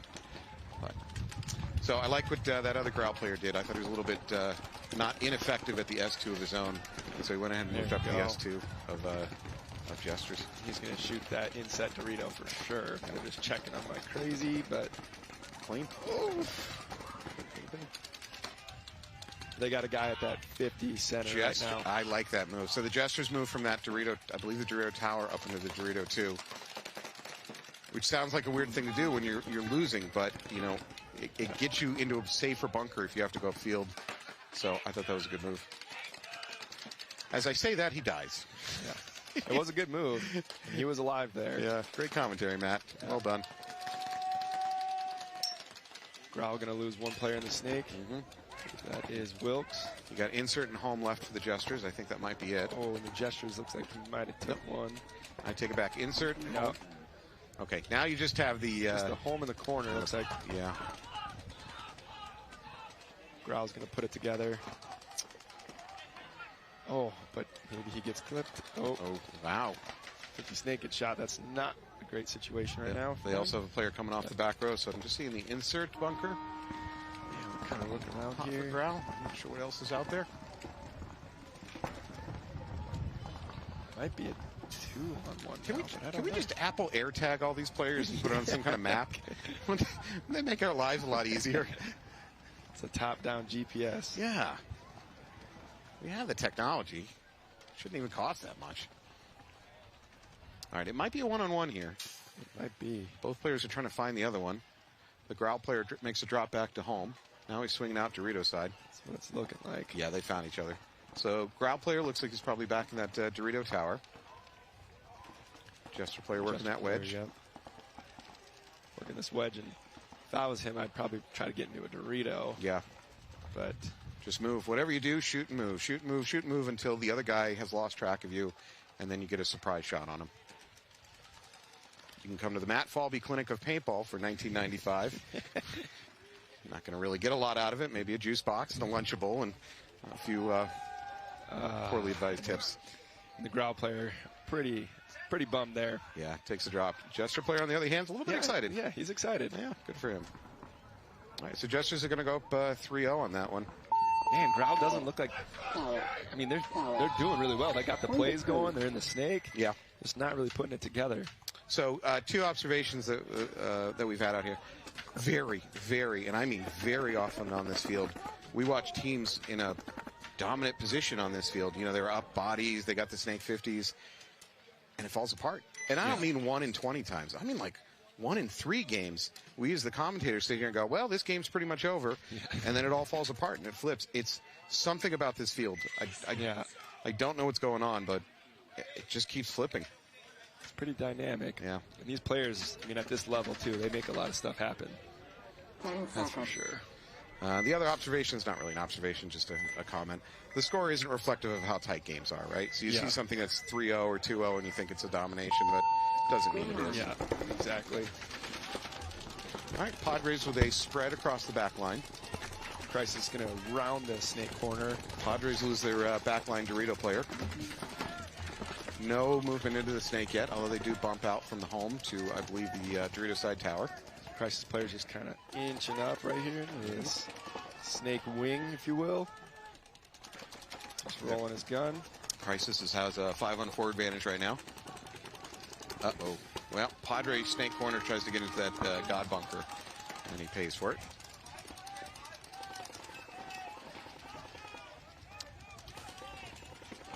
Padres religious? Is that what they're called? Padres? I don't know. Just curious. I'm not sure about that. That gives them some kind of divine advantage. There's a bunch of badasses, if anything. That's what I do know about them. Yeah. Do they have father issues, maybe? Is that what they're called? Have you heard their chant? No, I have not. Oh, man. Is it safe to say on air? Not necessarily. Okay. I'm not good at it. I've heard it quite a few times, but they got a pretty standout chant.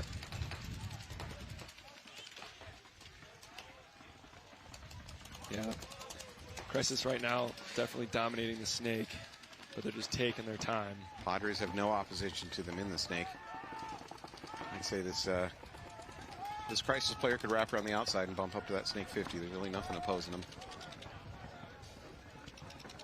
Yeah, it looks like Crisis on the Dorito side too. They're kind of they cross the 50. Yeah. Crisis onto the other side's team over in the Doritos. That said, Padres are doing a good job holding it down, and I'm not seeing Padres walk off.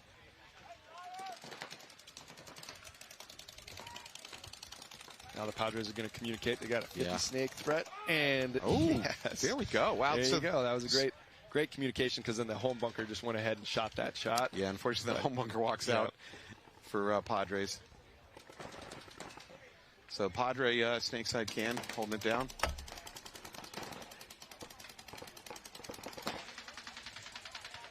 I'm trying to find the other crisis player, I believe. Another Padre walking off from the Dorito side, though. Could be. Is it a one-on-one at this time? I don't know. I've lost track of the bodies on the Padres side.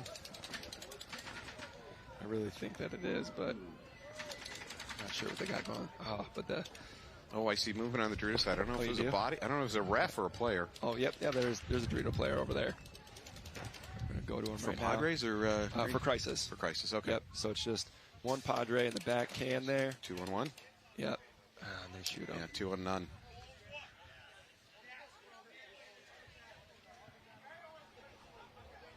There you go.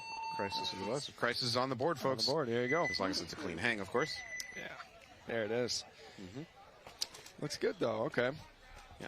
Jersey Jesters have a little bit more of a lead over there. There's a lot of time left on the game. So let's bring up some statistics. Let's get all smart on this stuff. Oh, so sweet. Greenville Grau has about a 53% win rate on points, which means they have the advantage. Padres have almost double the win rate per point over Crisis. Now, as I mentioned before, this doesn't reflect the winning the matches. This is just winning points, right? Okay. And it's been collected from 2 events and run through our supercomputer back there behind that tent, which is probably a wrist calculator. So only 2 events is not, statistical certainty. That's this year, though. That's cool, though, right? Yeah. All right, Jesters versus Greenville Grau. Grau makes a run to the snake.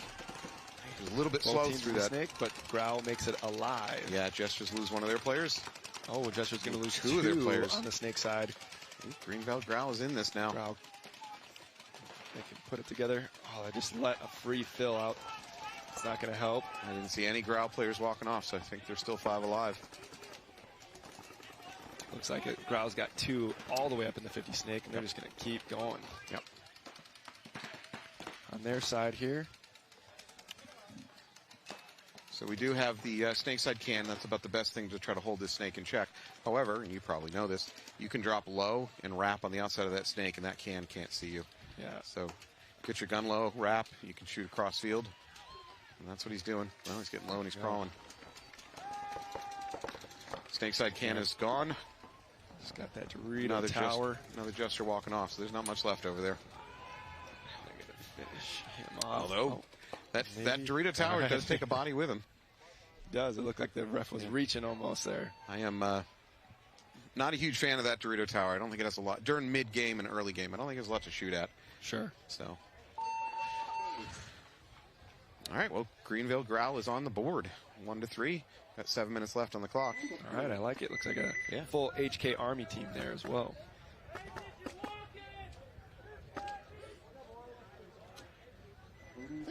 What if we had a tight game? Like a tight game, really exciting, top. What if we cut the feed and put up a paywall? Think we could monetize this? I mean, we have to put them in a state of suspense, the viewers at home, and yeah, we got to monetize this. Hopefully in the future, right? I'm told it should be $5 a month by our producing staff. They are aiming low. I think that's a reflection upon us. I'm in. That's all I'm saying. We accept cash, credit, bitcoins, and even recycled bottles for the deposits. All right. Close game. Crisis. Padres. 7 minutes on the clock. Padres with a conservative breakout. Crisis was an aggressive. Yeah, right into the snake, right up into that outside snake, all the way to the snake brick. If he capitalizes here, Padre make walking the Padres off. pay for it again. And we are in the splash zone, everybody. Anybody who had webcasters get covered in paint on your bingo card, go ahead and cross that off. This Padres player that's in the snake one doesn't know that they got a 50 snake. Yeah, he just got a minor on that side. Minor on the Padres, so they're going to drop 2 bodies. The ref had to run cross field to pull the snake side can. That probably means this Padre in the snake is alone. I think he's the last one left. He's about to go trade his body. He's going to take it out. Yeah. He didn't know the rest of his team had melted. Yeah. That's the wrong time to go ahead and trade your body away. Oh, I see a squeegee going in a gun. Is that on our bingo board? I think that might have been on a previous board. That was definitely a crash into a bunker for me. Did you earlier, see it? But no, if you saw I mean, it, I think it might have been a game ago, though. It's probably got to be real time. While you were webcasting, did you see it? Yeah. Well, then it's legit.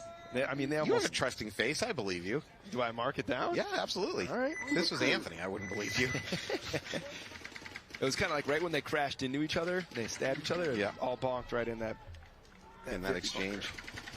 But that really doesn't help me. I mean, if we're actually playing, we're not doing blackout here. We're just playing 4 across bingo, I'm assuming. So 4 across any direction is all you need. You can't find the buzzer away from winning this thing.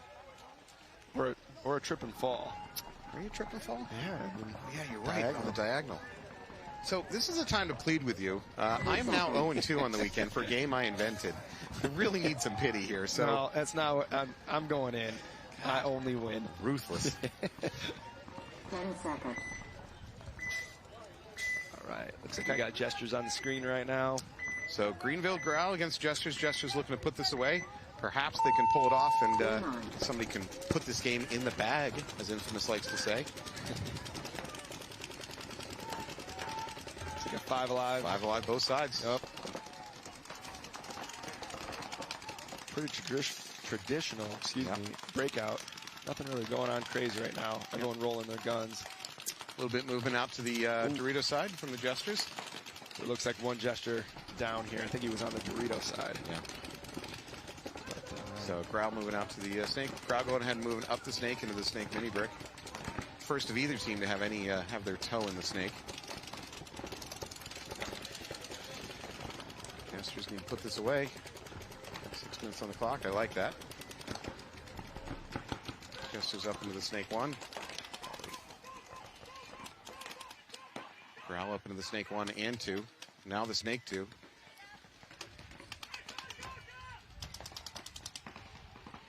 Gestures make their bump out to that Snake corner. Oh, yeah. Right. Splash zone. You're right. Yeah. Welcome to the splash zone. Yeah. That center 50 right now is just shooting directly at us. Just pretty lit, honestly. Did they hear something we said? Is this retribution? But there in the 50, now he kind of knows what's going on. But they got 2 in the Snake here for both teams. Yep. And there's a 50, center 50 for Growl. So someone's going to put this together. But, he took one with him across the field on the Dorito side. But Growl is seizing control of this one. Here, yeah. They're calling. I think they're pulling out that Snake brick. Yeah. Get on the pack. Man, there's just so much chaos going on right now. Hey, refs, can you move in front of this line of fire for us?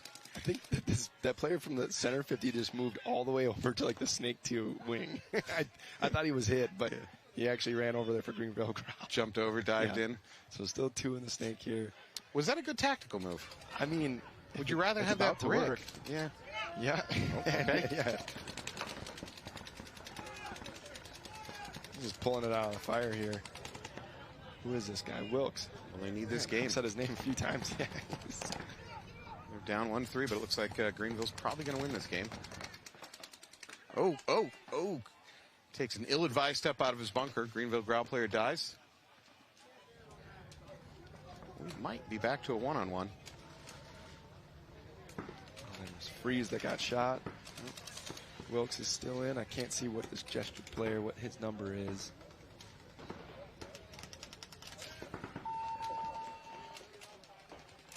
Oh, he takes, Growl player takes the walk. Yep. Uh-oh, wait, gesture player, is he talking trash or is he banging to the refs? I think he's talking trash. Okay, I respect that. Yeah. He's just kind of kicking it right now. I understand. 4 minutes on the clock. They're up. He's just going to take a little break because he was tired. You're not entertained. There you go. Well, okay, let's be honest. Let's see. I can't see his damn number. You know what? He just put that game in the bag, right? He just took them up 4-1 when Growl was on the doorstep of winning this one. Can we catch the name of that? I'm going to let you hold down to the booth for 1 second. Yeah. All I can see, I can't see his number on his back, but it just says NJ, New Jersey here, but on his shoulder. But we're in the pit trying to figure it out who that was. But one actually pretty cool fun fact, about the Gestures. There's one guy on the team over there, Mario. He is 1 year cancer-free now, thanks to everyone's help with his GoFundMe. So shout out to him, man. Thanks for making the trip here, even though this is your home event. All right, our crack research compartment, consisting of me running over to the pits, just found out that was Jake Snyder. Jake Snyder for the Gestures. Number 33. Oh, that was an ugly drop. Is there a roll on my card? Okay, they are going to call him out. But yeah, I don't know what that was, but that was an ugly dive into the snake. Padres make it into the 50 snake alive, and he's looking to do some work here. Just gave Crisis 2 points, I believe. Padres up at the snake brick, looking to wrap. Really, is the home, I think, might be the best thing preventing him from wrapping. The home's playing real tight right now. He's got his gun right up in the air. He's getting pinched. There you go. Gets his gun back on that brick. Padre player wisely switches to the other side, although he runs into a wall of paint on that side. He's got to be careful. There's definitely some bounce shots. Right, you know, yesterday we saw a lot of teams trying to bounce shot that S2 into the back of the brick player, but today we haven't seen much of it.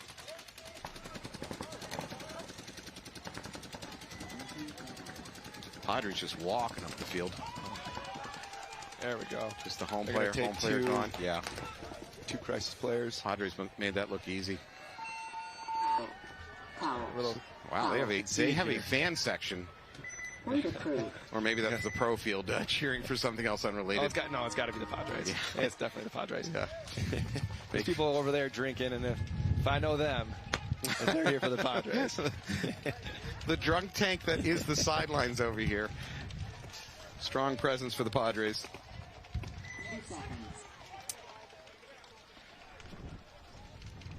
All right. Well, Padres go up 3-2 if I'm not mistaken. We've lost our graphic. You checking the bingo? Yeah, I'm just checking real quick. We're on a time. Like I said. We're on a timeout, so we have a minute to argue about this.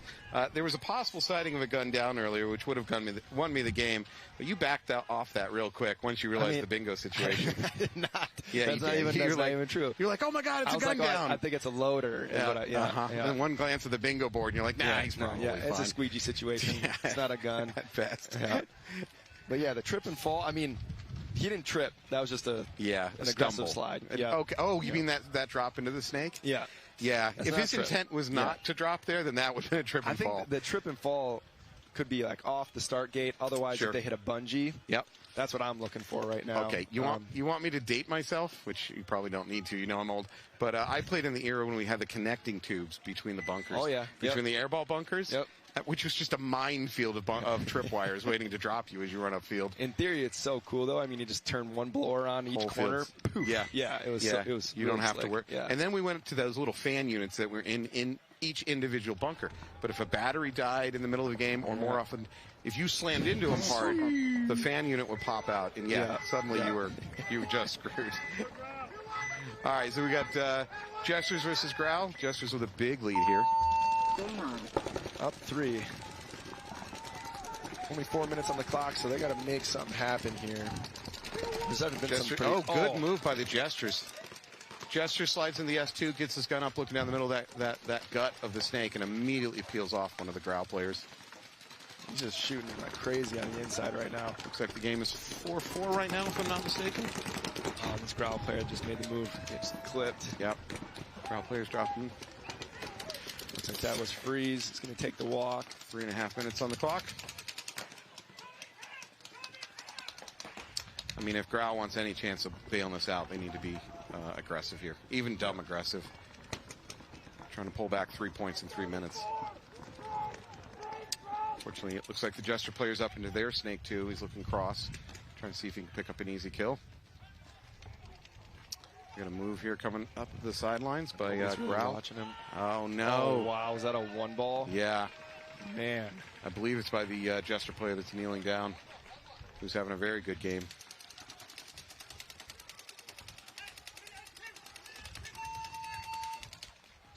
Yeah. Yep. They're gonna have to do Growl that. towels out of that, but I got to say that's a desperate situation now. Yeah. So they're going to drop down to 5-1 with only about 3 minutes on the clock. Let's see, how is Growl doing? That's what I was just going to ask you. All right. We're thinking alike now. It's like we finish each other's sense. Oh, look at that, man. We're so on the same page. Greenville Growl is 0-2 coming into the game. Gestures are 1-2 coming into this match. So they need this win and probably a little bit of help to get in. Yeah. You've seen that with that Tom Cruise and Ben Stiller? And it's like we finish each other's sentences and they both start laughing. That's how I felt. It felt really good, yeah. We gotta set each other up, man. Webcasting is about fooling the audience into thinking that we're professional at this. All right, Carolina Crisis versus Padres. Crisis still definitely within striking reach, right? We got 4.5 minutes down by 1. Crisis makes it to the snake. He's alive. Padres a little bit more conservative breakout.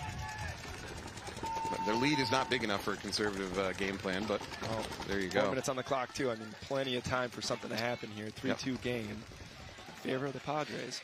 Crisis is doing the point the gun up the gut of the snake and wait for the other team to make a mistake and run into your gun thing, which is a good move. Yes, pretty fair. Fair play. He's going to get to the 50 snake here. The Dorito sides are just shooting straight up at each other. It looks like maybe D2 to D2. Would not, no, don't stand high. Drop low, wrap, shoot the home.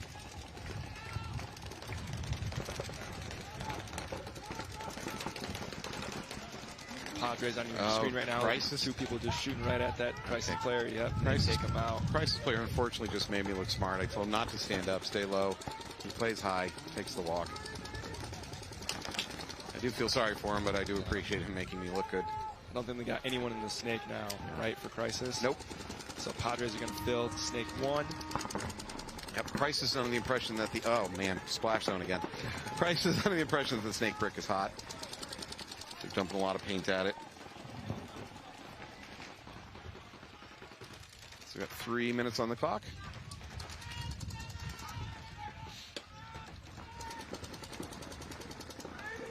Padres are kind of just sitting here communicating in the back, looking for something to shoot at, but they do have a player up in that snake 2. Yeah, Kutzler up in snake 2. He's gonna look down the middle, see if. Remember when no. Okay, so the home for Christ just putting a stream in between that brick and that S2, and good for them because the Kutzler was thinking about moving and he decided otherwise. Remember when I was talking to you about like just some guys are just like real mean dudes? Mm-hmm. That's one of them. Oh, really? Yep. Now, what do you mean by mean? Oh, he's just a mean guy. Really? He's just a badass. Does he kick dogs? Is that no, what I mean? No, okay. Badder than that. Wow, you know what I'm saying? Worse than that. Yeah. He straight up pulls the tags off pillows and say you're not allowed to do that. He shot one player up the gut for Crisis. Multiple Crisis players walking off now. He's got a buddy that's coming up the snake side here with him now. Gonna fill right next to him. Run. Oh, but he does not see that. Crisis trying the big move.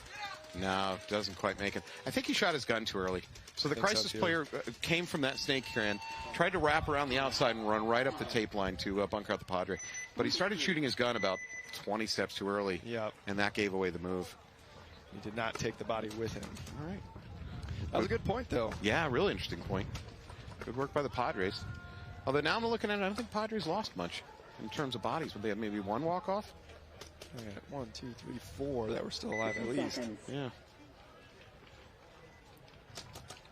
Good point. All right, Jesters versus Greenville Growl. Greenville Growl is an A deep hole. Definitely looking at a tank cover lost here or a trip and fall. Oh, that's what you need. That's what I need, yep. Yeah. Just so close you out here. The best chance for tank cover loss was yesterday during the rain. Okay. You know the rubberized slip-on butt cut? Oh, yeah. That's a hard one to catch on the webcast, too. Yeah. Well, it's usually on a snake dive. Jesters do not. Well, Jesters lose a body. They did not conservatively break out. They went ahead and took the snake. Looks like one body walked off for both. Actually, I'm sorry. 2 bodies walking off. 2 Jesters taking the walk. One out of the home. One that was running out wide on the snake side. Greenville Growl needs to win each point in 30 seconds or less. Just quick math, man. Quick math. Growl player on the outside of that brick. I don't think the Jesters know about it. Well, now he does. Now he does, or he's assuming. Now we got a little battle about to happen here. Oh, bad. Wow. Oh, that's okay. I was going to say bad move, but yeah, he did get shot. Yeah. I mean, I don't hate that move, dropping back. I think he was trying to sucker the growl player into bunkering an empty bunker, but right. Yeah, maybe ill-advised is a good word. This growl player's got to have pretend he's got a bomb in his chest. I mean, he's got to go. Are you advocating terrorism? No. We're playing a game here, If guys. you were watching this webcast, Carbon just advocated terrorism. I've been playing a lot of paintball. I've played a lot of paintball, and, you know, he's got a minute and a half here, and so one of his homies or him, someone's got to break this cross that they got going. They got 2 guys. I think there's 4 growl guys. One guy's still in the back corner. Well, they're going to win this, but at the cost of about a minute and a half, 2 minutes of time off the clock, and nobody's running it in right now either. Oh yeah, you're right. They're not running it in. Now we're going to slip under the minute mark. 60 seconds. Oh wait. Oh yeah. Hey. Oh, that's right. There's not a lot of time left. Crap. We should hit the buzzer. Yeah. I mean, I'm not giving too hard a time. Let's be honest. No. The difference. That was a good point. They just needed that play extremely fast. Well, yeah, but they needed that same play 3 minutes ago. You know what I mean? Yeah. Like one of the different points that they were playing. All right, we want to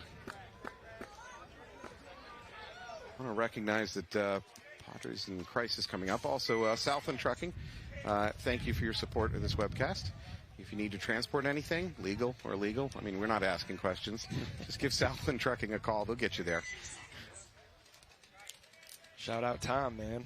Appreciate it. Thank you to Southland Trucking. Thank you for helping support this webcast. Someone believes in us. That someone is Southland. All right, Crisis versus Padres. Crisis still within striking distance. They need 2 points. All right. Wow. Crisis. Snake wedge. Take one to the arm. I think he took one to the arm. I think he just put his tank over it. Yeah, ref caught it. Good eyes. Merciful ref did not throw a flag on that one. But I would say the tank definitely accidentally landed on top of that hit.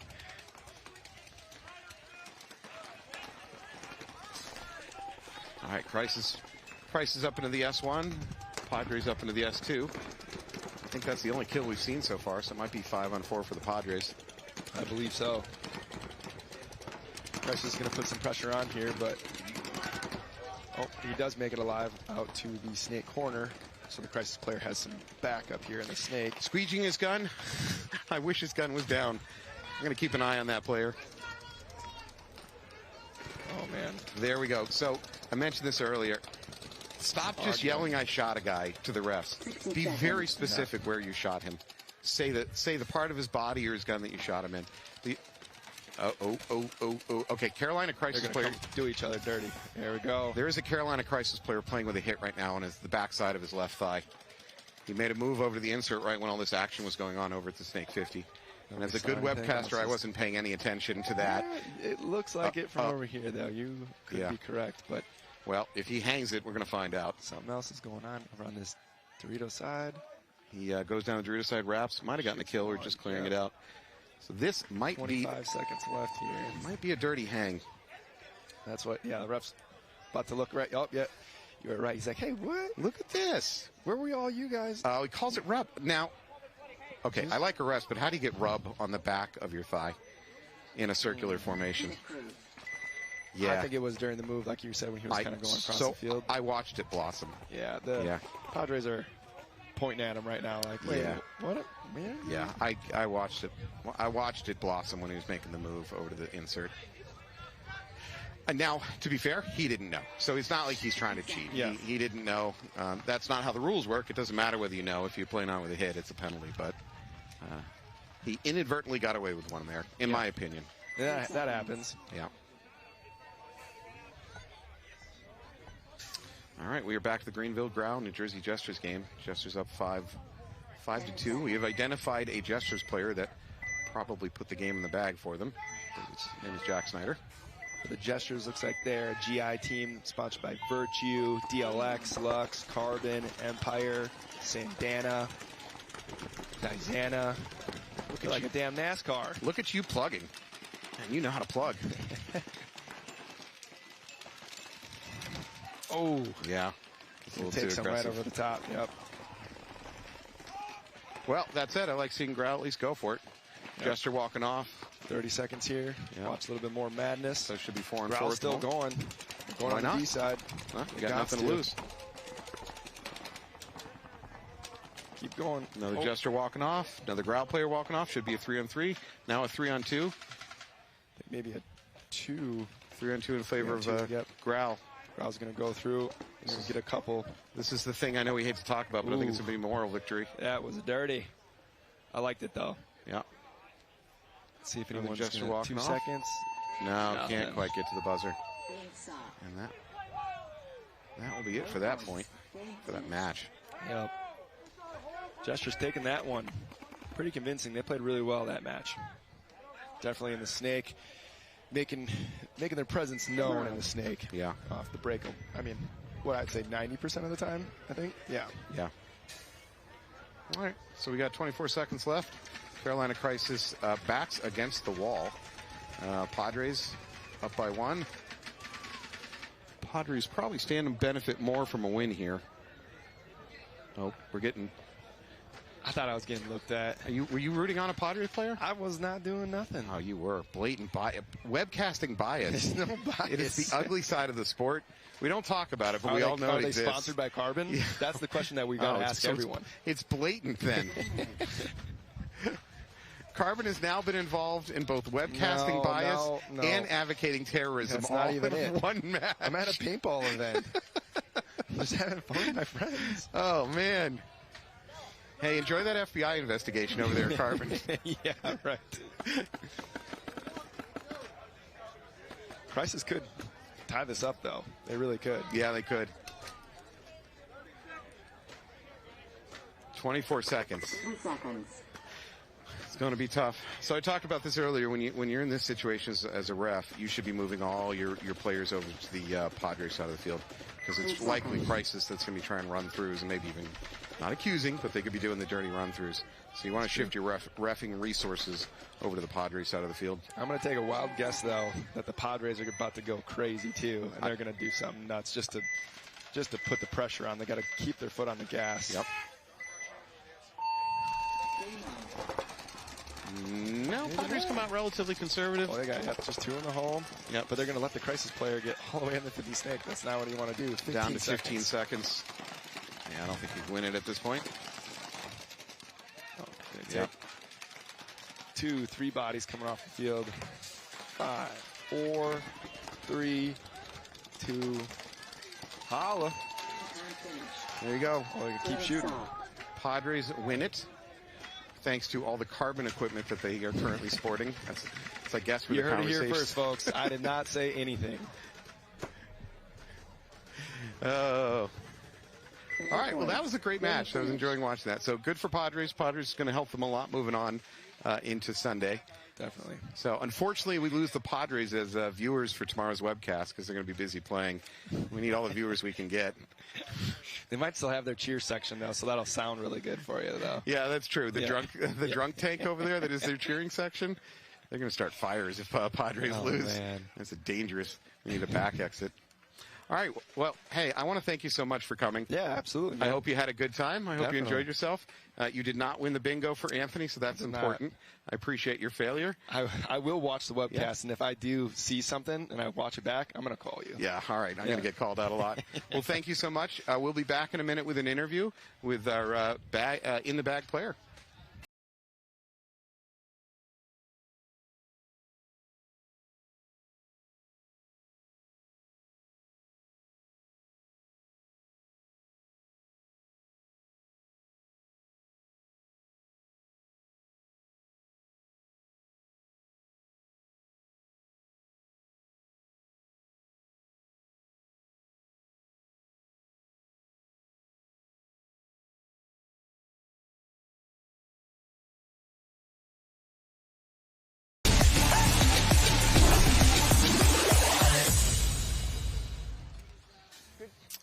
And here we are. We're doing a quick in-the-bag interview with one of the Jesters player. Go ahead if you'd like to introduce yourself. My name's Jake Snyder, number 33. Been playing this game for a long time. Yep. So there was a threat there. You guys had a lead, but it looked like the other team was threatening, and I think you made a great move to salvage that win. You want to tell us what you did there? Thank you. Yeah, I ended up in two on ones that game. Mm-hmm. So my whole goal is to battle with one guy, try to even it up. So I'll take my chances in a one-on-one any day. Disrespect for the other team. I love that. Yeah. You got to. Paintball's 80% mental. So yeah. I'm not the kid that's fast or small anymore. So you're my spirit animal on that front. Yeah. Yeah. I try, and I try to keep my team hyped as well. Yeah. No, you had a great. You were. I think you were in that back Dorito, if I'm not mistaken. Yes, the first one I ended up in the Dorito. And they just started throwing bodies at you, and you were just like, no, you guys are going to die. Sorry, but you're not going to live here. So we believe that you put that game in the bag. That's my segue in for an Infamous bag that Infamous was nice enough to donate, and that means you are the winner of a nice bag. Awesome. So thank you very much. Congratulations. Thank you so much. Are you guys moving on to Sunday? We shall see. So we need to win both today. We had a rough day yesterday, so it was going to take a lot to make us lose today. Okay. Well, I think you played great, and your team owes you at least a beer or two tonight at the hotel. Thank you very much. All right. Hey, thank you so much. Congratulations. Thank you.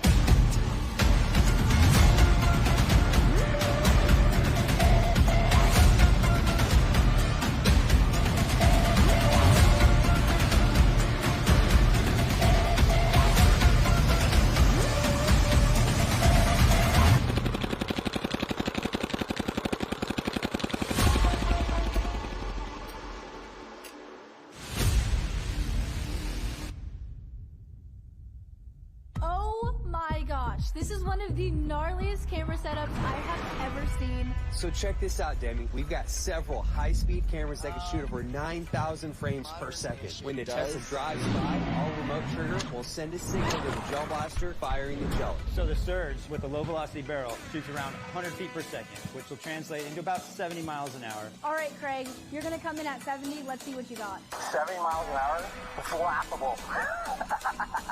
Coming in on the straightaway. Here we go. On the high-speed camera, we can see that the gellet from the Surge with the low-velocity barrel is as fast as the Tesla at 7 miles 103. Per hour. Let's keep stepping this up. What's next? We'll put the standard velocity barrel in that comes with the Surge. It's about 175 feet per second, so we should be seeing about 120 miles an hour. Okay, Craig, 120. You think you got that? Easy peasy. 110, 120, flying by. Alright, that was only like 120 or so. So we just went from 70 to 120, but I know we have a lot more in us because that was just the Surge. We got the Surge XL coming, so I don't think Craig's... And we are back to the once again beautiful and sunny Philadelphia. In contrast yesterday, we have Dan Sensi in the booth with us again today. Welcome back. How did your day go?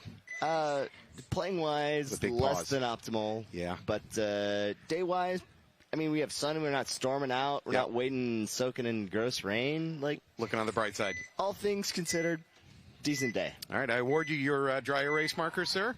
You're in charge of your side of the board. Please don't be good at it, because I'm getting killed.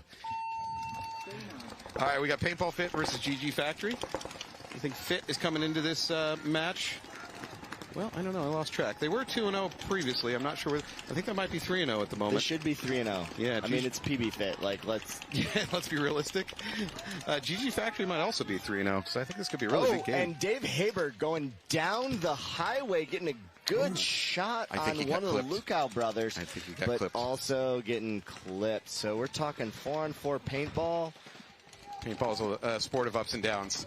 He was high for a moment, and then in the lows. Okay, so Mike Kerr filling into the snake here. I think that's Scott Stewart in the snake side can for PB Fit. Yeah, neither team has a real strong bite inside to the snake, although unfortunately it looks like and GG Jordan lost. Kohler walking off for GG. Yep. So it's now 4-on-3 in favor of PB Fit. PB Fit makes the move up into that mini brick. Surprised me a little bit because the home player for GG was, I thought, on that lane. So he squirrels through that lane at just the right time. There's a couple ways to get through that, man. You're showing me up. You're showing me up with your paintball knowledge. Yeah. Which, that's fair. I mean, let's be honest. I'm here because I work cheap, not because I'm good. Yeah, Scott Stewart's looking to work that bunker. Kerr's waiting on him to make a mistake. And Kerr comes off of the wire. I think it's Colt getting shot out of the back. Drops out of the corner. So now we are 3-on-3. PB Fit has the advantage positionally, though. You can rapid shoot the home. Unfortunately, I think the home is looking at him, so I don't think that's going to work out for Stewart. Well, Scott's a great snapshot, so we'll see how it works out for him. You're challenging him. We've gone head-to-head 1,000 times. Yeah, he does a tactical drop back. Maybe he's afraid of a bunkering. I don't think so. I think he's looking for a shot across field. Yep. So he did pop up, go at the home bunker. He's looking to shoot somebody and stay alive instead of just trade. Yep. So that tack retreat, not the worst. No. I got no issues with it. So now we are 3-on-3. GG in the outside snake juice box, the back center, the center juice box against the Dorito side tower. Yep, Dorito side tower. Snake wing, and I can't find the other player here. That's what he wants. But I haven't seen Chavi walk off yet, so let's see where we're at. It's gotten lost in the maze out there somewhere. There's a lot of bunkers on that Dorito side. Yeah, it's really easy to get lost. As far as the layout goes, I'm a little disappointed that getting lost doesn't produce as much as it should. Yeah. So yeah, we've had this conversation. I think almost any bunker on the Dorito side can actually survive against the snake being hot. What you need to do is make that move without the other team knowing, pop up and get the kill quick. Because if you don't get that kill before they know you're there, I think you can live on any of the Dorito side bunkers from the snake, and vice versa. Until they cross, yeah. It's not a non-issue, but you're not scared. Right. Unless they do it without you knowing. Scott goes back again. Am I allowed to call it a tactical retreat? Yeah, I think so. Calling it a tactical retreat. But we are 3-on-3 right now. I think that's Trent Mason back there in the Dorito side tower. So I actually think I disagree with my own decision. That's a tactical retreat. I think you're correct. I think he's just looking for something. He's looking for some way to break the game. And both these teams are very good. Yeah. For anybody out there that doesn't know, a large amount of players from GG played for Distortion last year, which finished top 5 in semi-pro. Shifted down to GG this year. GG player walks off from the Dorito side. Oh, and that is Wedgie, I think. Former Aftershock player. Stewart moves back up into the... So now I think it's a 2-on-3. But I still can't find that Dorito side player for...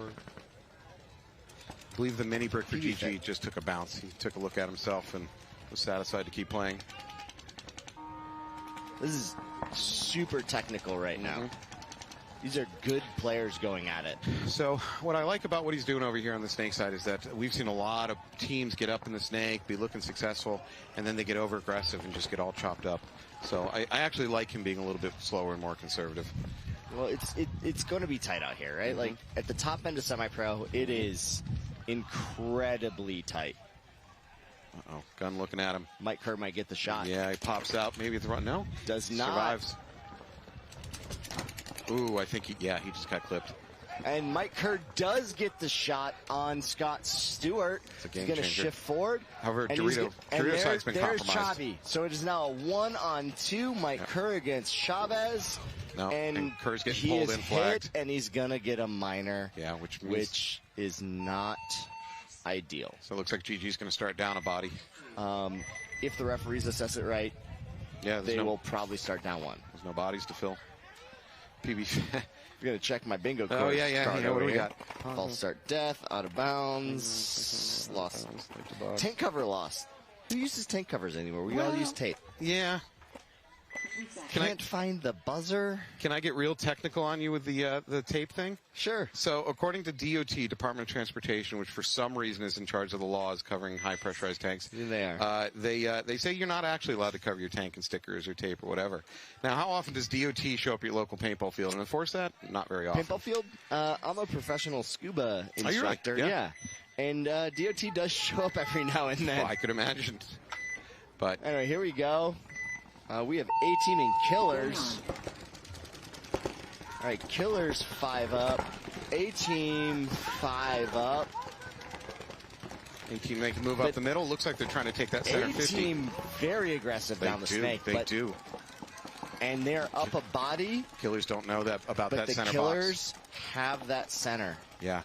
And our A-Team player doesn't know he's in danger. If he decides to cross here, he's done. If whoever's in that center brick sees him before he is fast, there's bad news happening there. That's a free kill. But his teammate, I don't know how the Killers didn't see. I think this is Lynn. A-Team player takes a walk. All right, so we're back to 4-on-4. Oh, and he's going to switch. He's going to get bored. Oh, my gosh, he gets bored and switch. Just the wrong time. Now, he can still see the butt pack. If he looks back, he might still be able to catch this. Foot. Doesn't need to. Doesn't need to. A player gets... Who shot him? Was it flipped on the head. Down the tape. Down the tape? Okay. Yeah. So now that's a body in favor of Killers. Nope.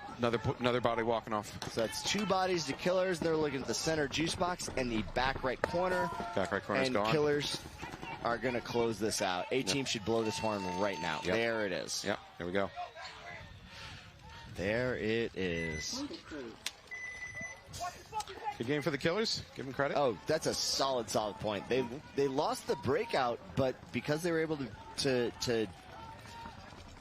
I don't want to say overpower, but smartly move down the snake side, they got the kill on I believe it's Lynn.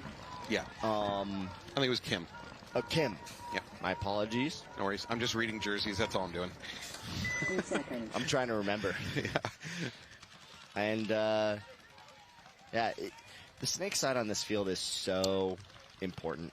So I'm sure you guys have discussed it all weekend. Yeah, that is a safe statement. You're not going out on a limb on that one, Dan.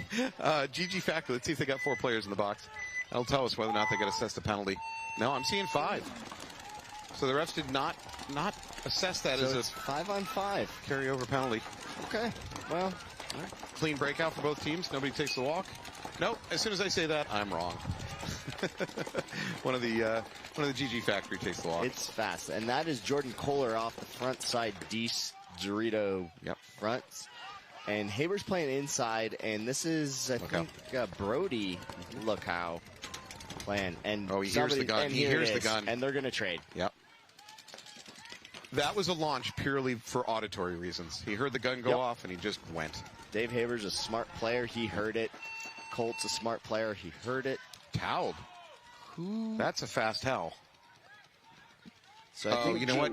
Maybe there was a few players walking up for GG that and we just didn't see it. Yeah, they hadn't quite gotten there into is our that descending mountain situation on that backside. Yeah, we're on a little bit of hill, but see, I'm pretending that this was smartly planned for drainage reasons, considering yesterday's rain. That this was not an accident. They sloped the field to help with drainage. NXL is next level. Yeah. Or we could just install drainage. Yeah, or I'm just sucking up to the NXL. Yeah. I've done enough wrong on this webcast. I'm about to be fired, so I got to salvage the situation. All right, Annapolis A-Team versus the Killers. Now, Annapolis A-Team I should be rooting against. A little while ago, they came up to Fox 4 in the New England area and just smoked all of us from New England. It's really really frustrating season. What are you Killers doing out of Florida. Killers with a conservative breakout. Say the same for A-Team. So we are 5-on-5. Nobody takes the snake. Both teams are in the God bunker, so they could take the snake. One thing that's interesting to me is that on the breakout, the Killers front snake player, the A-Team front snake player played inside from the God bunker. And the Killers played heads up, and they were able to pick off 2 dudes. Yep. So A-Team has lost both of their snake side players. They tried to take the snake corner, died doing it, and then tried to stake the snake from that insert Killers bunker. getting a check here on the move over. Getting slingshotted. Bypassed, yep. And he is clean. And it is now 5-on-3 at minimum. Yeah. We got the mini brick in the middle. Yep. Center juice box. Juice box. Outside tower. Oh. Yeah, Killer got a little. Get a trade. Stood out a little bit too wide on that. But he did get the trade. Which, so, in that situation, is fine. That's a fine trade. You get the point. You get the point. Yeah. Yep. So Killers are going to go up 2-0 against A-Team. Let's see how they're doing coming into this match. The Killers have, once they moved to semi-pro, have consistently placed quite high. Yeah. I think they got 5th place in the standings last year. Maybe 4th. Well, if you're going to choose to take a name like Killers, you better back it up. And they have. I said if you're going to choose a name like Killers, you got to back it up. And I think they have. They're backing it up. Yep. Good for them. So Annapolis A-Team came into this match 3-0. Killers were 1-1 early in the day. I'm not sure where they stand right now coming into this game.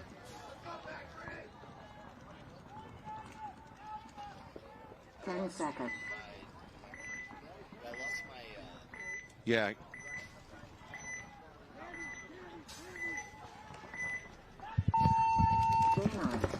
And now we are GG and PB Fit. Oh, and GG smokes the snake side corner off the break. So they are now 4-on-4. Jordan Kohler getting shot again. So Paintball Fit's Dorito side shooter on the break is on point. Dave Haber moving into 50. Yeah, quick and move. now it is 4-on-3 in favor of GG Sports. Yep. Good player walking GG off. Sports, a big sponsor of this particular webcast. Yep. Thank you so much. Happy to have it back. Thanks for keeping us employed. You don't want to leave us out on the streets. And they know the information. So that's Kevin Wank backing him up. Former Boom player, Energy Elite, I think, for a couple events. So this is a situation I've seen a lot this weekend, and unfortunately I've seen the team that's up on the snake and up in bodies lose the game again and again and again. It's been a really weird phenomenon on this field where I've seen teams that look in a dominant position. Chubby walking off, though. So now it is a 4-on-2. Yeah. So it is the Dorito side can, and I don't know where the other PB Fit player is.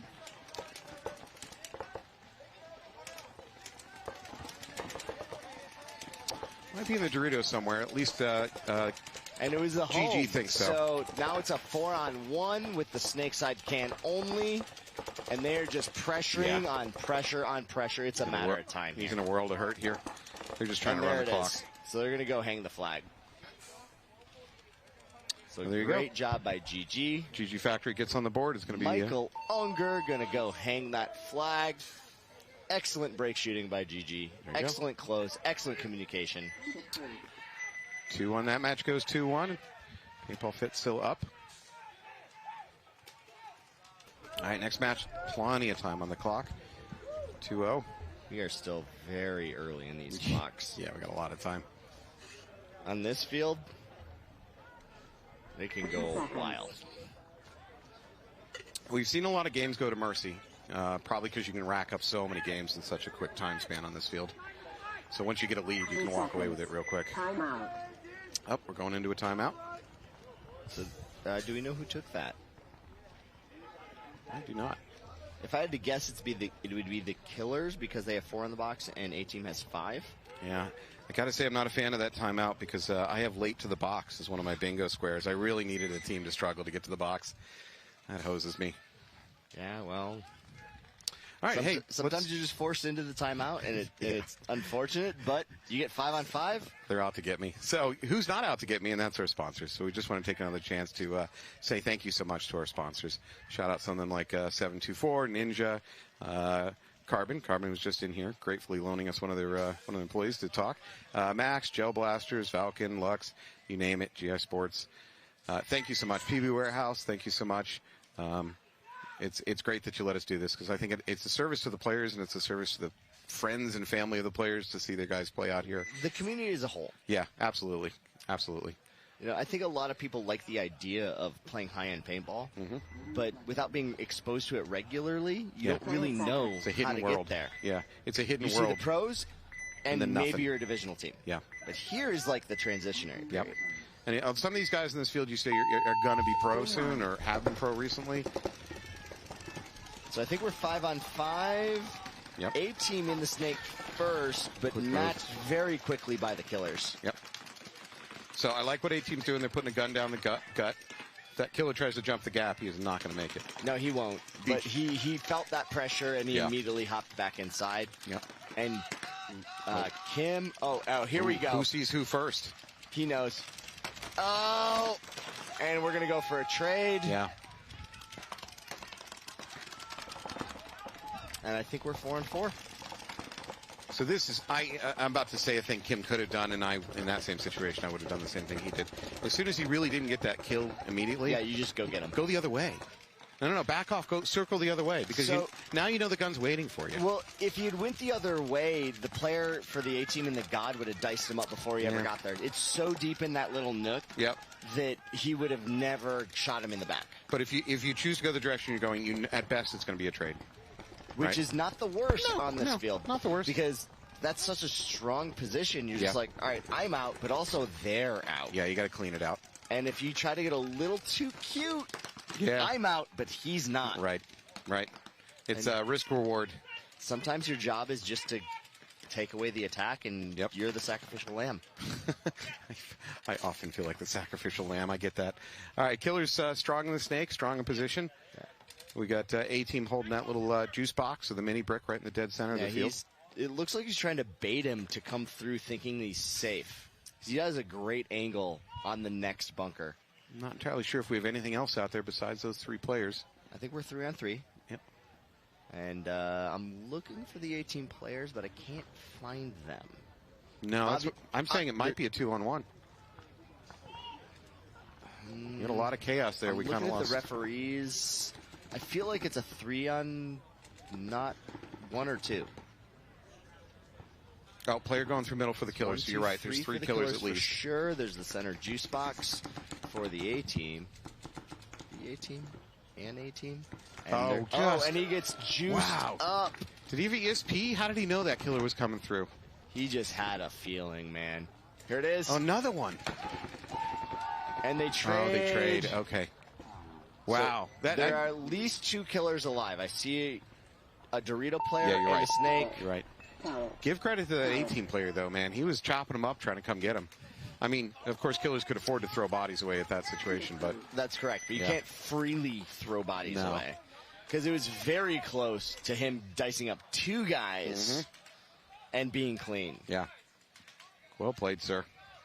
Absolutely. That was a nasty He just felt it. The first one. Yeah, you do. As a player, sometimes you know. Maybe he saw a shadow or heard something, and he's just like, "I'm going to take the risk." No, you're taking a risk anyway. Absolutely. But sometimes, as a player, you know this is the time somebody's going to come do me. You can just feel it in the air, like a Phil Collins song, and you just got to pop over the top, look for that body coming at you. Okay. So good for him. Well played. So it looks like GG spinning the same line, and as well as PB Fit. Yep. So we're going to go 5-on-5 here. Dance with the girl you brought. Fit takes a little bit of an unconventional run into that God bunker. I'm seeing 5 alive for both sides. And Fit into the snake. Dave Haber for GG into the snake. But nobody saw him. Dave Haber might lose here. Well, yeah, that's unfortunate. Yeah. Nobody saw Scott Stewart get into the snake for PB Fit. Make that jump. And there's another GG player walking off on the Dorito side. Paul Fit player walking off. Unless another kill happens for... There we go. I would blow this horn if I'm GG right now. How are we looking for time? 6.5 There's minutes. 4 players walking off. 6.5 minutes. It's just... Yep, it's one of those things. You're going to lose this point anyway, and there it is. Look at you. You prognosticated that one. So part of that is when you're on the opposite side, you can't see what's happening, especially with this like dip on the backside. So you don't see that 2 of your Dorito players got shot on the break or whatever it may be. Yeah. And you're just like, okay, well, we lost our launcher on the snake side, whatever, and then we lost another one. Okay, so it's 3-on-5, and there are spots to play defense on this field. It's not great, but you can do it. Yep. But if you're on the opposing side, you can't see that it's you didn't lose 2, you lost 3. Yep. On top of all the bunkers are just blocking your vision. On top of all that, Now, I agree with you on this field can be played defense because, like we were saying earlier, it's not optimal, but it can be done. I've seen a lot of teams that are up in bodies and up in position lose the game today. A lot of teams. 5-on-5. Oh, A-team losing a player on the break. I think out of the snake insert temple. Because it looks like there's still somebody in the snake side can. Yep, so we got a 4-on-5 situation and in favor of the moving killers. Straight to the 50 snake. Making a push up to the Dorito Dorito pop side. Up, check that off. Notice nobody's shooting at him. And he's going to get back up immediately. Killer's looking very strong. Yeah, very fluid. And they're going to talk to each other. And he's going to move to the inside. Opposing team snake 2.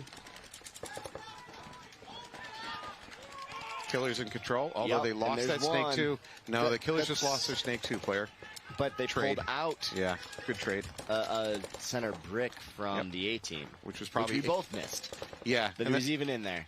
And that was probably the most dangerous player for A-team, so that was a good trade for killers. But A-team losing a player without trading out of the Dorito side up front out of the second wedge. Yep. So I think we're even bodies? Well, killers have a dominant tactical position. They have the best field position, easily. But I think it's a 3-on-3 now. Killers go ahead and move up to that Dorito side wedge. Oh, and he dropped the zone for a second. Yeah. That's a great play by that A-team player to put that snake 50 in and just dip out. Make his bump. At the same time, the A-team also got out to the Dorito side corner. So they are in defensive positions. It might be a 2-on-3. Yeah, cross it up time. Killers have the snake side can, the 50 snake, and a Dorito side wedge. That snake corner needs to be careful with his butt pack, though. Yeah. Oh, and that's that. Takes a walk. So, and another... And that's it. A-team towels it. I think that's an intelligent towel. Oh, yeah, absolutely. So you're playing 1-on-3, and they have the spread. So it's tough, though. They're going to now be down 4-0. Well, I mean, at this point, send something. Yeah. Find a new thing, because whatever you're doing isn't working. I think the minimum time we've seen so far for a win on this field has been about 28 seconds. So the field can be won in at least 20, at worst 28 seconds. Yeah, 28 seconds. There's a couple seams out here that are interesting. Yeah. Now, obviously, I've been watching the semi-pro that often and how they shoot their cross-field defensive positions, but there's a real nice seam on the Dorito side going to the other team's tower, and you have great shots on the Snakeside Temple and the can at the same time. All right, So GG Factory. Fit, 5-on-5. Dave Haber. Oh, 4-on-5. 4-on-4. Yep. Fit takes a walk. Fit has no presence in the snake down, and Dave Haber is going to go. Yeah, no real threat to take the snake either from Paintball Fit. And Dave Haber has Kevin Wink again backing him up. That's two. It looks like Michael Unger in the back center. I think Trenton Mason came over to the Dorito side can for PB Fit this time. Faber made the duck underneath the stream of paint coming in, and he went ahead and got out to that outside 50. Yeah, he'll put that together. Yep. Fit makes the move out to that snake corner and immediately dies. And hit on the tank. Shoots Trent Mason. So PB Fit up 2 bodies. Yeah, we're getting roasted over here. Oh, another Fit player. One. Fit player walking off. Looked like he's so limping. It's now a 4-on-2. Yep.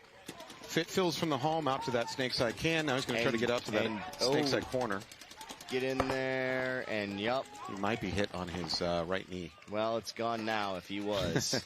Yeah. There's something there, but it could just be rubbed. Yeah, okay. So GG is going to go and score this point. Going to clean it up. They're going to bring it up to 2-3. It's 5 minutes left. Yeah, this game is wide open. Yeah.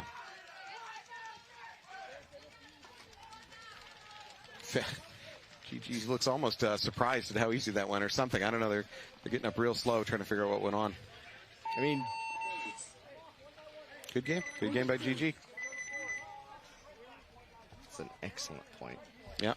You shoot where you need to shoot. You hit the guy, and then you take advantage of where that soft spot is. So that's phenomenal. The drama of this game, right? Because both teams are 3-0. Both teams obviously want to get in with a high seed for tomorrow, and this is the last game of the day for the semi-pros. This is it. Everybody's People watching. want it. Yeah. Neither of these teams are going to go down just soft. They're like, oh, I'll take the loss. Who cares? Look at the spectator row over there. That's maybe the most full I've seen it today. So a lot of teams have finished playing, and they came over to see. Killers, I'm sorry, A-Team. You guys are getting punked right now. 10 seconds. Come up with something here. Show me something. A-Team's really good. They should be able to do They're something. They're a good team. They're a Sunday team. They are good. Yeah. All right. See the Killers breakout. Killers going for snake insert. Relatively conservative breakout, although they do lose their snake Killers, and so we are 4-4, 3-on-4 in favor of Killers. The Killers break shooting right now is just, it's admirable. A-Team member a little slow to walk off when a ref was telling him to. Ref went for his flag like he's drawing a gun from a holster, and the A-Team player got the hell out of there. You look over to ref who's calling you out, and he's got his hand on his leg. You're like, yeah, he's like, all right, good call, ref. Hey, I'm out. I'm out. I'll head out. I'll see myself out. Thank you. Killers dropping back to the S2. So the Killers have a body right now, and they are in the snake. But I don't think the snake player knows. No. That they're up a body, and there's nobody matching him. You know what? To be really honest, if my teammates are telling me the snake is clean, I can't trust it. And not because I can't trust my teammates, but because the snake can't see it. Yeah, the snake is never empty, and it's impossible to find that opponent until he's bunkering you. A-Team, again, not in a great position to get into the snake to do anything to counter it. Yeah, and I'm not sure the personnel is out there to do so. And even if they do, like, is that trade a good trade so that you're just playing 2-on-1, 3-on-4? A-Team is cannot towel. They're down 4-0 right now. Yeah, they would lose the match right now, and there's still 6 minutes. So they need to find a way to win this match. Unfortunately, I see another A-Team player walking off from the Dorito side. And now it's a 1-on-3 at minimum. At best. Killers slow rolling it, though. They're not going to get stupid. They have 2 in the snake. Snake's like can player is just He's looking for a shot. Yeah. A-Team being super disciplined and intelligent. You could knowing where he's at. You could drop He and knows crawl. where he's at. And he's just waiting for just an easy shot on an elbow or a pack. Wrapping just to double check. It doesn't look like he knows that they've eliminated 3 or 4 of those guys. Well, the A-Team player is not engaged on the snake side at all. He's going right now. On his foot, Shoots him in the he's foot. out. Yep. And there it is. Cleans it out. Cleans it out. So Killers will win that game. 5-0. You know, I'm a little surprised at this result. Yeah. 5-0 to the Killers. First off, congratulations to them. They played a phenomenal game. But A-Team is pressed for the semi-pro title before. They're a damn good team. Could it be one of those situations where your game plan just does not match up well to the other team's game plan? You know, it's not just a question of quality of your personnel, but you just came out with the wrong game plan. Could be. I'm trying to come up with reasons for this score because I didn't expect it. So GG Factory and Paintball Fit, though, much closer situation. 2-3. Yeah, 5 minutes on the clock. Paintball Fit's going to be on my right. They're in the red, white, and blue jerseys. Let's see who's out there. So I noticed Jordan Kohler, their starting Dorito player, is now on the, just taking a rest. Benched. I wouldn't say benched, but, you know, he's been shot early a couple times. They've been shooting for him. PB Fit knows he's a threat. Yeah. And they're shooting for him. So they're just throwing a different look. So I always say if you get shot on the run out, sometimes it's not your fault. That's the other team doing something right. But if you get shot on the run out multiple times, then something's I'm going looking on. at 5-on-5. Both teams attacking the snake super hard. And the Dorito side. Paintball Fit flying up the Dorito side. But GG losing a player. Yep. Oh, there's a minor. There's a minor on Paintball Fit. Okay, so I think we're 3-on-3 then. That minor just gutted the middle of Paintball Fit. They lost their home and they lost everything in the middle. But PB Fit crossing to the other team's wedge. Yep. And GG losing a player. This is just chaos out here. GG does not know it. He immediately takes the home player. Takes that. Wow. He's picking this game up on his shoulders and running with it. Is that Brody? Yeah, congratulations. Wow. Dude had a point. He just said, I'm winning this game. I really don't care. I don't know which of the Luca brothers are which. All kind of identical. Yeah. He's like, screw that penalty, I'm winning the game. I really don't care. I mean, both teams press super aggressive there. Now, that penalty just gutted the back line of Paintball Fit. But the aggression of PB Fit made up for it. You know what? To be fair, I think he had no idea that he lost his back line. He absolutely had no clue. He just knew that he needed to go. Yep. I think both teams' plan was like, hey, we need to go, we need to get a point. And the other team's like, they need to go, they need to get a point. Let's match fire with fire. Yeah, you're running bayonet into bayonet at that point. And GG was the loser of those two bayonets. So we are in X-Ball right now. So Paintball Fit 4-2 over GG Factory. 4 minutes, 20 seconds left on the clock. Please cue your comments online. 1 minute. Yep. So we're in X-Ball now. We have a minute or so break. Let's thank Spick and Span. They're coming out to AG Paintball in Ware, New Hampshire in a few weeks. They're going to do their podcast live and in person right there on the premises. Come up. Listen to the podcast, meet, greet, shake some hands, maybe get some stuff signed. Are they going game day style with like signs in the background? Yeah, I hope so. Yeah. We'll see which signs get blurred. I don't trust paintball players with what they're going to write. Shouldn't trust drunk college students either. Yeah, that's a good point. That's a very good point. So for those of you who don't know, X-Ball is a callback to back in the day where only 2 teams would play each other at a time, and there's only 2 minutes between points. Yeah. So once the split deck stops, we go to what we call X-Ball, and it's just 2 minutes between points, but the same 2 teams play each other every point. Puts a little more pressure on the teams to turn it around and get back on the field. All right, GG Factory needs this. Wow, fast moving to the snake. And by fast, I just mean... And we are 5-on-5. No, he dies doing it. I cursed him. 2 GG Factory players walking off. So it's now 3-on-4 in favor of PB Fit. Yep, Fit walking off. Scott Stewart playing the snake side can against Michael Unger. I can't see who else is out there, but another PB Fit... Nope, another GG player. Walking off. GG's pushing down that Dorito side, though. I might look at the horn here. Yeah, there it is. Good call. Puts Fit in even a more commanding lead. They're up 5-2 now. 4 minutes on the clock, still within reach for GG Factory if they want it. And I'm Mike sure they Kerr's want going to stomp off angrily. Is it stomping?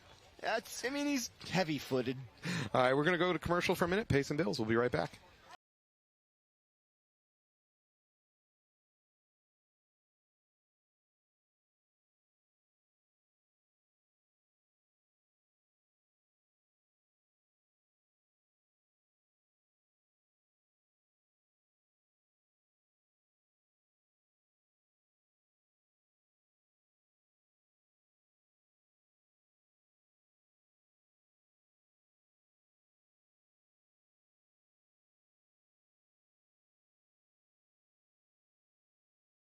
One of the softest guns I've shot out of the box in 20 years.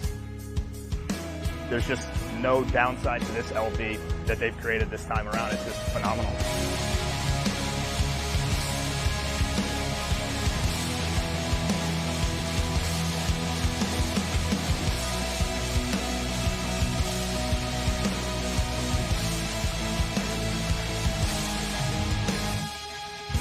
Clips of all their platforms, they are just the most reliable company. Everyone knows that whether you're sponsored by them or not. I never fear my gun is going to go down when I have an Eclipse gun, and then even more so with the LV because of the poppet.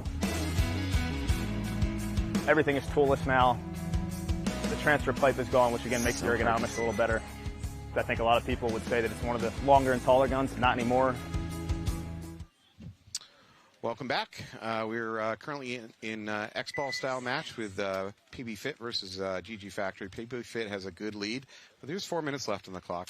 Yeah, there's a lot of time going on here. And the break shooting for both teams is solid. So you know what I've seen very little of this match, and that's flags. These teams are playing clean enough. They're not losing games because of it mostly. We saw one flag on Fit, but they turned it around anyways and won it. And GG picking. Okay, so we are 4-4. Both of the wide shooter runners for the snake side, and GG losing two more players. Oh boy, we just went to 4-2. PB Fit losing another one, so I think it's a 2-on-2 actually. Oh, there's a madhouse out there. Unless Chavez is still out there for PB Fit in the first Dorito. The Dorito outside 2. Dorito. Yeah, we're calling that Dorito 2? We're calling that Dorito 2. We're calling the baby Dorito Dorito 1. Okay, so yeah, Dorito 2 against Dorito Tower and back center. We got Snake Can hot over here for Snake GG. Can, and there's another player out there for GG, but I don't know where. If I had to guess, he's in the Dorito 2, just based on what I'm seeing. Yep. Fit is back there in the Dorito Tower and the baby. Now Dorito 2, excuse me.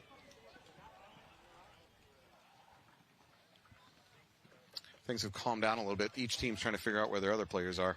Yeah, so it's a one-body advantage for... Dan, it makes me feel better that we've lost track of the players because they've lost track of each other. GG Factory. It's tough to know who's got the press here. Unger's going to go for it and look for it. He has to for time reasons. If you're the coach for GG Factory right now, you're silently screaming, move, move, move. Oh, does he make? Yeah, he makes it out to the PB Fit, makes it out to the corner live. Oh, but Unger getting shot. Yeah, blow the horn. Yeah, you kind of have to. Although it's still going to put you in a bad position. Down, but you're down anyway. Yeah, you're going to be down anyways. They're not blowing the towel. They're not blowing the horn or hitting the towel. What is going on? That wouldn't lose the match. No. So maybe they're just going to decide. Okay, we'll go 3-1. There we go. There it is. Little delayed towel. Lost track for a second. Clearly, they're not listening to the webcast and listening to us telling them what to do. I think that's illegal. Is it really? I mean, it should be. I think it is. I don't know. If you listen to what I tell you to do, you're probably going to get killed. So I can't see how that would be an advantage. Yeah. As a member of the GG organization, that hurts a little bit. Yeah, that's rough to watch. And they're two good teams going at each other, and the breakout is so important on this field. You shoot the snake guy, you don't shoot the snake guy, your guy lives. Right, it can swing a whole point on whether or not the back players hit their shots. Yeah, absolutely. We're going to go to a break for just a moment. Thank you. Hey, what's up, guys? Mark Johnson here at the ACD. So I want to talk to you guys about the Shocker amp. This is my 24th season. I'm playing in the Pro Division. I want to talk about the amp. Straight out of the box, under $1,000 retail gun. straight out of the box, shoots just like your top $1,500 gun. One good thing about the Shocker amp is the efficiency. I shoot 9 to 10 pods, no problem on my 88. And then it does come with the Freak Kit, the best barrel on the market right now, and you get your inserts as well. And you can upgrade with the full insert kit. If you're a mech player, it's a quick release.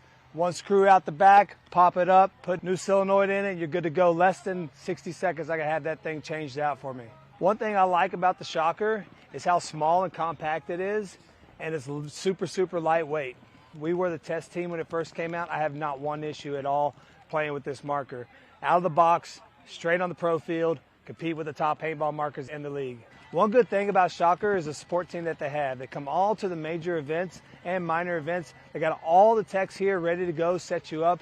You got a problem with your marker, on the spot, and they got you fixed. If you're looking for a Shocker amp in your area, go to your local dealers, and they can get you hooked up with any Shockers that you need. American-made gun, made in Pennsylvania.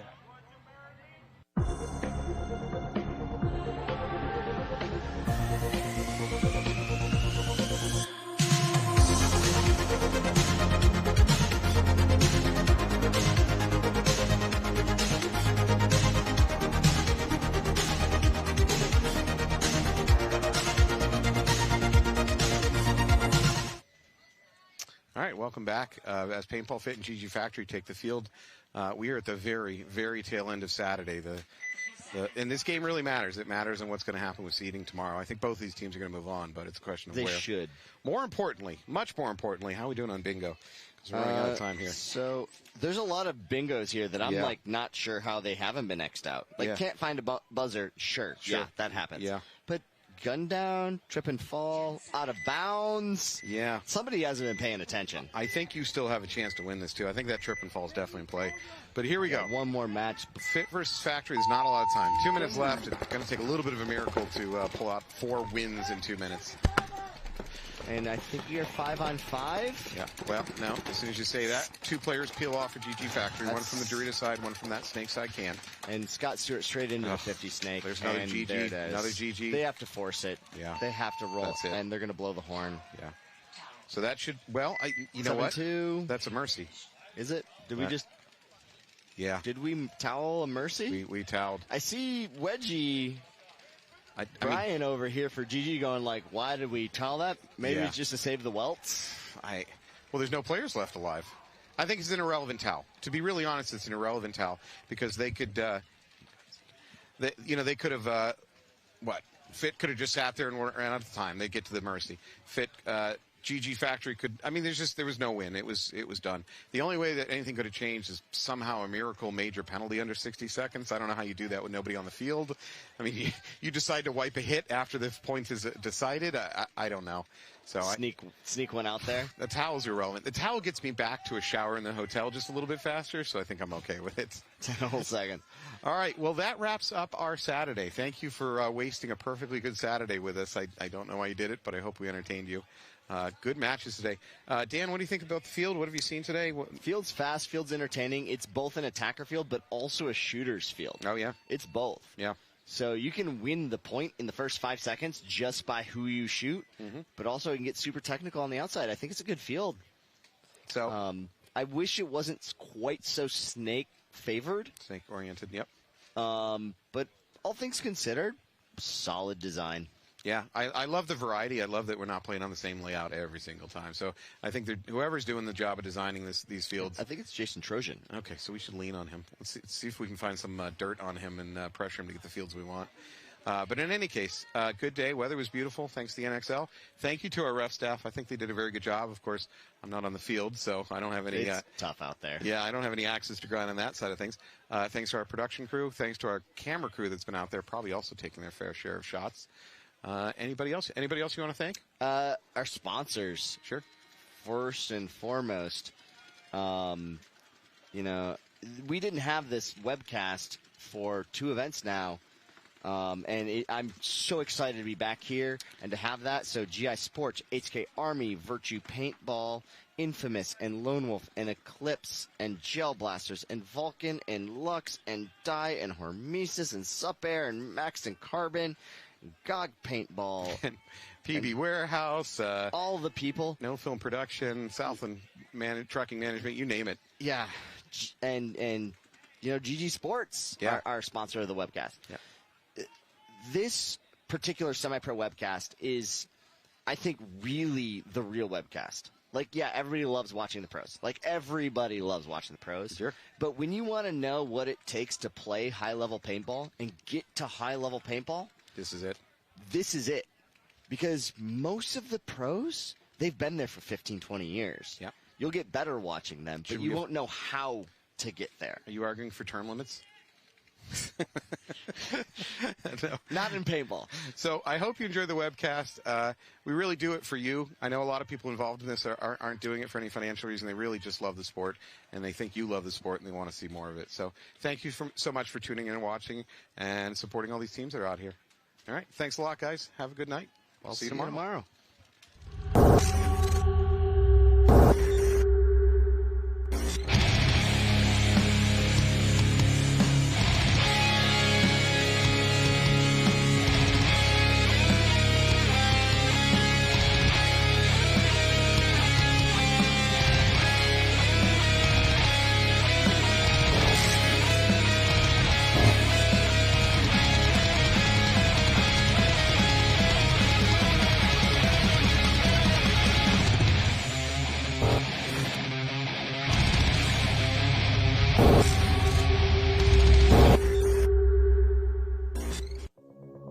I've been an engineer.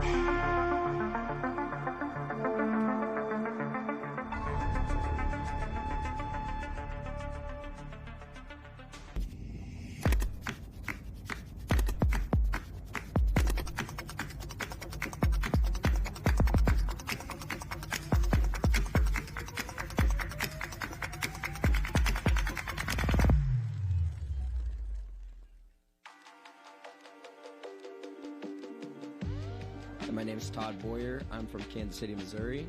I play for Kansas City, Missouri All-Stars. Started the team about 4 or 5 years ago. Started the D4 season playing MSXL. We won the series. Won the series in D3. We are now playing semi-pro. Back in May of 2021, I opened up my own field. Took a huge risk, spent my whole life savings on building the KC Sports Complex. I wanted to build a high competitive atmosphere for people to come out and learn from some of the best in Kansas City, and I believe I achieved that by building the field.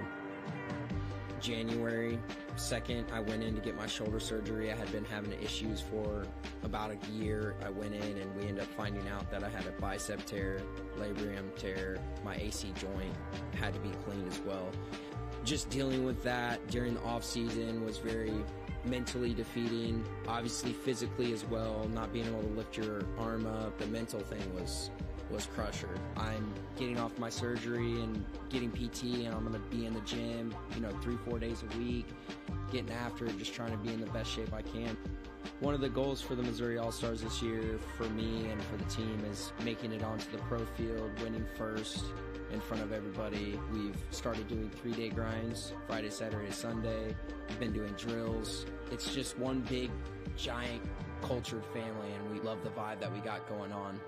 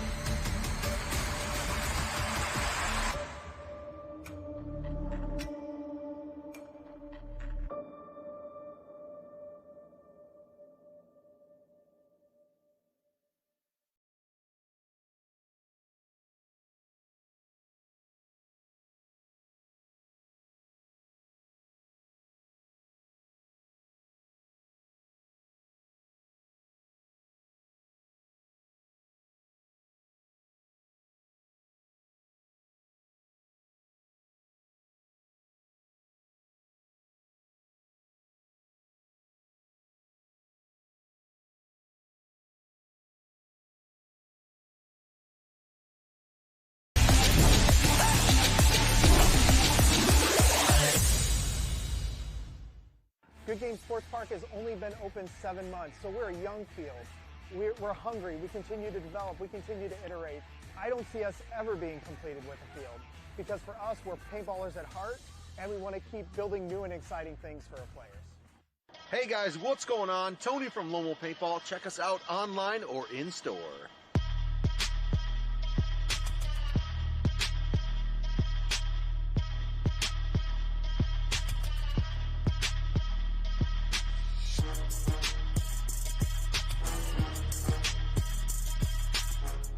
LoneWolfPaintball.com. Celebrating 35 years, Blast Camp is one of the most historic and longest-running facilities in the country.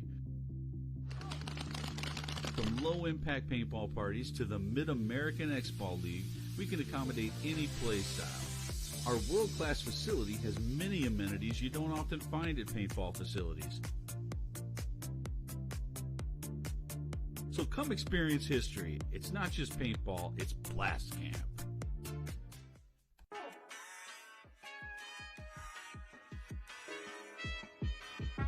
Missouri All-Stars have been playing together out of Kansas City for about going on 5 years. Our play style is super aggressive. We like to just be in your face constantly and just keep the gas going the whole time.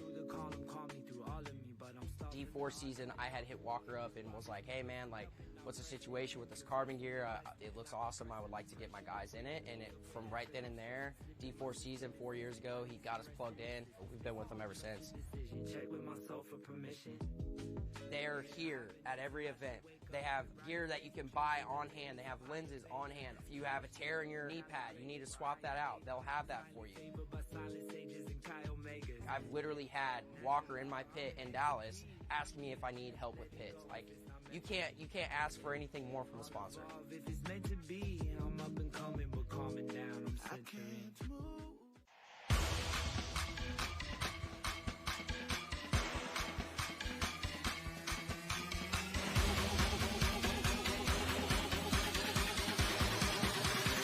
One, two, three, go!